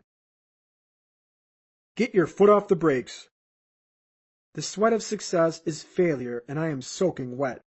If you've taken a step, spin, or aerobics class, you know the objective is to sweat, to get your heart rate up, to build. If you went to a cardio class and the instructor forbade sweating, it would negate its purpose. Hard work naturally produces sweat, and sweat becomes evidence to your effort. Unfortunately, this ludicrous analogy is the paradox you face if you fear failure and refuse to release the brakes. The sweat of success is failure. While you can't build cardiovascular endurance without sweating, you can't experience success without failure. Failure is simply a natural response to success. If you avoid failure, you will also avoid success. You can't drive the road to wealth with the brakes engaged. You have to take risks. You have to get uncomfortable. You have to get out there and fail. So what causes this fear of failure? Fear of failure is attributed to an overestimation worst-case consequence analysis. What is the absolute worst that could happen, and the probability of it happening? You fail at business and you have to go back to work? Big deal. When you resist societal headwinds, you will sweat. Take calculated risks. Do so and things happen. You meet new people. New opportunities arise. Feedback pours in. Lucky breaks converge into your life. The act of doing does marvelous things. Yes, the Fastlane is a risk. Failure is imminent.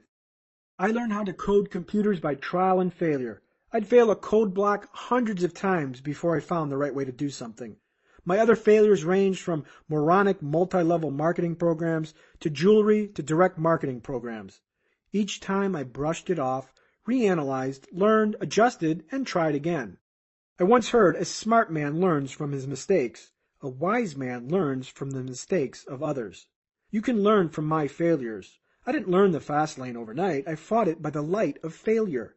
Fear of failure is normal, yet failure creates experience, and experience breeds wisdom. Fastlane risks can have lifelong returns. Bill Gates is a one-hit wonder. He built one company and made billions. One company was all it took. Some might say I'm a one-hit wonder. Great. I'd rather be a one-hit wonder than a no-hit wonder. One hit is all it takes, and you can be set up for life. You have a challenge. If you want to hit home runs, you got to get up to the plate and swing. Home runs or singles can't be hit sitting on your butt in the dugout or sitting on the couch eating pretzels while killing grunts on Halo 3. Get up to the plate and start swinging. Start striking out. After enough swings and acclimating yourself to the velocity of business, contact becomes easier. Take intelligent risks and skip the moronic ones.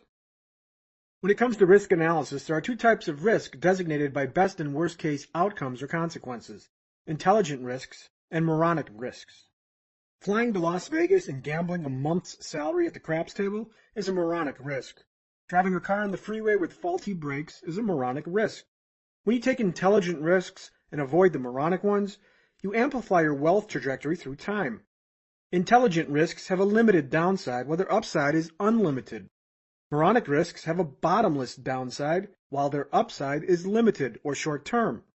Most moronic risks fall into the asymptomatic category. They simply aren't clearly defined, and it takes a little diligence to spot them. When I'm out racing on the streets of Phoenix in an 850 horsepower car, I'm engaged in an asymptomatic moronic risk. My upside is a short-term burst of adrenaline and a temporary ego boost. The downside is crashing and killing myself or someone else. The upside is limited and short. The downside is unlimited and long. Yes, it just seems so idiotic. Here's another moronic risk, and it took me this chapter to uncover it. I'm writing this book on a cloud computing application. That means I'm writing to an external source or an external server. I have not made copies of my work. If the cloud server fails, my work is gone. Yes, moronic risks come in all sizes and flavors, and this makes me the idiot of the day. Excuse me while I go back up my work. Okay, I'm back. Now let's talk about intelligent risks. When I invest $100,000 in an internet company, I'm engaging in an intelligent risk. When I sold my internet company, I reinvested part of the proceeds back into the company. I still own a very minor percentage, and it's completely passive. Now, why did I invest $100,000 and expose myself to the risk? I assessed the acquiring company's probability of success to be high. Their goal was to take my small company and transform it into a $100 million company. If they succeed, my small $100,000 investment would then be worth upside to $2 million. The downside? The company could fail and the liquidation value of my investment would lose about 50%. My downside is limited, while the upside is substantial. This is an intelligent risk. If you quit your job to engage in a fast-lane business, it's an intelligent risk. Your upside could be millions. The downside? You might have to live below your standards, mop floors, flip burgers, eat rice and beans, or ride your bike to the grocery store. Now, is that really that bad? Not if you know your destination and your commitment to the roadmap. Again, it all comes down to what you are willing to do and not willing to do. Risk involves careful stewardship of choice. Minimize moronic risk and take advantage of intelligent risk. As for the failure, trust me, it is easier to live in regret of failure than in regret of never trying. Smack someday. What prevents people from hitting the red line? Someday does. Someday I will, someday I'll do this, someday I'll do that, and someday when the kids are grown, someday when the debts are paid, someday. And yet, someday never comes. Someday is a distant horizon in the theater of your mind. Someday is dangerous and paralyzing. It traps you in the land of Nowheresville. Sunday is here, now, pristine and clean and begging no allegiance for tomorrow. The Fastlane petitions you for this simple transformation. Make someday today. Ever drive somewhere and all the traffic lights are green? Unfortunately, when it comes to opportunity and risk minimization, people wait for the perfect timing. They wait for all the lights to go green, which summons the somedays. Ask anyone seeking a slow lane escape, why haven't you made the leap? What are you waiting for? It's always some excuse. I'm waiting for a promotion. I'm waiting for the kids to be older. I'm waiting to be debt-free. I'm waiting for the new year. I'm waiting to finish school. I'm waiting for the wife to get a job. I'm waiting for the economy to turn around. I'm waiting until I fix the hot water heater. I'm waiting for this. I'm waiting for that. The common thread is always the same. I'm waiting. But waiting for what? Someday. Someday for something, some event, or some precondition. Sadly, these mentally constructed provisions come and go, leaving the opportunity seekers stuck in the same rut for years. Waiting for all the lights to go green is like waiting for the skies to turn purple on the third Wednesday in November. Let me be clear if I haven't been. There is never a perfect time. Someday is today. Today is now. A week is 7 todays strung together, while a year is 365. Today is all you've got, and if you wait, opportunity passes. Your Fastlane journey never starts, and year after year passes with new preconditions being added while the old ones are satisfied. While opportunity passes, guess what else passes? Time.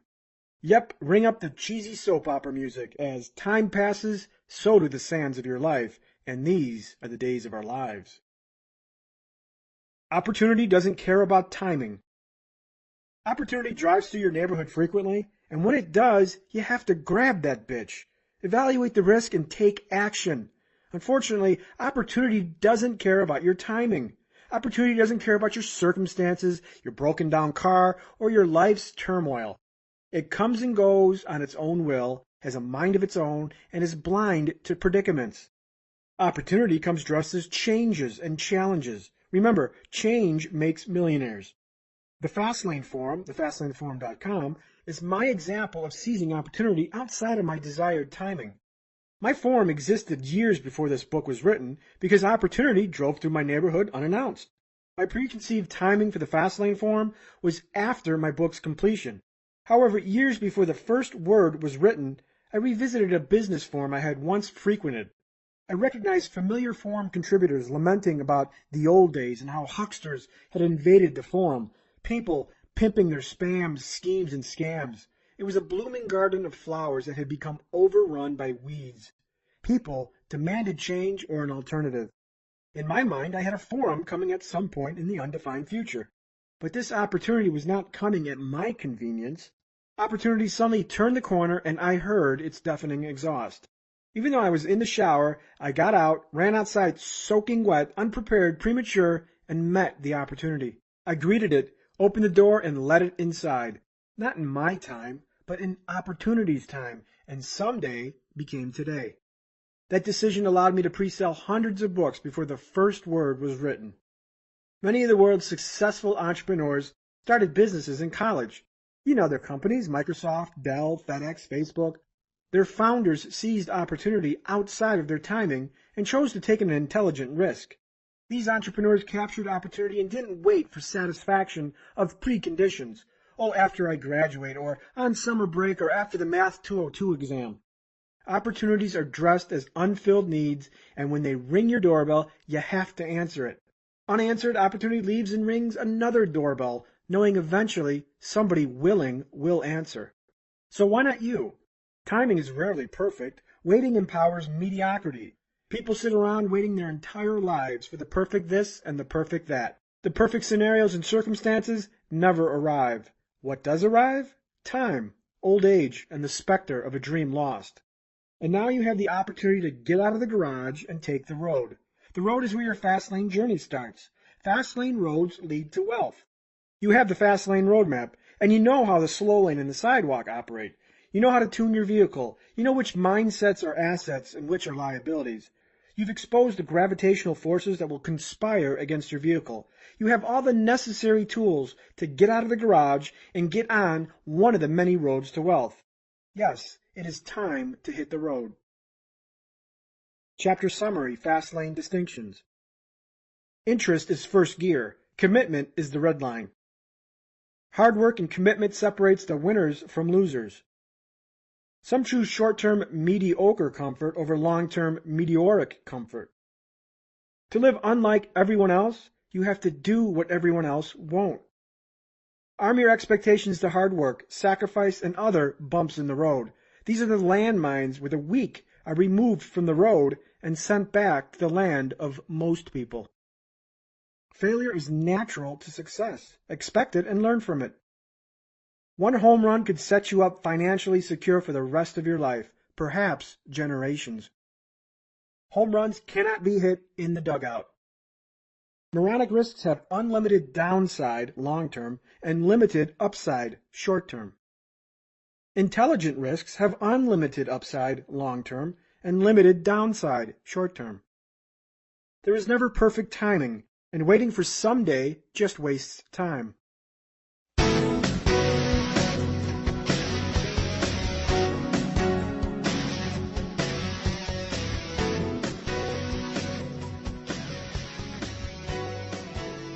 Part 7, The Roads to Wealth. Chapter 29, The Right Road, Routes to Wealth. He who chooses the beginning of the road chooses the place it leads to. It is the means that determines the end. Henry Emerson Fosdick. Is your road to wealth a dead end? What is the road to wealth as it relates to your wealth journey? If you're a slow laner, your road is a job: doctor, lawyer, engineer, salesman, hairdresser, or pilot. If you're a fast laner, your road is a business: internet entrepreneur, real estate investor, author, inventor. Your road is your career or business path, and that road must route to wealth.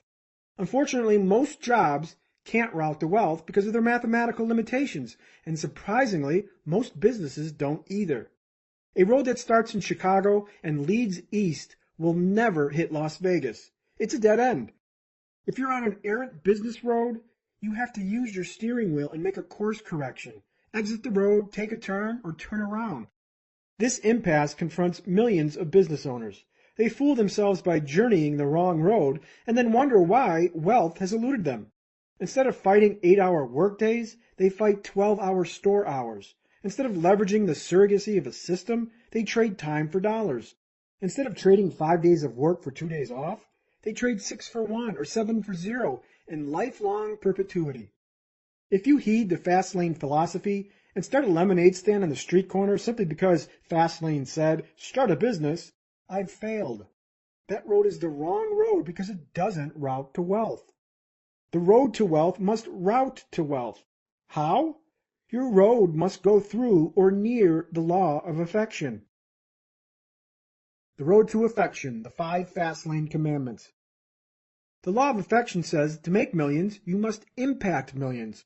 How can you impact millions? In the slow lane, you explode intrinsic value, become enormously indispensable, and earn millions. In the fast lane, you engineer a business that touches millions of lives in scale or many lives of magnitude. If your road doesn't lead to affection's neighborhood or you have an off-ramp onto it, sorry, you're on the wrong road. The power of the fast lane wealth equation is ignited by a business that drives to the law of affection. Business opportunities are plentiful, and unfortunately, most of them aren't fast lane roads. If you're stuck in a retail store selling $10 haircuts, can you reasonably expect to serve millions? To make millions, you must serve millions. A kick-butt attitude is negated if your road is directionally challenged toward affection, because affection is the gatekeeper to wealth.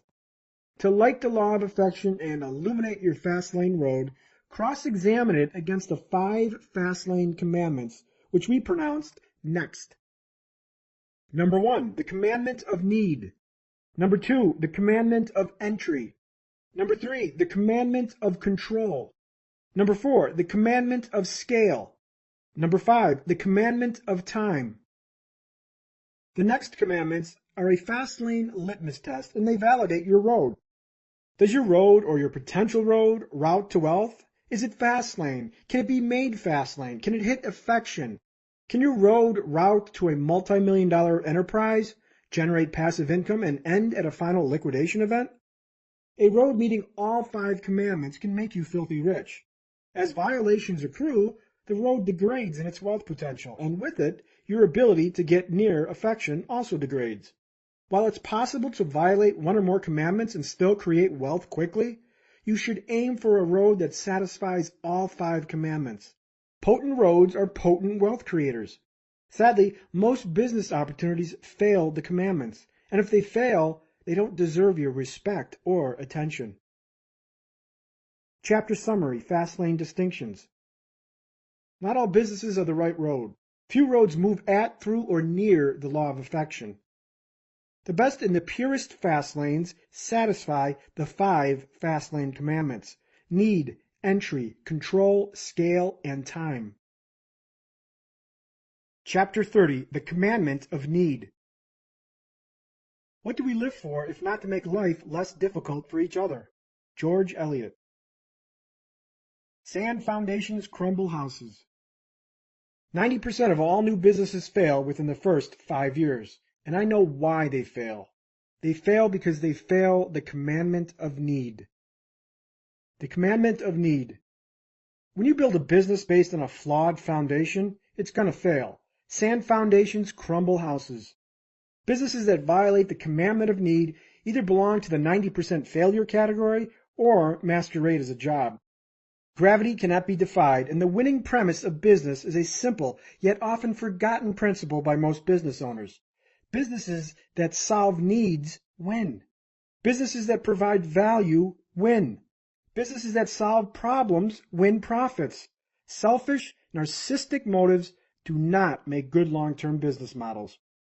Now think about the purpose of business. Why do they exist? To satisfy your selfish desire to do what you love? To satisfy your craving for wealth and financial freedom? Seriously, no one cares about your desires, your dreams, your passions, and your whys and your reasons for wanting to be rich. No one cares that you want to own a Ferrari and prove your parents wrong. No one cares that corporate America wronged you. No one cares. Yes, The world is a selfish place, and nobody gives two craps about your motives to go fast lane. So what do people care about? People care about what can your business do for them? How will it help them? What's in it for them? Will it solve their problem? Make their life easier? Provide them with shelter? Save them money? Educate them? Make them feel something? Tell me, why on God's green earth should I give your business money? What value are you adding to my life? Reflect back to our producer-consumer dichotomy. Consumers are selfish. They demand to know, what's in it for me?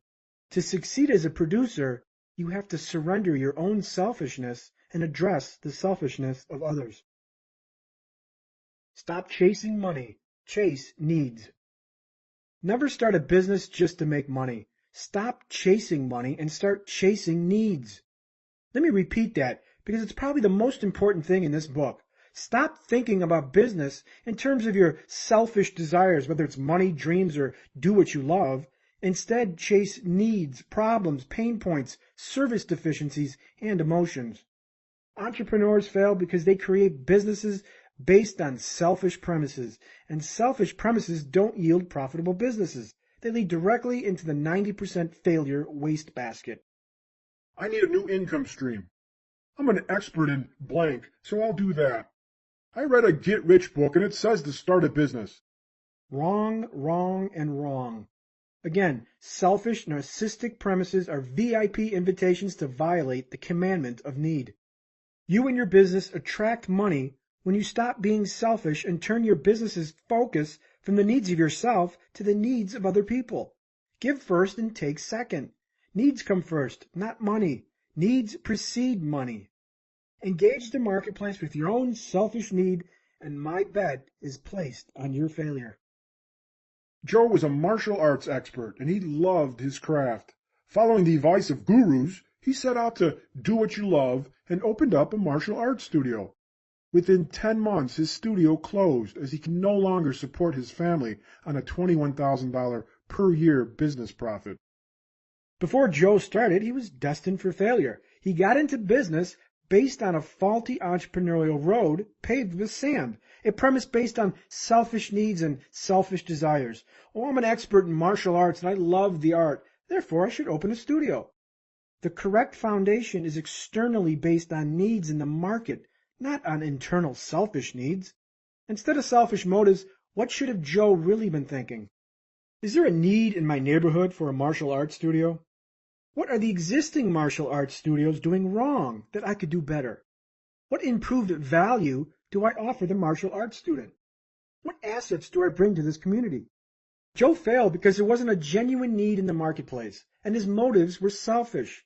Had Joe analyzed these questions foremost, his odds of driving a successful road would have dramatically improved. Several years ago, during the economic expansion, I noticed a standalone storefront being built in my mother's neighborhood of Chandler, Arizona, a white, middle-class suburb of Phoenix. As the building went up and the store tenant moved in, the heat of failure percolated. How did I know? This new store was a hip-hop apparel boutique.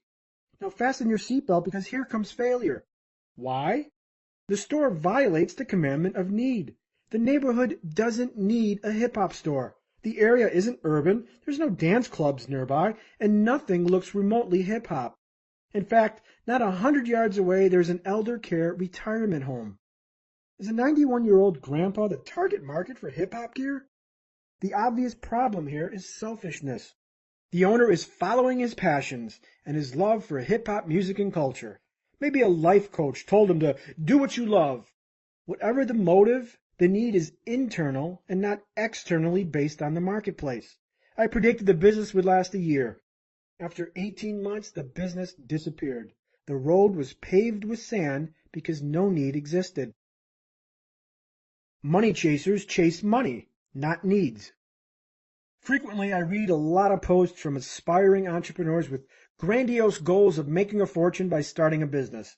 Hang out at any business forum and you will see the misdirected, selfish foundation poisoning the well. How can I make money starting a business? What business can I start with $200 and make $5,000 a month? What home-based business can I start? I have a friend who manufactures widgets. You think I can make money selling them?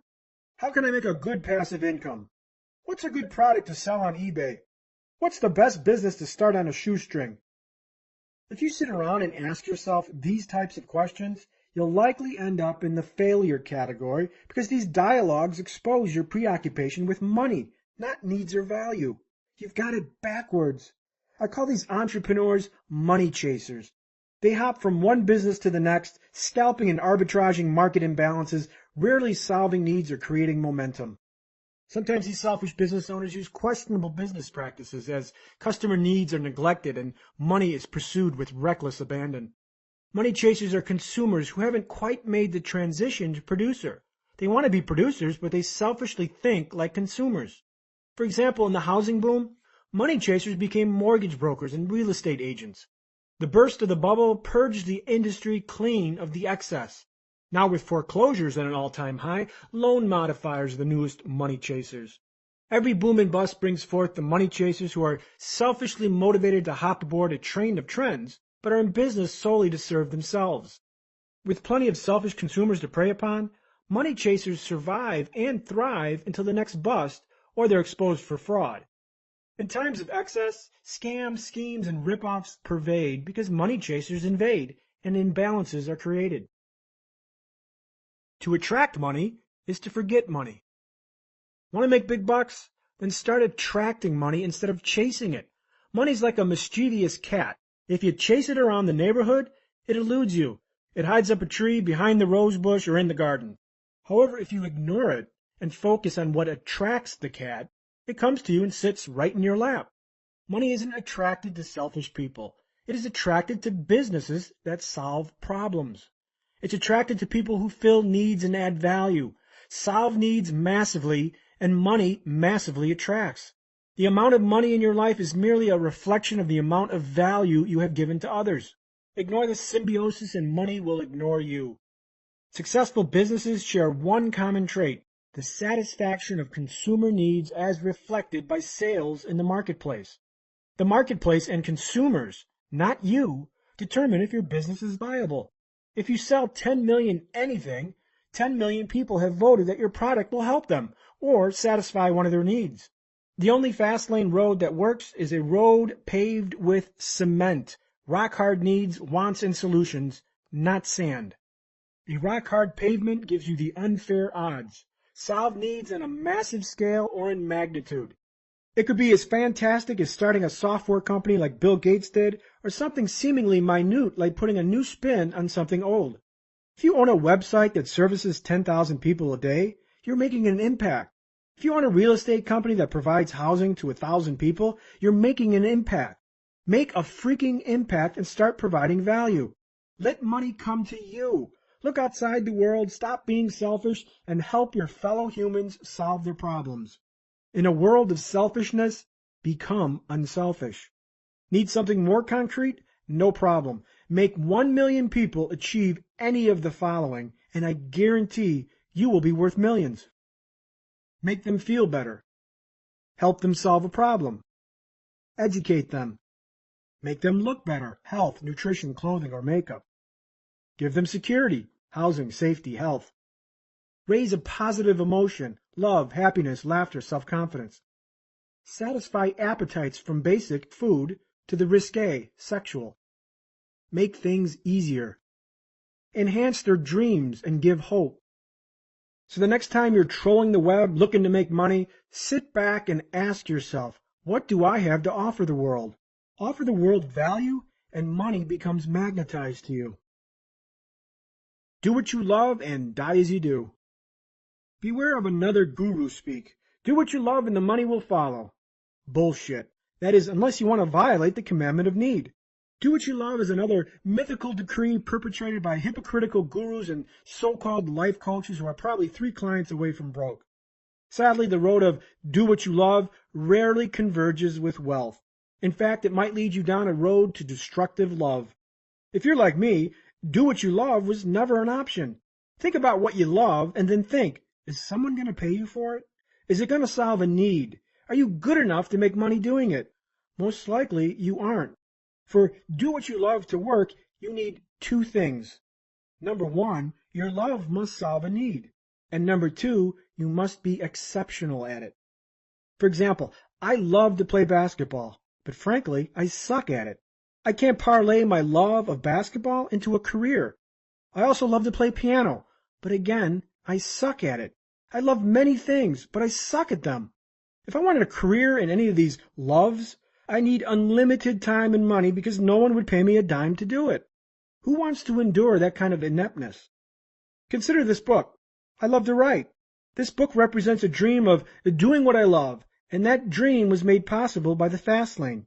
If I needed this book to pay for my mortgage, I'm not sure it would. I have no clue if this book will sell 10 copies or 10 million. Therefore, I can't rely on it. Doing what you love for money often isn't good enough because we aren't good enough. Additionally, so many people are doing what they love that the marketplace for that activity is so crowded and margins become depressed and heavy competition reigns. Authoring a book is a crowded space. Just because I love to write doesn't guarantee money will follow. In fact, no one cares that I love to write. Do you? Of course not. You want to know if my writing will help you. In a magazine interview, billionaire R.J. Kirk was asked about the benchmark to his success. He replied, "It is for others to say whether I'm useful or not. It isn't for you to decide whether you are useful. The marketplace makes that determination. People pay for their satisfaction. They don't pay to satisfy your need of do what you love. People pay for solutions, not for your enjoyment. People pay for solved problems. People don't give a dirty dog butt about your love for whatever. If do what you love doesn't fill a need spectacularly, no one's going to pay for it." This book is possible because I didn't need the confirmation of money to authenticate my skill. If that sentence is not too complicated to understand, you get my point. Maybe I'm just not good enough. Regardless of sales, my book is a testament to do what I love, whether I'm good at it or not. The fast lane allowed money to be removed from the equation. Now I don't need to get paid to do what I love, I just do it. In other words, money led do what you love, it didn't follow. Now how's that for irony? LeBron James gets paid to play basketball because he is good.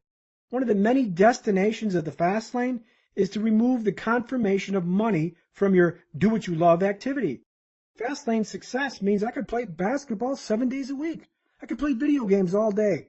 I don't need to get paid to do what I love because now I can do it for free. If you're one of the lucky few who can earn an income from a specific activity that you love and are good enough, kudos to you. And congratulations, you may not even need a fast lane. A slow lane just might suffice. No worries. But for those of us who can't transform our loves into income, there are other alternatives paved by the fast lane. Doing what you love, fakes and derivatives. If you can't work a job or a business doing what you love, you're likely to fall into a trap. Your natural reaction is to make a deal with the devil, the slow lane. You trade your life away doing things you hate in exchange for doing things you love. You say, I'll do 5 days of work I hate so I can enjoy 2 weekend days doing something I love. Does this barter sound like rational thinking? For example, my friend Andy is a bank collections agent and hates his job. At beer time, I hear the complaints, the frustration, and the BS about the job. The Nazi-like micromanagement, the incompetent boss and his psychotic co-workers. He's on the firing line from all fronts. He numbs himself to this suffering 5 days a week. His salvation? His weekend. He pays do what you hate with a weekend of boating, which is his do what you love. Then other people negotiate with do what you love into an alternative or a derivative. For example, Jose loves automotive audio, so he opens a car stereo shop. Janice loves to sculpt and sells her work at the local gallery. Gary is an avid bodybuilder, so he becomes a personal trainer. There are 2 dangers to derivatives. Number 1, they don't make money fast, and number 2, they endanger the love. First, do what you love rarely creates money fast because more than likely not only are you doing what you love, but thousands of others love doing the same thing too. I mean, just turn into the first week auditions for American Idol for proof. The need is weak, and this saturates markets and makes profit margins shallow. At my gym, a personal trainer acquaintance told me he's struggling to make ends meet. When I asked why, he responded that personal training is so competitive that he can't charge a price worth his time. His service fees are deflationary, caused by an abundant supply of trainers, and when supply exceeds demand or need, prices move down. Not enough need, too much supply. So why is the field for personal trainers so saturated? Simple. People follow the espoused guru-esque advice without reflection on need. Do what you love. Unfortunately, if you love doing it, bet on thousands of others who also love doing it. When you do what you love, prepared to face stiff competition. Who enjoys higher margins, the personal trainer or the guy who starts a company to clean up crime scenes? The second danger of derivatives is that your love becomes vulnerable to contamination when you do it for money. If you are forced to do anything, even something you purport to love, in exchange for a paycheck, that love is put in danger. Years ago, I took a job as a limo driver because I loved to drive. By the time the job ended, I hated to drive. After work, I'd stay home because I was so sick of driving. My love was contaminated. I once had a friend who created fantastic paintings as a hobby. When I asked her why she doesn't paint full-time for a living, her answer was simple. I paint when I am impassioned to paint. The few times when she painted for money, it stunted her artistic creativity because a different force fueled the motivation. Money, not emotion from the moment. Do what you love is left to professional athletes because they're at the pinnacle of their games. And yet, even after making millions, many of these athletes suffer the same fate. They lose their love of the game. Dancers lose their love of dance. Artists lose their love for art.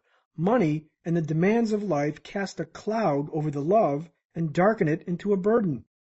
While derivatives of do what you love might yield a figment of happiness, they operate in saturated marketplaces, and more importantly, they could jeopardize your natural love for the activity. Your ignition, moving from love to passion. The motivational fuel for the fast lane is passion, not love. Passion gets you out of the garage and onto the road. If you have a passion for a specific goal, you will do anything for it. I had a passion for Lamborghinis, and I was willing to do anything for it.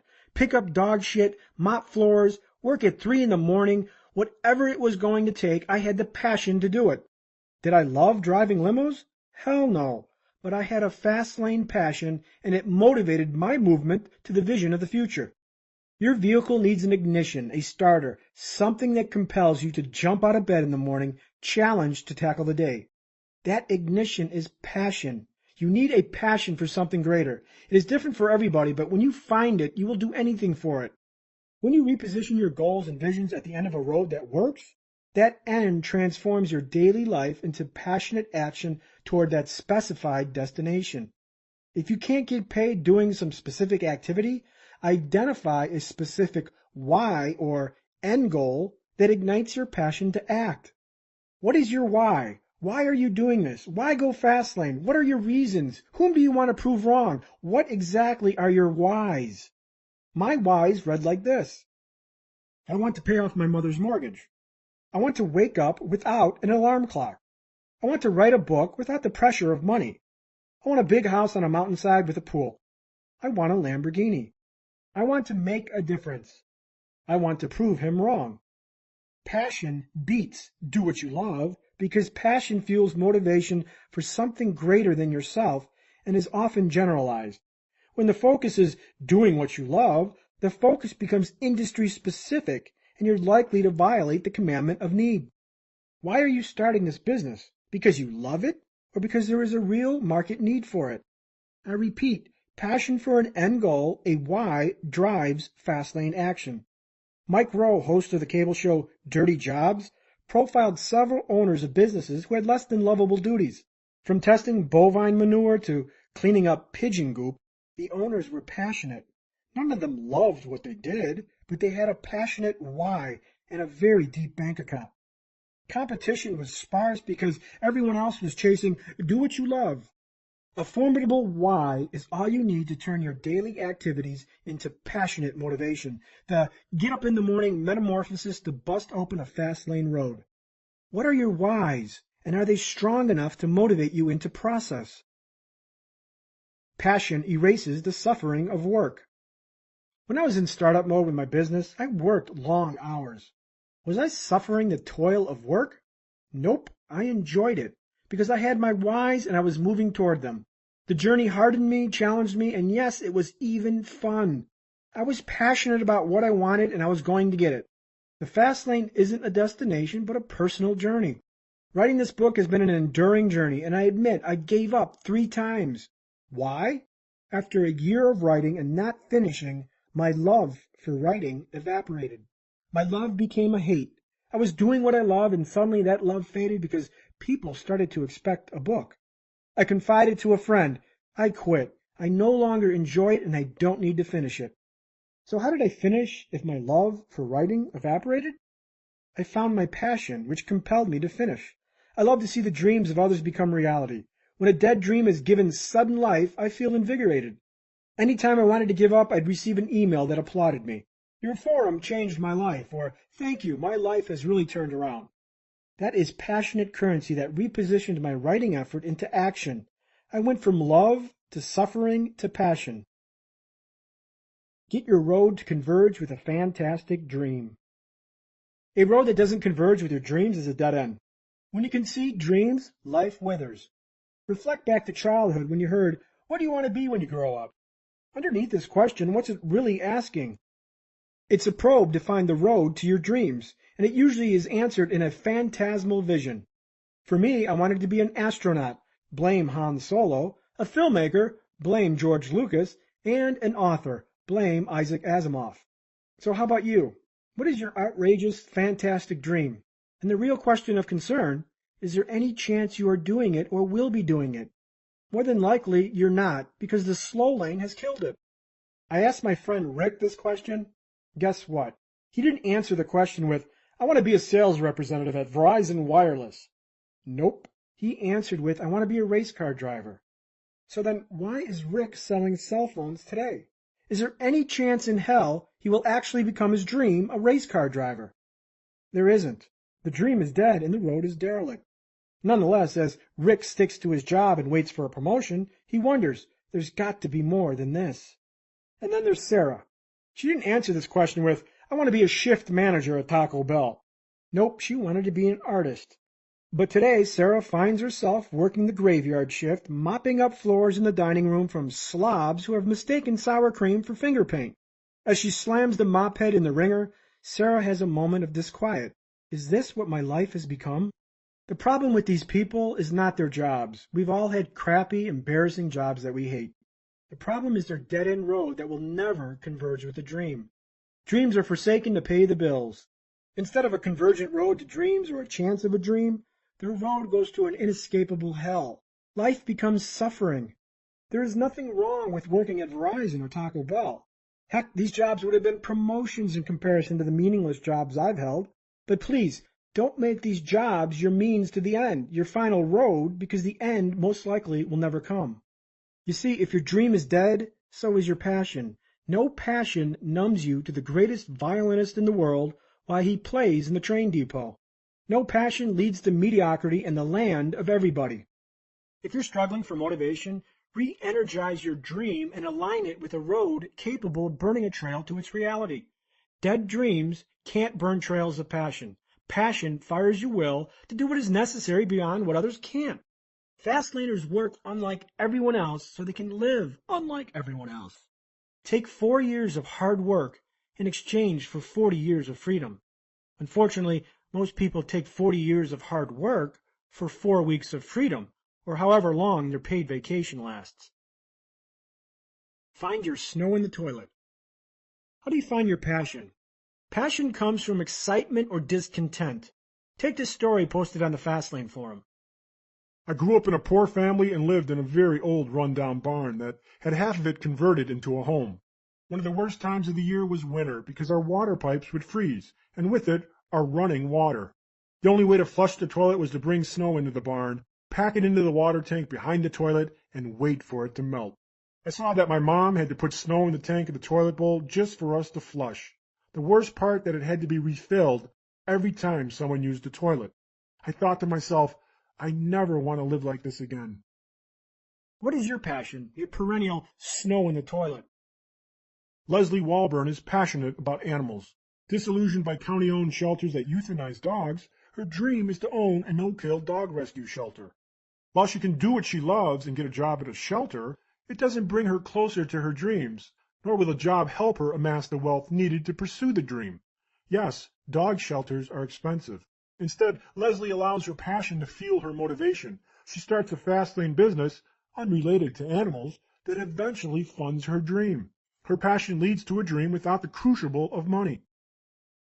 Reflect on a time when your life was turned upside down with excitement and/or discontent. That is your passion. For me, excited passion was when I saw my first Lamborghini as a teenager, and I decided, one day I will own a Lamborghini.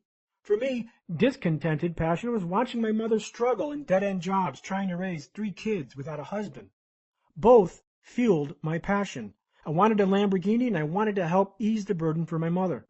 Excitement, wants and desires, serves as passionate fuel, as does discontent, undesirable situations. Both allowed me to do what others wouldn't. And if you find yours too, you will too. Chapter Summary, Fastlane Distinctions. The commandment of need states that businesses that solve needs win. Needs can be pain points, service gaps, unsolved problems, or emotional disconnects. 90% of all new businesses fail because they are based on selfish internal needs, not external market needs. No one cares about your selfish desires for dreams or money. People only want to know, what can your business do for them? Money chasers haven't broken free from selfishness, and their businesses often follow their own selfish needs. People vote for your business with their money. Chase money and it will elude you. However, if you ignore it and focus on what attracts money, you will draw it to yourself. Help 1 million people and you will be a millionaire. For money to follow, do what you love, your love must solve a need and you must be exceptional at it. Do what you love sets the stage for crowded marketplaces with depressed margins. When you have the financial resources, you can do what you love and not get paid for it, nor do you have to be good at it. Slow laners feed do what you love and do what you hate. 5 days of hate for 2 days of love. Doing what you love for money can endanger your love. Passion for an end goal, a why, drives fast-lane success. Having a passionate why can transform work into joy. Doing what you love usually leads to the violation of the commandment of need. The right road for you is one that will converge with your dreams. Chapter 31, The Commandment of Entry. Our plans miscarry because they have no aim. When a man does not know what harbor he is making for, no wind is the right wind. Seneca. You can be the sheep or the sheep herder. It was 1994, and I was stuffed in a hot auditorium, tucked away in a chaotic mass of people, an ant submersed in an anthill. Months earlier, I had become involved in a network marketing company, and this was their monthly motivational meeting. The crowd was excited, anxious, and revved up. I wasn't. I looked around and saw a problem. I saw an army of drones clutching on to whatever was said, critical reasoning cast aside, and myself about to be indoctrinated. I didn't go easy. I asked questions. I was persistent, nosy, and curious about the road I was about to take. How much money are you making? I asked early and often. But like politicians, the answer was sideswiped and deflected to a default person in the organization. But I wasn't fooled. Okay, you've already told me that Bill Hansen is making $30,000 a month, but how much do you make? And you, and the other 3,000 people in this room? The fact is, few of them made any money at all. Why? They were stuck driving a congested road full of traffic that failed the commandment of entry. Crowded, jam roads move slowly, if at all. Commandment of entry. I failed network marketing 4 times because subconsciously I possessed the truth. The road was a violation of the commandment of entry. The commandment of entry states that as entry barriers to any business road fall or lessen, the effectiveness of that road declines while competition in that field subsequently strengthens. Higher entry barriers equate to stronger, more powerful roads with less competition and less need for exceptionality. Lower barrier entry businesses are weak roads because easy entry creates high competition and high traffic, all of which share the same pie. And where there is traffic, there is no movement. In other words, if getting into business is as simple as paying $200 for a distributor kit, there are no entry barriers, and the opportunity should be passed.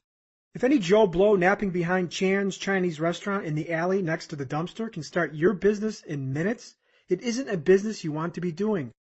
The world is littered with so-called businesses that have no entry barriers, and that is why they suck, and the people who follow them aren't rich. A decade ago, the big buzz was make millions on eBay. It didn't last long because this opportunity eventually violated the commandment of entry. If you could create a business on eBay in 10 minutes, guess what? So could millions of other people.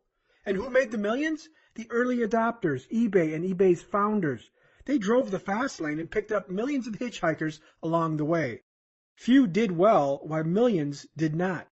The big buzz just months ago was internet blogging. Bloggers are making thousands. True, but nowadays the multimillionaire blogger is now the exception rather than the rule. Why? The opportunity has been beaten down by ease of entry, causing traffic, competition, and saturation. Saturation causes noise. Noise causes declining sales volumes. Declining sales volumes cause profit erosion. If anyone can start a business in 1 day or less doing what you do, you probably are violating the commandment of entry, and tough odds are ahead. Network marketing or multi-level marketing, MLM, always fails the commandment of entry unless you own and create the MLM company yourself. If you're in a room with 2,000 other people who do exactly what you do, you're fighting stiff odds. Who is the innovator, the leader, and the one standing on the cliff parting the Red Sea? The guy on the stage who founded the MLM company is the Fastlaner. And you? Sorry, but you're just another soldier in his Fastlane army, a cog in his marketing strategy. The MLM founder doesn't need to climb the pyramid because he built the pyramid. You could be the pyramid climber or the pyramid builder, or you can be the sheep or the sheep herder. Exceptionalism is required to overcome weak entry. If you violate the commandment of entry, be prepared to be exceptional. Exceptionality breaks the odds of entry. Unfortunately, exceptionality is a long shot, much like an above-average high school athlete going pro.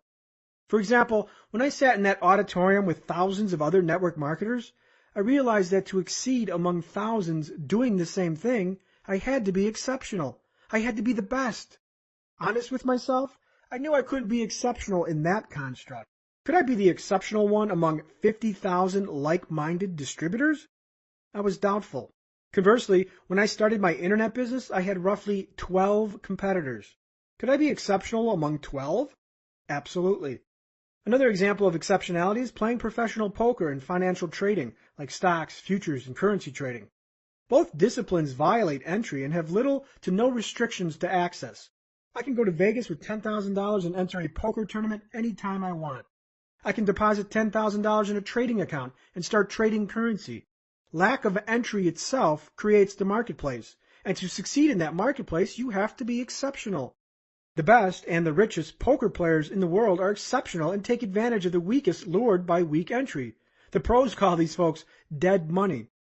The same playing field exists in the currency markets. Newbies come and go, trading currencies, expecting to make a fortune, while the only folks making the millions are the exceptional participants and the purveyors of the field, like the currency platforms, brokerage houses, and poker websites. There's an old saying, in a gold rush, don't dig for gold, sell shovels. When it comes to entry, your industry and your business should not be available to everyone, because if it is, you must be prepared to be exceptional. And if you're exceptional, easy entry becomes not a liability, but an asset. Entry is a process, not an event. Want to know if your business violates entry? The answer is another simple question. Is getting into business an event or a process? Real business startups are processes, not events. If you're suddenly in business because you bought a distributor kit or you completed an online form, you're violating entry. If you're suddenly in business because you took 1 or 2 actions, you violate entry.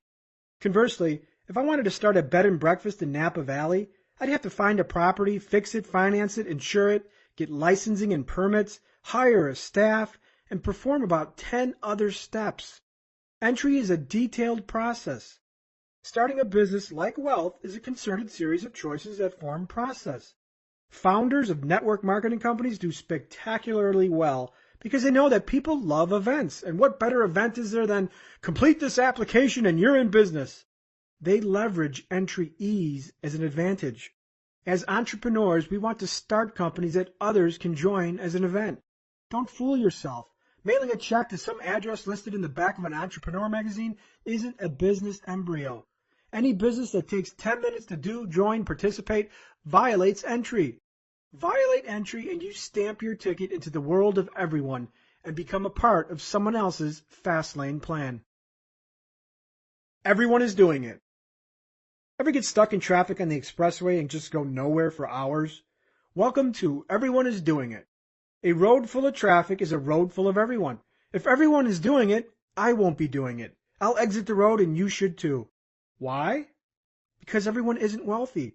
If everyone were wealthy, everyone is doing it would work. When it comes to money, the best warning flag is everyone. Everyone is a red flag that the commandment of entry has been violated. If everyone is engaged in the same activity, it surely will fail. While everyone was buying houses like crazy during the housing boom, I did the opposite. I sat on the sidelines and sold. When the frenzy is buying, you should be selling. When the frenzy is selling, you should be buying or staying pat. History is littered with everyone is doing it booms and busts. In the last decade alone, including the tech stock boom of the late 90s and the great oil price explosion, and more recently the housing bust that led to the worldwide financial meltdown, these are perfect examples of everyone is doing it. Everyone is doing it is a heavily trafficked road that moves slowly toward impending doom, like a herd of lambs heading for slaughter. The warning signs of everyone. In the late 90s, when tech stocks were skyrocketing, I lost money because I followed everyone. I learned. During the latest housing boom, I didn't buy a house. No, this time I sold 3 properties before the decline. While the housing market collapsed and stocks soon followed, I was long gone and sitting in cash. How did I know? I spotted the signs of everyone is doing it, because if everyone were rich, everyone is doing it would work. While this logic might seem spurious, it has never failed me. How do I know when everyone is doing it? Simple. When there is irrational exuberance about any investment that pervades the team consumer, the general populace, that's when I know it's time to get out and stay out. When the plumber comes over to fix the toilet and raves about his 3 rental properties that have appreciated 15% in the last 3 months, it's time to get out and stay out.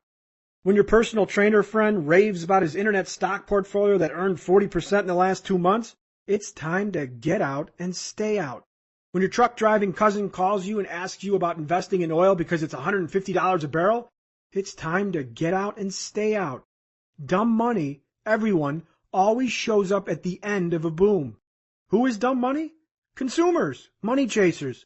And some shrewd people, they've mastered the rule of everyone. Instead of getting out, they short the other side and profit from the downfall.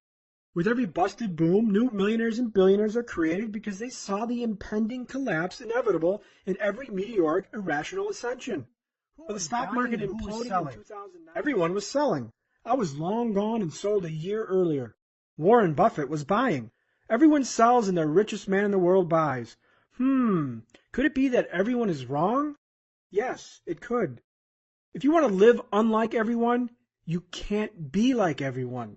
Don't confuse that with exceptionality. You have to lead the pack and have everyone follow.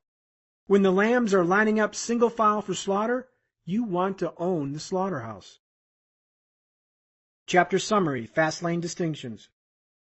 The commandment of entry states that as entry barriers fall, competition rises as the road weakens. Easy access roads carry more traffic. More traffic generates higher competition, and higher competition creates lower margins for the participants. Businesses with weak entry often lack control and operate in saturated marketplaces. Exceptionalism is required to overcome weak entry barriers. Access to a business road should be a process with a toll, not an event. Everyone consists of the general populace and is served by the mainstream media. If everyone were wealthy, everybody is doing it would work. And if everybody is wealthy, then no one is wealthy.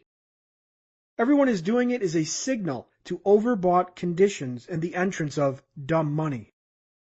Chapter 32, The Commandment of Control. There is no dependence that can be sure but a dependence on oneself. John Gay. Demand the driver's seat.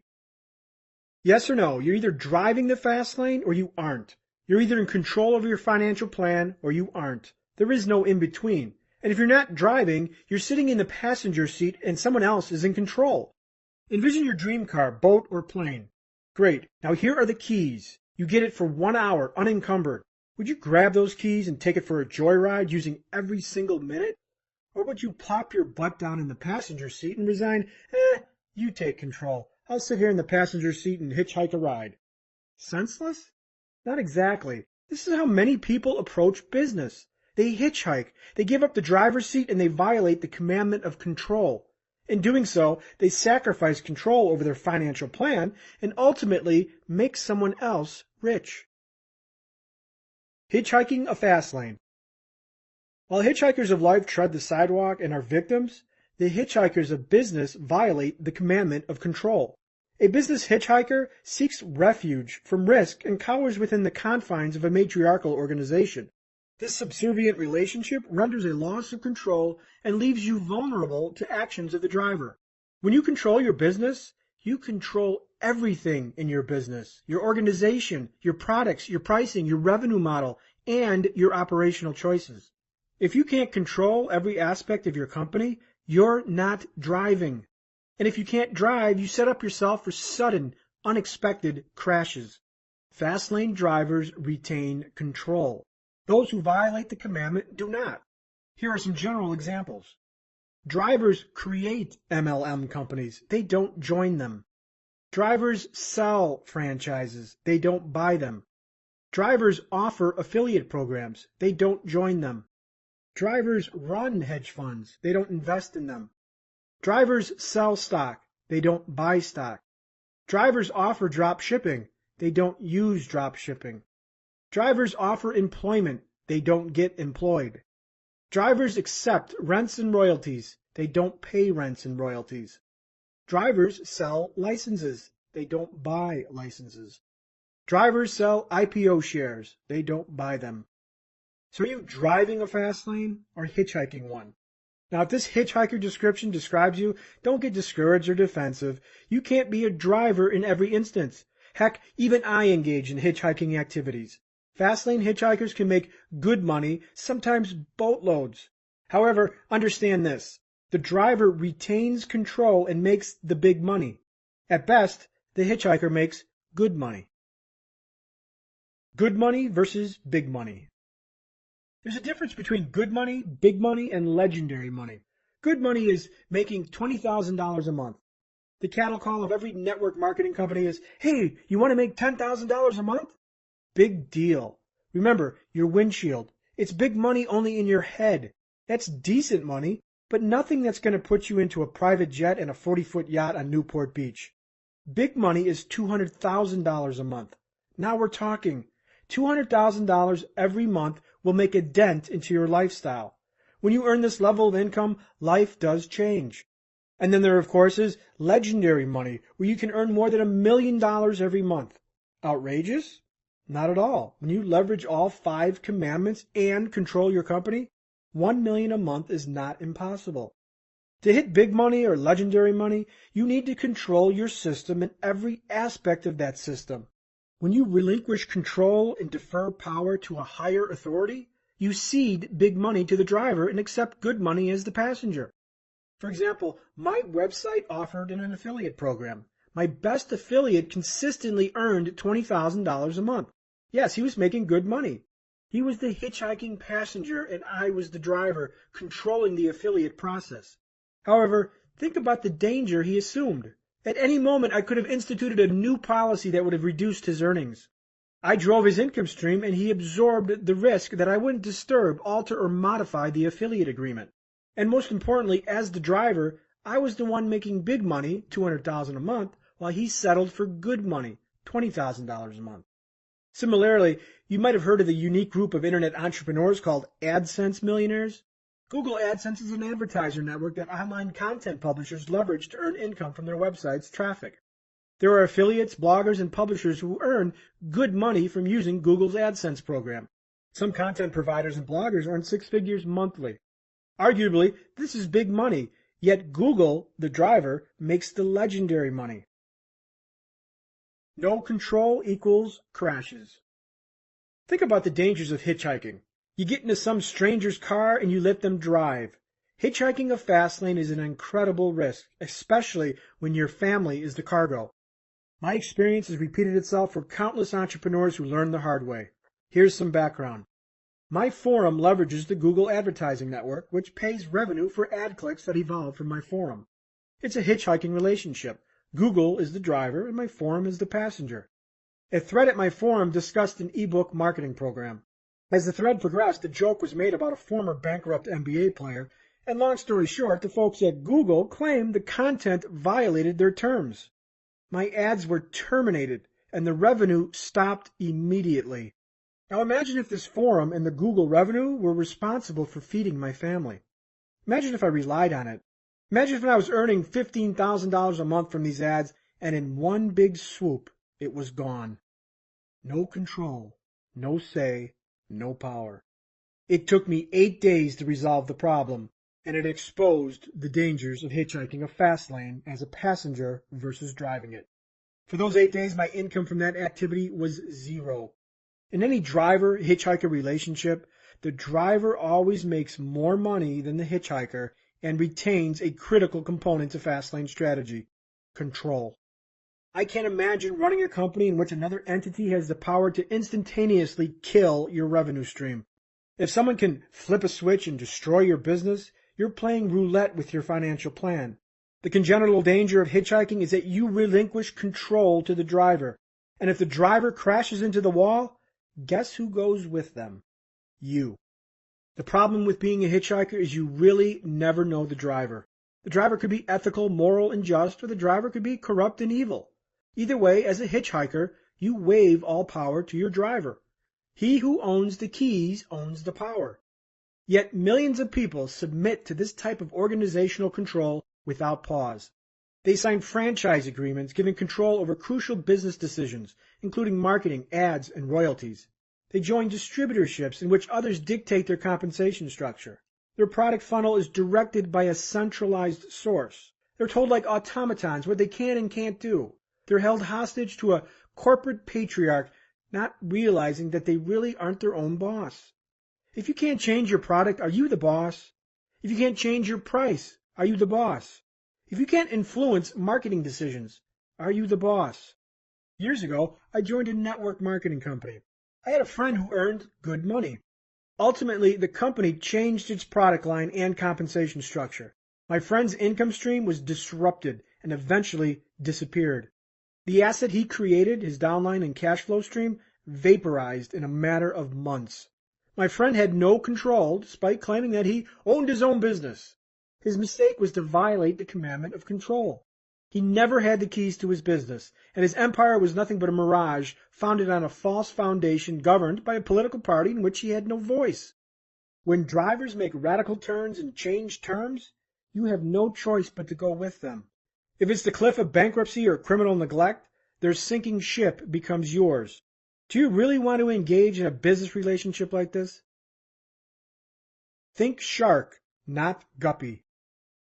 If you lived in an aquarium, would you rather be the shark or the guppy? Sharks eat, guppies get eaten. Business is a fierce competition for the consumer's mind and their money. It's an expansive ocean where multiple species wage war over sustenance, money. In this oceanic game, you want to be at the top of the food chain, not at the bottom, fighting your way up the top. Build corporate ladders, don't join them. Build pyramid organizations, don't join them. Think manufacture, not retail.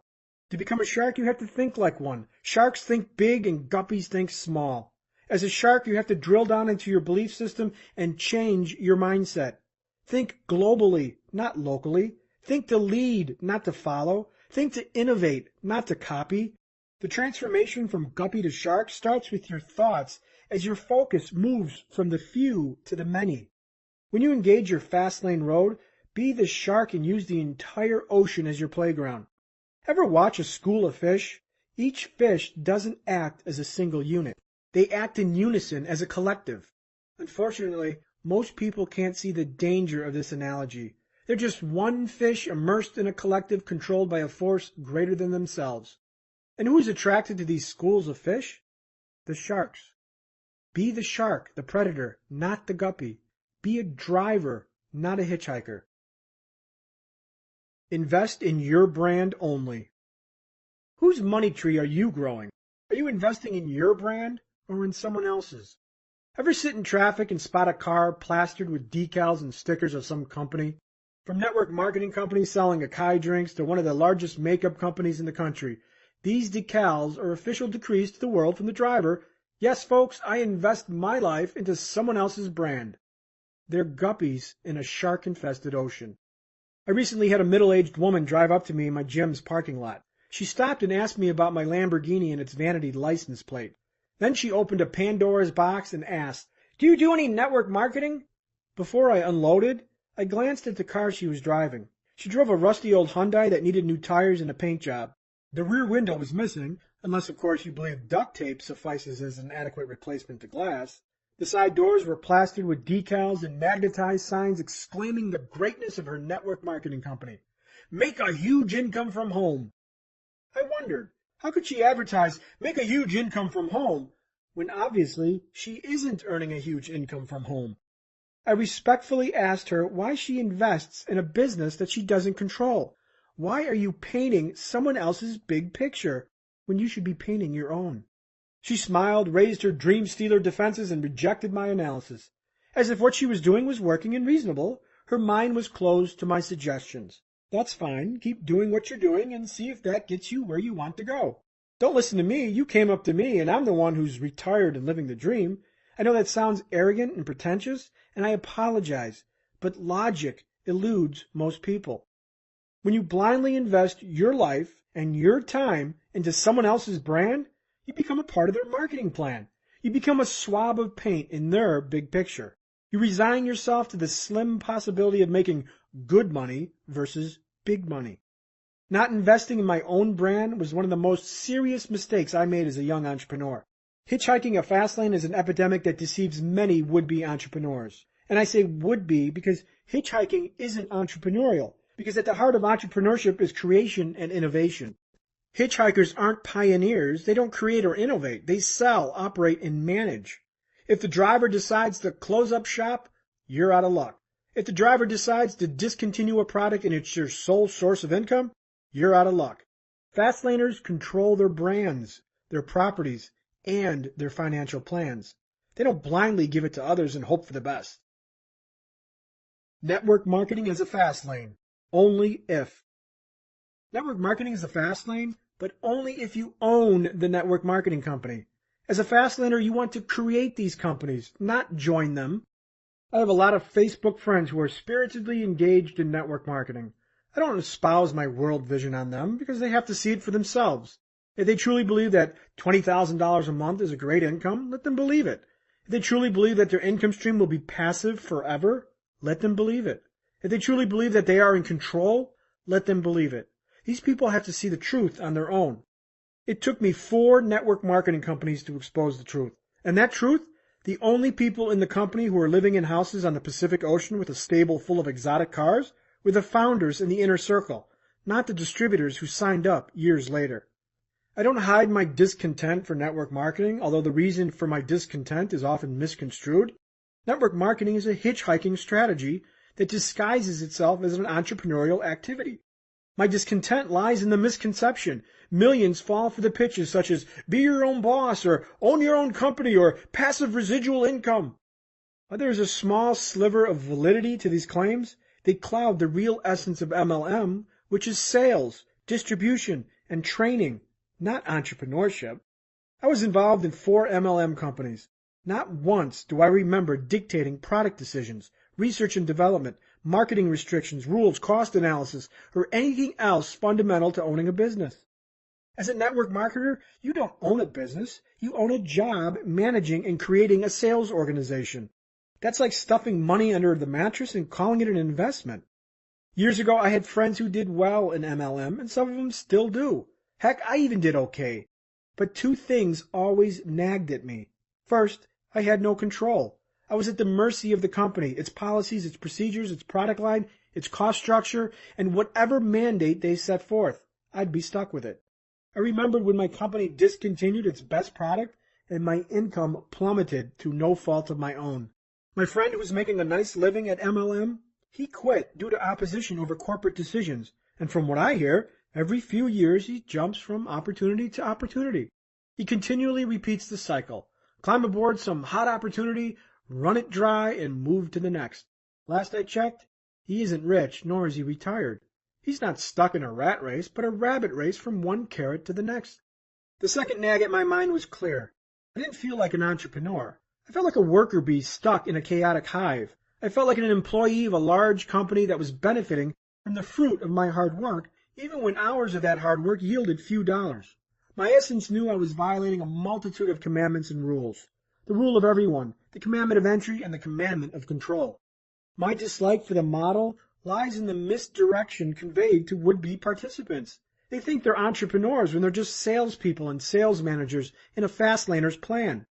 Now, can these folks make a huge chunk of change? Of course. I don't argue that fact. Top salespeople in Fortune 500 companies also make a lot of money.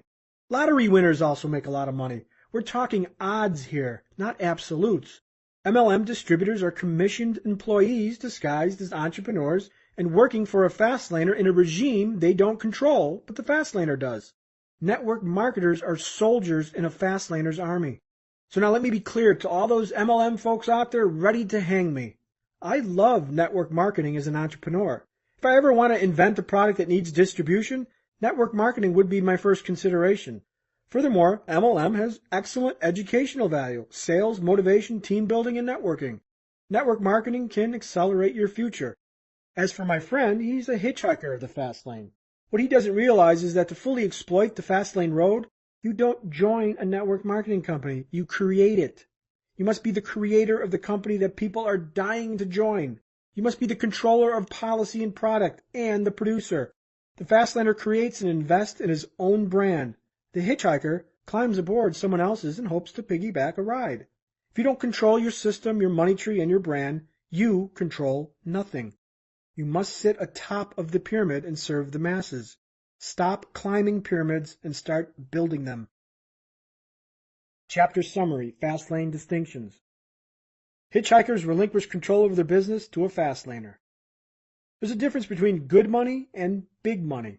Hitchhikers can make good money while Fastlaners make big money, sometimes legendary money. In a driver-hitchhiker relationship, the driver always retains control and the hitchhiker is at the mercy of the driver. Hitchhikers are a party to someone else's Fastlane plan. Make the world your habitat of play in an organization you control. Network marketing has little to do with entrepreneurship, but more to do with sales, networking, training, and motivation. Network marketing fails both the commandments of control and entry, and sometimes need. Network marketers are soldiers in a Fastlaner's army. Network marketing is a powerful distribution system. As a Fastlaner, seek to own one, not join one. Chapter 33, The Commandment of Scale. In business, to be a success, you only have to be right once. Mark Cuban. Speed limit, 15 or 150. When your business road violates the commandment of scale, wealth acceleration is incarcerated within constricting speed limits. Drive any road with a speed limit of 15 and you aren't going to get anywhere fast. Scale is about leverage, and leverage is what gives the Fastlane wealth equation its power. The commandment of scale. Business leverage is like a playing field or a habitat of water. You can choose to inhabit the ocean or a pool at the local park. There are 6 business habitats. Local community, the pool. County city, the pond. Statewide, the lagoon. Regional, the lake. National, the sea. Worldwide, the ocean. Scale is difficult to find locally or in a pool that fits only a small number of people. Sure, it can be done, but it requires magnitude, and magnitude doesn't come cheap. If you own a tanning salon, your habitat is local. If you own an upscale restaurant, your habitat is the county or city. If you own an internet company, your habitat is worldwide. The larger the habitat, the greater the potential speed or leverage of your fast lane. Swing for home runs, not singles. Billionaire Mark Cuban recently wrote on his blog that it doesn't matter how many times you strike out in business because you only have to be right once, and that once can set you up for life. In other words, be in the business of home runs. Business is like baseball. Play on a field where you can hit home runs. Don't play on a field where they're prohibited. For example, if you own a clothing boutique on Main Street, you violate the commandment of scale because your pool of customers is drawn from the local trading area. To break scale, the business owner needs to introduce leverage in the form of replication, open more stores, sell franchises, or sell on the internet. Unfortunately, most entrepreneurs engage in singles-only businesses. Their playing field is stunted. Their road screams, speed limit, 15. The home run is impossible, and their habitat shriveled. If you're a massage therapist, you won't awake one day and have 10,000 patrons outside your door. There simply is no leverage. And if you don't have leverage in the Fastlane wealth equation, you don't have a chance. The commandment of scale is like a toll booth on the road to the law of affection. The Fastlane wealth equation, disarmed. When you violate the commandment of scale, you disarm the Fastlane wealth equation and demote its power to slow lane status. We call the Fastlane wealth equation. Wealth equals net profit plus asset value. Asset value is predicated on net profit, which is predicated by unit profit multiplied by units sold. Net profit equals units sold times unit profit. If units sold has a ceiling, you handcuff your ability to create leverage.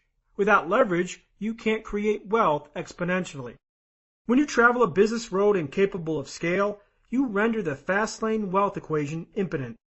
My favorite example is the guy who buys a popular sandwich franchise in his local neighborhood. This business violates the commandment of scale because the variables, units sold and unit profit, are implicitly limited.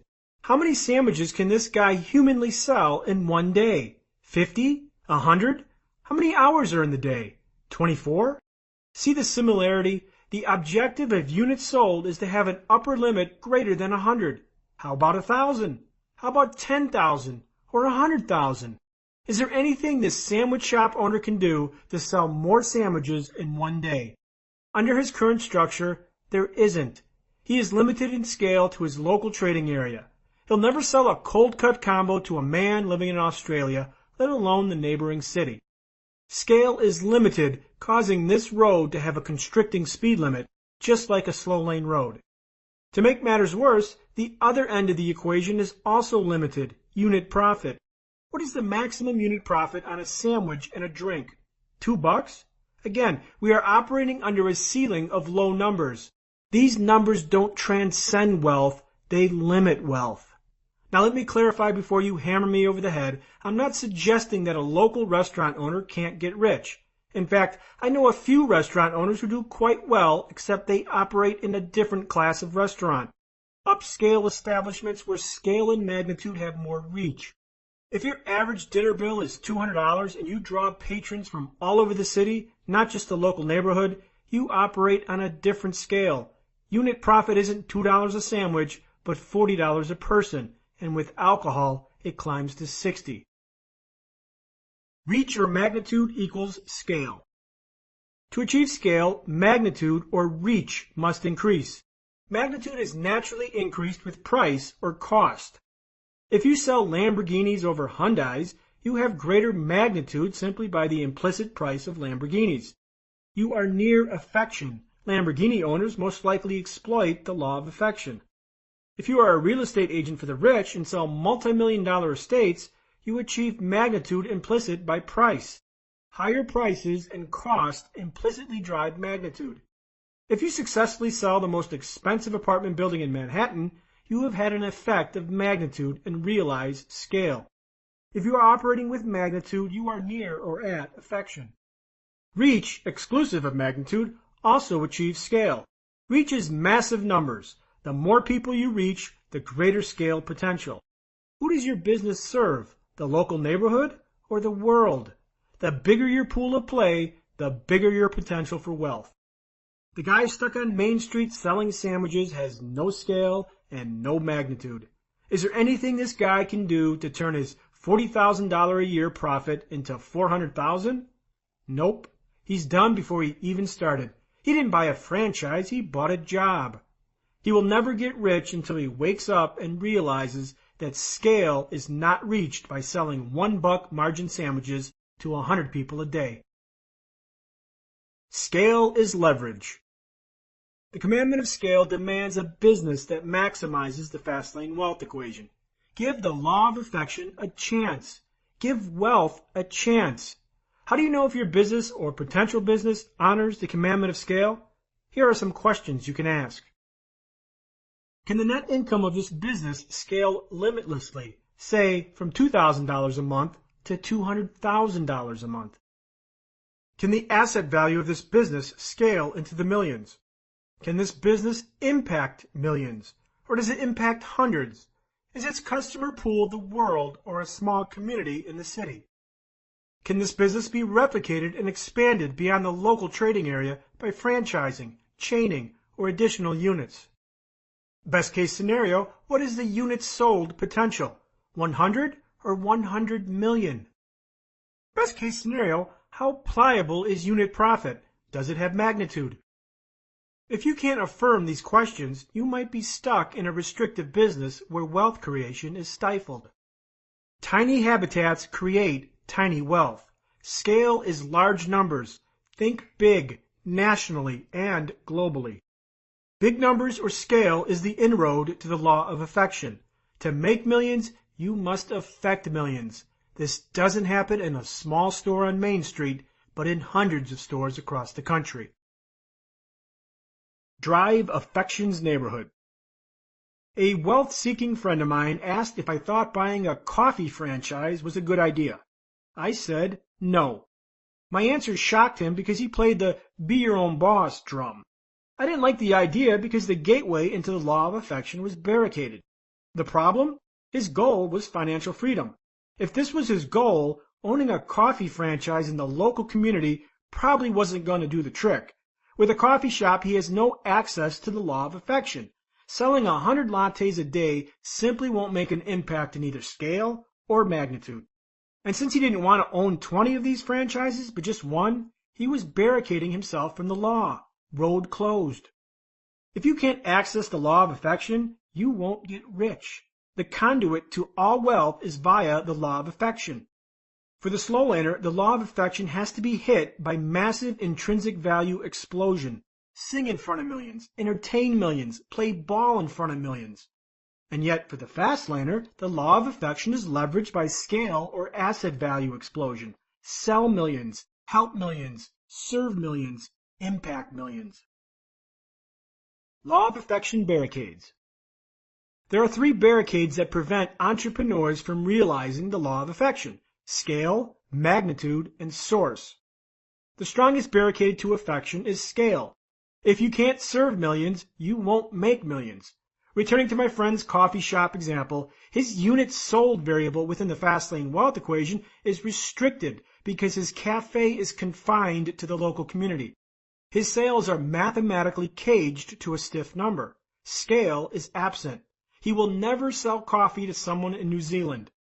A business that lacks scale acts like a car with a speed governor that prevents acceleration. My friend's only option to break scale would be to purchase more franchises in more locations. If he owned 29 franchises across the state, he suddenly would be serving 6,000 coffees a day. Scale becomes prevalent, and attached to scale is the law of affection. Of course, the optimum Fastlane strategy is not buying franchises, but selling them. If my friend doesn't want to own multiple franchises, he can't break the barricade of scale. Without scale, units sold, or magnitude, high unit profit, he drives a business that will produce a weak asset value. His wealth equation becomes retarded, and the law of affection quarantined, remanding him to a middle-class life work existence. With a middle-class income and a weak asset valuation, he defects to a wealth equation emblematic of the slow lane. The other barricade to affection is magnitude. Because our coffee shop owner is restricted in scale, his other option is to scale by magnitude. Unfortunately, the magnitude road is also closed. Unit profit cannot be manipulated. Every sale won't generate a profit of greater than just a few bucks, and raising prices reduces units sold. A $100,000 profit on each coffee sold is impossible. While direct access to the law of affection is a foolproof road to wealth, Indirect access isn't so clear, since affection always trickles up to owners and producers, not down to employees or consumers. For example, if you work as a doctor at a private care facility, you could argue that you have magnitude and therefore you should be rich. In fact, all doctors should be rich since they have magnitude, right? Well, not exactly. The fault in this presumption is that the law of affection honors only those in control. That private healthcare facility? The facility's owner receives the full benefit of affection, not the doctors he hired. The doctors on staff aren't guaranteed access to affection because they don't control the system. Can they be rich anyway? Sure, but that decision is left to intrinsic value evaluations to be made by the owner of the system. Doctors who own practices and hire other doctors get full access to affection and get rich. Affection is always biased toward the architect of the system. How to access the law. If you want to access the law of affection, drive a road that can break through scale or magnitude while controlling its source. If you can't be the source, serve the source. Thankfully, you can easily determine which roads run parallel to the law of affection. Whatever your road, regardless of roadmap, can it directly scale to impact millions or scale? Can it tremendously impact a few or magnitude? Here are some examples. If you invent a gadget that millions can use, you have direct scale and the law is accessible. Fast wealth is possible. If you are chosen as a finalist for American Idol, you have direct scale and the law is accessible. Fast wealth is possible.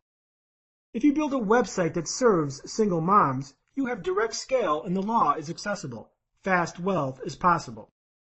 If you are 2 management positions away from a CFO position at a Fortune 100 company, you have indirect scale and the law is accessible. Fast wealth is possible. If you're an attorney and take cases that involve wrongful deaths, you have indirect magnitude and the law is accessible. Fast wealth is possible. If you create a successful retail store and franchise it to 300 entrepreneurs around the country, you have both scale and magnitude and the law is accessible. Fast wealth is possible. If you invent a machine that detects skin cancer, you have magnitude and scale, and the law is accessible. Fast wealth is possible. Think big, but think scale or magnitude. Analyze your Fastlane equation and examine the variables. What are your maximum units sold and maximum profit per unit? What is the size of your customer pool? For example, as an author, I have scale, and with scale, the law of affection is accessible. Who is my audience? The whole English-speaking world, tens of millions of people. I'm reminded of scale anytime this book is ordered from Australia or New Zealand. My upper limit is the world. My road has no speed limit, and that grants access to the law of affection. Chapter Summary, Fastlane Distinctions. Your total pool of customers determines your habitat. The larger the habitat, the greater the potential for wealth.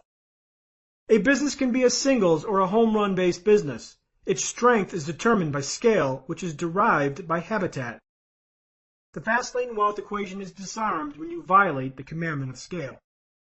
Scale is achieved in reach, units sold, or magnitude, unit profit. The law of affection is the primary conduit to wealth, which can be roadblocked by scale, magnitude, or source. Affection consequences trickle up to owners and producers. Breaking scale or magnitude indirectly in an uncontrolled entity is not a guarantee of wealth. To gain access to affection, you need to break the barrier of scale or magnitude in an entity you control. Scale, magnitude, or source deficiencies create governors on the speed of wealth creation. Chapter 34, The Commandment of Time. I am long on ideas but short on time. I expect to live only 100 years. Thomas Edison. Break the binds that tie. The final Fastlane commandment is the commandment of time. The commandment of time requires that your business detach from your time. Can your business substitute for you and blossom into a money tree? Passive income is a Fastlane objective, and that comes from the commandment of time. Remember this: owning a business doesn't guarantee wealth or detachment from time. Some business owners are married to their businesses because their businesses violate the commandment of time. The business ostensibly becomes a job and a lifelong prison sentence. While giving up your heart and soul for a business is perfectly normal in startup, growth, and maturation stage, it isn't a prescription I'd want to endure for 40 years. The commandment of time asks, can this business be automated and systemized to operate while I'm absent? Are the margins thick enough to hire human resource seedlings? Can my operation benefit from the introduction of a money tree seedling? How can I get this business to operate exclusive of my time? Jobs are time trades for income, and yes, so are some businesses. The goal of the fast lane is a disconnection of your time from income, even if that income isn't millions. Would you rather work 10 hours a week and earn $60,000 or work 70 hours a week for $140,000? I'd take the former over the latter every time. Ashlyn Gardner loves the arts and literature. Following the prophetic advice of gurus, she sets off to do what she loves. She opens a coffee shop featuring art of local artisans and hosts weekly literature readings. Like a new love relationship, her new business starts with a bang and is the source of excitement and eagerness. However, after 2 years, her business normalizes and the luster fades into a hardship. Ashlyn realizes that she doesn't own her business. It owns her. She's up at 4 a.m. to open and has to be there at 8 p.m. to close. The 24/7 of the business is a perpetual nag. Employees come and go, and the good ones demand pay she can't afford. Her social life dies, and her boyfriend breaks up with her because she never has time. Her gym membership expires, and with it her weekly yoga class. Seeking to reclaim her time and her life, Ashlyn considers hiring a general manager. Unfortunately, hiring a GM would put her margins in the red. She won't work the business for free, and the cost of her life isn't worth the profits she makes. 3 years into the business, she closes up shop and looks to return to the ranks of employee over employer. Ashlyn didn't fail at business. Her coffee shop was successful and earned her a modest living. Where did she fail? She failed the commandment of time, and upon entering this business, like most business owners, didn't think through it past the excitement of the newness. A money tree that never grows. A successful business isn't fun and games, especially one that violates the commandment of time. Often people get into business with the wrong idea of what it will be like. Fueled by gurus and life coaches, many are misled, believing that be your own boss or do what you love is enough motivational fire to sprout success. These would-be business owners merge onto roads that might as well trail a path through the desert.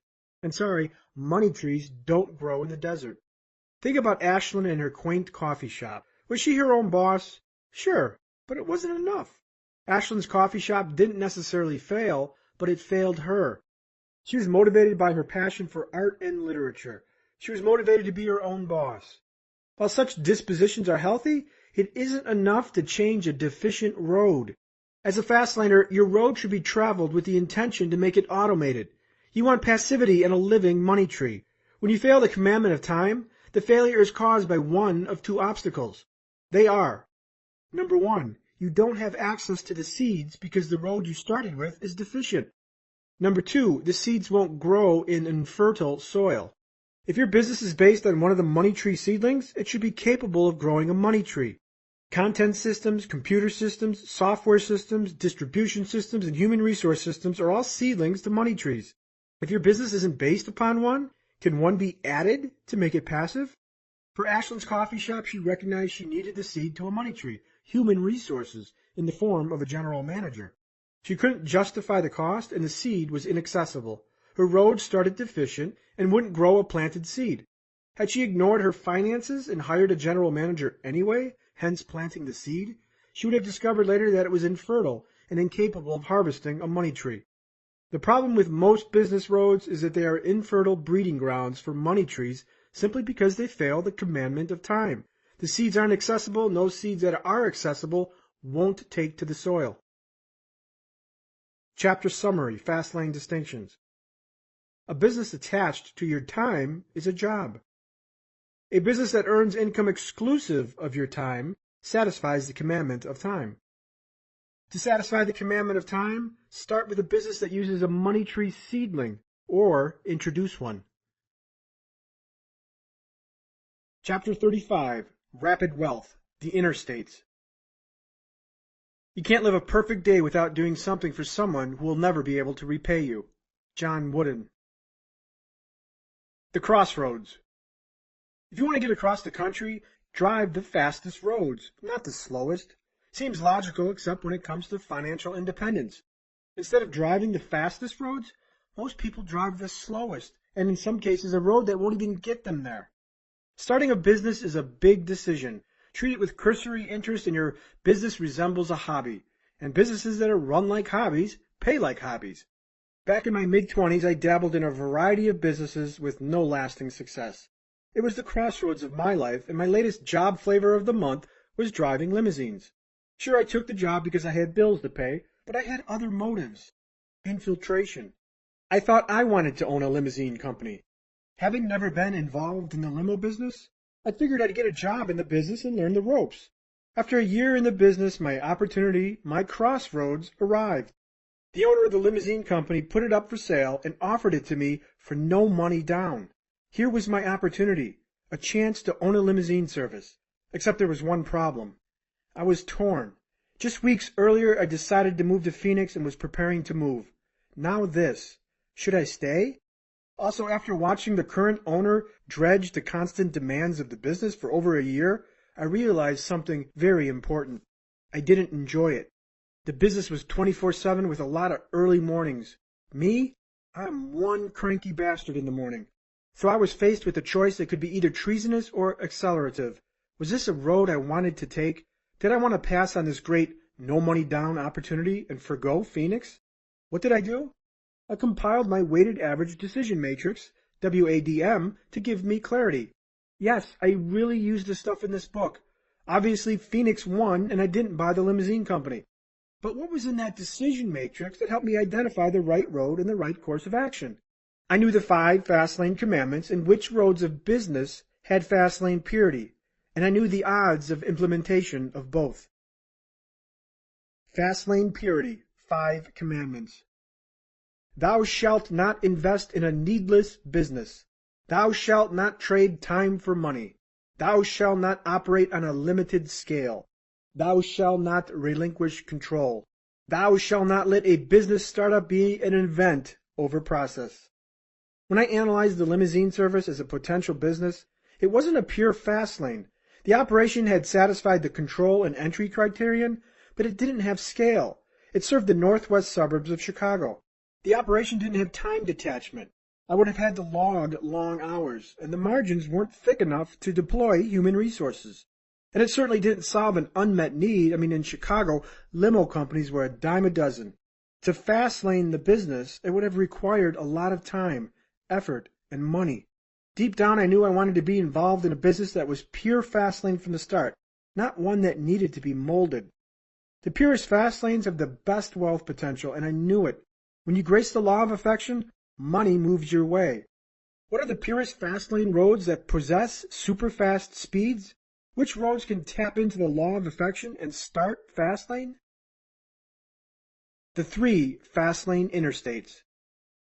I call the most potent fast lane roads the 3 I's, or the 3 interstates, because they possess the fastest upper speed limits and meet, or can meet, all 5 fast lane commandments.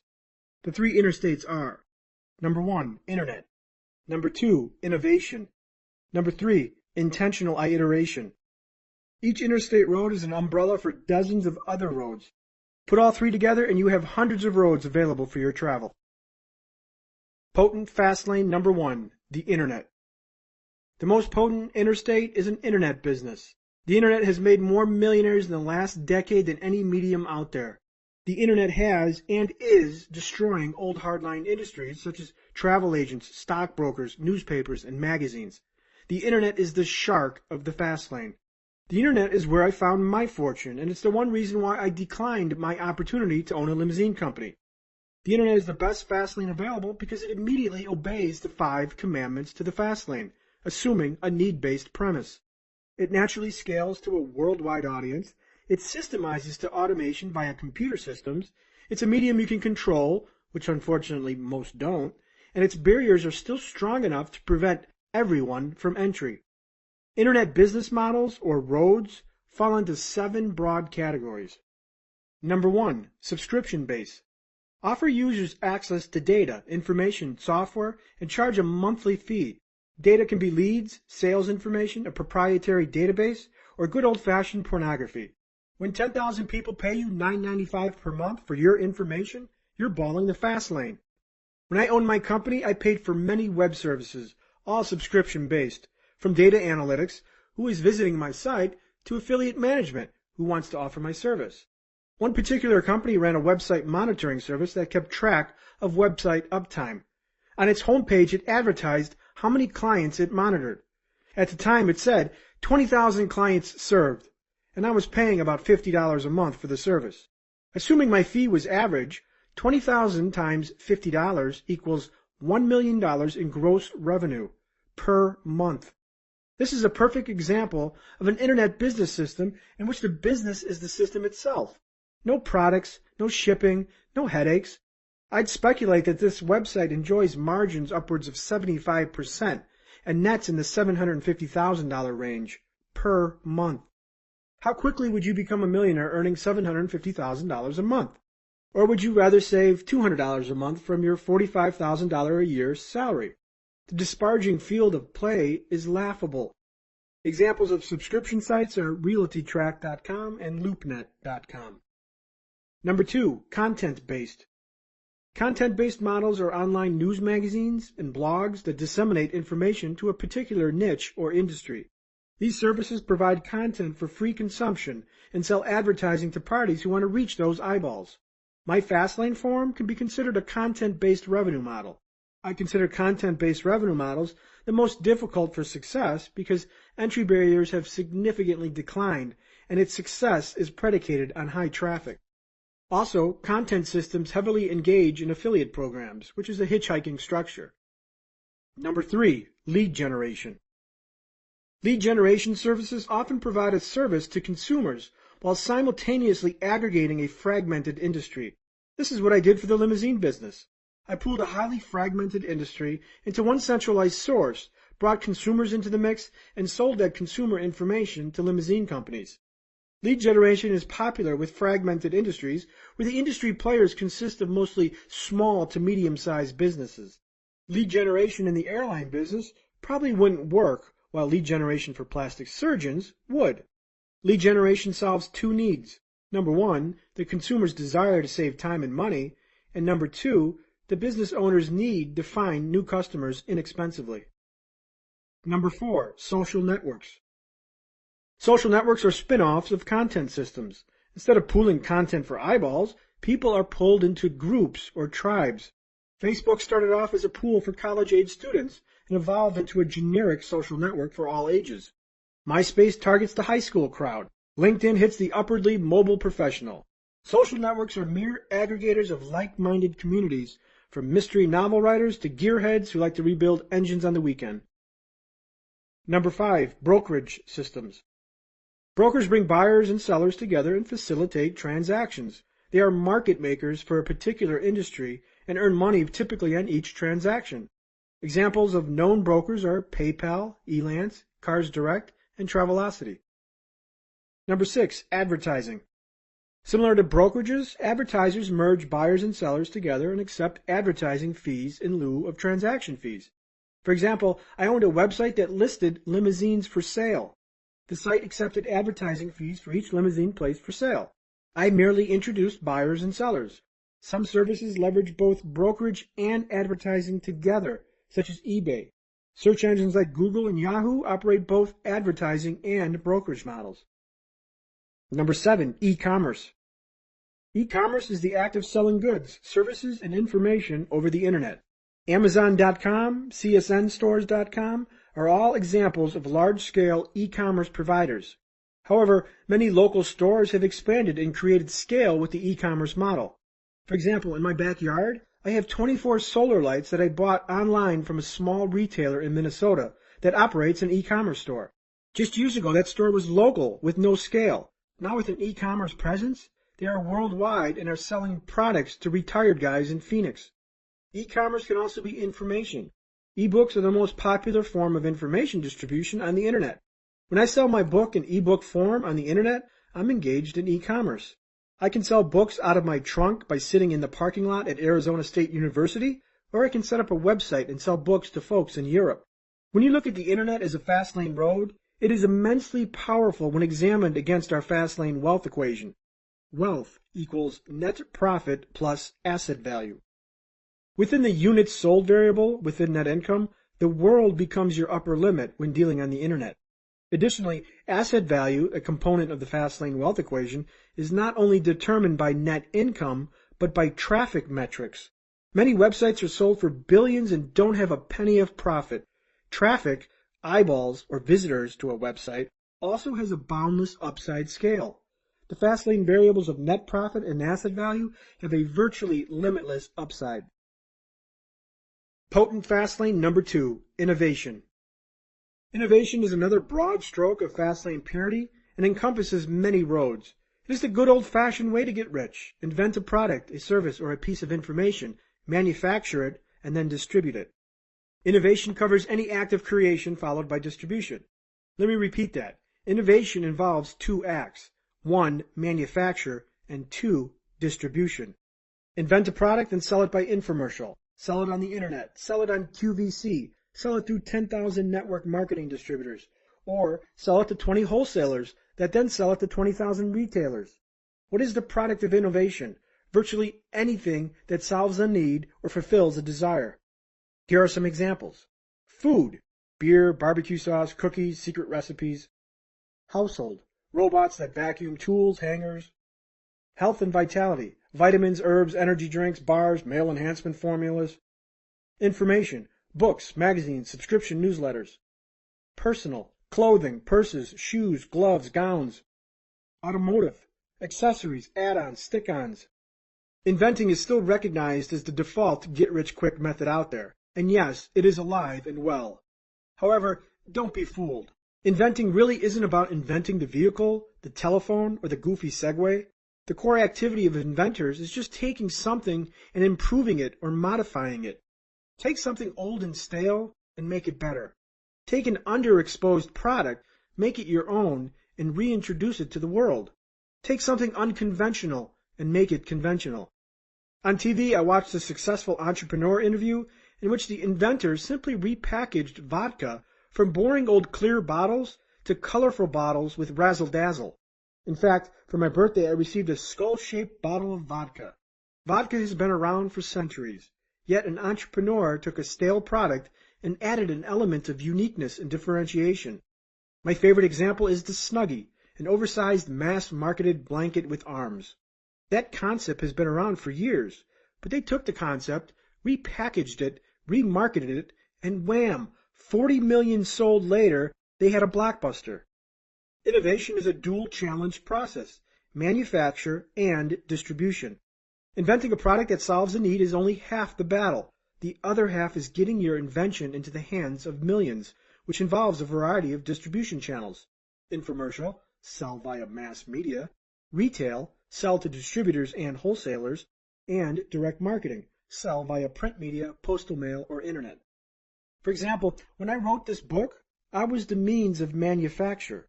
I wrote it, put it together, had it edited, had it physically published, and then I manufactured it. I engaged in innovation. However, like all innovation roads, manufacture is just a tiny battle in a larger war. Distribution is where the war is won. A great product is worthless if it doesn't get into the hands of people, and that requires distribution. For my book, I will need to leverage Amazon, a distribution system, book distributors, wholesalers, and the internet, another distribution system, if I am to succeed. Yes, your product invention can be something you invent, yet is manufactured in China, or an ebook you write in a weekend. Innovation from books to products is Fastlane. Have you ever wondered why people sell get-rich-quick books, and yet the content is just regurgitated blather from 30 other books? The authors know that authoring is a potent Fastlane. The challenge of any authoring Fastlane is never the book or the words themselves. Some of the greatest books in the world go unread, while the mediocre stuff sells millions. The difference lies in marketing, public relations, and just good old-fashioned business know-how.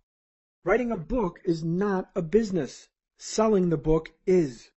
If I'm obsessively intent on selling this book to millions, I have to manufacture, then distribute. I have to sell, market, promote, appear, speak, interview, and write.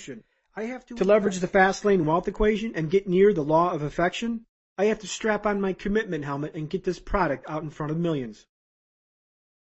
Potent Fastlane number 3, Intentional Iteration, II. The final Fastlane interstate is intentional iteration, or II. Iteration is the means or act of repeating a process, usually with the aim of approaching a desired goal or target or result. Intentional iteration is a potent Fastlane, but it offers the greatest challenge because it really doesn't satisfy all 5 commandments, but 4. The process of intentional iteration is the act of satisfying the final commandment, scale. Scale is achieved either through human resource systems or repeated successes. For example, when a real estate investor buys a single-family home at a bank auction and later rents it out, there is no scale, and with that one act, nothing can create scale. The investor has little wiggle room in his Fastlane wealth equation. Net income is derived from rent, and asset value is derived by the home's market value. To solve that challenge, the investor engages in II and repeats the process. Instead of buying one home, he buys 50. Yeah, easier said than done, and it can be incredibly slow. And in fact, the investor has chosen to play on a field of singles, and to hit the home run, II needs to become the strategy. Iteration is a profitable singles-based business scaled to home runs. Franchising is another example of II. If you build a small store with the goal of intentional iteration, your goal isn't one store, but hundreds, perhaps thousands, through the act of chaining or franchising. The intentional iterator goes into business to cookie-cut his system across many successes. A small store often starts out as a violation of 4 commandments, but quickly can transfigure into a full-fledged Fastlane venture with iteration. The Fastlane franchising premise is to build a local business defined by systematic processes, then franchise the concept nationally or worldwide. The iterator's goal is to replicate and sell a concept, a brand, and a system, and remove himself from operations. While your little deli might not be Fastlane, it could be turned Fastlane by the process of II through franchise or chaining replication. A popular thread at my forum is titled, "Is a candy kiosk Fastlane?"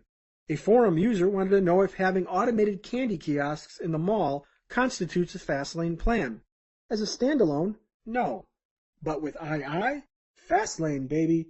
One kiosk in one mall isn't going to make you rich because it's a singles-based business. However, 200 kiosks in 50 malls might, because it creates net income, scales asset value, and makes a bigger impact of magnitude. Intentional iteration is the Fastlaner's response to a limited scale. Chapter Summary, Fastlane Distinctions. The best Fastlanes satisfy all 5 commandments: control, entry, need, time, and scale. Assuming a need-based premise, the internet is the fastest interstate because it overwhelmingly satisfies all commandments. Innovation can be any variety of open roads, authoring, inventing, or services. Inventing success needs coupling with distribution. A singles-based business is scaled to a home run business by intentional iteration. With iteration, scale is conquered. Chapter 36. Find your open road. At first, people refuse to believe that a strange new thing can be done. Then they begin to hope it can be done. Then they see it can be done. Then it is done, and all the world wonders why it was not done centuries ago. Francis Hogsden Burnett. Needs, ideas, opportunity, and the open road. Opportunities and the open roads they represent are everywhere. Look around. That person complaining at the store counter. Opportunity. That stupid voicemail maze you hate navigating when you call the bank. Opportunity. That unsold house that languishes on the market. Opportunity. That trash on the side of the road. Opportunity. That rotting salad that lasted only 2 days in the refrigerator. Opportunity. Those people bitching on that online forum. Opportunity. If you can't see the opportunities that surround you every day, you haven't turned your Fastlane frequency to them. When you make minor mental adjustments, roads seemingly closed are suddenly opened. Many entrepreneurs misinterpret opportunity because they associate opportunity with breakthrough, legendary ideas. They seek virgin ideas, perfect and new, ones that will be unveiled to the world in grandiose events. Rarely does that happen. Opportunity is rarely about some blockbuster breakthrough like the light bulb or the car, but as simple as an unmet need or a need not being met adequately. Opportunity is a solution to an inconvenience. Opportunity is simplification. Opportunity is a feeling. Opportunity is comfort. Opportunity is better service. Opportunity is fixing pain. Opportunity is putting weak companies out of business. Someone is doing it. You've got a great idea, but someone is already doing it? So what? Do it better. Someone is doing it is a monumental illusion, imposing as an impassable obstacle. Someone is always already doing it. The bigger question is, can you do it better? Can you fill the need better, offer greater value, or be a better marketer? When I was struck with my idea to start a limousine directory on the internet, I thought it was a legendary idea. That is until I went on the web and searched. There were already a dozen companies doing what I thought was a pristine, unmolested idea. At the time, my frequency wasn't fully attuned. I was going to drop the idea and start a new brainstorm session in search of that infamous blockbuster idea, one that no one else among 6 billion people on planet Earth have ever thought of. But a friend interrupted my perception and kicked my antenna into proper tune. She said, "Competition is everywhere. Just do it and do it better." She was right. Competition is just a staple of business. The opportunity was an open road, not a closed one. These existing web directories weren't easily found, and for the most part, they weren't user-friendly. I recognized a poorly met need, and I decided to drive this road of opportunity, despite the numerous barricades that warned road closed. A decade later, every one of those companies I feared disappeared or became insignificant. In fact, the industry leader, unable to respond to my domination, diverted into an alternative service. Forget the big idea, go for better. Successful businesses rarely evolve from some legendary idea. Nope, successful entrepreneurs take existing concepts and make them better. They take poorly met needs and solve them better. Skip the big idea and go for the big execution. You don't need an idea that's never been done before. Old ideas suffice. Just take it and do it better. Execute like no one has. Years ago, what if Sergey Brin and Larry Page looked at the internet landscape and said, "Gee, there are plenty of search engines out there. Yahoo, Snap, Alta Vista. Why start Google? It's being done." Thankfully, they didn't, and now Google is the most used search engine, and because of it, Brin and Page are now billionaires. A brand spanking new idea? Nope, a need solved better with big execution. Department stores have been around for decades, but that didn't stop Sam Walton from creating Walmart. It was an open road when the road seemed closed. Hamburgers were around for decades, but that didn't stop Ray Kroc from starting McDonald's. It was an open road when the road seemed closed. Coffee had been around for 1,000 years when Howard Schultz created Starbucks.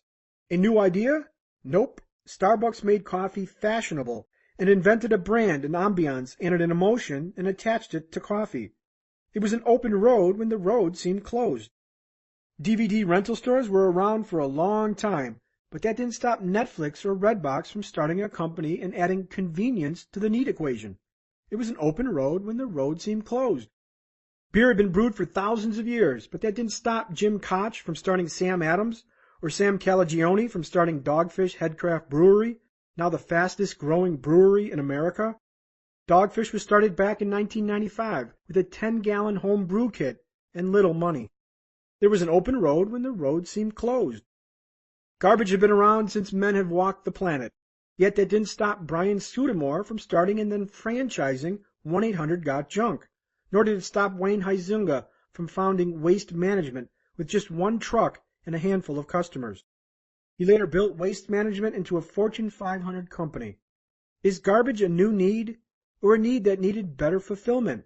It was an open road when the road seemed closed. A blanket with arms?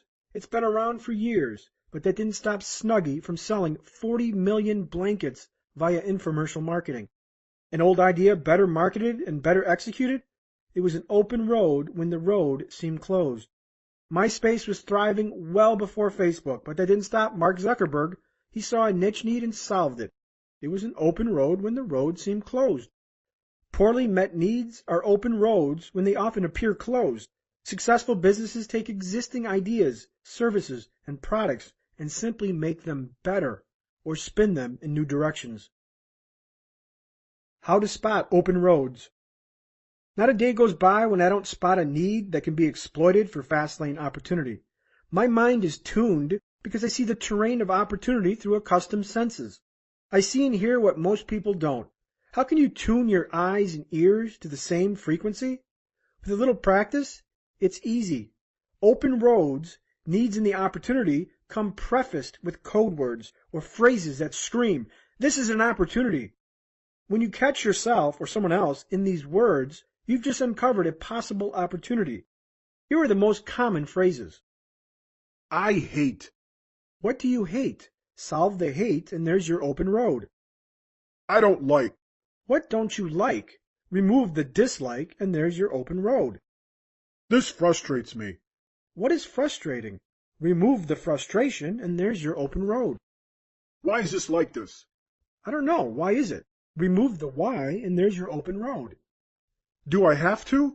I don't know. Do you? Remove the have to and there's your open road. I wish there was.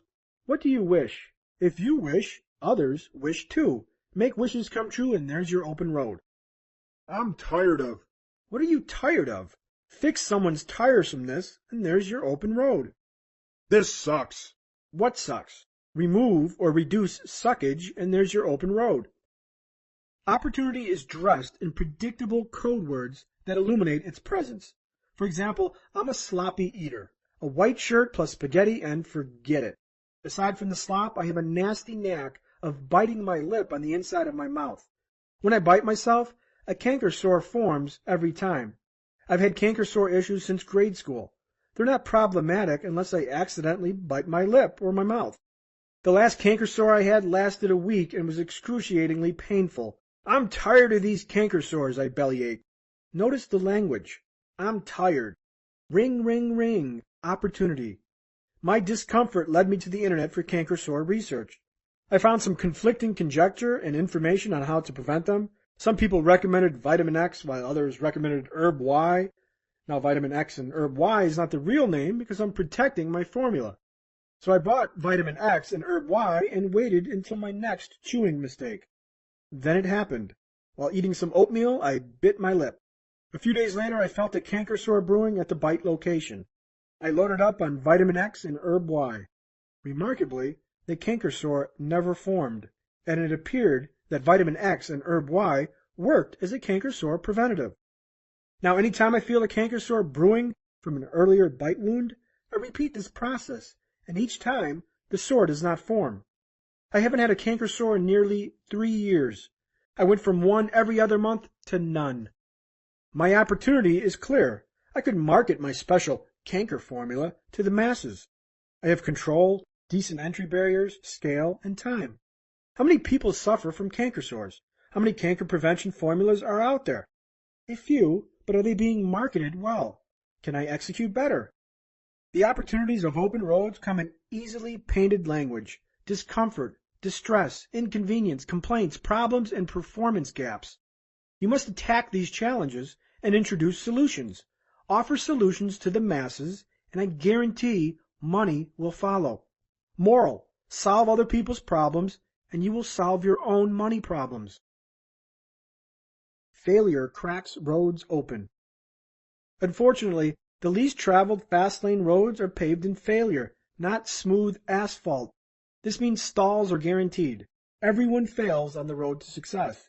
What separates the winners from the losers is what happens when failure arises. How are you going to react? Will your road trip end with the verdict being, this fast lane shit don't work? Or will you switch roads or keep going? Failures that drive you into new directions are often the most productive forces for invention. The heart pacemaker, microwave ovens, penicillin, and vulcanized rubber are all inventions that are profound results of failures and accidents. Failure cracked the road open, and in that failure the inventors had the fortitude to recognize it. Yes, quitting your road and changing directions is sometimes the best choice, but be mindful of the distinction between quitting and quitting your road. Quitting is leaving your dreams for dead and putting them into the bin of impossibility.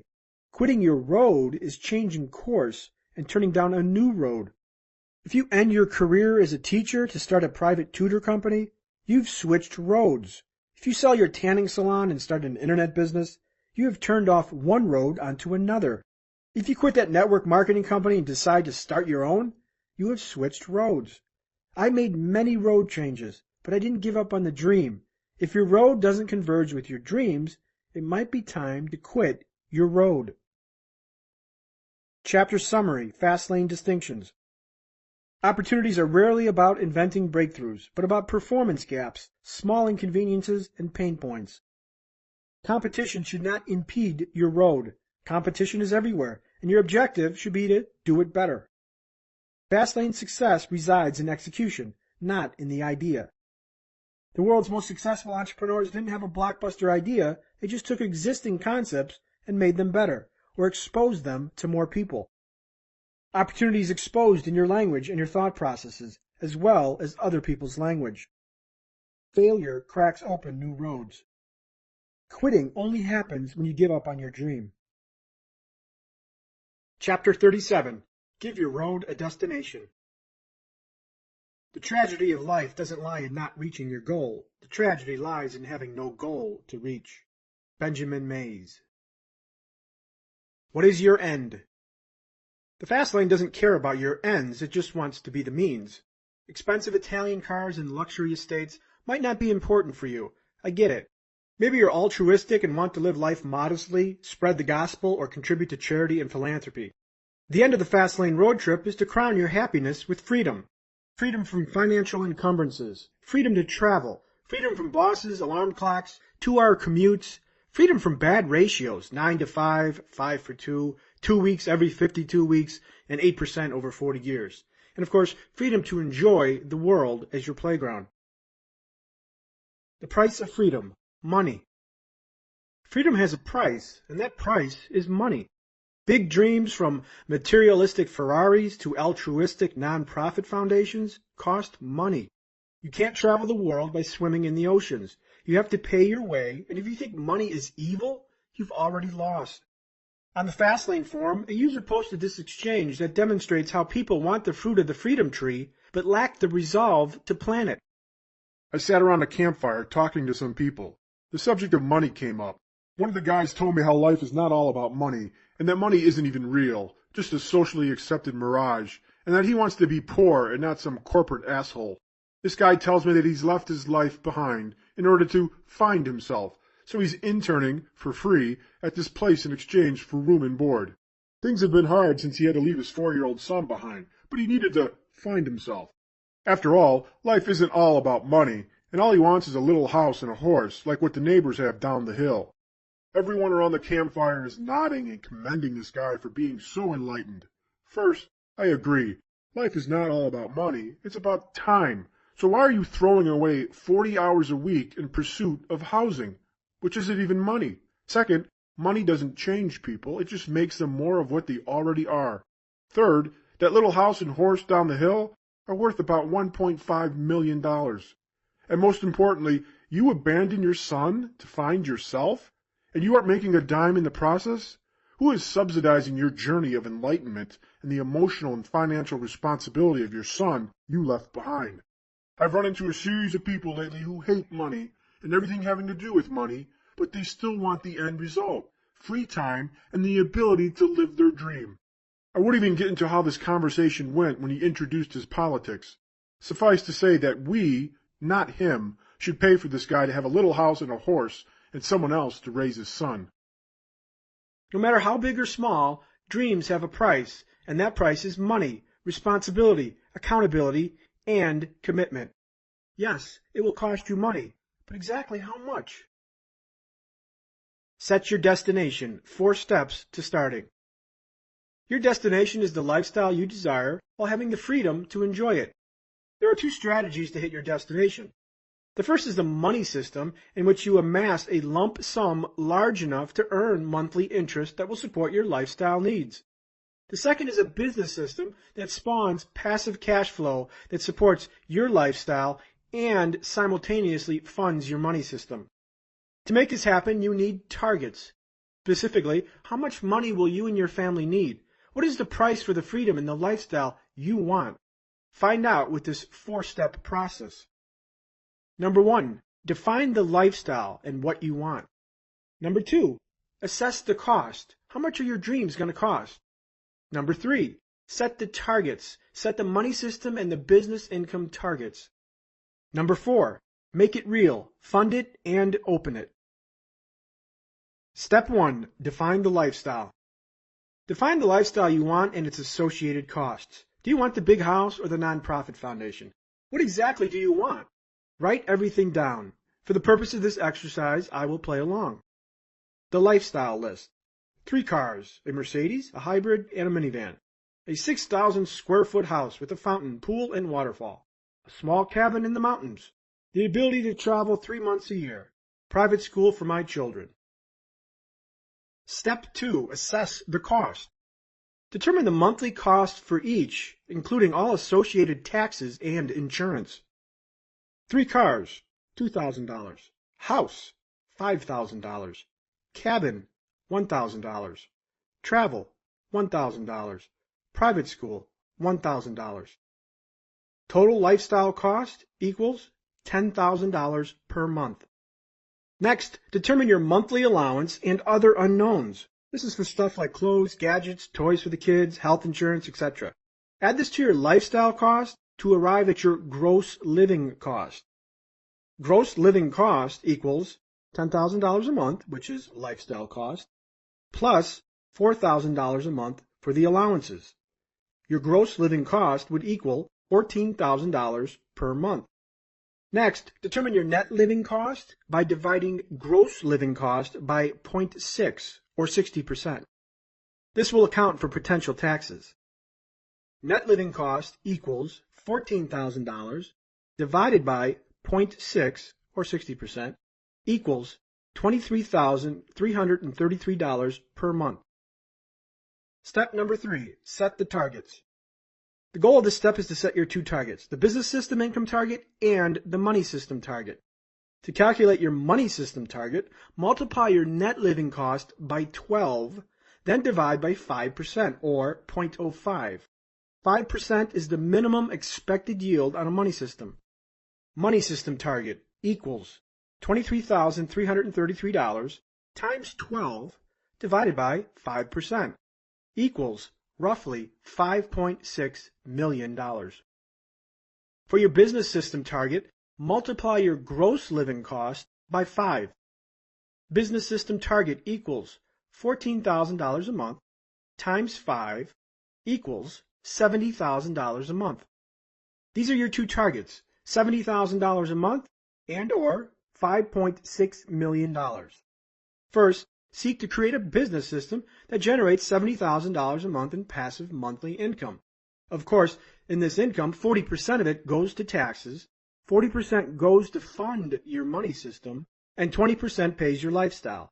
This delivers your target lifestyle and simultaneously funds your money system. The other target is your passive income from a lump sum money system. To enjoy your designated lifestyle supported by a money system, your target number is $5.6 million. 5% interest on this amount is roughly $23,000 monthly, which covers lifestyle and taxes. This dual flank attack builds a passive income stream from a business that funds a money system. The result is like warping the destination to you. You can experience retirement without being retired. For example, my web business routinely earned $100,000 per month, month after month. Yet in those instances, I didn't have $20 million laying around. But the lifestyle was an option because my business system cash flowed the equivalent of that lump sum. Excess income funded my money system. Then later, I liquidated the asset to arrive at my money system number. If your business system generates passive income, you can use it to fund your lifestyle and your money system simultaneously. Step 4, make it real. Get started today by looking 3 feet in front of you, not 3 miles. A long gaze at the mountain crest is going to overwhelm you, so stop looking at it. The key to achieving enormous tasks is to break them down into their smallest parts. You can't run a 26-mile marathon by focusing on the 26th mile. You attack the first, then the second, the third, and so forth. I see this repeated a lot at the Fastlane forum. I'd like to make $5,000 a month. How do I do this? Aside from the flawed money-chasing logic, the first step is to make $50 a month. You can't make $5,000 per month until you learn how to make $50 a month. It's amazing how people love to skip the process and want events. To start your money system, find a quarter and drop it into a coffee can. Congratulations, you are 25 steps closer to your goal. No, I'm not kidding. Your goal isn't $5.6 million, but 560 million pennies. Drop your loose change into your can at the end of each day. Find 60 cents there, 25 cents there, 115 cents there. It all adds up, and albeit small, you move closer to your goal daily. Now, is this ridiculous? Not exactly. This is exactly how I got started. And yes, I still practice this today because this exercise has 3 conditioning purposes. First, when you drop change into your bucket daily, you train yourself to visualize your goal moving closer. You get a daily reminder. Certainly you won't accumulate 560 million pennies in this fashion, but the objective is repetitive progress toward a seemingly distant goal. Second, it forces you to evaluate. Have you applied pressure to that goal? Or is your change bucket the only weapon in your arsenal? Are you pursuing a fast lane business or still confined to a job? The third purpose is to change your relationship with money. If you're serious about a money system, you're going to need a big shift in your beliefs about money. What is money to you? A medium to get the latest World of Warcraft release? Or the soldiers for your army of freedom fighters? The final step is to fund your money system at a brokerage firm. Designate an account that represents your money system. Typically, most brokerage accounts require a minimum $1,000 deposit. If you already have an account, pick an income fund that yields at least 5% yearly and move the money there. Or alternatively, you can open a trading account and leverage cheaper and frequently traded ETFs or exchange-traded funds instead of a traditional mutual fund. Here are the brokerage houses I recommend to fund your actual account. Number 1, Fidelity, Fidelity.com. Number 2, Vanguard, Vanguard.com. Number 3, T. Rowe Price, TRowePrice.com. Number 4, TD Ameritrade, TDAmeritrade.com. If you don't have $1,000 to fund the account, you can do it once while you hit the $1,000 milestone. Your change bucket should yield about $500 per year. With an actual account, you can witness the real-time passivity of your money system. If you have $50,000 in your passive money system, which isn't leveraged in a fast lane pursuit, you can literally see your passive income stream every month in the form of interest or dividends. For example, if you had $50,000 and invested it in a world bond fund that yielded 6.5%, you'd generate $270 per month in passive income each and every month. Now I reiterate, fast lane wealth is created by net income and asset value, not by the stock market or compound interest. Your fast lane business should fund this account, not savings from your paycheck. The rules of the road, financial literacy. After my sister turned 21, she bought her first car, a Nissan Pulsar. It was her first mistake in the world of finance and my first exposure to the world of financial illiteracy. My sister had trouble making the car payments, and when I asked to read her loan documents, I was floored. I investigated. I asked, "How did you buy this car? How did you negotiate?" She replied, "I told the dealer I wanted a payment for $399 per month." Her tragic mistake wasn't negotiating weakness, but financial illiteracy. The dealer gave her exactly what she requested, and by doing so, she got ripped off. She bought a car for thousands above sticker and borrowed at near illegal rates. The dealer gave my sister exactly what she wanted, a car payment at $399 per month, and all they did was fill in the blanks. Her loan was for 60 months, when it should have been at 48, and an interest rate of 18.8% when it should have been 9%. Ultimately, she'd paid twice the cost of the car because of one error, the error of being financially illiterate. Managing a money system demands financial literacy. You can't build a financial empire if you're ignorant of basic finance and economics. These disciplines are the building blocks to a financial empire, and without them, the sidewalk becomes a danger. Remember, more money doesn't solve money problems. If not educating yourself after graduation is one step on the sidewalk, the other is not educating yourself on basic finance and economics. The world is full of financial illiterates. They've failed driver's education and don't know the rules of the road. As kids, we aren't taught money management or basic financial discipline. We're abandoned in a financial jungle swarming with predators. Many perfectly intelligent people lack rudimentary knowledge of basic financial concepts. Financial concepts such as interest rates, taxable and non-taxable yields, amortization of mortgages, the balancing of a checkbook, basic percentage calculations, calculating return on investment, why stocks rise and fall, why a guaranteed 15% return on a bank CD is screaming scam, how stock options work, such as calls and puts, why insurance exists, how a mutual fund works, what bonds are and how they rise and fall, global currency. To successfully leverage a money system for passivity, you have to familiarize yourself with the financial instruments that fuel the money system. Do you know how to calculate simple interest, a return on investment? Do you know what happens to the price of a bond when interest rates go up? Can you figure out the difference between a tax-free yield and a taxable yield? These concepts harden your road to wealth. Financial illiterates can't manage money systems. To succeed on your road trip, you have to know the rules of the road and pass driver's education, basic finance, and economics. Live below your means. Slow lane? The first rule of financial literacy, live below your means. Yes, a pragmatic doctrine echoed from slow lane dogmaticians that is an affable replacement for its mathematical equivalent of keep expenses under your income. Earn $10 and don't spend 20. But is it fast lane relevant? Absolutely, with one distinction. Live below your means with the intent to expand your means. Live below your means is relevant at any income level. The key variable is the word means. If Bill earns $50,000 and Jack earns $1 million, who has the greater means? Who will live the extravagant lifestyle? Both might be living within their means, but Jack has a drastically different lifestyle. Remember, slow laners seek to minimize expenses, while fast laners seek to maximize income and asset values. You can live richly and still live below your means. But for fast laners, it's a bigger challenge because we get paid first, not last. Tax bills come long after the income is earned, and live below your means requires above-average discipline. A financial advisor doesn't fix illiteracy. I am my own financial advisor because I don't like losing control. Hiring a financial advisor might make sense to you aside from one caveat. Hiring a financial advisor doesn't fix illiteracy. Yes, just because you had salad for lunch doesn't mean you can eat donuts for dinner.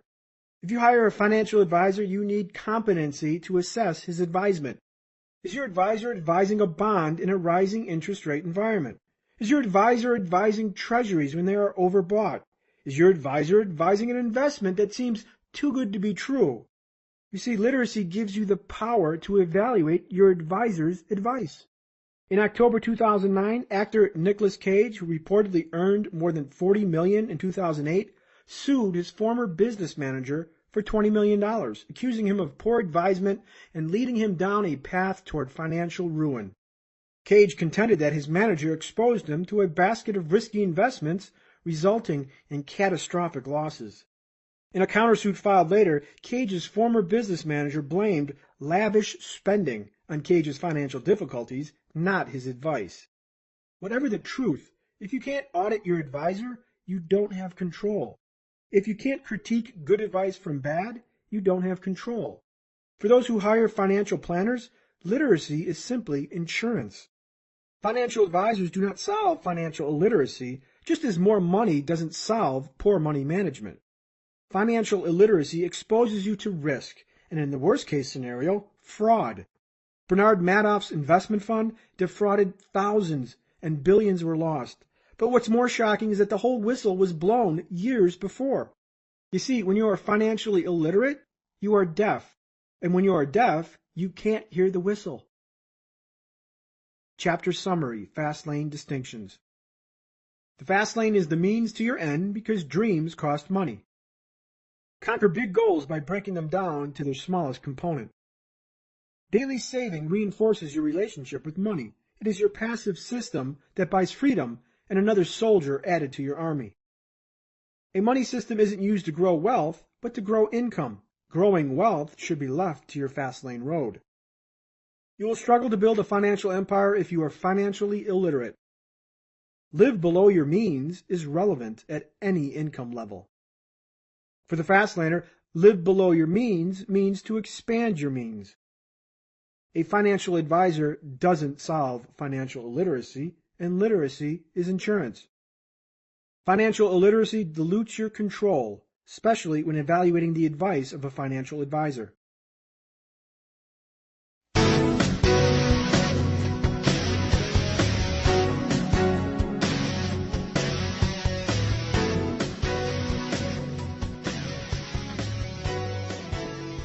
Part 8. Your Speed. Accelerate Wealth.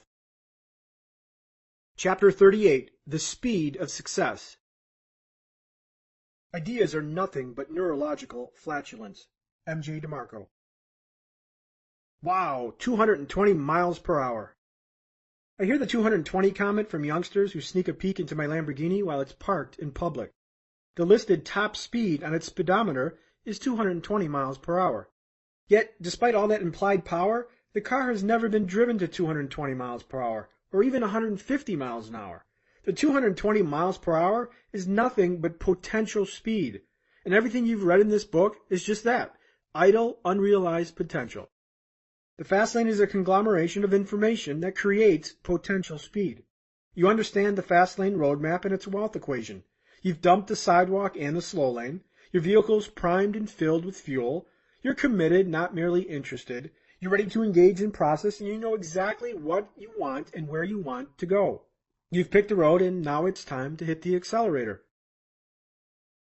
Doing nothing is expected. Ever wonder if those late-night get-rich infomercial products really work? Can you really make millions trading foreign currency or buying real estate with no money down? The truth is, you can, but the purveyors of these infomercials don't tell you their real revenue model. They make money on planned obsolescence. Planned obsolescence is the marketer's expectation that whatever they're selling you, you won't use it. And if you don't use it, you're unlikely to ask for your money back. You see, doing nothing is expected. Human nature plays a powerful role in the business model of producers. Get-rich systems sold on TV take advantage of human nature because it's human nature to seek events and avoid process. The path of least resistance is not to do anything or to try half-heartedly. The fact is, most people, whether they agree with Fastlane strategy or not, will do nothing with the information. They'll stare at the roadmap but never take the road and hit the accelerator. It's one thing to possess the treasure map. It's another to get out of the house and follow it. Doing nothing is normal. When it's normalcy, you seek to avoid. The strategy for speed, chess, not checkers. Speed is not thinking about a Fastlane business, but creating it. Speed is uncovering a need and formulating a solution and a prototype. Speed is filing paperwork for your business entity. Speed is building and growing a business. Speed is making your contacts and forcing your process out into the world. Speed is approaching your business like a strategic game of chess while your opponents play checkers. Speed is turning off the PlayStation. Chess is a complex game with complex maneuvers, and your business must be run similarly. Unfortunately, most business owners approach business one-dimensionally, like a game of checkers, and doing so puts the owner into a winless game. Checkers is one-dimensional because all the pieces move identically, while chess is multi-dimensional. Each piece moves differently with different roles. The business owner who plays checkers has one offensive and defensive play in the playbook: price. Raise prices, lower prices, cut costs, cheaper suppliers. Oh Lord, how could I be the cheapest so everyone buys from me? This one-dimensional attack throws entrepreneurs into cyclical bidding wars, marginalizing their offers with one goal in mind: to be the cheapest. In the limo industry, price wars dominated because owners commoditized their brands to a one-dimensional attack. If my offer is the cheapest, I will book more business. Your success requires a shift from this one-dimensional approach to a multi-dimensional attack. Put the checkers away and play chess, where each chess piece represents a specific function within your business. How you play each function will determine if you build fast-lane speed or drift aimlessly. Those pieces are: the king, your execution; the queen, your marketing; the bishop, your customer service; the knight, your product; the rook, your people; the pawn, your ideas. While it isn't within the scope of this book to dissect every nuance of each, I will highlight the crucial momentum-building elements that explode speed. You've got a system to build. Execution is king. Ideas are pawns. Potential speed is a loose idea that needs an executioner. When a youngster sees 220 miles an hour on the speedometer, they see an idea and a possibility. In business, ideas are pawns. They're 220 mile per hour speedometers on idle, parked Lamborghinis. Actual speed is execution, pressure applied to the accelerator, and it's the king of the entire game. Potential speed, an idea. Actual speed, an idea accelerated and executed. An idea trapped in your brain is like a supercar trapped in the garage with a dead battery. It accomplishes nothing, and its purpose is untapped. Execution is taking that Lamborghini out of the garage and slamming the accelerator to the floor, with the wind giving you a temporary facelift. Execution is getting that idea out of your mind and onto the roads of possibility. Entrepreneurs struggle to differentiate between idea and execution. They think ideas are worth millions, when success is never about the idea, but about the execution. I had that idea. Oh yeah? Who cares? So did 1,000 other people. What separates you from them? They executed. You didn't, and you did nothing. Instead, you spent hours playing fantasy football. You spent the morning sleeping. You spent 5 days at that job. You chose everything but that great idea. You see, ideas are nothing but a chemical reaction in your brain. It's an event that requires little effort. An idea actually is the event, while the execution is the process. Pierre Omidyar didn't start eBay in a flash of brilliance. No, he took that flash, the event, and transformed it into massive execution, the process. Execution is the great divider separating winners and losers from their ideas. If you want to retire 30 years early, you need a dominant, relentless king. Aloof and blasé kings lose games and don't win races. Ideas are worthless. Execution is priceless. Spend 10 minutes at my forum and you will discover that most entrepreneurs love ideas, but rarely discuss execution. In other words, they dabble with the pawns of the game. I have this great idea. Is anybody doing this? I can't disclose this idea because it will get stolen. Will you sign my non-disclosure agreement before I tell you my idea? No, I won't sign your NDA, nor do I care about your idea. In the world of wealth, ideas are worthless, yet treated like gold. I love how idea conjurers protect their ideas with great stewardship, careful to ensure they don't get into the hands of would-be thieves, not knowing that their ideas are already shared by hundreds of others. The owner of an idea is not he who imagines it, but he who executes it. According to entrepreneur Derek Sievers, ideas are just multipliers, while execution represents real money. Within our Fastlane chess game, ideas, pawns, are the potential speed, while execution, the king, is the pressure applied to the accelerator. This relationship demonstrates how the coupling of a great idea, potential speed, and strong pawns is worthless when attached to weak execution, no accelerator pressure, and a weak king. The pawn, or the idea, potential top speed, or the multiplier. Awful idea, 1 mph. Weak idea, 5 mph. So-so idea, 35 mph. Good idea, 65 mph. Great idea, 100 mph. Brilliant idea, 200 mph. The king, execution or accelerator pressure, actual money. No execution equals $1. Weak execution equals $1,000. So-so execution equals $10,000. Good execution equals $100,000. Great execution equals $1 million. Brilliant execution equals $10 million. If you notice, a brilliant idea and no execution are all worth about $200. Awesome potential speed, an idea, is married to weak accelerator pressure, execution. Yet, a so-so idea with brilliant execution can be worth $350 million. You see, it isn't about your ideas and their potential speed, but about your execution.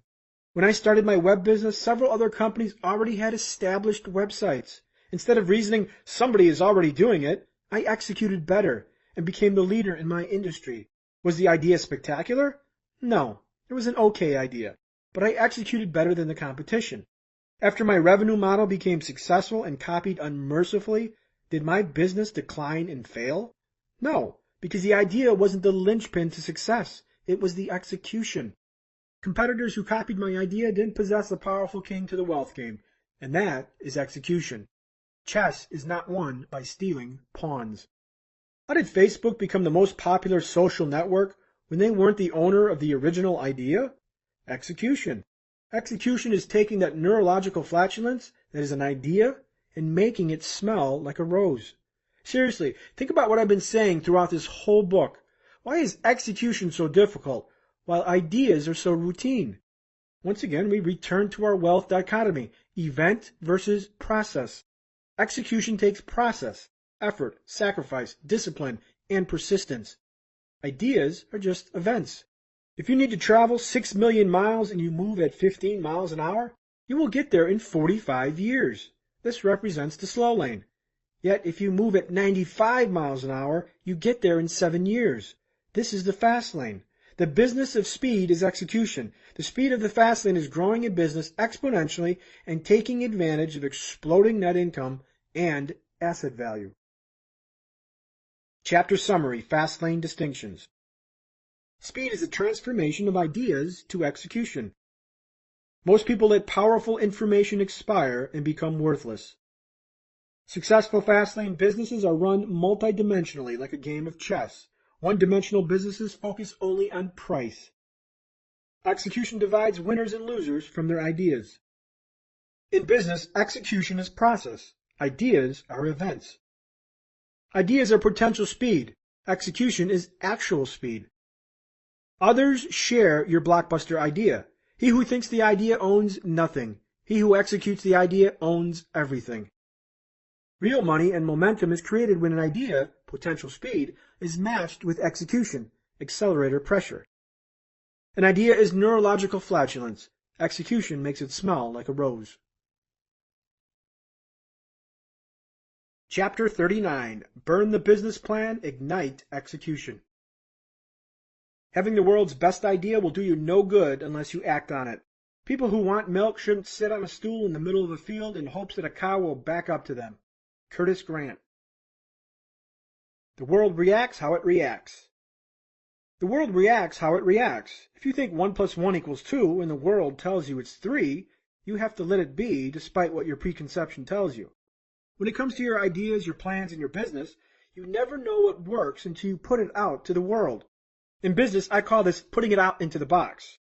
Anytime I launched a new service or feature at my website, it was an experiment to see how the world reacted. And with each experiment, I'd be surprised. This new site design is going to be a blockbuster. And then wham! Hundreds of emails pour in from disgruntled visitors who want to string you up on an oak tree and castrate you. The ultimate judge and jury of ideas is the world and the marketplaces that serve them. If the world likes your offer, they vote by giving you their time, their thoughts, or their money. If they don't like your offer, they withhold their money and look elsewhere. And the really pissed off ones, they email you or write a blog post labeling you as an idiot. The tribe has spoken.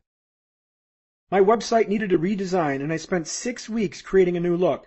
I was excited, and the world was going to love this design. It was clean, user-friendly, and showcased my design prowess. I then launched it, and the world hated it. Complaints poured in. My site's bounce rate, people who would visit one page and leave, skyrocketed. My conversion rate plummeted to virtually nothing. I went from 1,200 leads a day to barely 500. The tribe had spoken. Despite my investment in that redesign, I immediately reverted back to the old version and trashed 6 weeks of work. My golden child was a golden failure. The world heralded a sign. I read it, and then I reacted. You see, the world tells you which direction you should be going at all times. Heed the signs. How do you get the world to tell you? Put your executed ideas and concepts out into the world and let it tell you. Paint the world with your brush of genius so they can tell you exactly how right or how wrong you are. Put your executed ideas out into the box. Dead college professors roll over. The world doesn't care about ideas, it only reacts to them. This simple fact pokes a hole in one of the sturdiest institutions of business practice: business plans. Academia will be outraged at the atrocity. Be prepared for the ultimate business sacrilege. Business plans are useless. Yes, I said it. Business plans are useless because they're ideas jacked up on steroids. Unless you count a barbecue-stained Hooters napkin, I never had a business plan. In fact, the best business plans are ad hoc scribbles on napkins, old McDonald's bags or Baby Ruth wrappers, and voice memos on your iPhone. The problem with business plans is that they are another manifestation of potential speed. Like supercharged garage queens, they aren't any more powerful than the lawnmowers that sit next to them. Business plans are useless until they are married to execution. And guess what happens then? The moment you execute, the world will tell you just what I told you. Your business plan is useless. The market, or the world, will steer your business in unimaginable places that will violate everything about your business plan. If you interview any entrepreneur who has been in business longer than 5 years, they'll tell you that they started off with intention A and ended up at intention B. They start selling product X and ultimately end up selling product Y. The world tells you where you should be going. And no, the world doesn't give 2 pence about your 150-page PowerPoint business plan. Facebook started as a college crowd social network. It morphed from a niche site into a mass-market social network that serves every generation. I started my website as a directory, and it transformed into a lead generation portal. The world has the incorrigible power to corrupt business plans the moment the idea is transformed to reality. However, I should mention this does not exempt financial analysis. A blind jump into business without knowing the specific financial constraints that govern the business would be foolhardy. When I made the decision to create a limousine website over a limousine company, I did a financial analysis. However, I didn't get entangled in the intricacies and paralysis of planning, which is no substitute for execution. Figure out what needs figuring and just do it. The world will do its job and tell you the directions to travel. But I want venture capital. I know, I can hear the objections already. Without a business plan, how will you get venture capital or investors? Well, here's the news. You can't. Without a business plan, you won't get funding. But please, take heart. The issue isn't your business plan, nor will it ever be your business plan. The best business plan in the world will always be a track record of execution. If you're a seasoned executor, suddenly people will want to see your business plan because they know you have the fortitude to execute. If I received a business plan from an entrepreneur who sold his company for $20 million just 2 years earlier, you'd bet your sevens I'd read it. The value is not the plan, but the person giving it and his track record of execution. Today, I know a circle of people who would read my business plan if I gave them one. They know I have a track record of execution that validates the business plan. If you don't have a track record of execution, the business plan is a worthless piece of Kinko's-bound pulp. Get funded with execution, not with business plans. I started my company on a shoestring and $900. No investors, no funding, and no help. The fact is, had I wasted 150 hours on a 95-page business plan, no one would have read it because I was unseasoned. I had no money, no track record, no races entered, no finishes, and no races won. However, as I built and grew my business, something miraculous happened. As my ideas crystallized into tangible assets that could be consumed by the world, suddenly I became the approachable asset. Venture capitalists and angel investors called me. I didn't call them. Suddenly, people wanted to see my business plan. Why the sudden change of heart? Wasn't I just the same guy just years earlier? Sure, but instead of an idea on paper, I had a tangible concept that reflected execution. A common question on the Fastlane forum is, how can I get investors for my idea? It doesn't matter if the idea is an invention or a great new website. My answer is never what these people want to hear. If you want investors, get out and execute. Create a prototype. Create a brand. Create a track record that others can see or touch. Dive into process. When you have a physical manifestation of an idea, investors will open their wallets. Heck, be good enough and they will be fighting to give you money. You see, when you have nothing except 120 pages of charts, text, and graphs, That shows organizational skills, not execution. Angels to private equity never invest in business plans. They invest in people with track records of execution. That is your best business plan. So if you really want to get funding for your business, get out and make your idea tangible. Give investors something they can see, touch, and feel. Give investors a glimpse of your execution, because that is what creates speed on the fast lane. Chapter Summary, Fast Lane Distinctions. The world gives clues to the direction you should be moving. Business plans are useless because they're ideas on steroids. As soon as the world interacts with your ideas, your business plan is invalidated. The marketplace will steer you into directions that were previously unplanned for. The best business plan in the world is a track record of execution. It legitimizes the business plan. If you have a track record of execution, suddenly people will want to see your business plan. If you want your business to get funded, take action and create something that reflects tangible execution.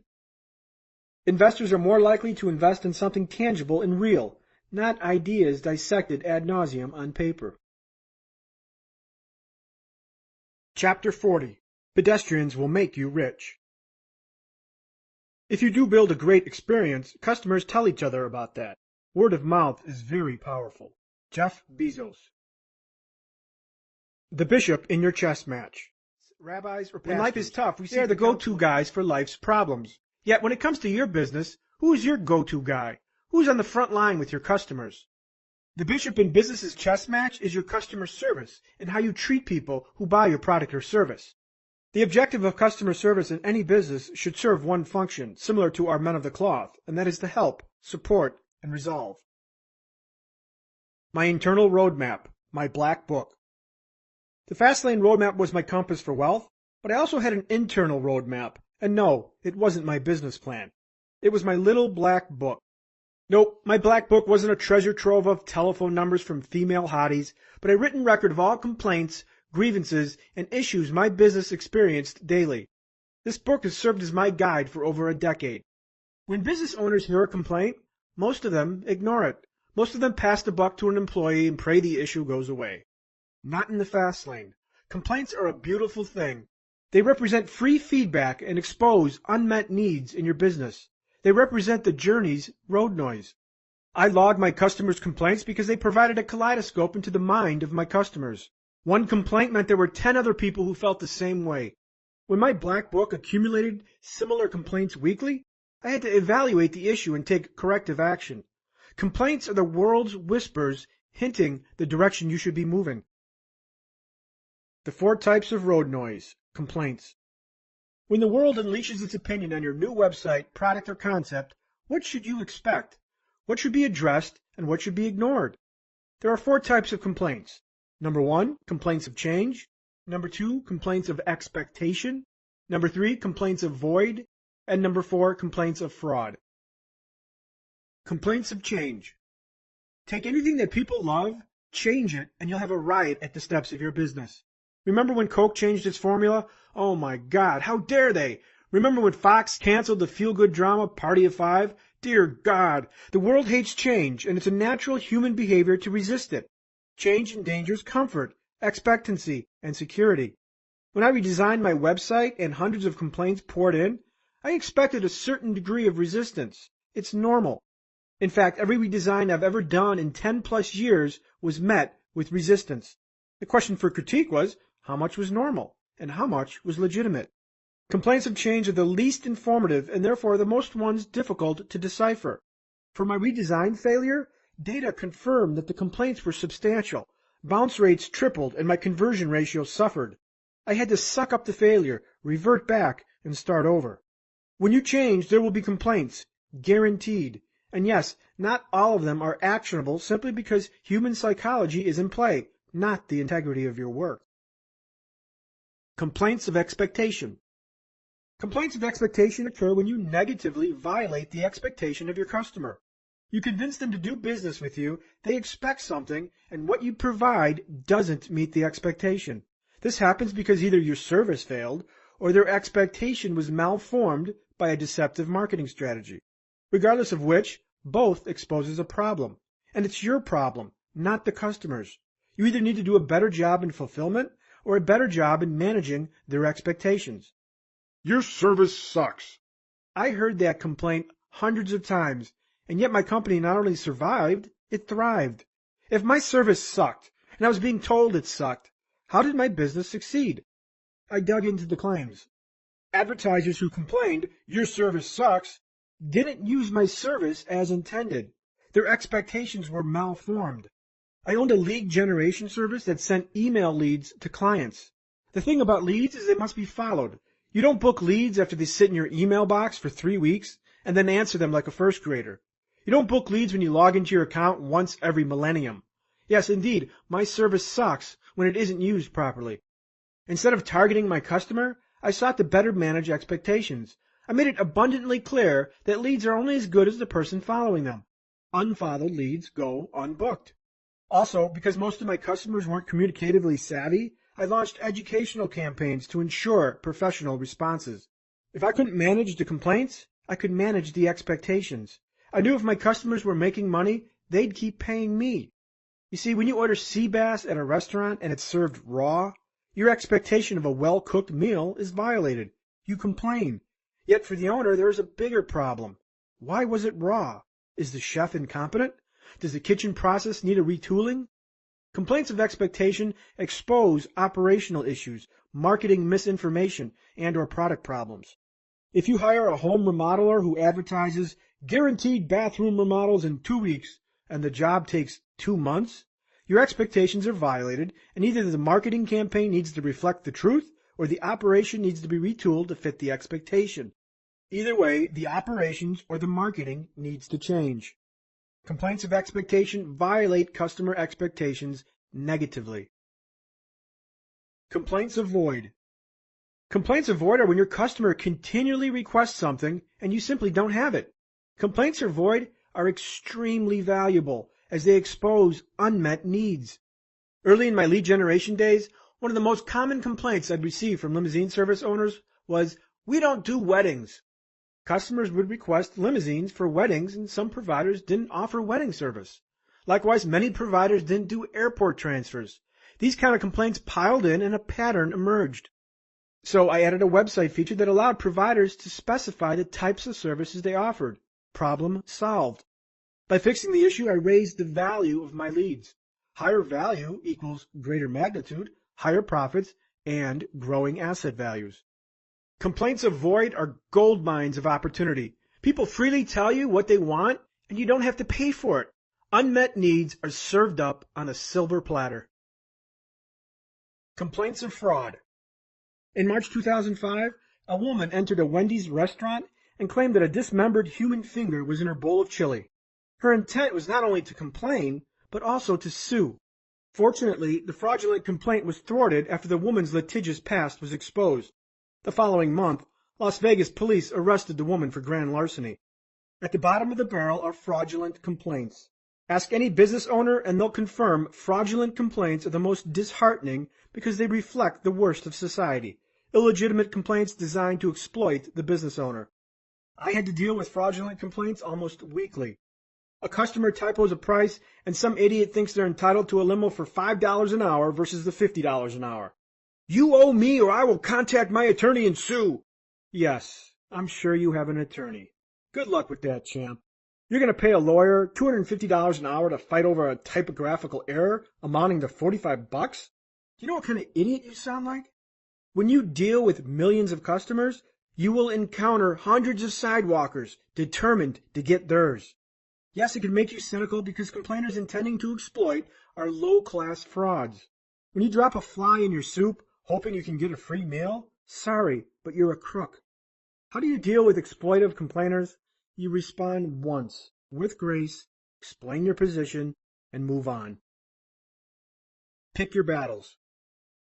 Bill Crosby once said, "I don't know the key to success, but the key to failure is trying to please everybody." I started my business with an overzealous passion to make everyone happy. That soon proved to be insanity. Complaints need to be managed with a balance, which is why I kept records. I wanted to identify patterns that would enhance the value of my service. I knew better products produce better customers, and better customers pay well. Nowadays, it's easy to follow the complaints for your business. Twitter.com offers owners the ability to keep track of what customers say. Google Alerts can notify you when a website mentions your company name. Keeping track of the feedback is getting easier, but deciphering the noise is getting more difficult. I don't want to pay for your service. Yes, some complaints need to be ignored. If you try to make everybody happy, you'll drive yourself nuts. Pick your battles. Solve complaints that add the most value while helping the most. As a business owner, you must remember that while you don't have a boss, the person who pays your mortgage is your customer, and they always should be heard, but sometimes ignored. Use sucks to your advantage. No need to sugarcoat it. Customer service in the modern age sucks.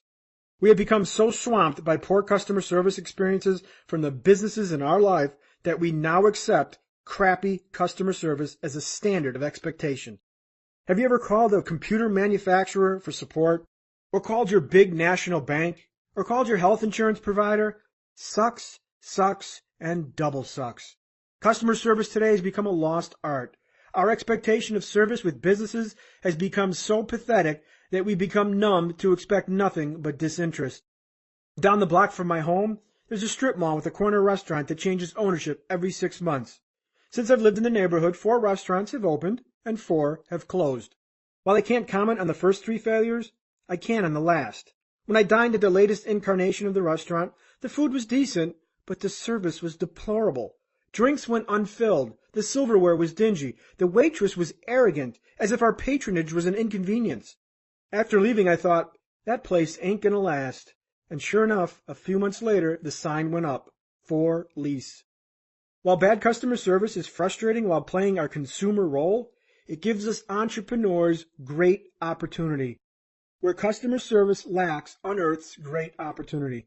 You see, the beauty of expectation is that it works in reverse. While complaints of expectation are about violating of expectations negatively, customer service that sucks, S-U-C-S, is about violating expectations positively. Exchange sucks, S-U-C-K-S, for sucks, S-U-C-S. You can explode your business into the stratosphere by deploying a customer service strategy that exceeds expectations. I call it SUCS, S-U-C-S, or Superior Unexpected Customer Service. We all expect a certain level of suckage when it comes to customer service. This is an advantage for Fastlaners. For example, if I discover a $10,000 fraudulent withdrawal on my bank statement, my first instinct is to freak out. My second instinct is to call the bank to resolve the problem. Now, at that point, my brain immediately creates a smorgasbord of expectations for the call to the bank. Here is my expectation profile, or what I expect. I expect to hear a recorded message or an automated attendant. I expect to press a never-ending menu of buttons. Press 1 for this, press 2 for that, or press 3 for something else. I expect to be shuttled from one person to the next. I expect to speak with someone not very fluent in English named Steve, but sounding more like Pradeep or Sanjay. These are my expectations. No doubt, my customer service expectation isn't that favorable. My bank, and hundreds of other banks like it, get away with this crappy service because it is now our expectation. However, let's flip this scenario on its rear.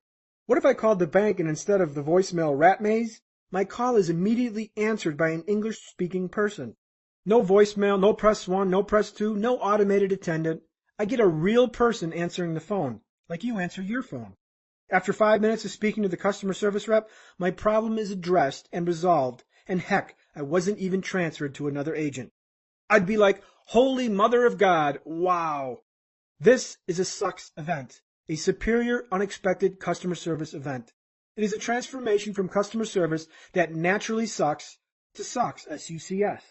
You see, when you violate your client's customer service expectation profile positively, you turn your customers into loyal, repeat buyers, and ultimately, disciples of your business. Leverage free human resource systems. One passive income system is human resource systems, good old-fashioned people. Except that employees aren't cheap, so human resource systems typically need management. Wouldn't it be great if you could deploy a human resource system for free? You can when you create disciples for your business. Customer service that sucks, S-U-C-S, service that violates your customer's low expectation profile positively, turns customers into lifelong clients and disciples of your business. They provide a never-ending stream of free advertising. Word of mouth is a powerful advertising tool because it's free and reaps infinite return on investment, or ROI. Your customer service strategy will influence your company's growth. Satisfaction implies expectations being met. To create raving customers, you must exceed satisfaction. When I negotiated with potential buyers for my company, I was asked frequently, "How much do you spend to recruit advertisers?" My unexpected answer? Zero. Skepticism followed. Sure, I did it the old-fashioned way when I started, prospecting, marketing, advertising, and cold calling, but after a while my advertiser acquisition cost disappeared because my advertisers did it for me, for free. When your clients love your business, they become disciples and advertise for you. They become unpaid human resource systems, evangelists who drop your name wherever necessary. How do you create disciples for your business? Provide customer service that sucks. Superior, unexpected customer service. When you send an email to a corporation, how long does it take to get a real human response? A day? A week? At my company, I answered my customers' emails within minutes, not hours, days, or weeks. People would email us just to test our response rate. I was in business to violate my customer's expectation profile, and it paid dividends. I followed this up with live customer service. A call to my company got a real person that worked for the real company. No press 1 or press 2. Support wasn't outsourced because I didn't want service outsourced. Customer discipleship grows businesses exponentially because human resource systems talk. For example, my web hosting provider is Liquid Web. First time I contacted Liquid Web for technical support, I submitted a ticket and my expectation profile formed. I speculated it'd be a day or two before I heard back. I was wrong. Within 10 minutes, Liquid Web support responded and fixed my issue within just 20 minutes. They provided customer service that sucks, S-U-C-S, and violated expectations. The result? I'm now a disciple of Liquid Web. When someone asks me, "What kind of hosting do you recommend?" I confidently respond with Liquid Web. I'm an evangelic customer. I pay Liquid Web in 2 forms of currency. Number 1, my money, and number 2, my frequent recommendation of their service. The effective value of this latter currency is priceless because I'm now their free human resource system selling their product. Imagine the potency when you have not just one raving customer, but 10,000.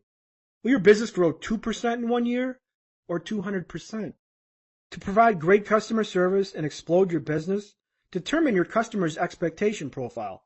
What are their expectations when they deal with your business? How do they relate to competitors and similar businesses in your industry? Make a subjective call on how your customer service expect service. Then violate it. Anytime you violate your customer's expectations to the positive, you get a dual benefit. First, they buy from you again.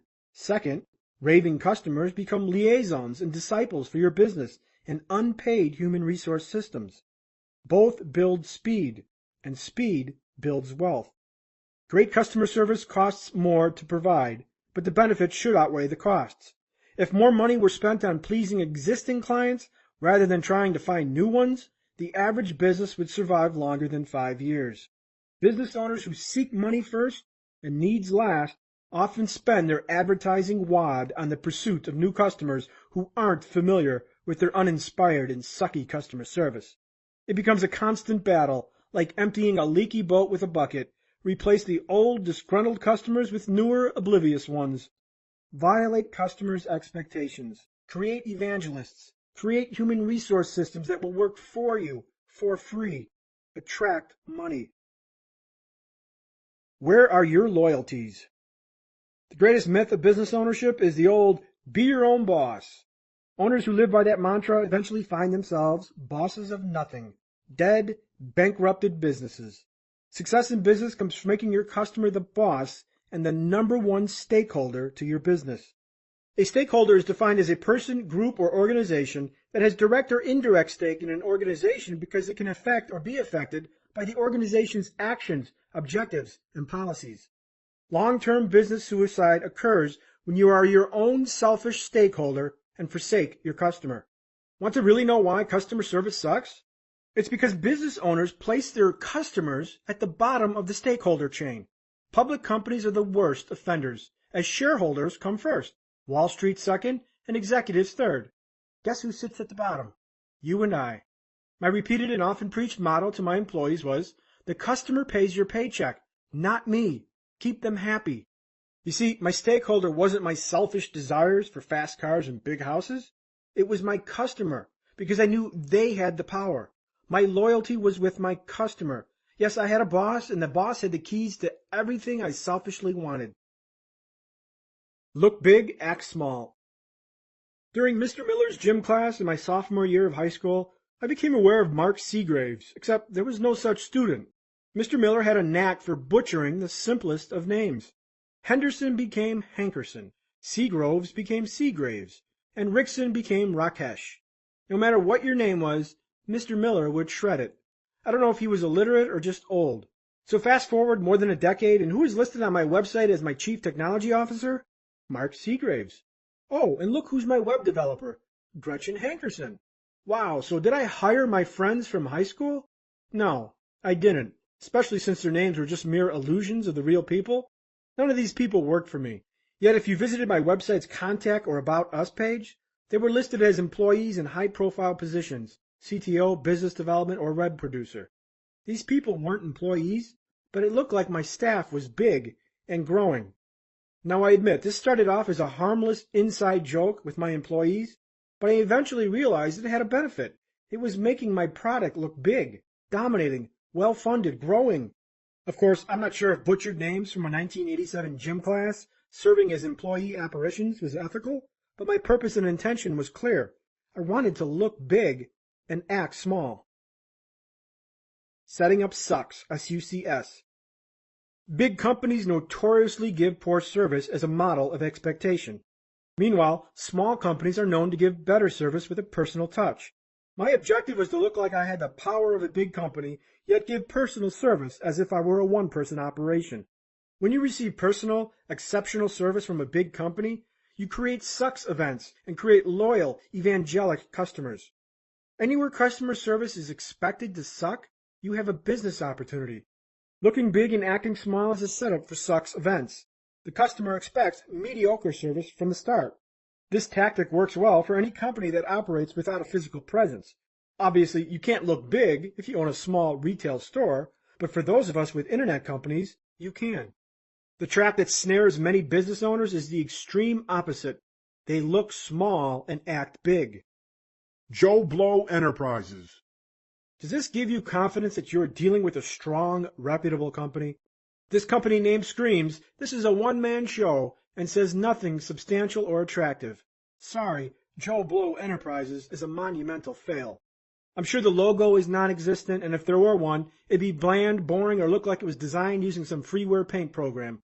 This company's website is static, stale, and childlike. No, Comic Sans doesn't cut it for a professional image. This company sells to the world, but it doesn't have a toll-free number. Small, small, small. The problem compounds when their smallest business operates with biggish company actions. Call their business and you get a long maze of buttons to press, only to land at the bottom of a voicemail dump. Send an email? Forget it. Most emails are ignored, and the ones read are answered weeks later. I'll get back to you. Never happens. Customer service issues aren't resolved in hours, but in weeks. If you insist on working 4 hours a week, your business won't grow because your selfishness is more important than growing a business mediocrely. Look small and act big, and you dig your own potholes. Beat competitors before they start. My other purpose for looking big was to beat my competition before they even started. When someone or some company wants to set up shop and compete with you, they investigate you first. They look at your website, see what you're doing and the prices you're charging, and decide if they want to invest money and time into the space. To the untrained entrepreneur, a big company would scare would-be entrepreneurs almost like it scared me away. Oh geez, how can I compete when they have 12 employees against little old me? If an entrepreneur thinks they can't compete with you because you're too big and too well-funded, you've won before they even started. They either engage half-heartedly or defer to another industry with duller competition. Look big, but act small. Chapter Summary, Fastlane Distinctions. Complaints are valuable insights into your customers' minds. Complaints of change are difficult to decipher and often require additional data to validate or invalidate. Complaints of expectation expose operational problems in either your business or in your marketing strategy. Complaints of void expose unmet needs, raise the value of your product or service, and expose new revenue opportunities. Great customer service is as simple as violating your customer's low expectation in the positive. Poor service gaps are fast lane opportunities. Satisfied customers can be human resource systems who promote your business for free. Satisfied customers have a dual residual effect, repeat business and new business via discipleship. Your customer and their satisfaction hold the key to everything you selfishly want.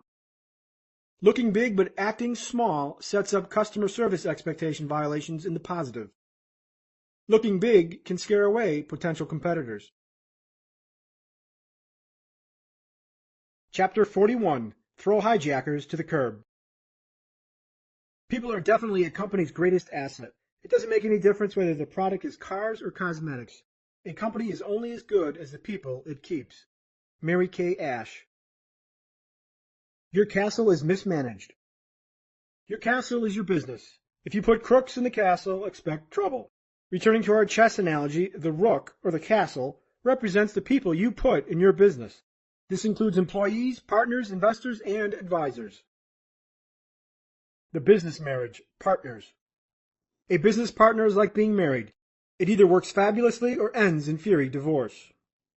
3 years ago, Jim and Mike were drinking at a bar, and a legendary idea was born that compelled them to start a business together. Their only consideration for the union was their excitement. They agreed to do a 50-50 profit split and zealously began. Mike finds their first client while Jim finds the second. Within a few months, their client base expands to 28, enough of both of them to draw a profit and quit their daytime jobs. After 2 years, Jim's time on the job and the quality of work starts to suffer. Not that Mike knows what Jim is doing every minute of the day, but he notices something that concerns him.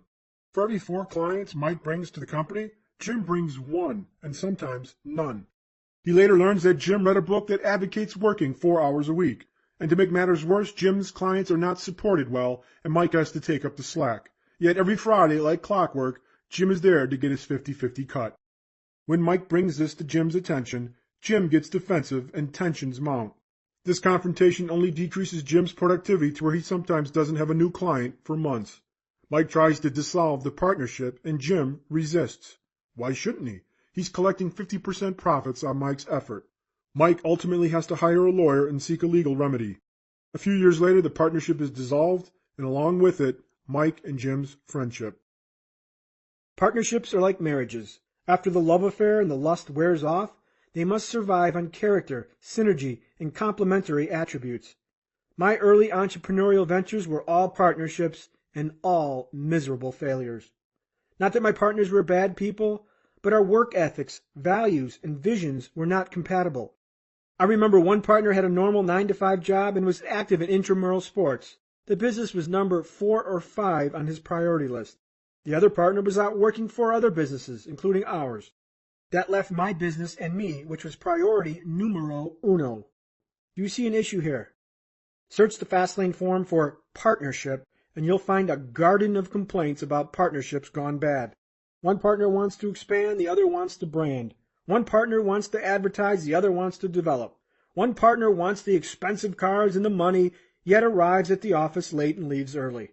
Partnerships are like marriage. Half the time they will fail because the partners just aren't compatible. They say you should partner with people who have complementary skills to you. That means if I'm a marketing guy, I should partner with a technical guy. If you're a sales and people guy, you should partner with an analytical guy. While this is a great starting point to find a partner, it's like marrying the first person you date simply because they had big boobs or look like Brad Pitt. Many other personality characteristics will make or break a partnership.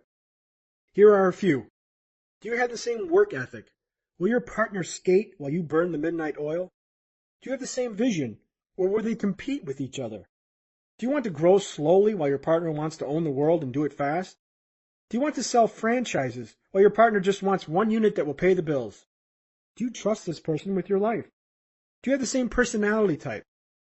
The fact is, people engage in partnerships for the wrong reasons. Like people start businesses under false premises, not need-oriented, they also form partnerships under a similar false premise, diversification. The partners don't seek synergy, They seek diversification of risk, expense, and workload. Often, each partner looks to each other for the burden to bear, and when one bears more, resentment builds. Partnerships can work just like a lot of marriages work. Just make sure who you know you're getting engaged to. A 2-week honeymoon with your college roommate might not be enough courtship to determine compatibility. Would you marry someone after 2 weeks of dating? Get A+ A's. I've had many verbal negotiations with investors, and when the 90-page legalese document arrived on my desk, what was said and what was written were two different things. We discussed an amortized note at 10% over 5 years, so why does it say 5% over 10? Who exposed the incongruity buried in an avalanche of legal jargon? Not me, it was my attorney. Then there was a time when a simple omission on a business expense can cost you thousands of dollars in taxes. Who knows that a $38,000 interactive voice response system is depreciable when you think it's just some overpriced telephone system? An accountant. If I didn't have a good team of A's, accountants, and attorneys, I'd be poorer. And yes, these people aren't easy to find because they're like partners under contract, another group of individuals who have the keys to your castle. Don't be an idiot like me. Still green, I remember my first accountant, found right out of the yellow pages, not from referral, but blind hope. It didn't take long to see that she wasn't concerned with tax planning. No questions about my business or my concerns, just zeal to complete the forms and get it done. Additionally, most of her clients were slow laners who dabbled with W-2s and 401ks rather than corporations. Great pick, MJ. I needed someone with a fast-lane business mindset, and I committed to finding one. After interviewing and investigating a half-dozen accountants, I found one whose clients were primarily business owners. Be very careful with whom you trust with the keys to your castle. Remember Nicolas Cage. His manager allegedly drove him to the precipice of financial ruin. Investigate and interview. Get referrals from successful, established entrepreneurs. Treat your 2 A's like you would any partner because they have unfettered access to your castle, and those with the keys have the potential to steer you wrong. Would you like a chainsaw with your beer?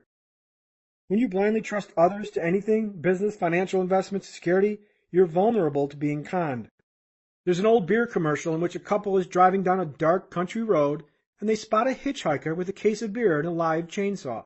The driver wants to pick up the hitchhiker because he advertises something he wants, the beer, but is blind to the chainsaw. Blind trust can be like picking up a hitchhiker on a dark, deserted road, hoping to tap into his case of beer, but not seeing the torture device behind his back. You must make your trust an asset to be earned by others. Let action speak louder than words. When you allow words to disarm your trust or BS meter, you become vulnerable to attack. When you pick up hitchhikers and salivate at their case of beer, you might be blindsided to their chainsaw. One of the worst employees I ever hired was a pathological liar who stole from me. Well, why on earth did I hire her? She disarmed me with words. During the interview process, she told me she sang in the church choir and was a religious woman. While I didn't ask anything pertaining to religion, she assumed that I assigned honesty to religion. Well, she was right, and it dismantled my defenses. I hired her without verification, and it took me several years to uncover the truth. Verify first, trust later. Former President Ronald Reagan once said, "Trust, but verify." When I hired the liar, I trusted, but didn't verify. It took several robberies, video cameras, and public record searches to uncover the truth. I verified too late, and it cost me. The most egregious cases of trust are our financial system. Bernard Madoff perpetrated the largest Ponzi scheme ever, and billions of dollars were lost. How does one man siphon billions from millions? Unverified trust. Thousands trusted Madoff, and thousands failed to verify. Those who did verify didn't invest, and some even blew the whistle. We are a trusting people, and we want to believe the best. We want to believe in fairy tales and happily ever after. We want to believe that for 2 easy payments of $39.95, we can make millions investing in no money down real estate. When I started my entrepreneurial career fresh out of college, I trusted everyone. I bought all kinds of crazy schemes that promised me a road to wealth. What happens when you trust everyone? You get burned. You get lazy. You hire criminals. When you trust everyone, you engage in business opportunities that violate the commandment of control. You allow others to dictate your financial road trip. And when that happens, you crash and burn. There's only one person you can blindly trust in this world, and that is you. So why am I so cynical? If you don't understand now, you will later. When you serve millions, you come in contact with millions. Only then will you understand the essence of the consumer-producer equation. Your eyes will be open to how many people will go the extra mile to screw you. There is no safe place from liars, con artists, thieves, and crooks. These people commiserate in the least likely of places. Your community church, that harmonic dating website, and at your posh country club. If I lose $10,000 on an investment that I meticulously investigated, I can deal with it. Easy come, easy go.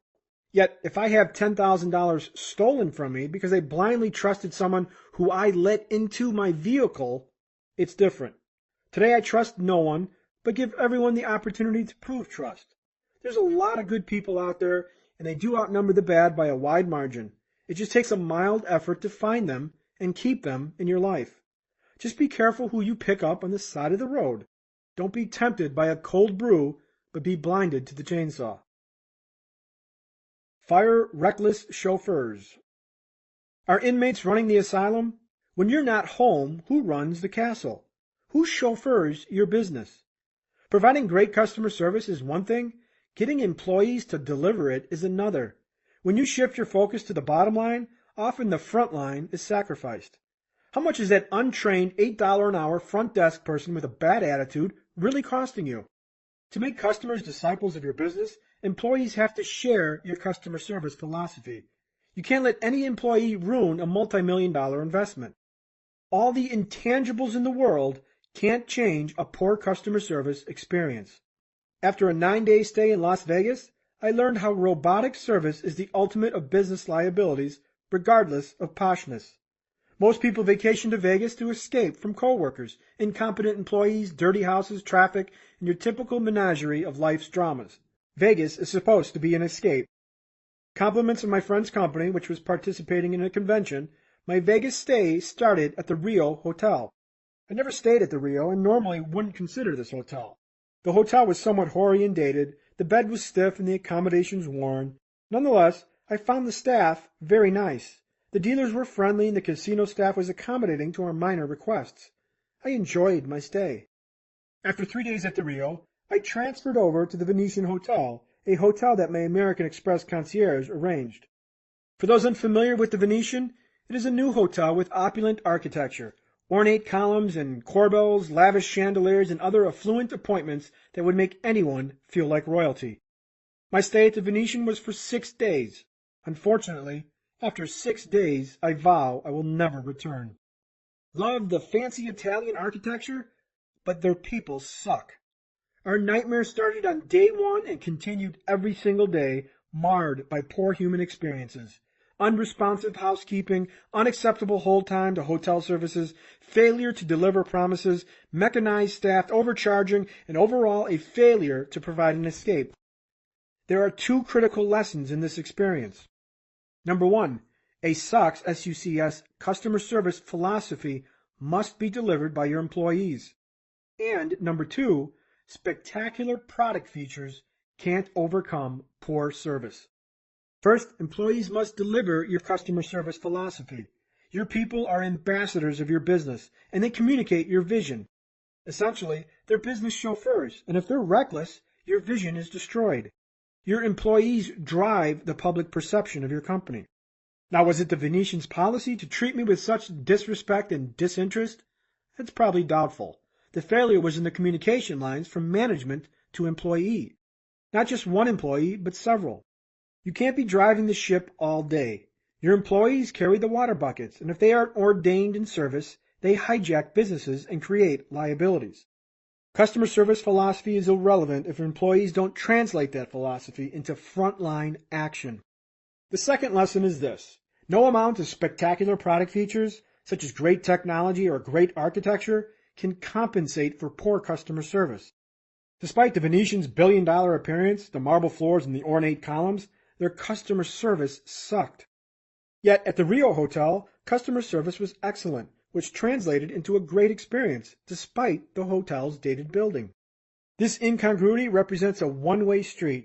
Fanatical customer service, or service that sucks, SUCS, can help compensate for shortcomings. But fanatical features cannot compensate for poor customer service or poor human interaction. The Venetian's floor could have been made of solid gold. It wouldn't have mattered. Nothing overcomes poor human experiences.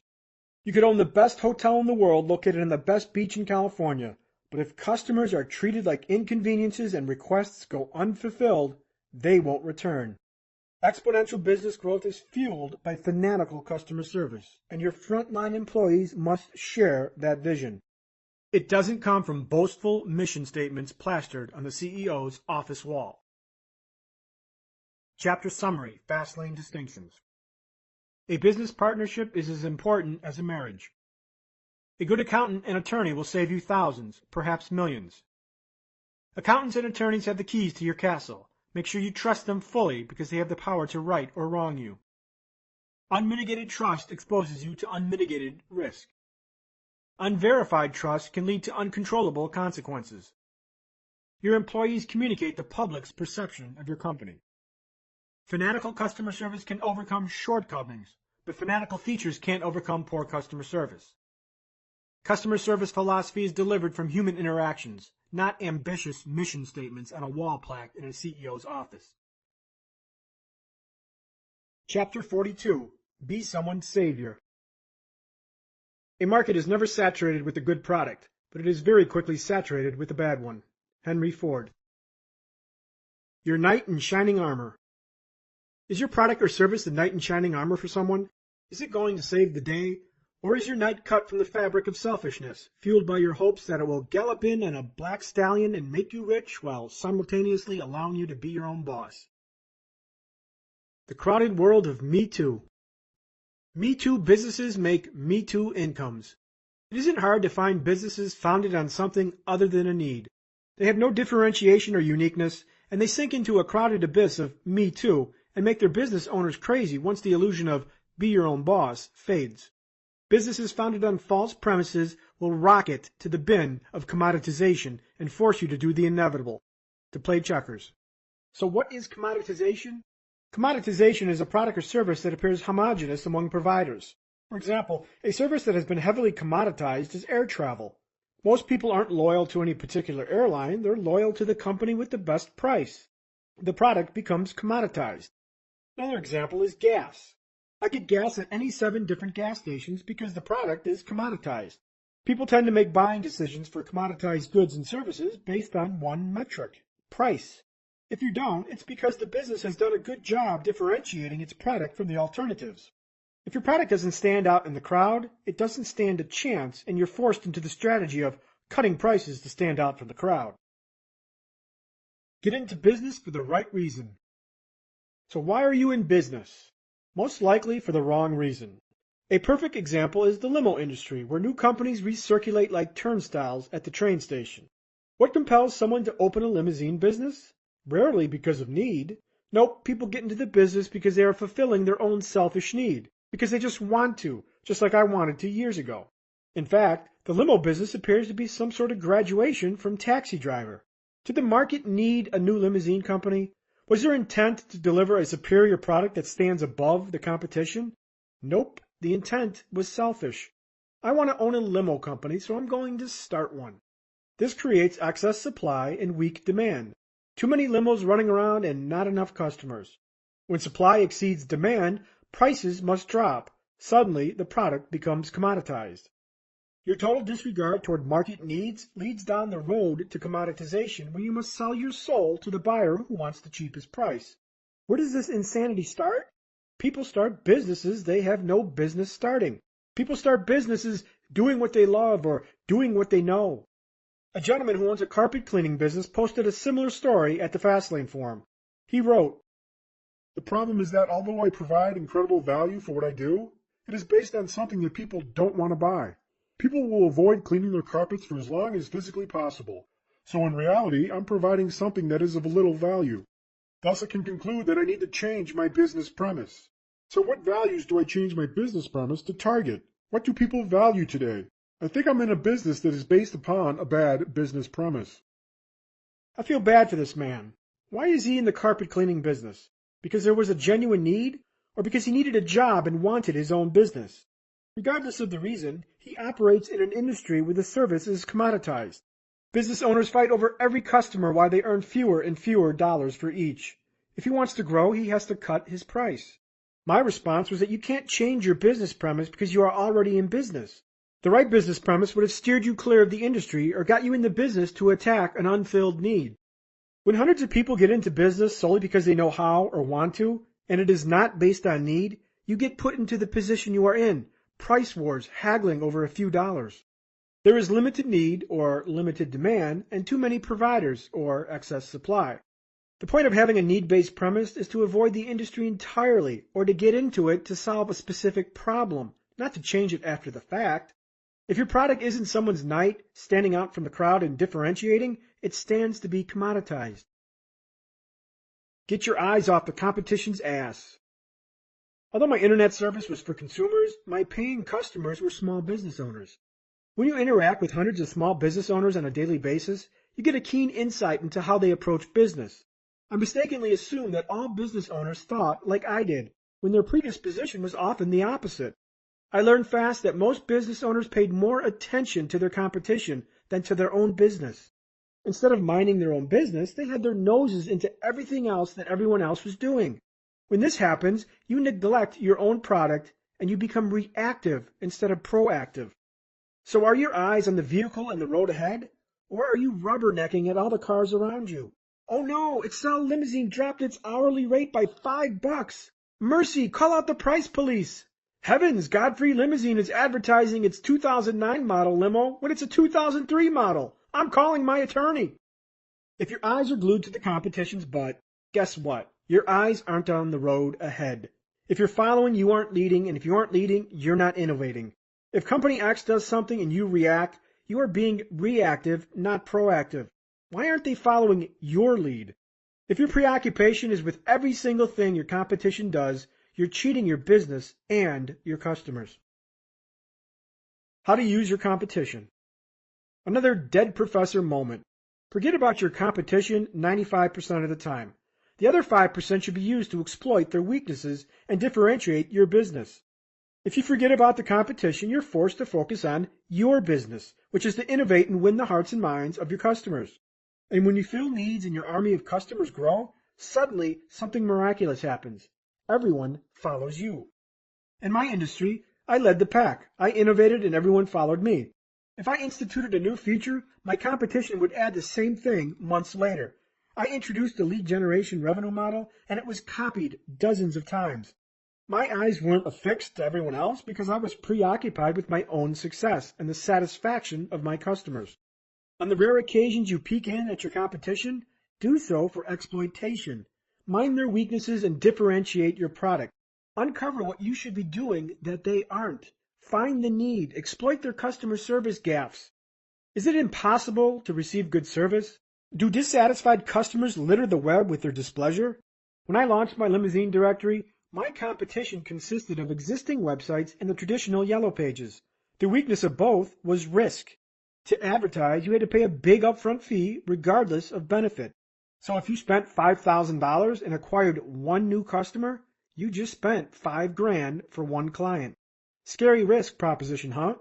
I thought this was too risky for business owners, so I sought to solve it. For mature companies, competition often serves to exploit what you shouldn't be doing versus what you should be doing. My closest competitor was never known to answer their email. This gave me an advantage. If you're going to take your eye off the road and examine your competitors, expose their weaknesses. Exploited weaknesses are where brands are built. Differentiation is a defense to commoditization. What are they doing wrong? What inefficiency is there? Within the gray area of unsatisfied customers lies differentiation. The only alternative to boorish Me Too goods and services is differentiation, and that is accomplished by innovation and analyzing your competitors' weaknesses. In other words, force innovation. Chapter Summary, Fastlane Distinctions. Commoditization occurs when you get into business based on a false premise. I want to own a business, or I know how to do this, so I'll start a business doing it. If you're too busy copying or watching your competition, you're not innovating. Use your competition to exploit their weaknesses. Chapter 43. Build brands, not businesses. Everyone has an invisible sign hanging from their neck saying, "Make me feel important." Never forget that message when working with people. Mary Kay Ash. Queen Me, Marketing and Branding. In chess, lose your queen and you lose the game. In business, most entrepreneurs play the game without their captured queen. Have you ever bought a product from television and when you used it, it sucked and didn't perform as advertised? Then in dissatisfaction you tried to return it and got the runaround from a guy who sounded like he had a double-digit IQ? That is the power of marketing. Bad people, bad service, and bad product, but awesome marketing. If you have an okay product, a weak night, poor customer service, drunk bishops, and incompetent people, a castle full of idiots, you can survive with a powerful queen. The queen is the most powerful piece in chess, and it is also in business. Marketing can convince people to buy mediocre products. Marketing can hide or disguise service flaws. Marketing can shadow incompetence, and marketing can keep convicted felons disparate from their product. The power of marketing is that a powerful ad campaign can move products, regardless of the cockroaches hiding underneath. Marketing is a game of perceptions, and whatever the perception is, that's the reality. Build a brand, not a business. Businesses survive. Brands thrive. A brand is the best defense to commoditization. When your business is in business just to make money and pay the bills for the month, you're playing checkers and being one-dimensional. People are loyal to brands and relationships, not corporations or businesses. I love Coke and I hate Pepsi. I'm loyal to Coke and I don't care if Pepsi suddenly becomes $1 cheaper. I'll always buy Coke. Coke has built a brand, and the power of that brand is a firm loyalty that is difficult to sever. Is Coke objectively better than Pepsi? I don't know, or I don't care. When you think about the automobile Volvo, what do you think of? I think safety. How about Porsche? I think speed. How about Ferrari? I think rich. Volkswagen? Practical. Toyota? Reliability. Yet when someone mentions Chevrolet, nothing clear comes to mind other than looming bankruptcy, union squabbles, and unpredictable reliability. Some auto manufacturers have carved out strong brands, while the others fortify a business. Our friend with the carpet cleaning business also has a business and not a brand. Brands don't have identity crises, businesses do. If our friend wants to excel in an industry saturated with Me Too's, he's going to have to brand and differentiate himself. He needs to be a Lamborghini in a traffic jam of Chevys. What will make his carpet cleaning business different from the rest? Why should people hire him even though his prices might be 20% higher? These tough questions have tough answers, especially since his entry in the industry was based upon a faulty premise. However, upon further investigation, most of his unscrupulous competitors used bait-and-switch advertising tactics gummed down with fine print. Perhaps this industry weakness is exploitable. My challenge to him was to leverage that nuisance. Perhaps he can brand himself as a no-nonsense carpet cleaner, fixed prices, no surcharges, and no fine print. Apple, the computer maker, is a great example of building a brand based upon a need or a nuisance. People hate viruses, spyware, and the constant "your updates are ready" messages that are associated with PC computers. Apple exploited PC's weaknesses and solved their problems. It has built itself into one of the most successful brands in history. Apple isn't the cheapest because they've engineered a brand and they can demand a higher price. Say Apple, and many images come to mind. Creative, trendy, easy, and hip. When I think of PC, I think of blue screens, illegal operations, and you must reboot your computer 17 times before this update takes effect. One is a business. The other is a brand. Get unique, the USP. The first step at building a brand is to have a unique selling proposition or a USP. As a business without one, you're adrift in a sea of Me Too businesses, without a rudder, unmoored to the trade winds of the marketplace. USP-less businesses offer nothing distinct, nothing unique, no benefit, no logical reason that someone should buy from them other than hope or circumstance wrapped around a cheap price. Your USP is the anchor to your brand. What makes your company different from the rest? What sets your business apart? What will compel a customer to use you over someone else? My USP was powerful. No risk advertising. If we send you nothing, you pay nothing. Advertisers joined by the truckload because they were tired of advertising with the Yellow Pages, which offered this risk proposition. Pay us $5,000 up front, then hope and pray. I exposed the pain point and fixed it. Our carpet cleaner had no USP. Nothing set him apart, as he might as well have been just a lonely grain of rice in a 50-pound bag of feed. USPs are the building blocks to brands and can compensate for higher prices or even an inferior product. FedEx was introduced to the world when it said, when your package absolutely positively has to be there overnight. M&M's said, the milk chocolate melts in your mouth, not in your hand. Notice how these USPs target benefits. I don't like Domino's Pizza, despite once being employed by them, and yet that didn't stop them from building a pizza empire based upon the USP of delivered to your door in 30 minutes or less, or it's free.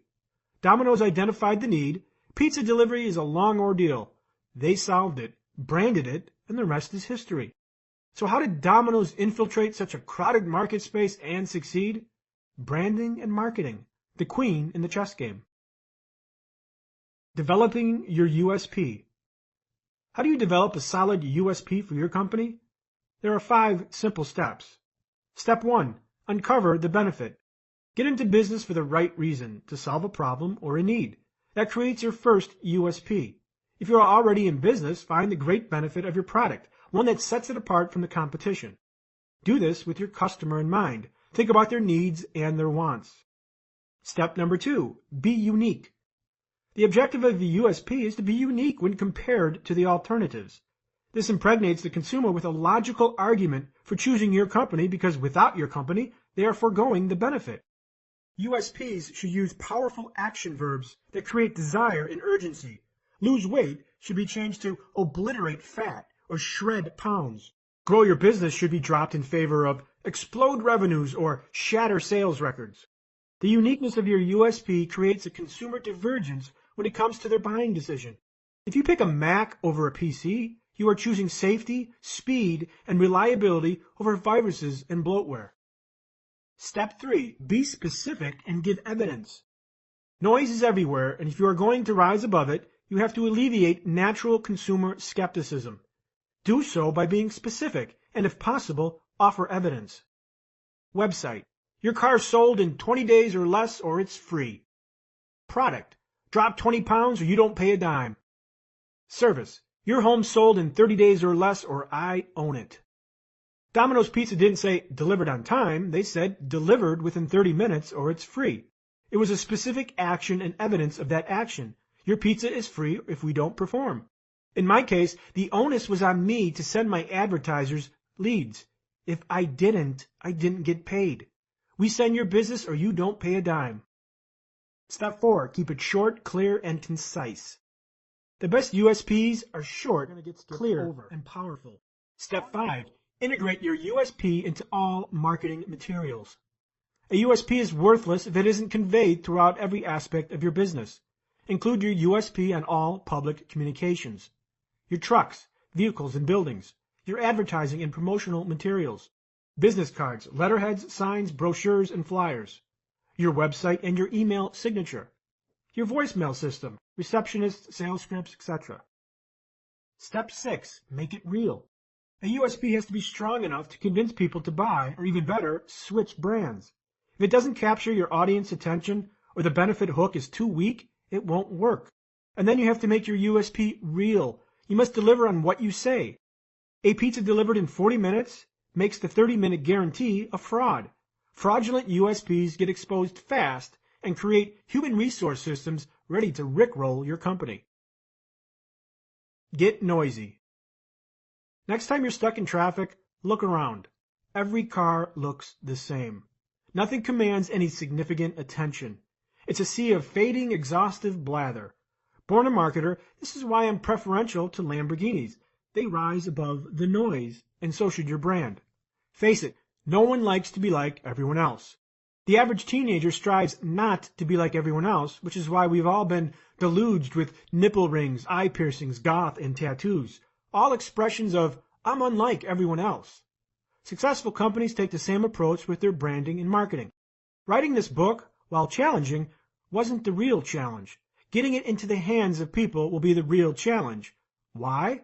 Because the topic of finance and money making is crowded and saturated with Me Too's. In other words, the noise is deafening. While this book is the realization of my dream, to succeed as a best-selling author, I need to get my brand above the noise. One look at my Facebook update feed, and all I see is noise. College dropout earns $2,000 in one day. Find out how. See how I make $15,000 a month with this fantastic opportunity. New startup with a forced matrix plan guarantees you a six-figure income. Check out this awesome affiliate program. I just made $300 today. Be your own boss. I recently used an internet calculator that tabulated my wealth percentile, which ranked my net worth in comparison to all my peers in the United States.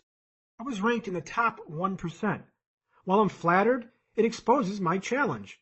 My net worth is indicative of unique and extraordinary, but in the world of perception, it's lost in the noise. On Facebook, you'd never guess that most everyone is near broke. Nope, on Facebook, everyone is a multimillionaire, a success coach, a guru, or a model. Everyone is in the top 1% of his or her game, including the real top percent. You see, we're all marketers, and some of us are marketers of an illusion. What this does is creates an abundance of noise and makes it harder for the real purveyors to be heard. Your marketing efforts must rise above the noise. How to rise above the noise. There are 5 ways to get your message out above the noise.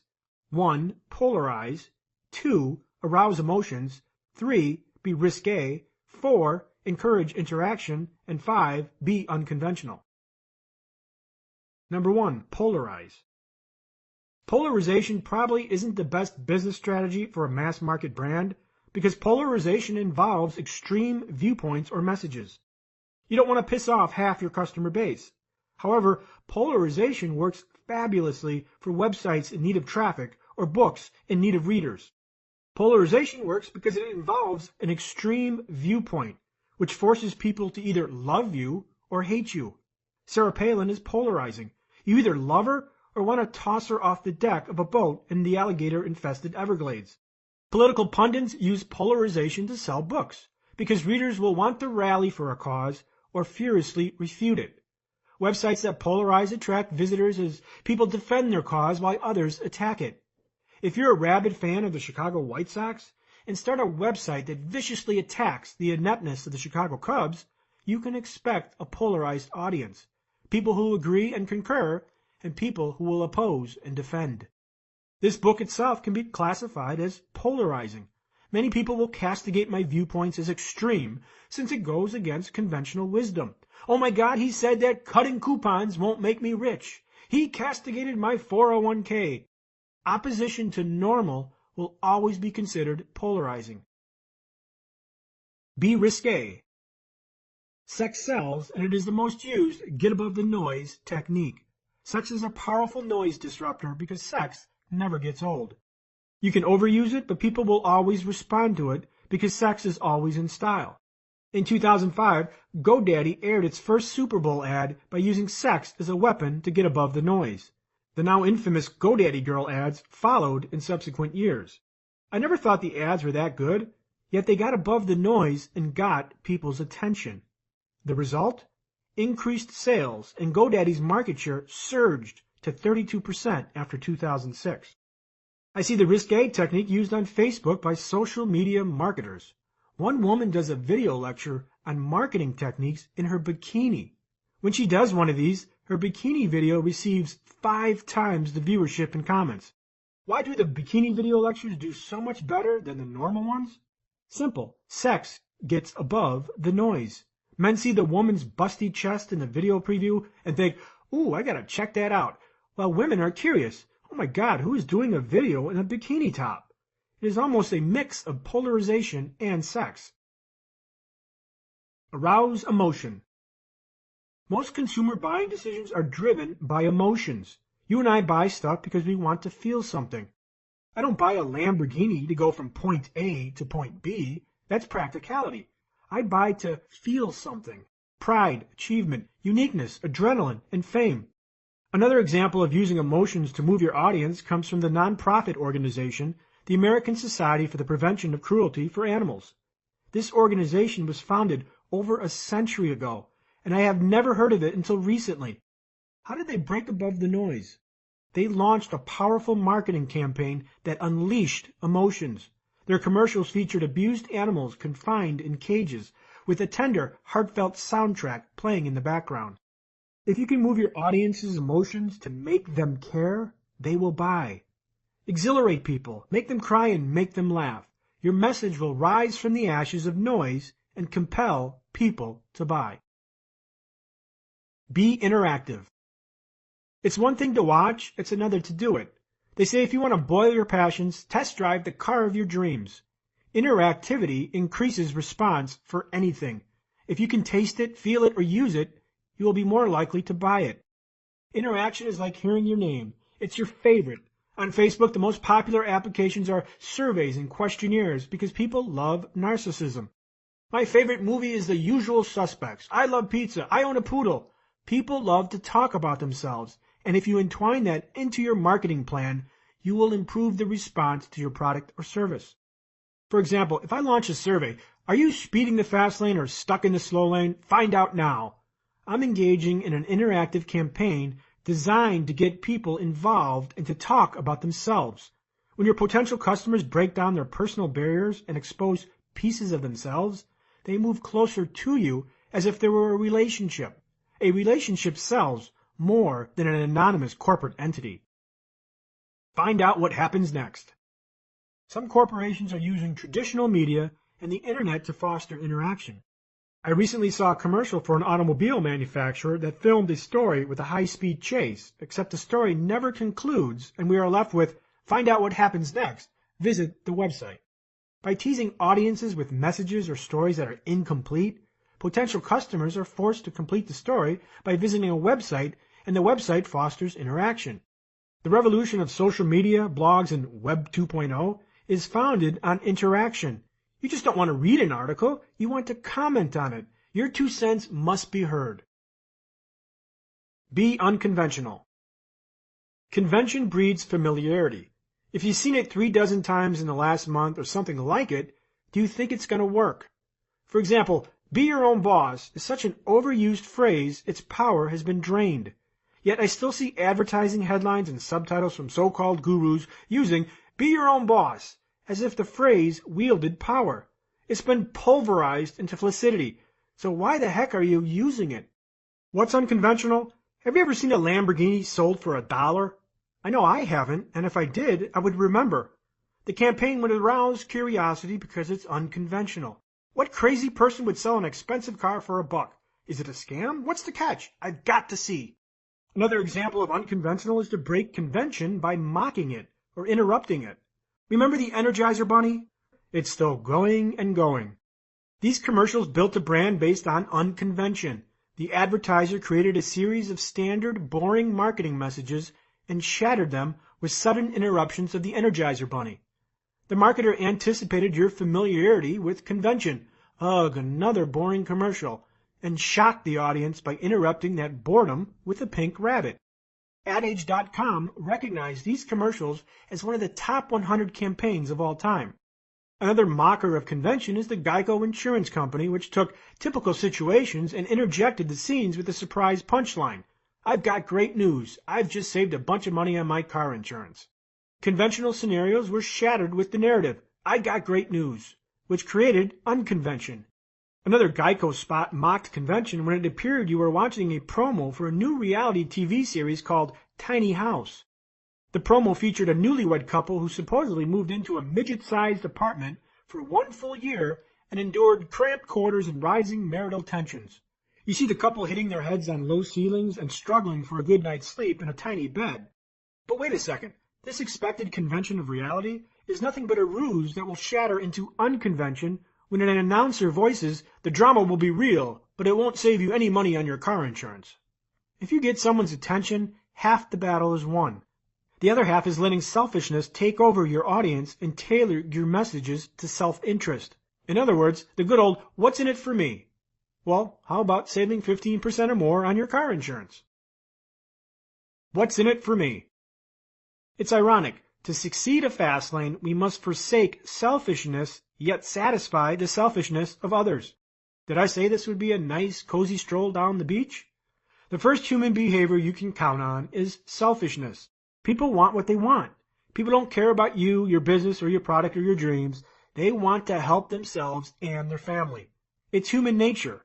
Therefore, our marketing messages must focus on benefits, not features. People need to be told exactly what's in it for them. How will your product or service help them? What's the benefit? In marketing speak, it's called what's in it for me, or the WIFM principle. My customers were small business owners, and yet I served millions of consumers too. This intermediary relationship allowed me to study the behavior of both consumers and producers in a powerful, accelerated fashion. I learned things in weeks that would take educators months to ascertain. I noticed that small business owners fall into their own selfish trap and love singing the praises of their company. They sell features, not realizing that people rent convenience and events, not limousines. As consumers, we buy things to solve needs, to solve problems. We engage in transactions to fill voids. You don't buy a drill, you buy a hole. You don't buy a dress, you buy an image. You don't buy a Toyota, you buy reliability. You don't buy a vacation, you buy an experience. We must become problem solvers, and to identify our business as a savior to someone, we must translate features into benefits. Does the fact that you own the largest limousine company in Colorado solve my problem? It doesn't until you translate that feature into a benefit. Translating features into benefits. If you want to sell anything, translate features to benefits. A 4-step process accomplishes this. Number 1, switch places. Number 2, identify features. Number 3, identify advantages. Number 4, translate advantages into benefits. First, trade places with your typical buyer. Be them. Who are they? What is their modus operandi? Are they affluent CEO types or price-sensitive Walmart shoppers? Cash-strapped students or single moms? If you can't identify your typical buyer, your results will be flawed and your benefit will be of no benefit. Once you identify your buyer, ask, what do they want? What do they fear? What problem do they want solved? Or do they just want to feel something? For example, 2 brands of the same product could have 2 different buyers. A person who buys a Corvette is going to have a different psychological motive than someone who buys a Volvo. Both are cars, yet the sports car buyer isn't buying basic transportation. The Corvette buyer is most likely a risk taker, self-employed, independent, outspoken, and assertive. The Volvo buyer, on the other hand, is probably more concerned with family and safety. He or she is probably conservative, analytical, and family-oriented. 2 totally different buyer profiles means each marketing effort must be specifically targeted to the desires of each group. After you switch places with your customer and grasp what they want, your next step is to isolate the features of your product. For my web service, here are just a few features I had. Number 1, upload pictures. Number 2, target leads by vehicle, date, and service. Number 3, schedule vehicles. While these features were great, it was my responsibility to translate them to benefits. What makes them so great? What advantages do they offer my client? After you isolate those features, translate those features into benefits or a specific result. Extrapolate forward the benefit of that certain feature. This is where you drive home why someone should buy from you versus the other guy. For my web service, the feature of upload pictures translated to quit wasting time with client meetings at garages. Upload photos of your fleet and show your clients to your product immediately. The target leads feature translated to target the clients you want right down to the day, service, and vehicle type. Schedule vehicles translated to maximize your fleet's road time and receive leads based on your vehicle availability. Each feature transcribed to a specific benefit that would compel my buyer to join. I didn't let them fill in the blanks, I filled in the blanks for them. Using price as a branding weapon. Price is like a paint job for your product or service. My first taste of paint and its implications came young. I wasn't much older than 6 or 7. Mom staged a 2-day garage sale and she permitted me to sell some toys and keep the money. One item I offered for sale was a football clock, a timekeeping monstrosity. I vividly remembered its sale price, $2.55. A steal, I reasoned. On the first day of the sale, my clock gathered many looks, but no sale. My young mind plotted. How could I get $2.55 for my clock? I didn't want to budge on my price, surely because $2.55 was the cost of some gadget I wanted to buy at the corner store. Then I had an idea. I grabbed the masking tape Mom used for labeling prices. I tore 4 small pieces of tape and stuck them above the current price. Then on the first piece of tape, I boldly wrote $5.55 and crossed it out. The next piece of tape, I wrote $4.50 and crossed it out. Then $3.95 and the next $2.95. Each piece of tape successively had a lower price, clearly crossed out so buyers could see the price reduction, leaving the same old price of $2.55. Now my clock was priced exactly the same, except it was presented differently. The taped higher prices, visibly slashed, conveyed 2 things. Number 1, a higher value, and number 2, a smoking deal. And guess what? The second person to look at the clock bought it. I succeeded at reframing price in the mind of my buyer. Of course, at 7 years old, I had no clue what marketing meant nor what I was doing. Yet this was my first exposure to marketing, and the implication price has to value. Price conveys more than just cost. Price is a brand builder because price implies value. The more expensive your price, the higher its perceived value. The cheaper your price, the cheaper its perceived value. Price isn't simply a number that tells someone what something costs. It conveys value and worth. There's an old story I heard about how price equates to value. Cleaning his basement, a man found an old dresser and decided to give it away. He moved the dresser to the street corner and placed a sign on top of it, "Free." Shockingly, the dresser stood there all day and for several days thereafter. This confused the man because the dresser, albeit old, was in decent shape and just needed a quick wood stain for perfection. The man decided a new strategy was warranted. He went to the street corner and replaced the "free" sign with $50. Not an hour later, the dresser was stolen. Same objective, different pricing strategy. Unless price is your brand, Walmart, Southwest Airlines, don't let price steal your brand when it should be defining it. Price is more than just a competitive metric that slides up and down to sell goods faster. It also indirectly conveys the value of your product or service. I had multiple competitors who undercut me by 10%, sometimes 20%, yet I continued to prosper. If I wasn't the cheapest, so how did I do well? My service had better value, and I kept my price correlated to that value.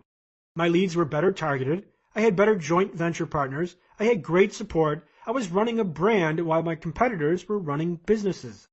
My artist friend who painted the most exquisite, beautiful paintings priced her work through her own limited price filter. She was a single mom struggling to pay the bills, living paycheck to paycheck. For her, $500 was an extraordinary amount, and because of that, she priced her works far below their true value. Her own corrupted vision of price distorted her earning power and degraded the perceived value of her work. I suggested to her a price increase. Take that $90 painting and make it $300 and see what happens. Sure enough, she sold just as much art at the higher price because price implies value and defines brands. Even in the slow lane, pricing can play a role in the form of the salary you're willing to take. For example, this was posted at the Fastlane forum. A company placed 2 ads for only one web programmer position in the paper. One listed the salary as $120K a year. The other ad listed it for $32K a year. The first, higher-paying ad received only 4 responses. The second ad, for much less pay, got over 100 responses. Most people have a lack of confidence in themselves and their ability and are willing to settle for much less. Are you settling for less in business? Is your warped frame of value corrupting your unrealized potential? The right pricing strategy is crucial to brand building and marketing. The wrong price conveys the wrong meaning. For industries with heavy commoditization, price is crucial. A public relations consultant can charge 30% higher than their competitors, but a gas station can't. While I'm completely heterosexual, I have a fascination with designer purses because I admire their pricing strategy. How does a handbag sell for $4,000 when it probably cost them less than $100 to produce? Branding and marketing. Price is a part of the brand build. Price is one of the many ways to get into the consumer's head. To use price for your brand, you have to convince the consumer of value beyond the cost of its practicality. What makes you different from the rest? Why should someone pay you more? As a marketer, you have to drill down into your buyer's mind and get your brand differentiated. Own the consumer's mind and you own the consumer. Chapter Summary, Fastlane Distinctions. Marketing and branding, the queen, is the most powerful tool in your Fastlane toolbox. Businesses survive, brands thrive. Businesses have identity crises, brands don't. Identity crises force business owners into price commoditization. Unique selling propositions, or USPs, are the keys to your brand and differentiate your company from the rest. People have a natural disposition to be unique and unlike everyone else. To succeed in marketing, your messages have to break above the advertising clutter or noise. Polarization is a great above-the-noise tool if your product targets a polarized audience, usually politics, minority opinions, and even sports teams. Sex sells and always draws eyeballs. Consumers make buying decisions based on emotions before practicality. If you can arouse emotions in your audience, you'll be more likely to convince them to buy. People have a natural disposition to talk about themselves. If you can incorporate interaction into your campaigns, you'll have better success. To be unconventional means to first isolate and identify what is conventional, then doing the opposite, or interrupting that convention. Consumers are selfishly motivated. Always target your messages toward the predisposition of what's in it for me. Features are translated to benefits when you switch positions from producer to consumer, identify the feature's advantages, and extrapolate those advantages into a specific result. Price implicitly conveys value and worth. Don't allow your own perception of price direct your brand to mediocrity. Chapter 44. Choose monogamy over polygamy. No horse gets anywhere until it's harnessed. No steam or gas ever drives anything until it is confined. No Niagara is ever turned into light and power until it is tunneled. No life ever grows until it is focused, dedicated, disciplined. Harry Emerson Fosdick. Cheating spouses aren't good partners. As we near the end of our conversation, I must address the Fastlane's need for faithfulness. Monogamy. In college, my friend Marcus Tickell was quite the ambitious entrepreneur. Hey Marcus, if you're listening to this, I apologize for the call-out. But what the hell were you thinking? Marcus would get involved in a different business every week. One week it was some moronic MLM program, the next it was some turnkey ad scheme found in the back of an entrepreneur magazine, and the next it was some classified ad program. Different week, different opportunity. My friends eventually coined this opportunity-hopping neurosis the Tickell syndrome. The Tickell syndrome is a compulsion to scatter your focus across different projects and different opportunities. It is also a symptom of money chasing versus need filling. When you invest your time into 5 different businesses, you become a polygamist opportunist. The idea is to toss as much shit on the wall as possible because something's got to stick. Something's got to make me some money. A scattered focus leads to scattered results. Instead of one business that thrives, the polygamist opportunist has 20 businesses that suck. 10 businesses earning $10,000 cumulatively are not better than one business that does it single-handedly. When you segregate your effort among assets, you build weak assets. Weak assets don't do heavy lifting, and they don't build strong pyramids. Weak assets do not generate speed. Weak assets do not scale to multi-million-dollar valuations. Weak assets do not accelerate wealth. They build income to pay for the month's bills, only to start over again next month. I forayed into polygamy when I started another web business that mimicked the model of my current company. Once launched, the new web business siphoned time away from my core breadwinning company. In effect, I cheated on my spouse, and it showed. Time once allocated to my thriving company now went to the infant company. The results were not good, and I had 4 options. Number 1, continue cheating on my existing business. Number 2, hire someone to manage the existing business. Number 3, hire someone to manage the new business. Or 4, discontinue the new business. Ultimately, I discontinued the new company because I reasoned that hiring additional employees would inject management time into my life. Monogamy leads to crazy fun polygamy. I don't know any highly successful polygamist opportunists unless they were monogamous first. Seriously, think about it. The richest people in the world got rich by focusing on one core purpose and not diverting focus. LeBron James wouldn't be any good at basketball if he spread his interests around. He focused on one thing and one thing only, basketball. He ate, slept, and shit hoops. Now with his legendary status and millions in net worth, he can afford to be polygamous with his interests. To hit the top of your game, business or otherwise, you have to eat, live, and shit your thing. If you're dabbling in 10 different things, your results will be dabbling and unimpressive. Focus on one thing and do it in the most excellent way. Some of the greatest tech entrepreneurs built impressive companies by 100% committed focus, not diverted attentions into other ventures. Then, after successful entrepreneurs hit the mother lode of wealth, then and only then do they divert into other ventures that deviate from their core business. In other words, their monogamy led to polygamy. What's usually the first thing an entrepreneur does after they sell their company for $50 million? They go out and invest in multiple companies, get involved in philanthropy, and spread out their passions. Why is polygamy now possible? Money. Money buys systems, like human resource systems, and money systems that buy time. Fastlane success comes from monogamy, not split attentions among wives and mistresses. It's marriage. Yes, good old-fashioned monogamy. Focus on one Fastlane business and kick ass at it.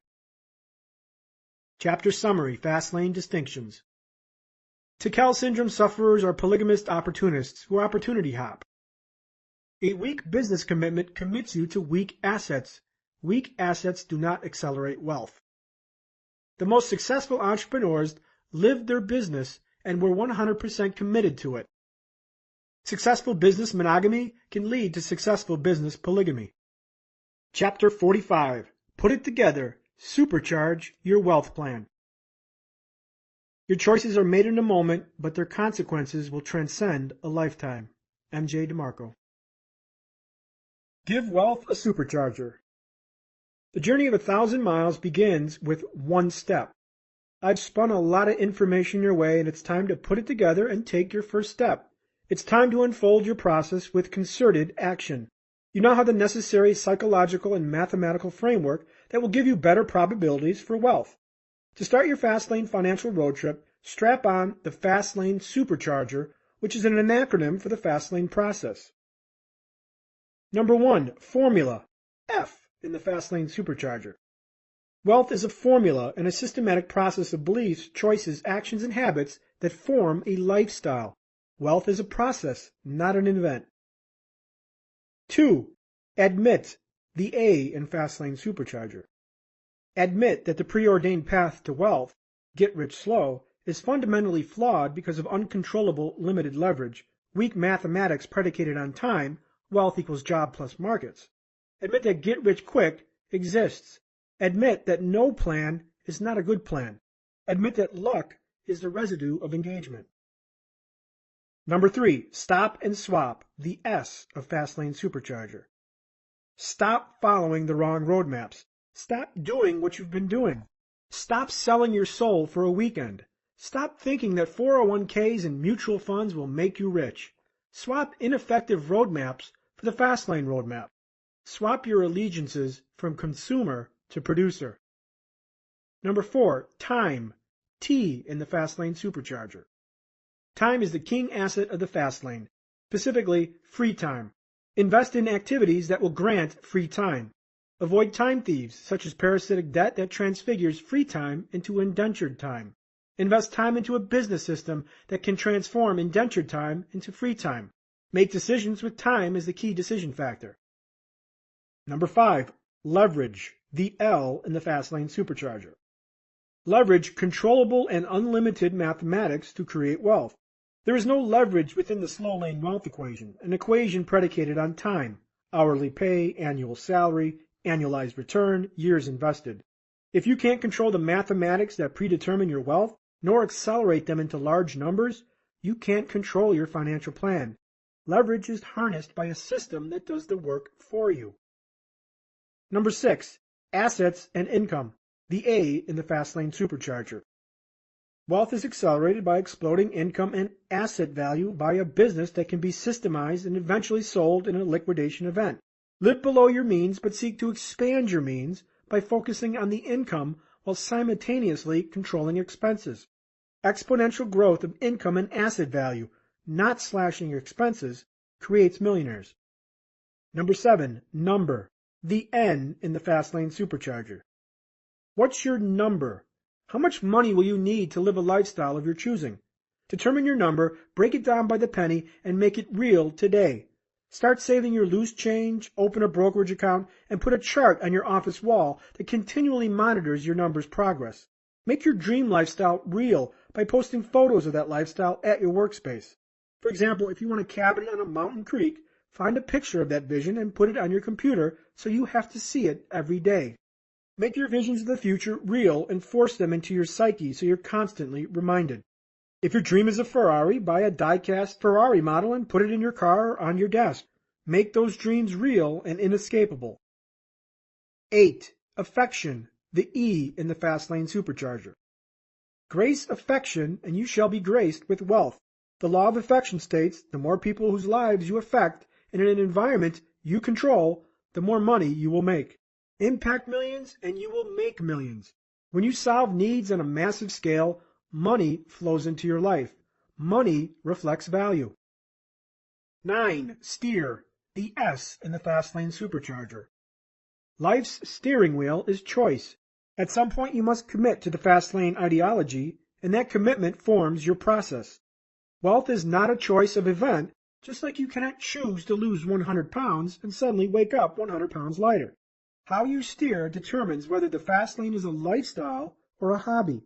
To enforce good decisions at the extremes, deploy worst-case consequence analysis and the weighted average decision matrix. Decision horsepower is strongest in youth and bleeds with age. Examine your past choices. Why are you where you are? What has been treasonous to your life? Why are you drowning in debt? If you don't rectify the mistakes of your past choices, you will be destined to repeat them. Behavior change begins with a reflection of your past choices and modifying them for the future to reflect a Fastlane mindset. Become responsible, followed by accountable. Number 10, uncouple, the U in the Fastlane Supercharger. Officially uncouple from the slow lane wealth equation by creating your business structure in a favorable Fastlane entity, a C or S corporation or an LLC. Thereafter, your entity is the body of your surrogate business system. It pays itself first and the government last. It survives time separate from your time. It is your first step at creating an asset. Number 11, passion and purpose, the P in the Fastlane Supercharger. With a business entity and a dollar figure that outlines your dream life, you will need a passion and a purpose to fuel you into habitual action. Don't confuse passion with do what you love. Passion burns your soul and drives you to do whatever it takes. Passion revs you with excitement and rages you with discontent. Some passions are selfish, I want a Lamborghini, and other passions are selfless, I want to help orphaned children. It doesn't matter what it is, as long as the passion burns hot enough to burn a hole in your pants and get you embroiled into the process. Number 12, educate, E in the Fastlane Supercharger. Education begins at graduation. Pledge to never stop learning. What you know now is not enough to become the person you need to be tomorrow. Seek Fastlane knowledge that fosters the construction and operation of business systems in an environment that you control. Get to the library and get on the internet. Information is the oil on your financial journey. Ensure daily reading in short bursts by leveraging existing blocks of time, often squandered. The train, the plane, while exercising on lunch break, an hour in the morning before work, or waiting at the post office. Number 13, road, the R in the Fastlane Supercharger. Get onto a Fastlane road, but don't worry if you can't decide which road to travel. The road can pick you. Train your mind to see needs and problems. Observe your thoughts and language because they expose unmet needs or needs being met poorly. You don't have to find the next breakthrough, just find a problem, a pain point, a service gap, and solve it. Many of the best businesses in the world are based upon products that already existed. The owners solved the problem better. When you focus on needs, problems, inconveniences, and issues, roads open. Yes, the road chooses you. Number 14, control, the C in the Fastlane Supercharger. Control your financial plan as this refers to the commandment of control. Engage in an organization that you fully control, from pricing to marketing to operations. Fastlane entrepreneurs don't cede control over critical business functions to hierarchical control structures because they are the control structure. Swim as a shark, not as a guppy. Number 15, have, the H in the Fastlane supercharger. Have what others need and money will flow into your life. This reflects the commandment of need. You can't explode your income by chasing money. Stop chasing money because it eludes those who try. Instead, focus on what attracts money, and that is a business that solves needs. Money comes from providing value. Cast aside selfishness and seek to have what your fellow man wants. When you do, money flows into your life because money is attracted to those who have what others want, desire, crave, or need. Number 16, automate, the A in the Fastlane supercharger. Automate your business and honor the commandment of time. Get your time detached from your business. The best passive income money tree seedlings are money systems, rental systems, computer systems, content systems, distribution systems, and human resource systems. The key to automation in any business lies in these seedlings. 17. Replicate, the R in the Fastlane supercharger. Replicate your system and honor the commandment of scale. Get on a playing field where home runs can be hit. To make millions, you must impact millions. To impact millions, you must be on a field capable of affecting millions. Can your product, service, or process be replicated on a global scale to tap the law of affection? Number 18, grow, the G in the Fastlane supercharger. Grow your business by treating it multidimensionally, like a game of chess. Build a brand, not a business. Treat customers like your boss and reposition complaints to opportunities. Listen to the world as they offer the best directional clues. Resist commoditization. Differentiate yourself from the competition. Get above the noise. Focus on one business and one business only. 19. Exit, the E in the Fastlane supercharger. Have an exit strategy. Full passivity accomplished by a money system is one Fastlane destination. Money systems are best funded by liquidation events of massive asset values. Know when it's time to liquidate your assets, transforming paper money into real money.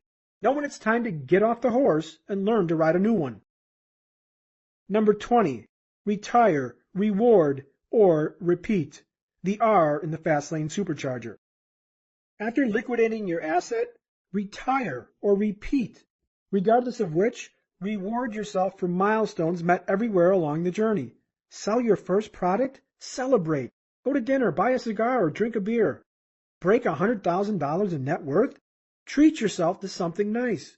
Book a joint venture deal? Celebrate with an indulgence. Go over $1 million? Take a nice vacation. Break $10 million? Buy a Lamborghini.